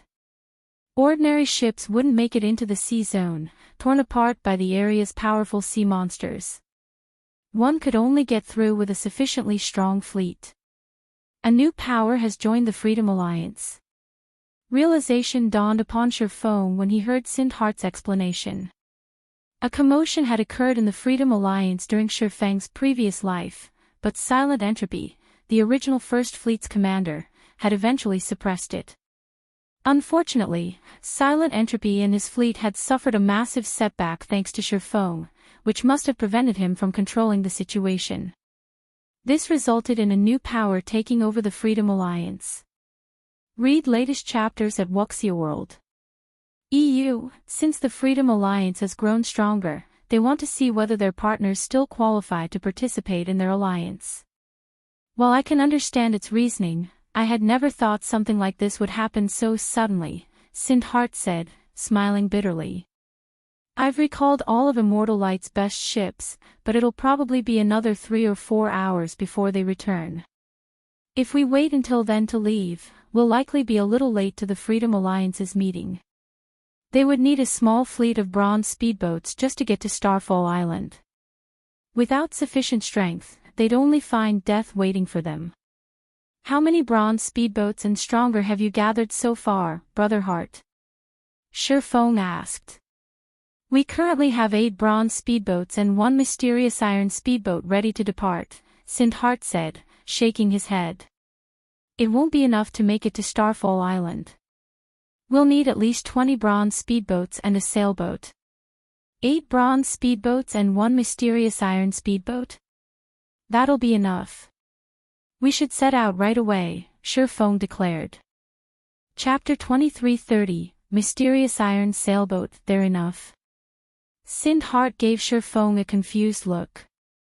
Normally, a small fleet of 8 bronze speedboats and a mysterious iron speedboat would be a formidable force, but they needed to reach Starfall Island.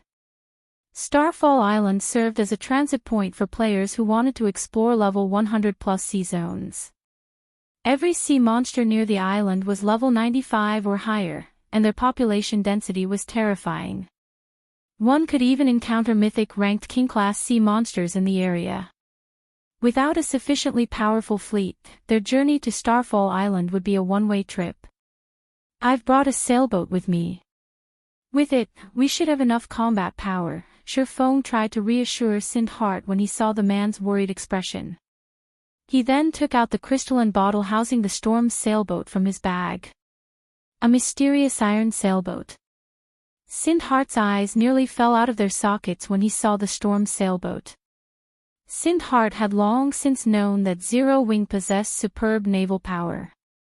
The guild had both the secret, silver-ranked Swift Dragon speedboat and bronze-ranked One-Horned sailboat, after all. Even now, there were only 2 known secret silver speedboats throughout the Apocalypse Empire, Pantheons and Zero Wings.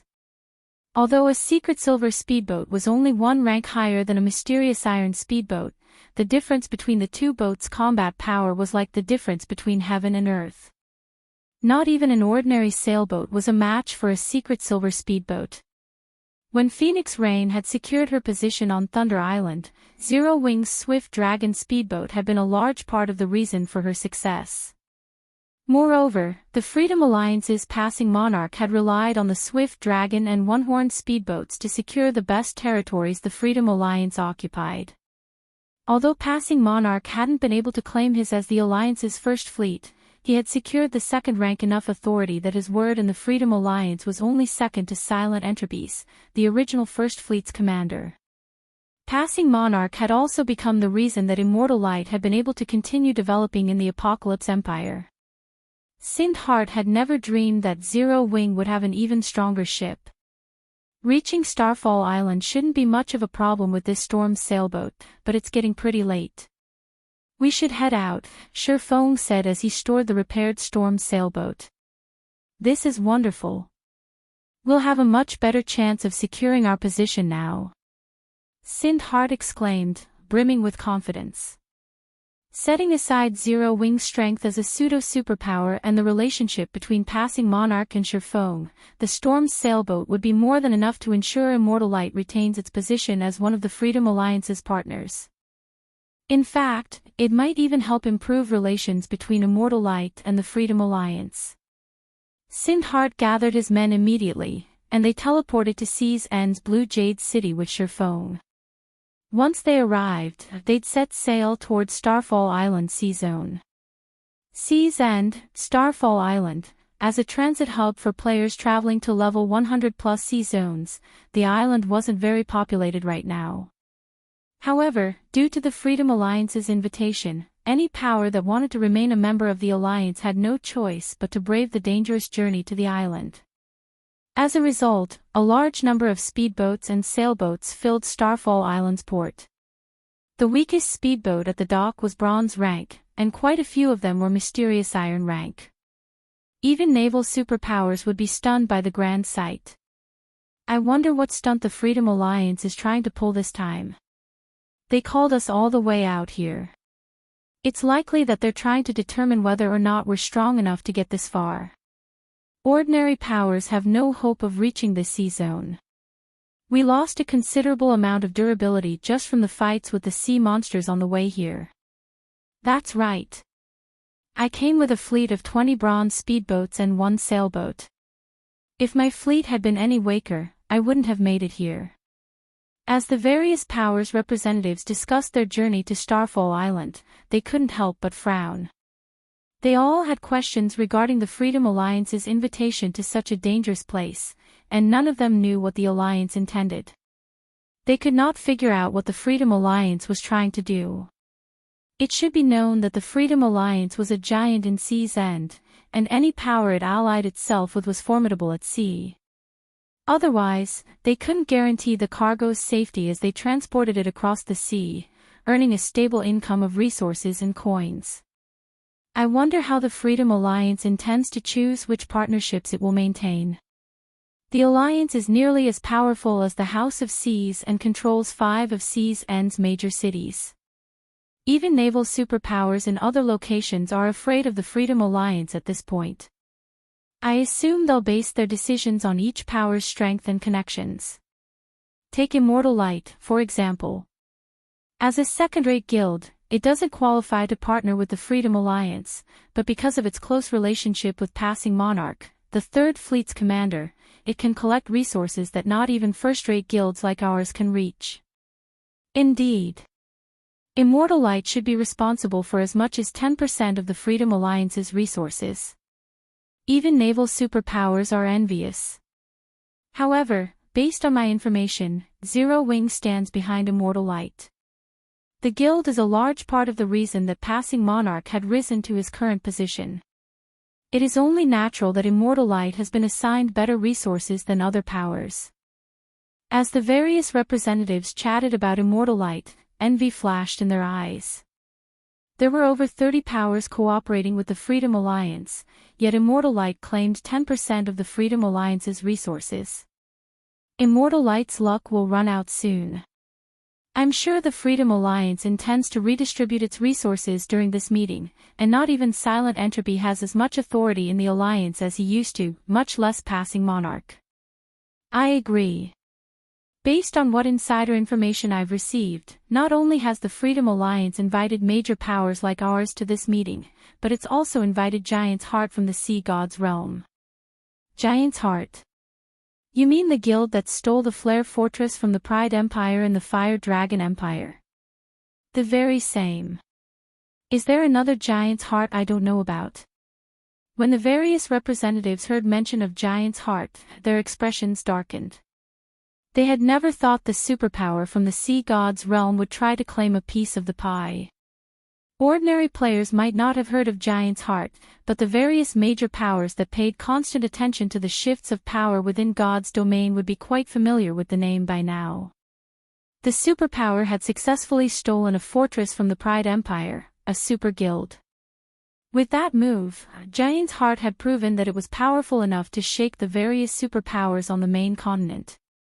If Giant's Heart intervened in the Freedom Alliance's matters, it was almost certain to claim a large fraction of the Alliance's resources. Meanwhile, while the various major powers' representatives conversed, another fleet approached Starfall Island. Once they noticed the fleet, these representatives gaped, shocked.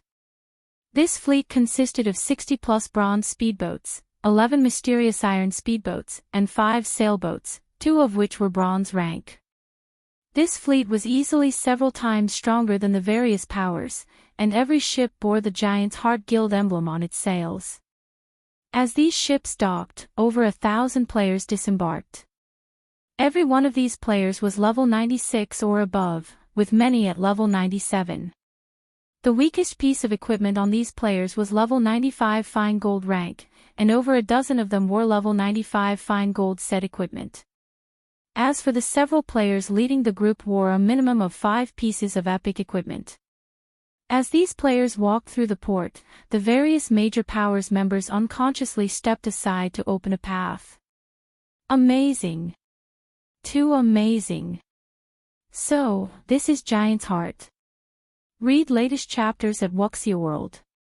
Even if Zero Wing makes a personal appearance, Immortal Light will get nothing but the Freedom Alliance's scraps. These representatives couldn't help but admire the strength of Giant's Heart's fleet and members. Shortly after Giant's Heart's fleet docked, more ships appeared on the horizon. A sailboat, which was much larger than bronze sailboats and required 3 mainsails, led this small fleet. A faint layer of mana enveloped the entire sailboat. What is that? That sailboat is actually protected by a magic barrier. Wait. That's a mysterious iron sailboat. Chapter 2331, Times have changed. When someone had mentioned a mysterious iron sailboat, silence descended on the port as everyone stared intently at the approaching fleet. A mysterious iron sailboat. Impossible. To small guilds and adventurer teams, sailboats were unattainable treasures, but that wasn't the case for the major powers on Starfall Island. Ordinary sailboats were nothing special, and bronze sailboats, at most, would earn a surprised glance. For major powers, it was only a matter of time before they had their own bronze sailboats. Many of them already had clues and information that would lead to bronze sailboats, and as long as they had the strength and were willing to put in the time and resources to follow these clues, it wouldn't be difficult to secure a bronze sailboat. Otherwise, so many powers wouldn't have acquired their own by now. However, mysterious iron-ranked sailboats were an entirely different story. Not one power had found a single clue pertaining to mysterious iron sailboats' locations, much less acquired one. Although there was only one rank between a mysterious iron sailboat and a bronze sailboat, the difference between the two boats' strength was like the difference between heaven and earth. A bronze sailboat had slightly stronger defense and firepower than an ordinary sailboat, but at mysterious iron rank, its defense would undergo a qualitative transformation. At that point, a sailboat could block Great Lord-ranked sea monsters' attacks without losing any durability. As players explored higher-level sea zones, they'd encounter Great Lord-ranked sea monsters more frequently. Coming across 2 or 3 Great Lords at a time might not be an issue, but even a bronze sailboat would lose some durability during a fight with 5 or 6 Great Lords. Without multiple ships, long journeys at sea would be impossible, as would exploring dangerous sea zones. Crap! It really is a mysterious iron sailboat. A mysterious iron sailboat. Our guild could practically move unhindered through a level 100 sea zone if we had one of those. Amazing! Whose fleet is that? They actually sent a mysterious iron sailboat to lead it. The various major powers couldn't help their shock and curiosity as they watched the gradually approaching storm sailboat. Aside from the up-and-coming superpower, Giant's Heart, they hadn't expected another power with the ability to field a mysterious iron sailboat to participate in this meeting on Starfall Island. The storm sailboat glided to a stop by one of the port's docks while the representatives quietly chatted amongst themselves. As Immortal Lights members stepped onto the dock, many players quickly recognized Sindhart. His arrival caused an instant sensation at the port. Sindhart. That mysterious iron sailboat belongs to Immortal Light. Impossible. How can a guild like Immortal Light have a mysterious iron sailboat? Our guild has thoroughly investigated Immortal Light. That guild doesn't even have a bronze sailboat, much less a mysterious iron sailboat. The various major powers that had cooperated with the Freedom Alliance for a while knew, more or less, details about their competitors, especially the powers that were on friendly terms with the Freedom Alliance's upper echelons. Since Immortal Light received 10% of the Freedom Alliance's resources, the other powers had paid particularly close attention to the guild. Thus, all of these representatives knew how powerful Immortal Light was as a guild. However, none of them knew how to rationalize the storm sailboat they saw before them. No, that's not it. I don't see Immortal Light's guild emblem on the sailboat. It wasn't long before one of the players noticed something amiss. Moreover, the person beside Sindhart looks like Zero Wings Yifeng. The declaration inspired everyone to take a closer look at the player accompanying Immortal Heart's guild leader. It's true. That's Zero Wings Yifeng. If that's the case, then the storm's sailboat must be Zero Wings. Zero Wing is stronger than even the rumors have made it out to be. It actually possesses a mysterious iron sailboat. It seems Immortal Light has come prepared. So what if Immortal Light has Zero Wing support? Strength is everything on the ocean, and Zero Wing is only a pseudo-superpower on land. How could it possibly contend with naval guilds like ours? The various representatives sneered at Shifeng and Immortal Light's members. The status quo wasn't the same as it had been at sea. In the past, a powerful ship had been a significant asset to a power. After all, the various naval powers barely had enough ships to form a full fleet back then. However, even third-rate powers had their own fleets by now, not to mention first-rate powers. So, that's the rumored Zero Wing. I hadn't expected it to have a mysterious iron sailboat as well. It's no wonder why it dared to provoke war blood on Dragonheart Island, a tall, handsome man some distance away from the port stated. The man wore Giant's Hearts Guild emblem, and a hint of interest flashed in his eyes when he saw the Storm's sailboat. A mysterious iron sailboat is quite powerful, but unfortunately, it'll at most offer some convenience when grinding sea monsters. A single mysterious iron sailboat isn't enough to affect the power struggle at sea, a blue-haired woman added indifferently. Moreover, Zero Wing has provoked Starlink, which Old Undying has nurtured. Its future is quite bleak. Although Zero Wing Storm's sailboat had indeed caused quite a commotion at Starfall Island's port, it was only a minor interlude to the Freedom Alliance's announcement regarding how it would redistribute its resources among its partners. Following which, the Freedom Alliance's members guided the various representatives to a reception room in the Freedom Alliance's residence on Starfall Island. Once everyone had arrived, the Freedom Alliance's 12 commanders entered and took their seats on the stage at the front of the room. These expert standards had clearly improved since the last time Sherfong had attended one of the Freedom Alliance's meetings. This was especially true for the First Fleet's representatives, who sat in the center of the stage. Although the First Fleet had only sent 2 representatives, both were apex experts. The middle-aged man, the First Fleet's commander, was particularly powerful. The First Fleet's commander only looked to be around 40, but Sherfong could sense a wild energy deep within the man. He felt like a veteran mercenary that had seen countless battlefields before. He was also a level 97 berserker. A young man with short hair stood behind the commander. The assassin youth radiated a chilling aura, and even Sindhart, who sat quite a distance away, felt an intense pressure from this youth. These 2 people alone would be more than enough to give the various superpowers a huge headache. It was no wonder why Silent Entropy, Passing Monarch, and the Freedom Alliance's other commanders had been overtaken. Since everyone's here, I'd like to begin with discussing our resource redistribution, Flame Robber, the First Fleet's commander, said as he swept his gaze over the gathered players. The resources under the Freedom Alliance's control have changed, and more powers have begun to target us.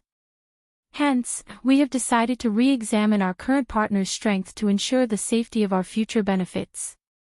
The method we will use to determine your strength is simple.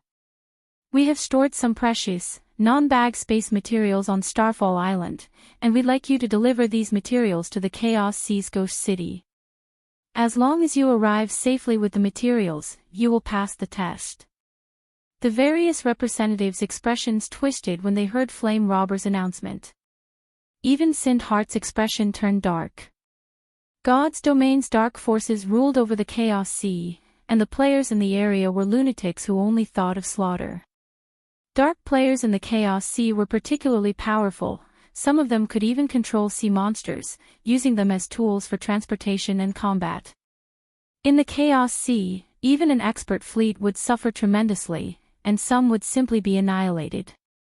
Most of the various superpowers tried to avoid the sea zone at all costs. If Immortal Light, a guild that was barely considered a first-rate power on land, tried to sail through the Chaos Sea, it was almost guaranteed that the journey would be a one-way trip.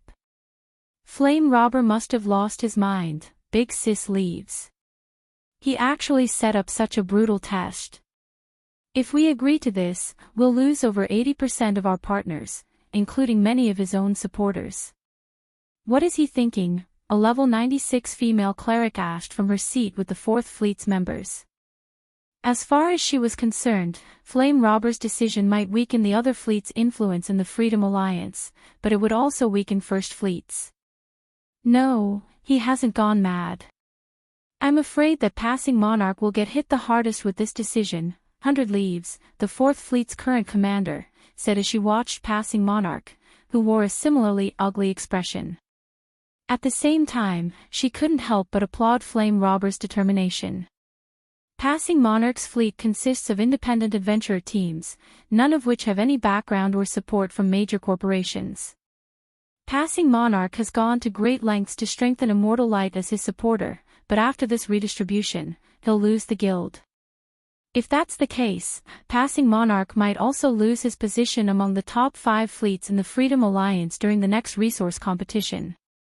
While most of the Freedom Alliance's fleet commanders celebrated Passing Monarch's misfortune, the tall, handsome man from Giant's Heart, who sat with the other representatives, shifted his gaze toward Shifeng. What a pity.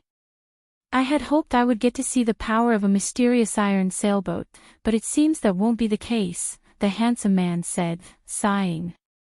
I told you that a single ship means nothing at sea, the blue-haired woman said, rolling her eyes. Let's get moving. Once the sun sets, the Chaos Sea will become far more dangerous.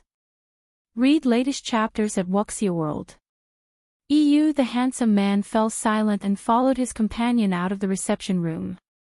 The other first-rate powers began to move, as well. They might not be a match for the various naval superpowers and wouldn't survive a direct clash with the Chaos Sea's dark players, but if they were careful and lucky, they could pass this test. Brother Yifeng, it seems this trip has been a waste of your time. I hadn't expected the Freedom Alliance to set up such a vicious test. However, I still intend to try. The Chaos Sea is the Dark Forces' territory, but with how vast it is, I might be able to avoid dark players if I'm lucky, Sindhart said, gritting his teeth. The Freedom Alliance's resources were too important for Immortal Light to give up. He had to take this risk and try to pass the test. You don't need to take everything on yourself, Brother Hart. Zero Wing is Immortal Light's major shareholder, and this matter involves resources that my guild requires. Naturally, Zero Wing will participate as well, Shifeng declared, shaking his head. He then glanced at Flame Robber, who had stood and was about to leave the room. Flame Robber had certainly played his cards well. Unfortunately, he had chosen the wrong opponent. Chapter 2332, Steel Giant. I'll have to trouble you then, Brother Yifeng, Sindhart said. He felt both grateful and ashamed when Shifeng had offered to help. Zero Wing's help was a large part of the reason that Immortal Light had acquired its current strength. Sindhart had thought that with Immortal Light's development, it could return the favor, more or less, but it seemed that the guild needed to rely on Zero Wing once again. However, Immortal Light's fleet would have a greater chance of reaching Ghost City with Zero Wing's storm sailboat. Sindhart then began to make the necessary arrangements for Immortal Light's remaining bronze speedboats and sailboat to meet him at Starfall Island for a final struggle. If Immortal Light could secure the Freedom Alliance's resources, it would qualify as a first-rate naval power. It might even become an overlord in the Apocalypse Empire. After all, the Freedom Alliance controlled 5 major cities in Sea's End, with more than double the resources it used to have. Moreover, it would likely acquire more as time passed. Naturally, Immortal Light could reap more benefits from its partnership with the Freedom Alliance, as well. While Sindhart mobilized Immortal Light's experts, the other major powers began to do the same. After just 8 hours, sailboats and speedboats crowded Starfall Island's port. The spectacular scene stupefied the adventurer teams and guilds that rested on the island. More than 30 expert fleets had docked, and the weakest ship among them was a bronze speedboat. Moreover, the weakest fleet had a minimum of 30 bronze speedboats and 3 sailboats. If these fleets cooperated, they could even take on level 90+ mythic-ranked sea monsters. Of all of the fleets present, the most eye-catching was undoubtedly Giant's Heart's. Giant's Heart's fleet consisted of 100 bronze speedboats, over 20 mysterious iron speedboats, and 10 sailboats. Of the 10 sailboats, 4 were bronze rank.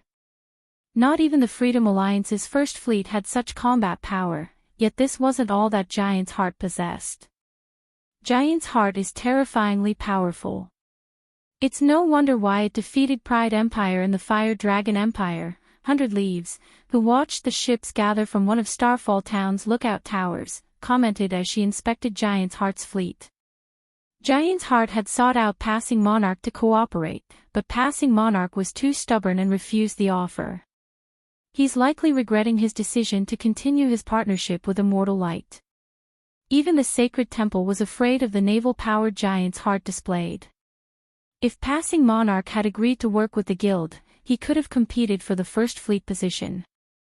However, Passing Monarch had given this opportunity to Flame Robber. Big Sis leaves, are we really going to hold back the guild's strength? 1. The female cleric beside 100 Leaves anxiously asked. Our position in the Freedom Alliance isn't stable enough. If we openly rely on the guild's strength, even a fool would realize that we're members of the Sacred Temple, not just a team with the guild support, 100 Leaves said, shaking her head. She then turned towards Silent Entropy's group nearby with a bright smile. Flame Robber might have Giant's Heart support, but Silent Entropy won't just take this lying down. All we need to do is watch those two go at each other's throats and wait for an opportune moment. When Sind Heart saw the various major powers' fleets from the port, he suddenly felt tiny. Immortal Light was a top-ranked naval power in the Apocalypse Empire, but if it weren't for the Storm's sailboat, it would be the weakest power here. Even Sherfong was surprised when he saw the multiple fleets. He hadn't expected God's domain's naval powers to develop so quickly, especially Giant's Heart. Even on Dragonheart Island, very few powers could contend with the guild. Dragonheart Island's powers weren't limited to the human variety. Many neutral powers also operated from the island, including super first-rate guilds and super guilds. Once the fleets were ready, the Freedom Alliance's members began to move crate after crate of cargo onto the various powers' ships. When the representatives saw the cargo, they were stunned into a moment of silence. How is this possible? They want us to transport Primal Void Stone. There are so many Primal Void Stones here. Has the Freedom Alliance discovered a Primal Void vein? Everyone was shocked when they saw the translucent crystals within the crates. All of these players were either experts or upper echelons from major powers, so they had seen many precious items in God's domain. However, they couldn't help their astonishment when they saw the Primal Void Stones. Primal Void Stone was a top-tier material that could be used to construct all sorts of high-ranked workshops. Primal Void Stone could absorb mana from the void, and although the amount it could store was minute, this mana could enhance players' mental processing, which was particularly useful to lifestyle players when they produced items. Buildings made with Primal Void Stone could also help combat players when training their skill or spell completion rates. Hence, the various large guilds had been desperately collecting Primal Void Stone to construct training rooms or workshops within their guild towns to help their members improve. Unfortunately, Primal Void Stone was a non-bag space item and incredibly rare. Collecting enough stones to construct a training room was a dream at this stage of the game. And yet, the Freedom Alliance revealed that it had so many available. Why wouldn't this shock the various major powers present? Seeing so many Primal Void Stones even stunned Sherfong. He hadn't thought that the Freedom Alliance would have so many in its possession. The various superpowers had treated buildings constructed with Primal Void Stone as sacred places for their players to improve skill or spell completion rates and craft items during his previous life. However, due to the scarcity of the stone, even those superpowers had only been able to construct a small number of buildings. Hence, the Superpowers Guild members had had exclusive access to these buildings, and some of these superpowers hadn't even given access to their low-ranked members. It's no wonder why they want us to head to Ghost City. Sherfong immediately understood the Freedom Alliance's plans when he saw the crate's contents. Primal Void Stone could be used for more than constructing buildings. It would also be helpful when improving certain dark players' bloodline density. Hence, Primal Void Stone was extremely popular among dark players, who were generally willing to pay 3 or 4 times more than the market price. I'm sure that you've all seen the Primal Void Stones. As you've probably guessed, the Freedom Alliance has taken control of a Primal Void vein, Flame Robber suddenly announced, smiling.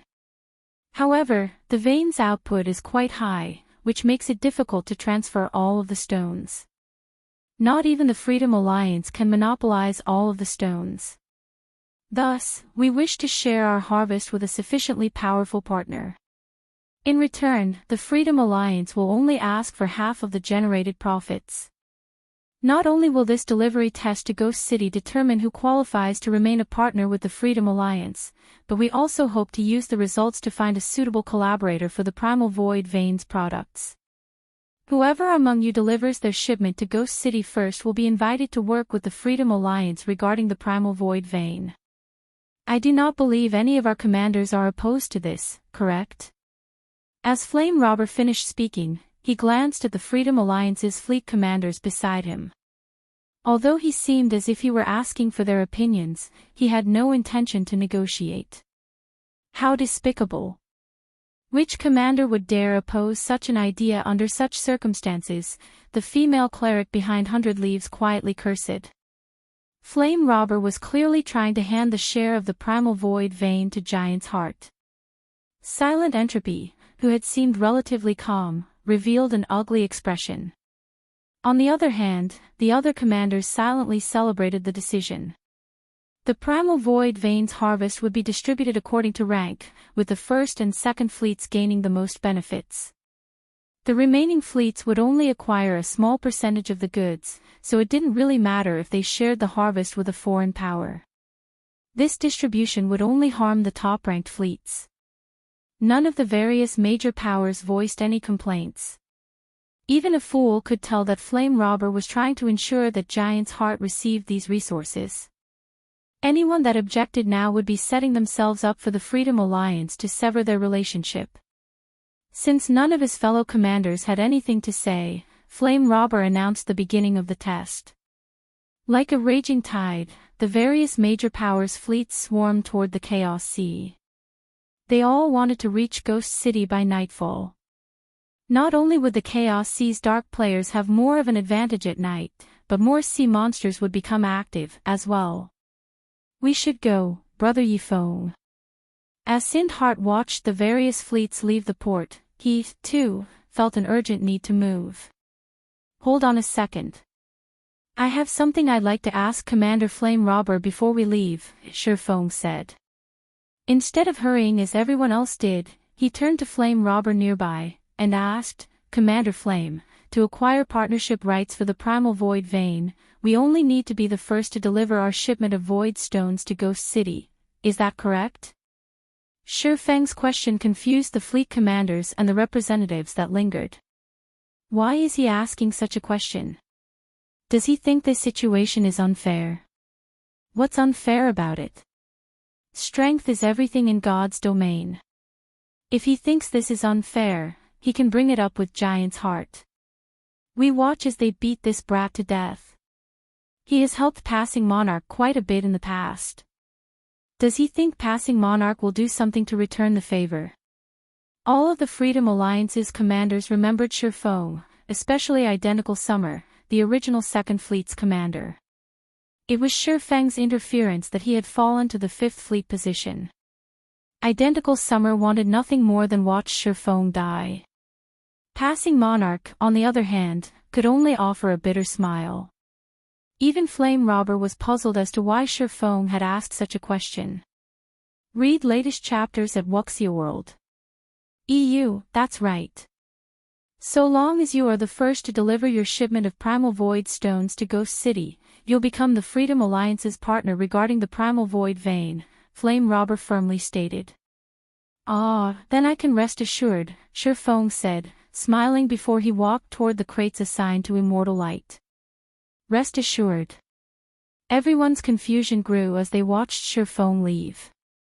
They couldn't figure out what Flame Robber had said to assure him. Shifeng then moved to a clearing near Immortal Light's shipment. He placed a hand on his bag and began to chant an incantation. 2 seconds later, a crimson, steel ship appeared above him. Even the Storm's sailboat looked insignificant compared to the gigantic, steel beast. However, that wasn't what fascinated the players watching. What held their attention was the fact that this steel ship was floating above the ground. Chapter 2333, Starfall Shaken, a Flying Ship. How is this possible? The Crimson Dragon flying ship's appearance sent Starfall Island into an uproar. The Freedom Alliance's commanders and the players that rested on the island stared at the steel giant with dropped jaws. By now, practically every God's Domain player was familiar with the concept of flying ships. Players who lived in or had visited an NPC city that had an airport would have seen flying ships soar through the sky, and almost every player that had seen one dreamed of one day traveling through God's Domain aboard their own flying ship. Zero Wing actually has a flying ship, Big Sis leaves. Short Clarity, the female cleric standing behind 100 Leaves, exclaimed, staring at the distant Crimson Dragon flying ship in astonishment. Am I dreaming? Everyone, ordinary and superpowers alike, was desperately searching for flying mounts nowadays. Naturally, the Sacred Temple was no exception, but it had yet to find a single one. And yet, Zero Wing already had a flying ship. For a moment, Short Clarity wondered if the main god system were playing a joke on her.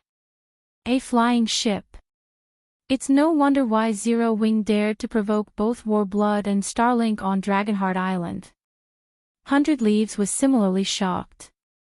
Zero Wing has fooled everyone. Although Dragonheart Island was very far away from Sea's End, as one of the Sacred Temple's upper echelons, 100 Leaves would have been informed of matters on Dragonheart Island. The Sacred Temple had launched a detailed investigation on Zero Wing. It was the first guild in God's Domain to obtain a flying mount, after all, which would have a major impact on the game. However, after watching Zero Wing blatantly provoke Warblood and Starlink, even the Sacred Temple had begun to wonder where Zero Wing found its confidence. A flying mount might possess incredible combat power and significantly reduce players' travel time, but it was only a mount. It did not have enough combat power for a single player to face an entire superpower, much less two. However, the same couldn't be said for a flying ship. Such a vessel was a bona fide war weapon. Sindhart, who stood a short distance from Shurfong, was just as stupefied. The two great experts behind him couldn't even piece a thought together as they stared at the Crimson Dragon flying ship. They had been able to accept the fact that Shurfong had the Storm's sailboat. The guild had revealed that it owned a bronze sailboat a long time ago, after all. It wasn't that surprising to learn that Zero Wing had a mysterious iron sailboat. But Shurfong had just pulled a flying ship from his bag. What was up with that? Meanwhile, Shurfong quickly loaded the Primal Void stones on the Crimson Dragon flying ship. Silence descended on the port as the nearby players watched him do it. To everyone's surprise, the shipment that would require 3 sailboats to transport fit on the single Crimson Dragon flying ship. Brother Heart, let's go. Shurfong called out once he finished transferring the crates. Shurfeng's shout shook everyone from their stupor. Sindhart replied with a stiff nod, robotically following Shurfong as he boarded the flying ship. Once Immortal Light's other members figured out what was happening, they scurried aboard the flying ship as well. As everyone watched, over 100 Immortal Light members took their places on the Crimson Dragon flying ship. From the flying ship's deck, Immortal Light's members noticed the spectators' envious gazes. At the moment, they felt as if they had reached the peak of their lifetimes. Crap! Immortal Light's members are so lucky. They actually get to ride a flying ship. I wish I could ride the flying ship, too. My friends would die from jealousy if they saw me on one. I knew I should have joined Zero Wing. The crowd at the port wanted nothing more than to drag Immortal Light's members off the Crimson Dragon flying ship and take their place, but when they saw the patrolling NPC soldiers, they abandoned the idea. Good. Let's set off. Once Immortal Light's members were on board, Shurfong piloted the Crimson Dragon flying ship, and it slowly ascended into the air. As the flying ship rose roughly a kilometer above the ground, he ramped up the engine. The flying ship transformed into a crimson blur as it shot forth, crossing 300 yards in the blink of an eye. It was far faster than an extraordinary flying mount. After a few short seconds, the Crimson Dragon flying ship vanished over the horizon. So, that was a flying ship. It's insanely fast. Giant's heart won't stand a chance against immortal light. Cool. That flying ship was so cool. No matter what, I've got to join Zero Wing. After watching the Crimson Dragon flying ship fly off, a commotion erupted among the independent players and Major Powers members on Starfall Island. They had all known that flying ships were powerful, but they hadn't expected the vessel to be this powerful. Speedboats and sailboats were little more than snails compared to a flying ship. Furthermore, the flying ship's capacity for non-bag space items was unbeatable. The remaining representatives on the island stared after the flying ship with wide, bulging eyes. They had never dreamed that a land-based guild would pull such a move against them. A flying ship? That's impossible. Players can't get their hands on such an item. Just how did Zero Wing do it? The blue-haired woman on one of Giant's Heart's bronze sailboats exclaimed, surprised and confused after watching the Crimson Dragon flying ship soar over Giant's Heart's fleet. The Sea God's realm was one of the strongest otherworlds. Players from the otherworld had even more access to resources, legacies, and information than those on the main continent. The only thing the Sea God's realm lacked, compared to the main continent, was technology. The Sea God's realm simply didn't have the resources to support its lifestyle players as the main continent did. The otherworld's lifestyle classes even struggled to produce secret silver equipment. Despite the advantages the Sea God's realm's players possessed, a flying ship was still out of their reach, yet Zero Wing had one of its own. She couldn't understand how this had happened. Zero Wing, is it? The handsome man beside the blue-haired woman revealed a rare smile as he watched the Crimson Dragon flying ship fade into the distance. This is interesting. I wonder what the boss will do with this information. Read latest chapters at Wuxia World. Once the flying ship was gone, the Freedom Alliance's commanders revealed a myriad of expressions. Some commanders were enraged, while others rejoiced. Some expressed their admiration, and some voiced their envy. Passing Monarch's luck is impressive. Flame Robber has gone to great lengths to set up this ploy, yet it's turned around to bite him, 100 Leaves surmised, a hint of envy flashing in her eyes as she glanced at Passing Monarch. Regardless of what would happen to the Crimson Dragon flying ship in the future, there was no doubt that Immortal Light would win the partnership rights to the Primal Void vein. At that time, Immortal Light was guaranteed to grow stronger, which would, in turn, bolster Passing Monarch's authority in the Freedom Alliance. What should we do about the Crimson Dragon flying ship, Big Sis Leaves? Short Clarity asked. We don't have the authority to decide that. We'll just report these events to the higher-ups, 100 Leaves said, an excited brightening her expression. A flying ship. This news will shake the very foundation of God's domain. Chapter 2334, Start of a New Era. Shortly after Shifeng piloted the Crimson Dragon flying ship away from Starfall Island, the various Major Powers members frantically began to report to their superiors. At this point, none of them paid any mind to the Freedom Alliance's decision to reevaluate its partners. After all, the appearance of a flying ship represented the start of a new era. Guild leader, guess what I just saw on Starfall Island? A flying ship. Someone already obtained a flying ship. What? Don't believe me? I'll send you a video of it. You'll know once you see it. That flying ship is amazing. Excitement sparked among the independent players and various Powers members on Starfall Island as they discussed the Crimson Dragon flying ship. When the various Powers' upper echelons received the reports, they lost their minds. Thus far, they only knew of one flying mount in a player's possession right now, let alone a flying ship. How could someone have already obtained a flying ship? However, when these upper echelons saw the video clips from their subordinates, they were utterly dumbfounded. Passion. Envy. Greed.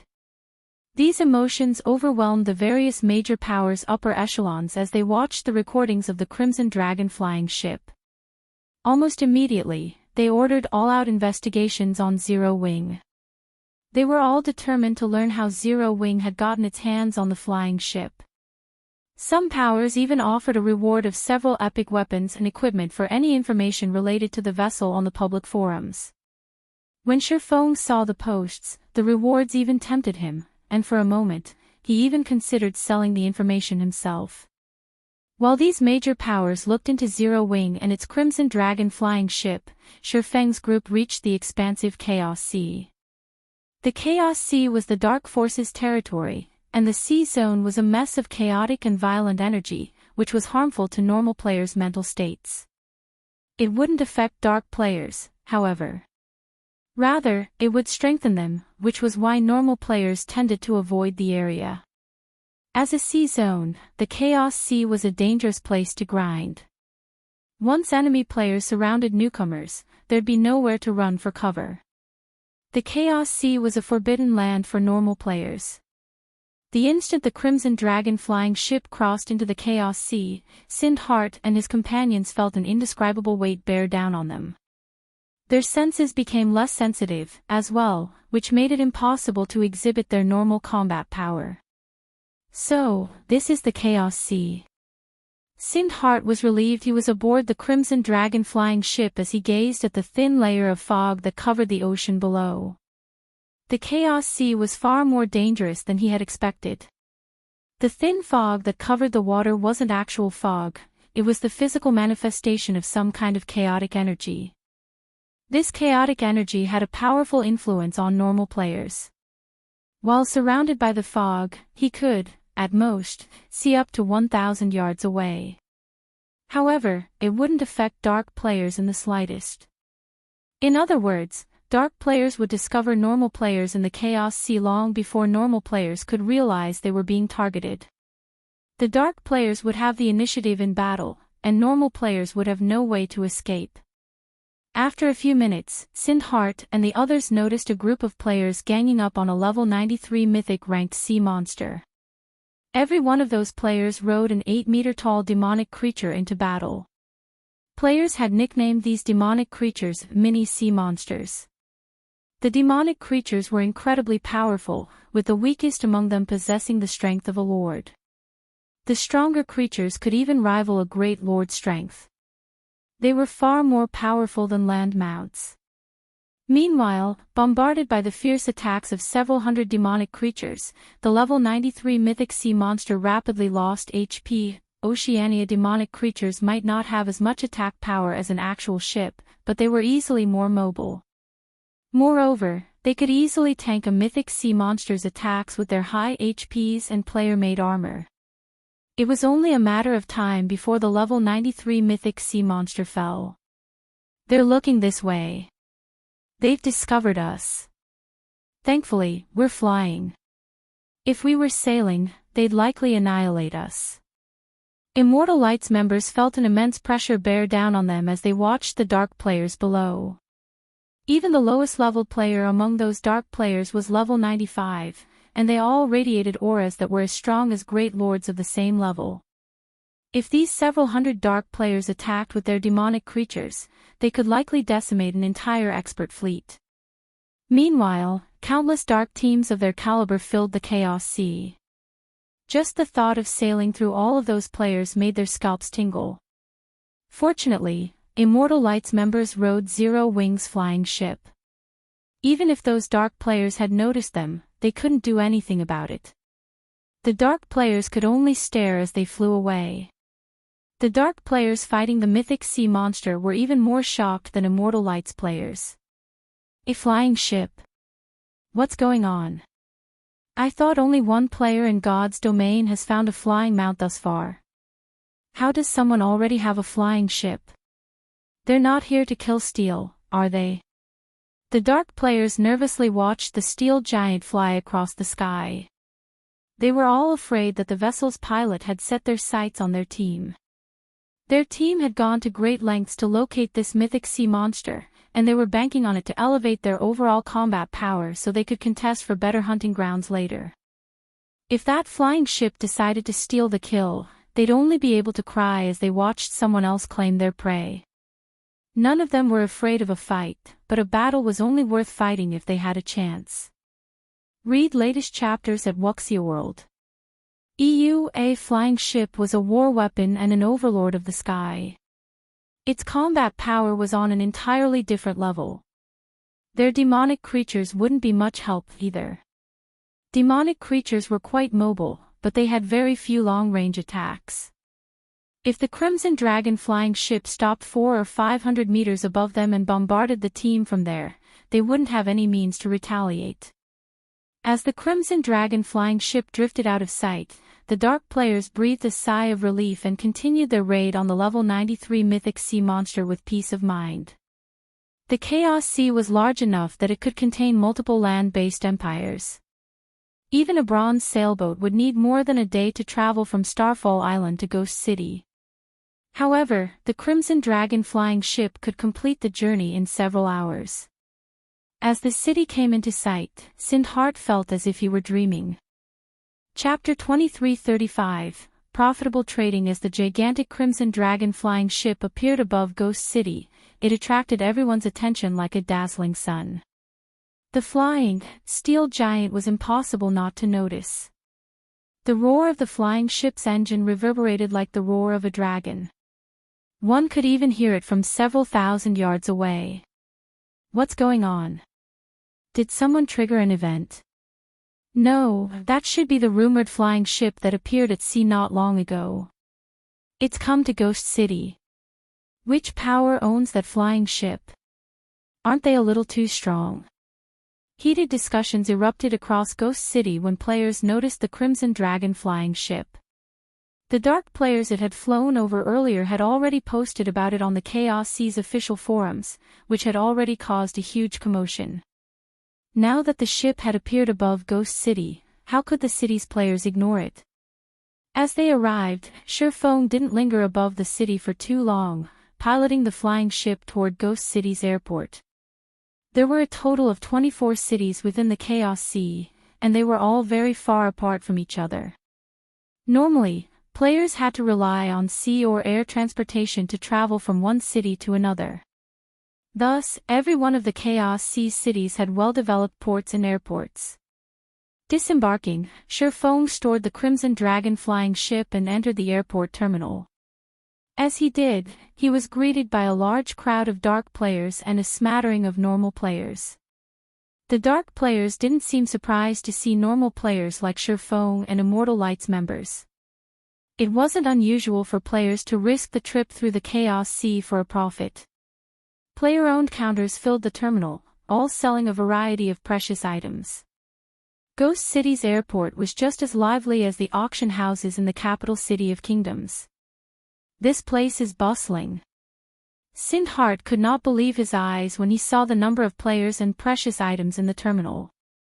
Is this city really controlled by the Dark forces? From his impression of the Dark forces, their territories should be chaotic, filled with endless slaughter. They shouldn't look anything like this prosperous city. Moreover, the items available for purchase were so valuable that even Sindhart, Immortal Lights guild leader, was tempted. These vendors sold secret silver mounts and Tier 3 summoning scrolls that were quite rare in the Apocalypse Empire. Moreover, these items were available in abundance. He even spotted one player selling over a dozen bronze speedboats, which weren't available at all in the Apocalypse Empire. The rest of Immortal Lights members were just as excited, wanting nothing more than to claim every one of these items. Only Shifeng maintained his composure when he saw the wide variety of products for sale in the airport terminal. Chaos did reign over the Dark Forces' territories, but that chaos stopped at a city's borders. As the only safe havens for Dark players to rest, the Dark Forces ensured safety within their NPC cities, allowing players to conduct their business. Due to how few cities there were in the Chaos Sea, it was only natural that these cities would prosper. In addition, Dark players had very different values than their normal counterparts. Some items that were quite important to normal players had no value to Dark players. Since the Chaos Sea's Dark players used oceanic demonic creatures as their preferred mode of transportation at sea, land mounts and ships were worthless to them. Moreover, Dark players prioritized their own strength over all else, so they weren't particularly interested in external tools. Those that relied on such tools would struggle to secure powerful legacies. Thus, players generally sold external tools for low prices in the Dark Forces domain. This was also why the various naval powers were interested in conducting business in the Chaos Sea. When Sindhart noticed the Primal Void stones for sale and saw their prices, he had the urge to curse, even with as mild-tempered as he typically was. Primal Void stones sold for as high as 5 to 10 gold per stone on the main continent. The inconvenience of transporting the stones was a large part of the reason that they sold for such a high price, but compared to the Primal Void stones in Ghost City, the stones on the main continent were dirt cheap. These players were selling Primal Void stones for 40 gold apiece. Moreover, these dark players fought to purchase any Primal Void stones they could, even at such a high price.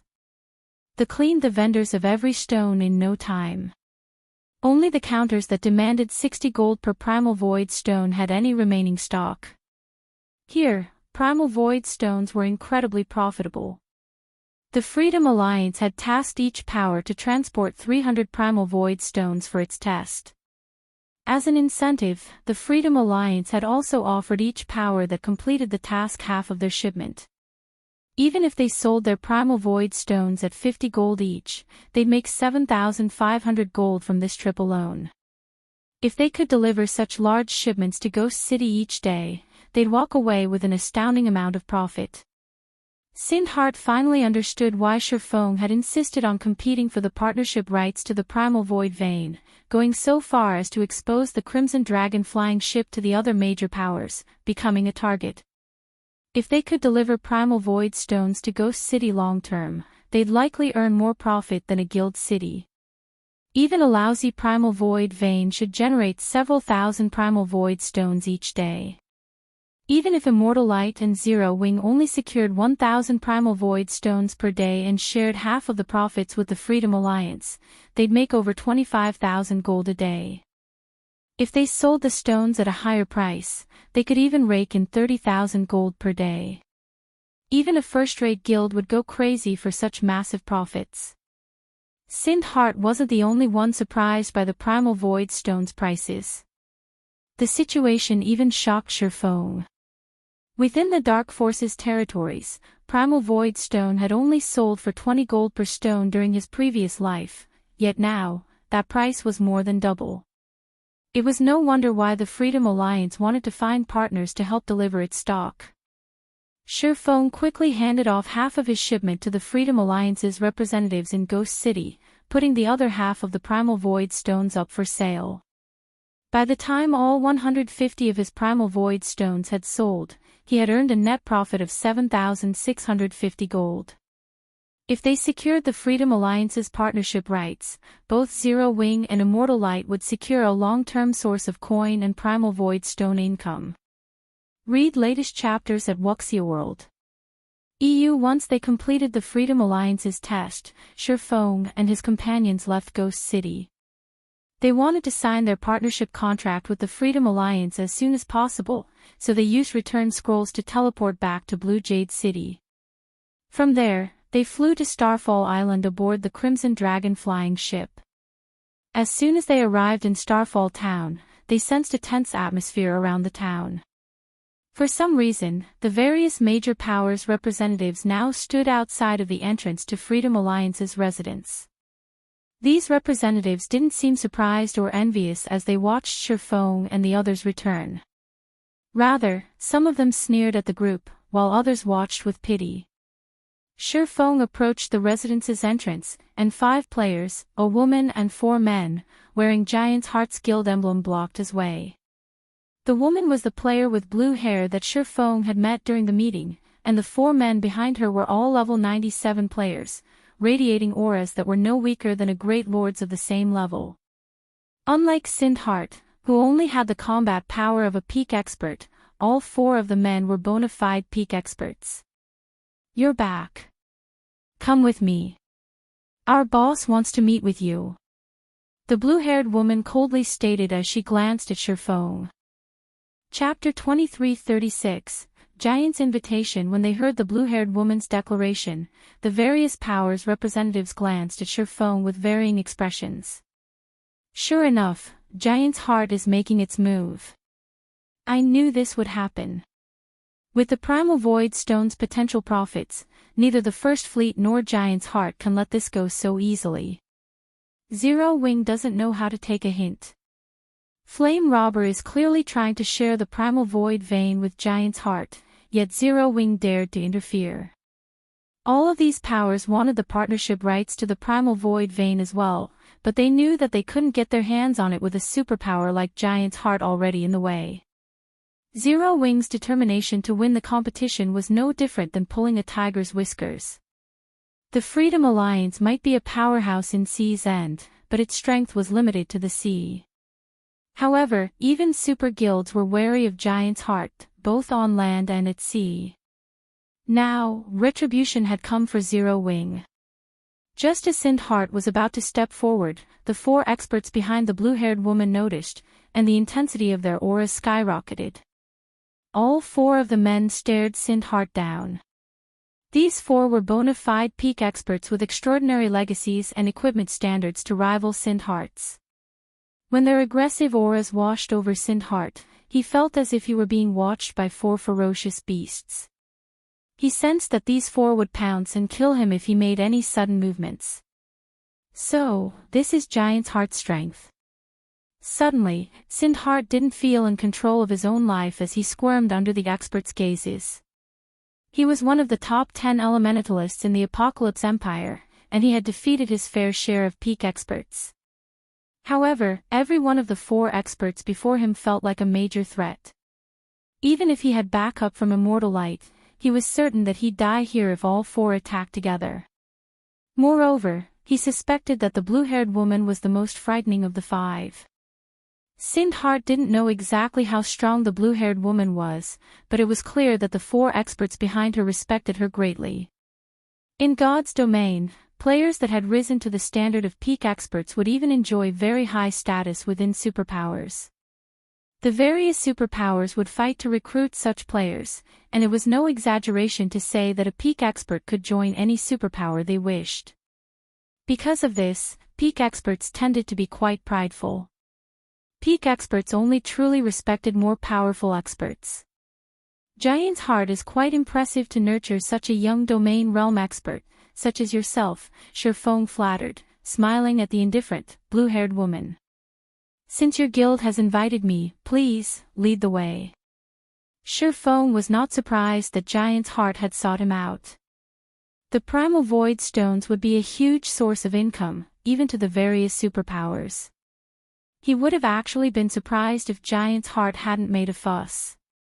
Astonished, Sindhart glanced between Shifeng and the blue-haired woman.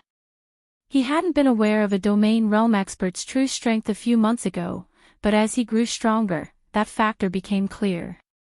Defeating an expert of his caliber would be child's play for a domain realm expert.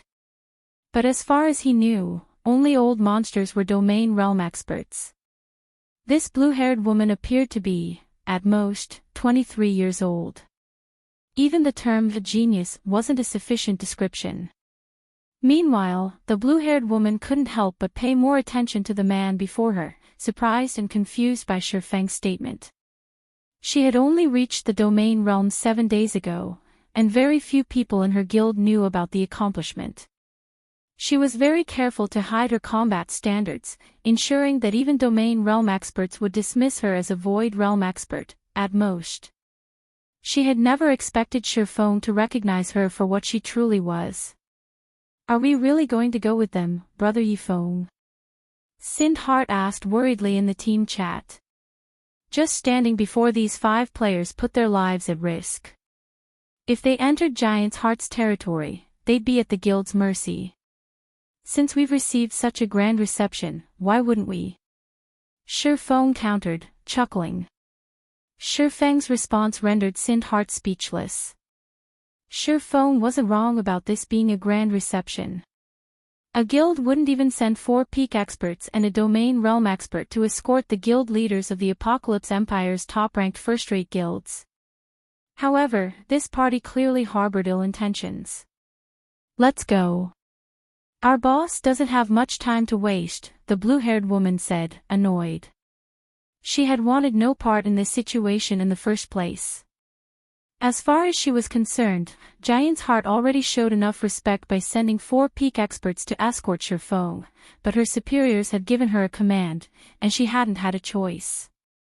The blue-haired woman then turned and led Shifeng and Sindhart into the Freedom Alliance's residence. The other Immortal Light members, however, were forced to wait outside. Following the young woman, Shifeng and his companion soon found themselves outside of the residence's top-floor reception room. Sindhart was dumbfounded to see 8 Giant's Heart experts guarding the doors. Although these 8 experts were only level 96, they all radiated incredibly powerful auras.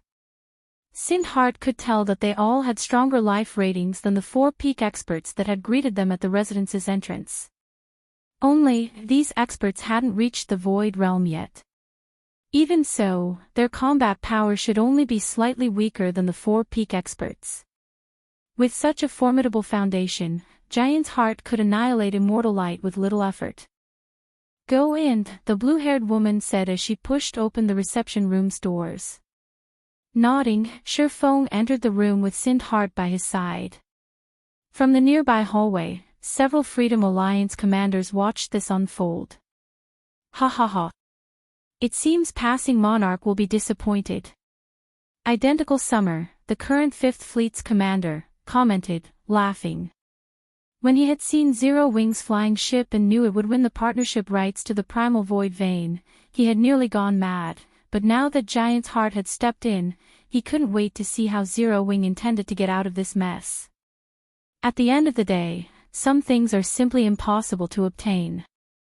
If Zero Wing gives up the partnership rights, it should be able to continue working with the Freedom Alliance, 100 Leaves surmised with a sigh. Zero Wing had won the partnership rights, but the guild was still too naive. In one of the past virtual reality games, the various superpowers would have likely let the matter slide, but in God's domain, there were just too many benefits and secrets. It would not be easy for non-superpowers to claim such a valuable resource in this game. Meanwhile, a handsome, white-haired man reclined on one of the sofas in the reception room. The moment Sindhart entered the room, he was overwhelmed by a strange, stifling sensation. Is that man a monster? Sindhart felt cold sweat slide down his back as he looked at the white-haired man before him. The man didn't reveal any killing intent or seem dissatisfied, yet Sindhart was terrified. His instincts screamed at him to stay away from that man and run. So, you're Zero Wing's Yifeng. I am Autumn, one of Giant's Heart's vice guild leaders, the White High introduced himself. He sipped from his teacup before smiling at his guests and continued, I've heard about you before. It seems you have a lot of authority in Zero Wing and have even led some of the guild's major operations. Read latest chapters at Wuxia World. EU, that's right, Shifeng confirmed, nodding. That makes this simple. I have come here in hopes of purchasing Zero Wing's Crimson Dragon flying ship. Are you willing to sell it? If you agree, not only will Giant's Heart help you stabilize your claim on the Primal Void Vein's benefits, but will also sell you some Ocean Boundary Stones, a resource unique to the Sea God's realm, White Autumn explained. Ocean Boundary Stone is a precious item that can help players learn combat techniques more efficiently. It can even help peak experts master the incredibly complex bronze combat techniques. When the blue-haired woman heard White Autumn's offer to sell Ocean Boundary Stones, she was stunned.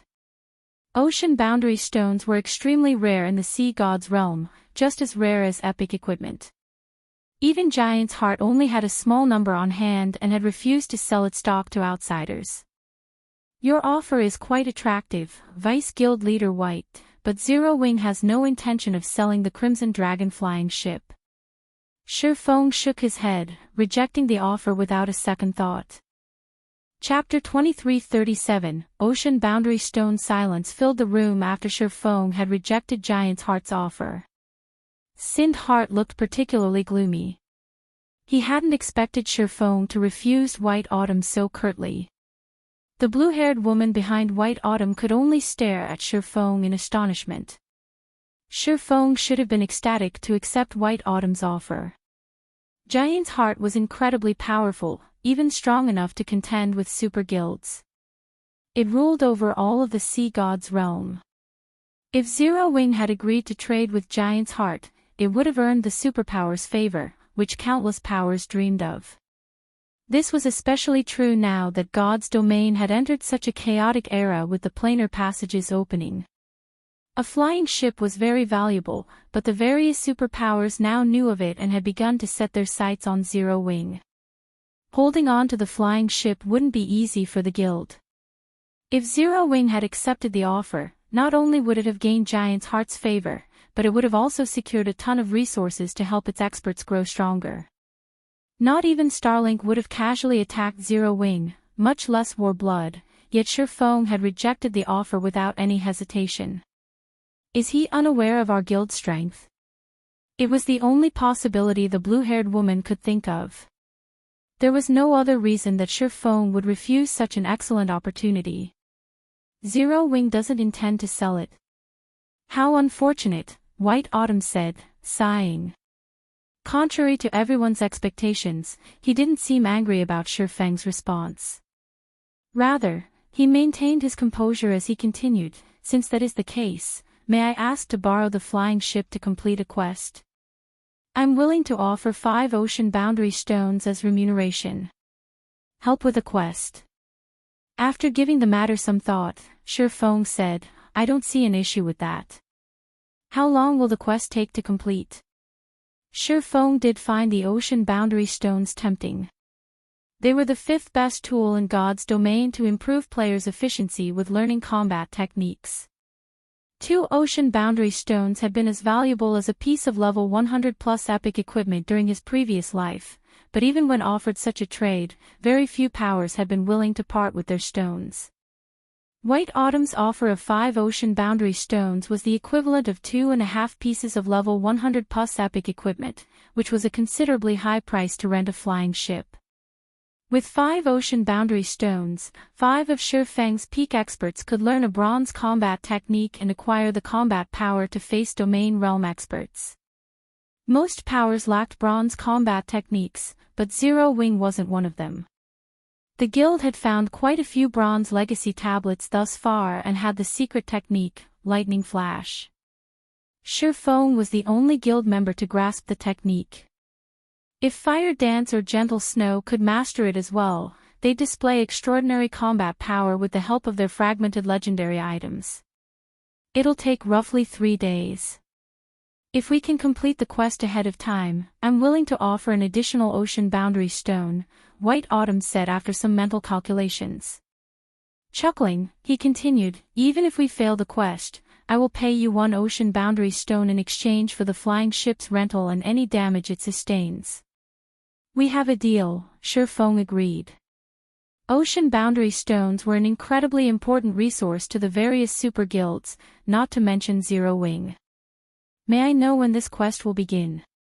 If Zero Wing had had enough materials to produce 2 Crimson Dragon flying ships, Shifeng would have agreed to trade one for a large batch of ocean boundary stones, using them to nurture a large force of peak experts.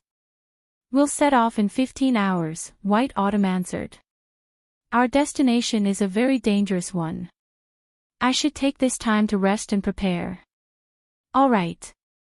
Let's sign a contract now. Then, Shifeng said after a quick look through his schedule. He had some free time, so he might as well use it to make some extra income.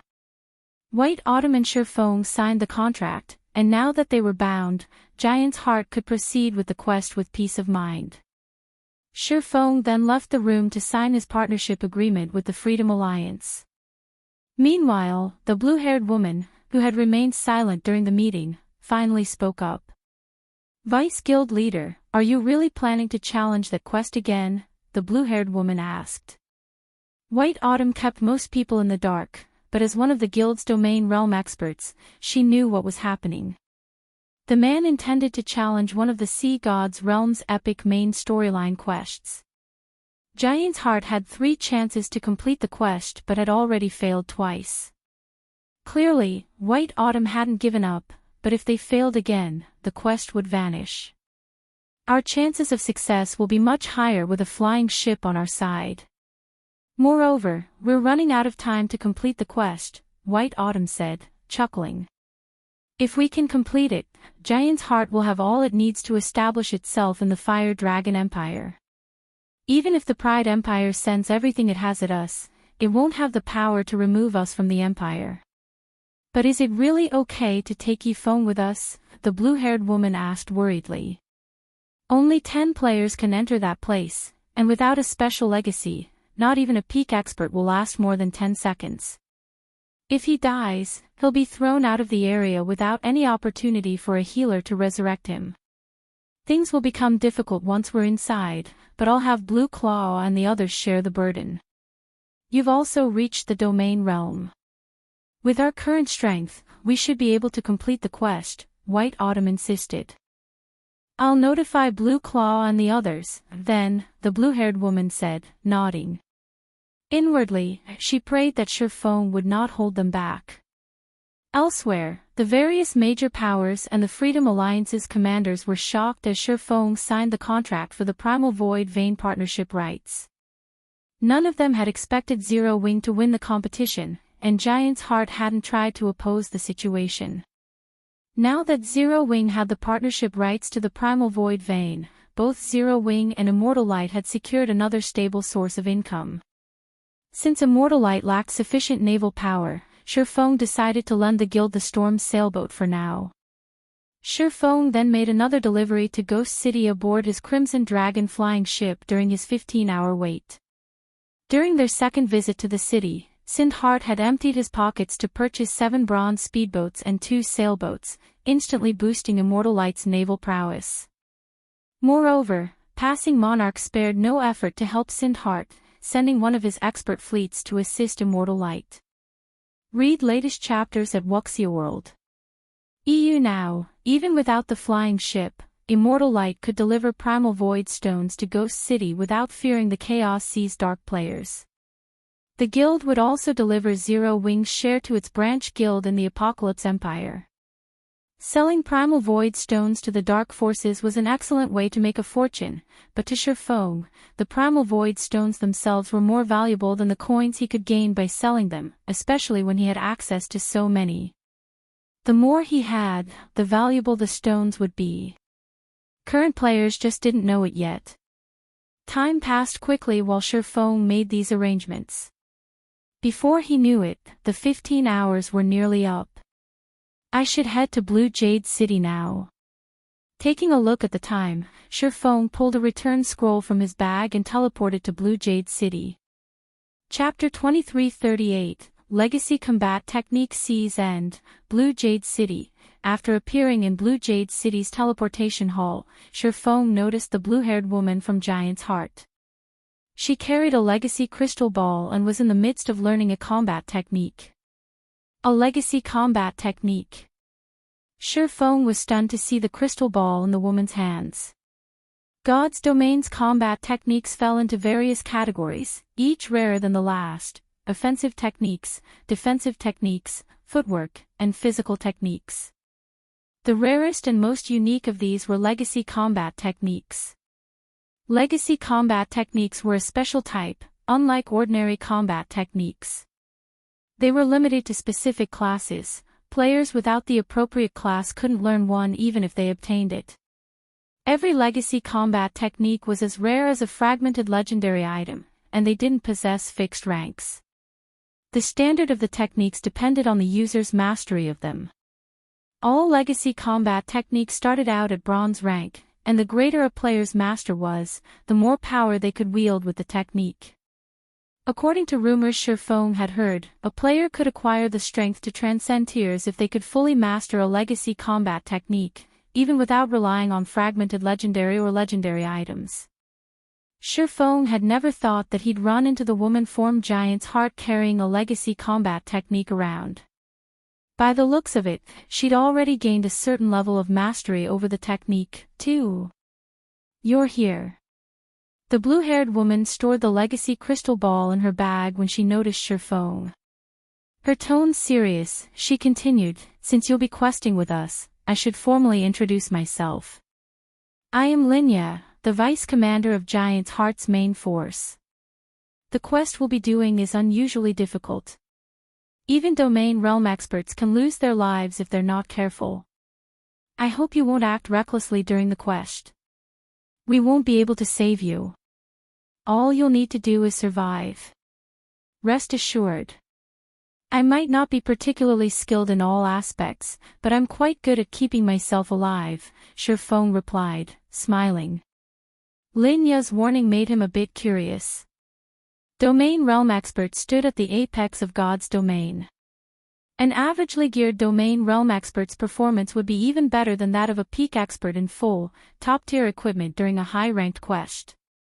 There were very few quests of the same level that could threaten an apex expert fully geared in top-tier equipment. Good. Let's go.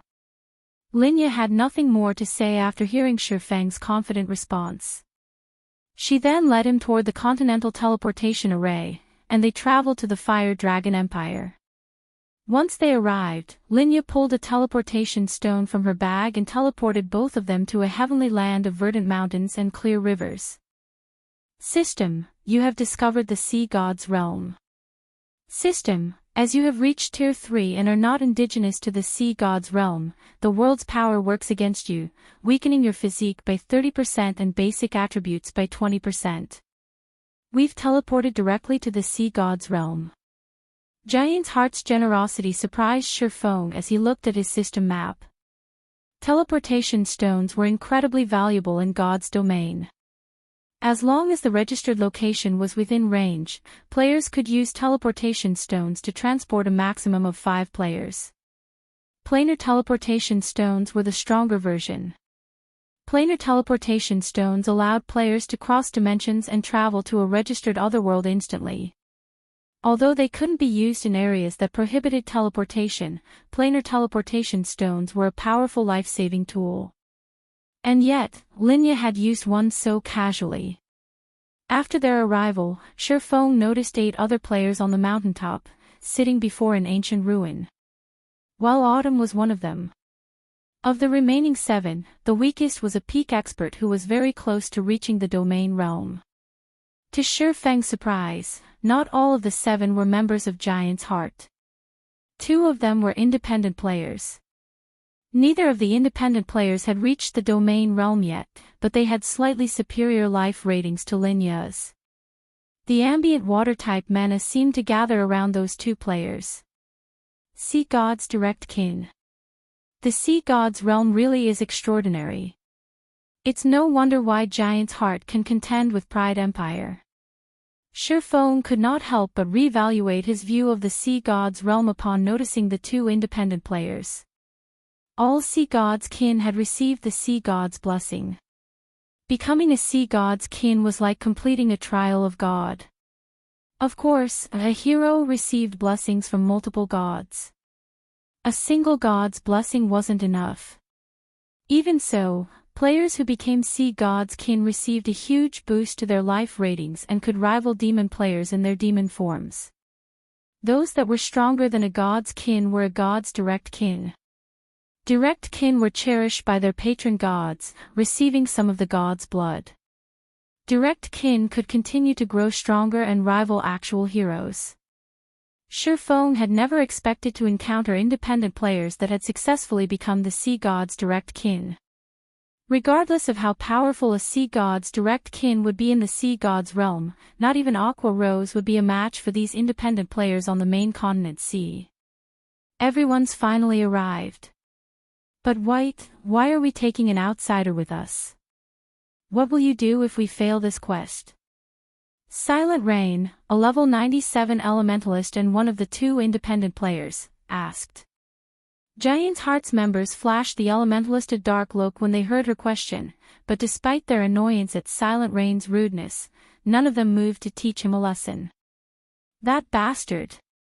Just because he became a direct kin, he dares to disrespect our vice guild leader. Linya grumbled to herself. She wanted nothing more than to teach Silent Rain a lesson, but the sea god's direct kin were highly favored in the sea god's realm. Even domain realm experts who were also sea god's kin were no match for the combat power Silent Rain commanded, even though he hadn't yet reached the domain realm.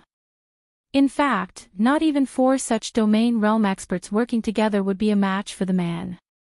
I believe you've heard of the flying ship that appeared while you were in the Fire Dragon Empire, White Autumn calmly stated. Yi Feng owns that flying ship, which is why I've specifically invited him to help us on this quest. I have specifically invited him to help us with this quest. A flying ship. Shocked, the 7 players turned toward Shi Feng. The Crimson Dragon flying ship's appearance had caused a huge commotion in the Fire Dragon Empire. Practically everyone in the Empire had heard of it by now. Aside from the convenient transportation it offered, the flying ship's combat power alone left everyone speechless. Based on what players had learned of the flying ship thus far, only mythic-ranked flying monsters would have any chance against it, and they wouldn't even have the power to destroy the Crimson Dragon flying ship. A flying ship. It seems that you're quite impressive, kid, Silent Rain said to Shi Feng, a hint of envy and greed flashing in his eyes. With less than a handful of flying mounts in God's domain, a flying ship was a priceless treasure. If he had one of his own, he could walk through God's domain unhindered as long as the various superpowers didn't go all out to stop him. Alright, we don't have much time left. Let's hurry and go in. Otherwise, we'll have to wait another 2 days before we can enter, the other independent player, a level 97 berserker, quickly interrupted when he noticed the tension between his comrades. Read latest chapters at Wuxia World. EU, we are running out of time, Silent Rain agreed after taking a look at the time. He then smiled at Shi Feng, saying, once we're in, all you need to do is follow me, kid. I'll keep you safe. That's none of your concern, Rain. We'll handle Yi Feng's protection. You just need to do your own job, a stern man in his 30s coldly stated from beside White Autumn. Blue, do you think anyone in the sea god's realm is stronger than me? Silent Rain shot back disdainfully, glancing at the stern man named Blue Claw. As Blue Claw was about to offer a harsh reply, White Autumn interjected, enough. We will proceed as planned. Let's hurry and get inside. Although White Autumn hadn't spoken loudly, every one of the 9 players felt his authority. Neither Silent Rain nor Blue Claw said anything more. The team quietly entered the ruin, one after another, and Shi Feng followed Linya into the cave. Chapter 2339, Go ahead if you can. The cave was dimly lit. After everyone in the team entered it, a magic barrier appeared and sealed off its mouth. Now, players would no longer be able to enter or exit the cave unless they found the mechanism to remove the barrier. Inside this dim environment, even Tier 2 experts couldn't see more than 30 yards away, a considerably disadvantageous situation to current players. A distance of 30 yards might seem very far, but level 90+ Lord-ranked monsters could cross it in 2 seconds, at most, getting within melee range. If a group of Lords suddenly charged forward, even Tier 2 experts would take damage. Our quest begins now. Everyone, stay cautious. There are many diverging paths here, so stick close to each other, White Autumn commanded. Linya, you scout ahead. Blue, focus on protecting Yi Feng. The monsters here are far stronger than the monsters found outside. Yi Feng, you pay attention as well. Players that are not a sea god's kin will be heavily restricted here. You must not try to solo the monsters here at all. In response to White Autumn's warning, Shi Feng simply replied with a silent nod. The suppression this ruin subjected players to was indeed powerful. The instant the magic barrier sealed off the cave, the inside of the cave felt as if it had transformed into a completely different world. Shi Feng could also feel the suppression on him intensifying. Now, although the suppression of his basic attributes remained the same, his physique was only 60% of his original. Moreover, the sensitivity of his 5 senses had decreased sharply. It was no wonder Linya and White Autumn were constantly reminding him to be careful. Under such a powerful suppression, even Tier 2 experts would not be able to fight a Lord-ranked monster of the same level. If they came across a group of Lords, their fates would basically be sealed. Even Domain Realm experts would not fare much better in this scenario. After all, the greatest factor differentiating ordinary experts and Domain Realm experts was their control over their 5 senses. A suppression of the 5 senses would affect Domain Realm experts much more than it would affect ordinary experts. However, the ruin suppression had minimal effect on White Autumn and the others, who were Sea God's kin. On the trek into the cave, Linya, who was an assassin, was fully responsible for scouting out the path ahead. The 2 Sea Gods' direct kin of the team handled clearing out the monsters in the way. Although the suppression on direct kin was negligible, the monsters inside the cave were still extraordinarily powerful. Naga Siren, Bloodline Creature, Great Lord, Level 98 HP 63 000 000/63 000 000 Nagas possessing special bloodlines filled the cave. Occasionally, the Nagas would suddenly appear from a branch cave and execute a hit-and-run attack on the team or launch a long-range ambush using crossbows. Every one of these Nagas was like a well-trained, expert assassin. They also possessed combat standards reaching the Trial Tower's 5th floor. To White Autumn and the others, however, these Nagas posed very little threat. After all, every one of them possessed basic attributes rivaling those of a great lord of the same level. As for the Silent Rain and Uneducated Bull, the 2 direct kin of the team, their basic attributes were even higher. Before the dozen or so ambushing Nagas could get close to the team, they were already sent flying by a bunch of powerful attacks. We cannot waste stamina here. Accelerate our advance. White Autumn ordered as he shoved back a Naga with his shield. The Nagas inside the cave were endless. No matter how many Nagas the players killed, more would just take the place of the fallen. If they did not speed up their progress, they would eventually die from exhaustion, even if they were more powerful. At White Autumn's words, everyone immediately hastened their footsteps. For the next 3 hours or so, the team kept pushing through swarms of Nagas. However, as they moved deeper into the cave system, not only did the terrain become increasingly complex, but the number of Nagas that attacked them each time also multiplied. Initially, each group would have only a dozen or so Nagas. Eventually, that number increased to at least 20. In addition, the Nagas' coordination with each other constantly improved.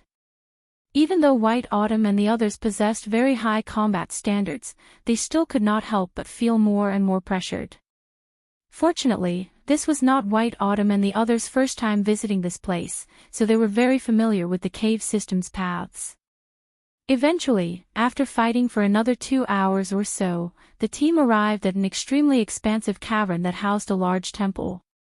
The instant everyone entered this underground cavern, a magic barrier appeared and sealed off the tunnel behind them, preventing the Nagas from chasing them any further. How close! Sure enough, it's much tougher now that we're bringing one more person. Silent Rain said. Glancing at White Autumn, he continued, White, we never agreed to bring an additional person before. You have to increase our remuneration once we get back. Rain, you'd best not go overboard. The Vice Guild leader already offered you a high remuneration.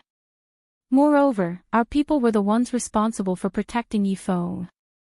You were only responsible for opening up the path, Linya countered, frowning. She felt very dissatisfied with Silent Rain's demand.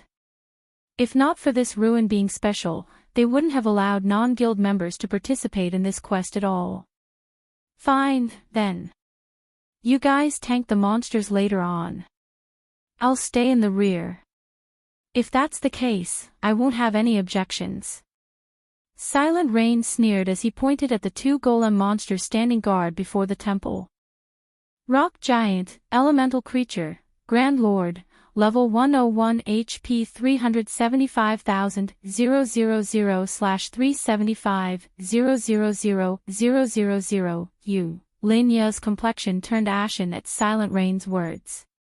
Everyone present was fully aware of how powerful level 100+ monsters were. This was especially true for the two rock giants before them.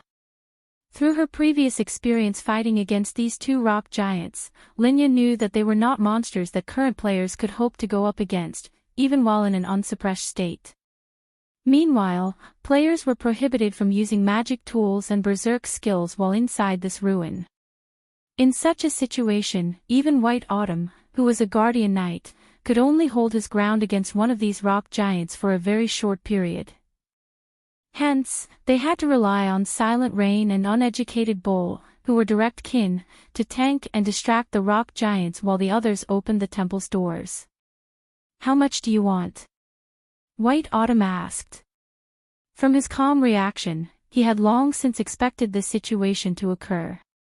"Not much. Just give the two of us one extra ocean boundary stone each. You should know that as direct kin, we burn through ocean boundary stones much more quickly than you people. Moreover, unlike independent players like us, you people from Giant's Heart are filthy rich," Silent Rain replied, smiling. However, just as White Autumn was about to agree to Silent Rain's demands, Shifeng suddenly spoke up in the team chat. "Vice Guild Leader White, you'll pay 2 ocean barrier stones to whoever can tank those 2 monsters?" Shifeng asked. Everyone on the team turned involuntarily to look at him in surprise. Why is this guy adding fuel to the fire? Lin Ya's mood soured greatly when she heard Shifeng's question. Giant's Heart had expended a lot of effort just to protect Shifeng, yet he was actually helping Silent Rain stir up trouble. In this situation, White Autumn also could not help eyeing Shifeng strangely, wondering what Shifeng was up to. Read latest chapters at Wuxia World. EU, if you can safely stop these 2 monsters for 30 seconds, I'll gladly give you 2 more ocean barrier stones, White Autumn said. He did not particularly mind making this additional transaction. Instead, he was more curious about what Shifeng was planning to do. "What? Kid, you want to give it a try as well?" Silent Rain laughed loudly at this development. "Sure. Go ahead if you can. I won't object. As long as you can tank those 2 monsters, I'll also give you the remuneration White promised me." Even a sea god's direct kin like him still had a very tough time tanking one rock giant. The slightest mistake would mean his life. On the other hand, Shifeng wasn't even a sea god's kin. It would be a miracle if he could tank one of the rock giants, let alone 2. "If that's the case, I'll give it a try," Shifeng said before slowly approaching the 2 rock giants. The instant Shifeng got within 100 yards of the 2 rock giants, the latter's eyes suddenly released a crimson glow. Both Grand Lords then started pacing toward the swordsman, their bodies releasing a frightening pressure that made everyone tense up. Chapter 2340, Tier 3 Sword King. This guy is seriously making more problems for us. Silent Rain has to go all out just to deal with one rock giant. How can one person possibly tank 2? Lin Ya's complexion turned ugly when she saw the 2 rock giants charging at Shifeng. Does he need to behave this way even if he's angry? He is basically making a joke of himself in front of Silent Rain. She could understand why Silent Rain's actions would enrage Shifeng. After all, Silent Rain's demand for additional compensation because of Shifeng's presence was essentially him saying that Shifeng was dead weight. However, Shifeng's trying to prove himself by fighting 2 rock giants at once was simply foolish. After all, inside this ruin, everyone on the team had different tasks. Shifeng's main purpose lay beyond the rock guardians. At that point, once he took out his flying ship, Silent Rain would naturally shut up. "Rain, let's get ready as well. This kid shouldn't be able to last long. If he dies, we'll have to start all over again," Uneducated Bull said, unsheathing the crystalline greatsword slung on his back when he saw the rock giants closing in on Shifeng. Although they had yet to reach the starting point of their quest, so long as players died here, they would be automatically resurrected outside the cave and lose 5% of their EXP. Then, the team would have to suicide and leave the cave too. After all, Shifeng held the key to clearing the quest. Uneducated Bull did not wish to waste several more hours fighting through the cave system once more. No rush. This kid should be quite strong. Given how confident he is, he shouldn't have any problems lasting 4 or 5 seconds. It won't be too late for us to take action just when he is about to fall. That'll let him know his own worth and save us a lot of negotiation later, Silent Rain said as he shook his head and smiled. I guess you're right. Uneducated Bull nodded, as he felt Silent Rain's words were reasonable. Every expert possessed trump cards. The rock giants might be very powerful, but Shifeng should not have much of a problem holding his ground against the Grand Lords for a few seconds. In contrast, if Silent Rain and Uneducated Bull took action too soon, they would only devalue themselves. While the two sea gods' direct kin were coming to an agreement, the two rock giants had arrived before Shifeng and were smashing their humongous fists down at him. The rock giants were 10 meters tall, and their fists were large enough to cover a 10-yard radius. Let alone a Tier 2 swordsman, even a Tier 2 assassin would not be able to dodge the rock giants' attacks in time. Meanwhile, even a small scratch from the attack of a level 101 Grand Lord could reap a large chunk of a Tier 2 MT's HP. Facing the attacks of two rock giants simultaneously, a Tier 2 metric tons would have to activate a life-saving skill to survive. Just when everyone assumed that Shifeng would utilize a life-saving skill to stop the two rock giants' attacks, he suddenly unsheathed the abyssal blade and killing ray, then lightly brandished his swords at the two descending fists. In the next moment, two deep, distinct cuts appeared on the rock giant's knuckles. At the same time, the attack trajectories of both fists suddenly changed. In the end, the fists landed roughly 10 yards away from Shifeng, creating large craters in the ground. Before the two rock giants could launch another round of attacks, Shifeng had already appeared behind their feet and executed a horizontal slash with killing ray. Void Slash.